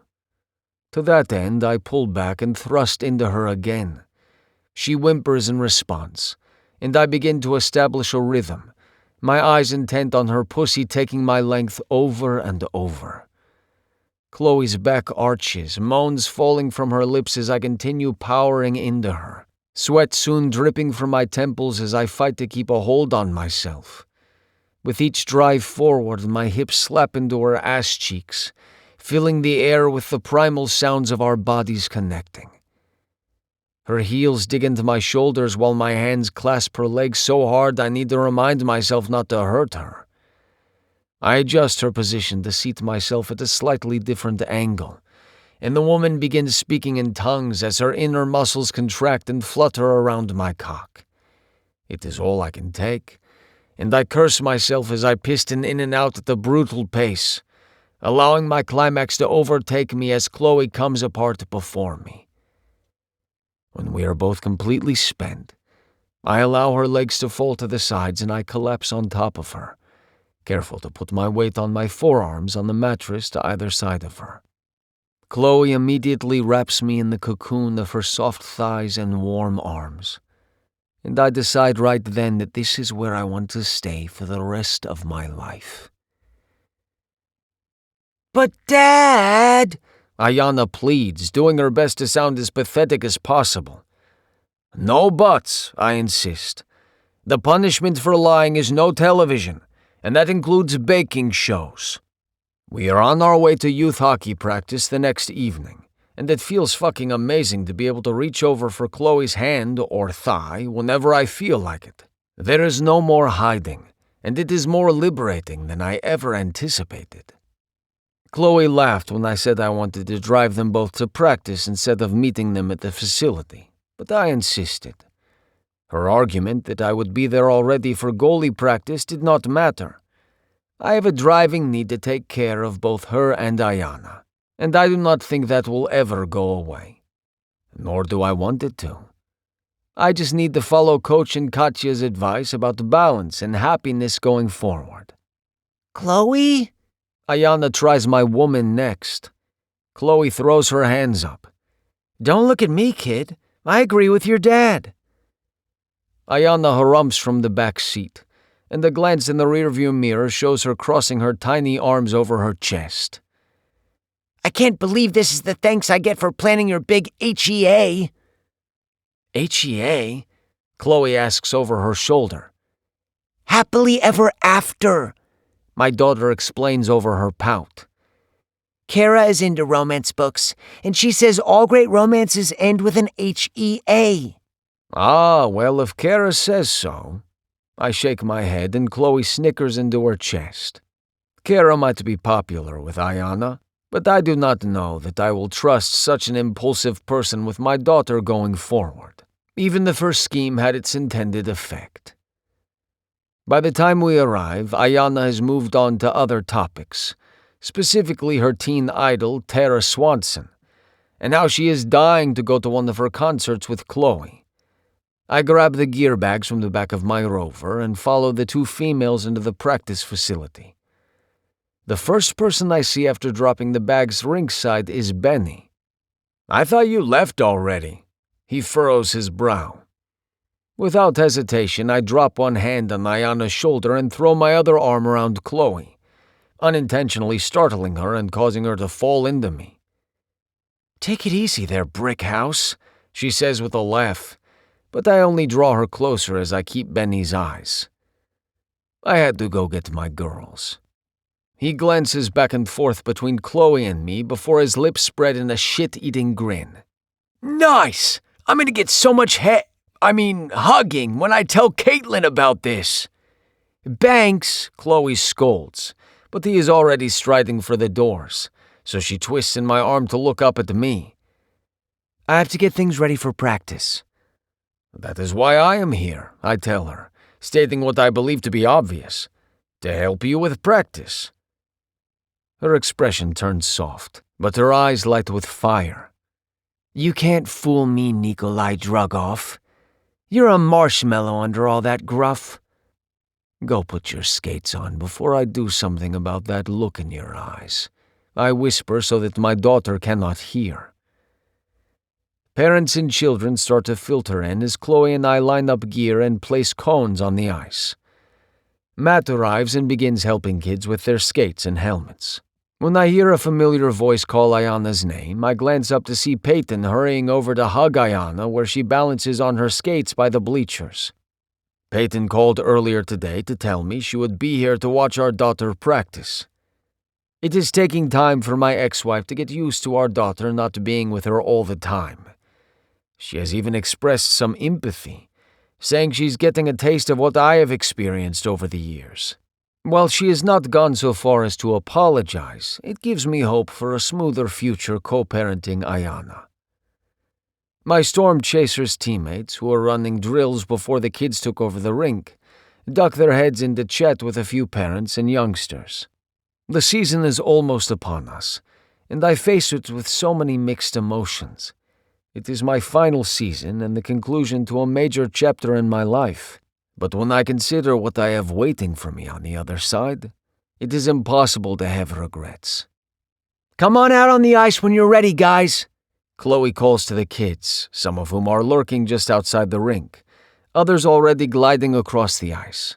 "Do not forget your helmets," I yell when one boy steps onto the ice with nothing covering his head. He quickly scampers off, tripping on the rubber mats as he hurries back toward the bleachers. "Wow," Chloe says as she skates up beside me. "I don't think I've ever seen Evan move that fast, but maybe take it down just a notch, yeah?" She does a terrible job at hiding her smile, but all I can do is shrug in return. I push off to help a group of struggling kids near one of the nets, but plow to a stop when I see Rhodey blazing across the ice toward Chloe, a mischievous smile on his lips. I reverse direction, pointing his way. "She is mine, Rhodey, and do not ever forget it." Mine. The notion feels so natural and right. I do not even have the slightest temptation to punch Rhodey in the balls for his stunt the other day. Rhodey throws his head back and laughs, gliding by Chloe without even pausing. "Relax, man, I wouldn't dream of it." He continues across the ice, only stopping when he reaches a boy around Eli's age on the other end. My eyes find Chloe again as I close the distance between us, and her smile is more dazzling than I thought possible. "What?" I ask, reaching out to pull her toward me on her skates. "Nothing at all," she responds as I bend my head to capture her lips in another of her addictive kisses, not caring one bit who might be watching. Epilogue. Chloe. I almost can't believe this is my life. Then I remember that I paid my dues and worked for something better. This isn't dumb luck or the result of someone handing me everything. I moved my whole life to Tampa, went out on a limb and created my own hockey league, and let a man back into my heart. That takes courage, and I like to think that fate smiles upon the courageous, or fate just really loves love. I stand by the rink and stretch before my private lesson, moving through the dynamic warm-ups that have become imperative for me before I head out on the ice. Just demonstrating the drills in practice and skating around helping the kiddos has led to a few minor injuries on my part. Caitlin told me all about her shoulder issues when she hit perimenopause, so you bet your ass I'm stretching. Nikolai comes with me to practice quite a bit now and supports my league every way he can. Just thinking about the last month while I stretch has me smiling like a fool. Nikolai's made an effort to prioritize our relationship and my career, and like everything he puts his mind to, it's all flourishing. I spend the night with him when Ayana is with her mom, but head home to my duplex when she's staying with Nikolai. The two deserve alone time together, and I don't mind having some of my own space too. I lived with one man for 2 decades. I think a solid year of living on my own is a healthy way to start something new. I didn't start it! I hear muffled voices coming from the nearby offices. That sounds suspiciously like Bobby, pleading innocence after he's caused a ruckus. He's a rookie, Rhodes. I wince, recognizing the new coach's voice. He sounds pissed. You're a veteran player and you haze a new guy? What the fuck? Did you honestly think that would help the team gel right before the season gets going? Oh, I get it. You didn't think at all. Coach, I swear I was just joking around with Mac and he got his panties in a bunch about it. I absolutely did not intend to turn it into a fistfight. My heart starts racing. Bobby always skated on thin ice when my dad was the coach, but the two had a bit of an understanding. Bobby toned down the fighting as much as he could, and Dad spent a lot of time coaching Bobby about behavior. Coach Marsh doesn't sound like he's as understanding. Which sucks, because despite all his goofy behavior, Bobby's a good guy, and I like him. I can't fucking babysit you, Rhodes. Get your shit together now, or you'll find yourself riding out your contract on the bench. A door slams, and I jolt. I sit down on the bleachers and grab my skates, pretending like I haven't heard a thing. Fuck! My head snaps over to see Bobby exiting the front of the coach's office, his hands in his hair. I look around, but don't see anyone else. Thankfully, the kiddo I have a private lesson with hasn't arrived yet to witness one of the Storm Chasers' star players cursing. You okay? I call out. Bobby drops his hands and looks over in my direction. He gives a head nod, but doesn't answer. I look at my phone and see I have 10 minutes. The poor guy looks more sad than angry, which accentuates his baby face. It tugs at my heart. Want to talk about it? Bobby plods over and throws himself onto the bleacher next to me, his head tilted up to the rafters. I don't suppose we can pretend you didn't hear that, can we? I think people out on the street might have heard that. I say dryly, nudging his shoulder. What'd you do this time? Bobby huffs and scrubs his hands over his face. Teased Mac about the frilly towel he keeps in his locker. How was I supposed to know his mama sewed it for him right before she died? He shoved me, and before I knew it, I was punching him in the face and rolling around the locker room floor. I shake my head. You gotta stop with the roids, my man. They'll shrink your nuts. Bobby gives me a grimace that forces me to roll my lips inward to stop from laughing. I don't take that shit, Chloe. My balls are far too important. I just don't know when to stop. Something physical happens and I lash out, taking things way too far. I sit with that for a bit, wishing I was a psychologist and not just a hockey coach. I know Bobby has 4 brothers, but I don't know anything else about his childhood. Think he'll bench you?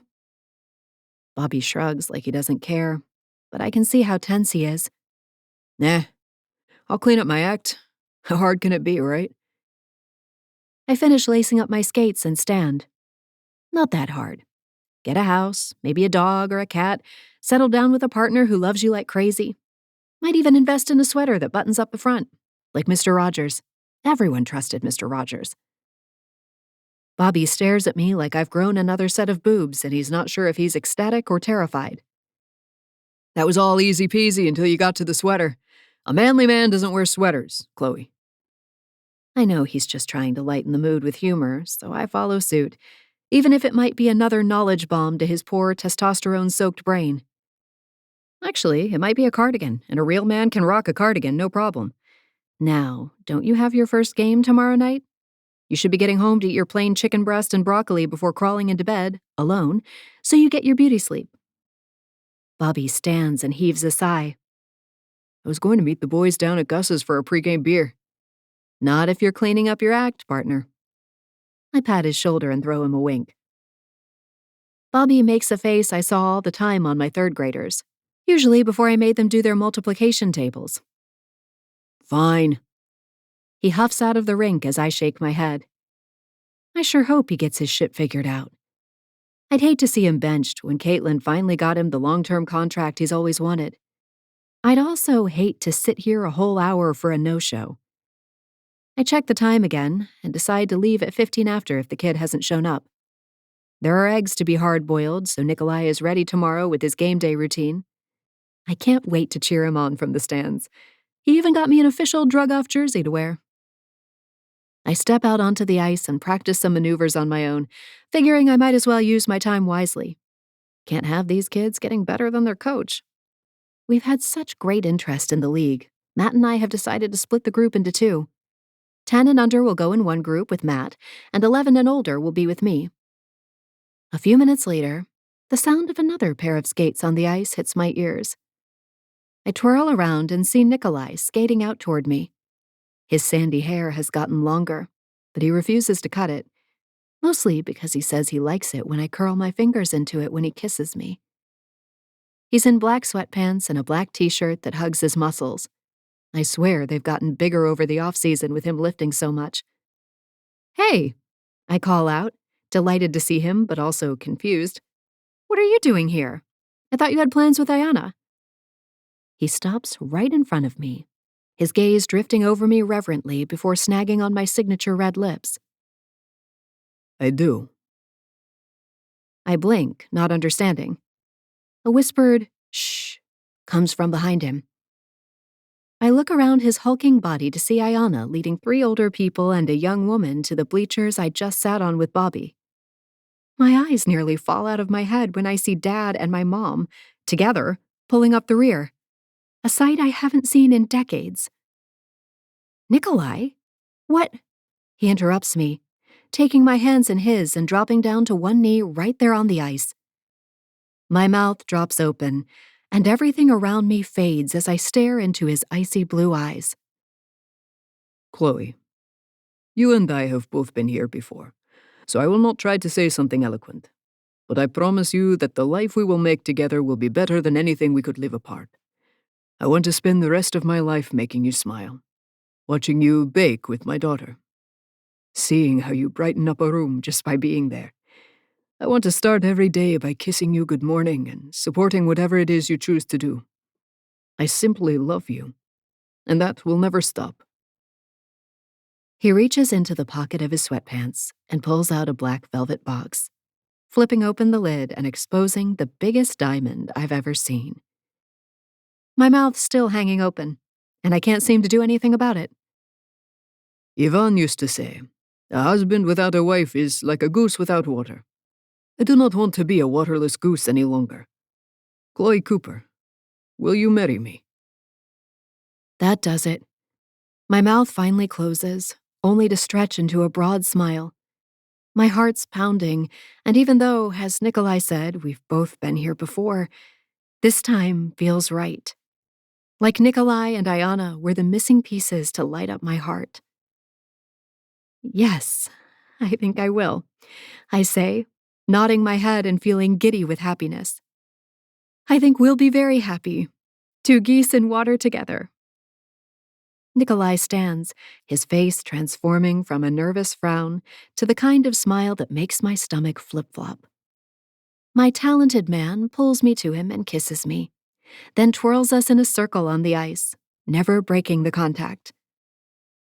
Well, what'd she say? Ayana's excited voice floats over the ice. Nikolai finally breaks away, both of us smiling like idiots. He opens the box once again, pulls out the ring, and slides it on my finger. The square-cut diamond catches every single light source in here and bounces it back in a kaleidoscope of color. I put my hand up in the air and holler back, I said yes! We skate over to the side of the rink, And I meet Nikolai's family with hugs all around. His mother, father, sister, and Katya follow us back to his house. Nikolai and Diana come in my car, and my father and mother head over together as well. Perhaps 30 years divorced is the lucky number for finally getting along with your ex. Nikolai had food delivered, so we spend the whole evening talking, getting to know each other, and celebrating our engagement. His parents are delightful, and it warms my heart to see how much they love him. The whole night, Nikolai holds my hand or touches my waist, like he needs that constant contact to make this thing real. I'm only too happy to give it to him. After everyone leaves for the night, Nikolai goes to Ayana's room to put her to bed. I sneak down the hallway and peer into her newly redecorated room. She's snug in her bed, covers up to her chin as Nikolai reads her their special book, Hush, Little Bunny.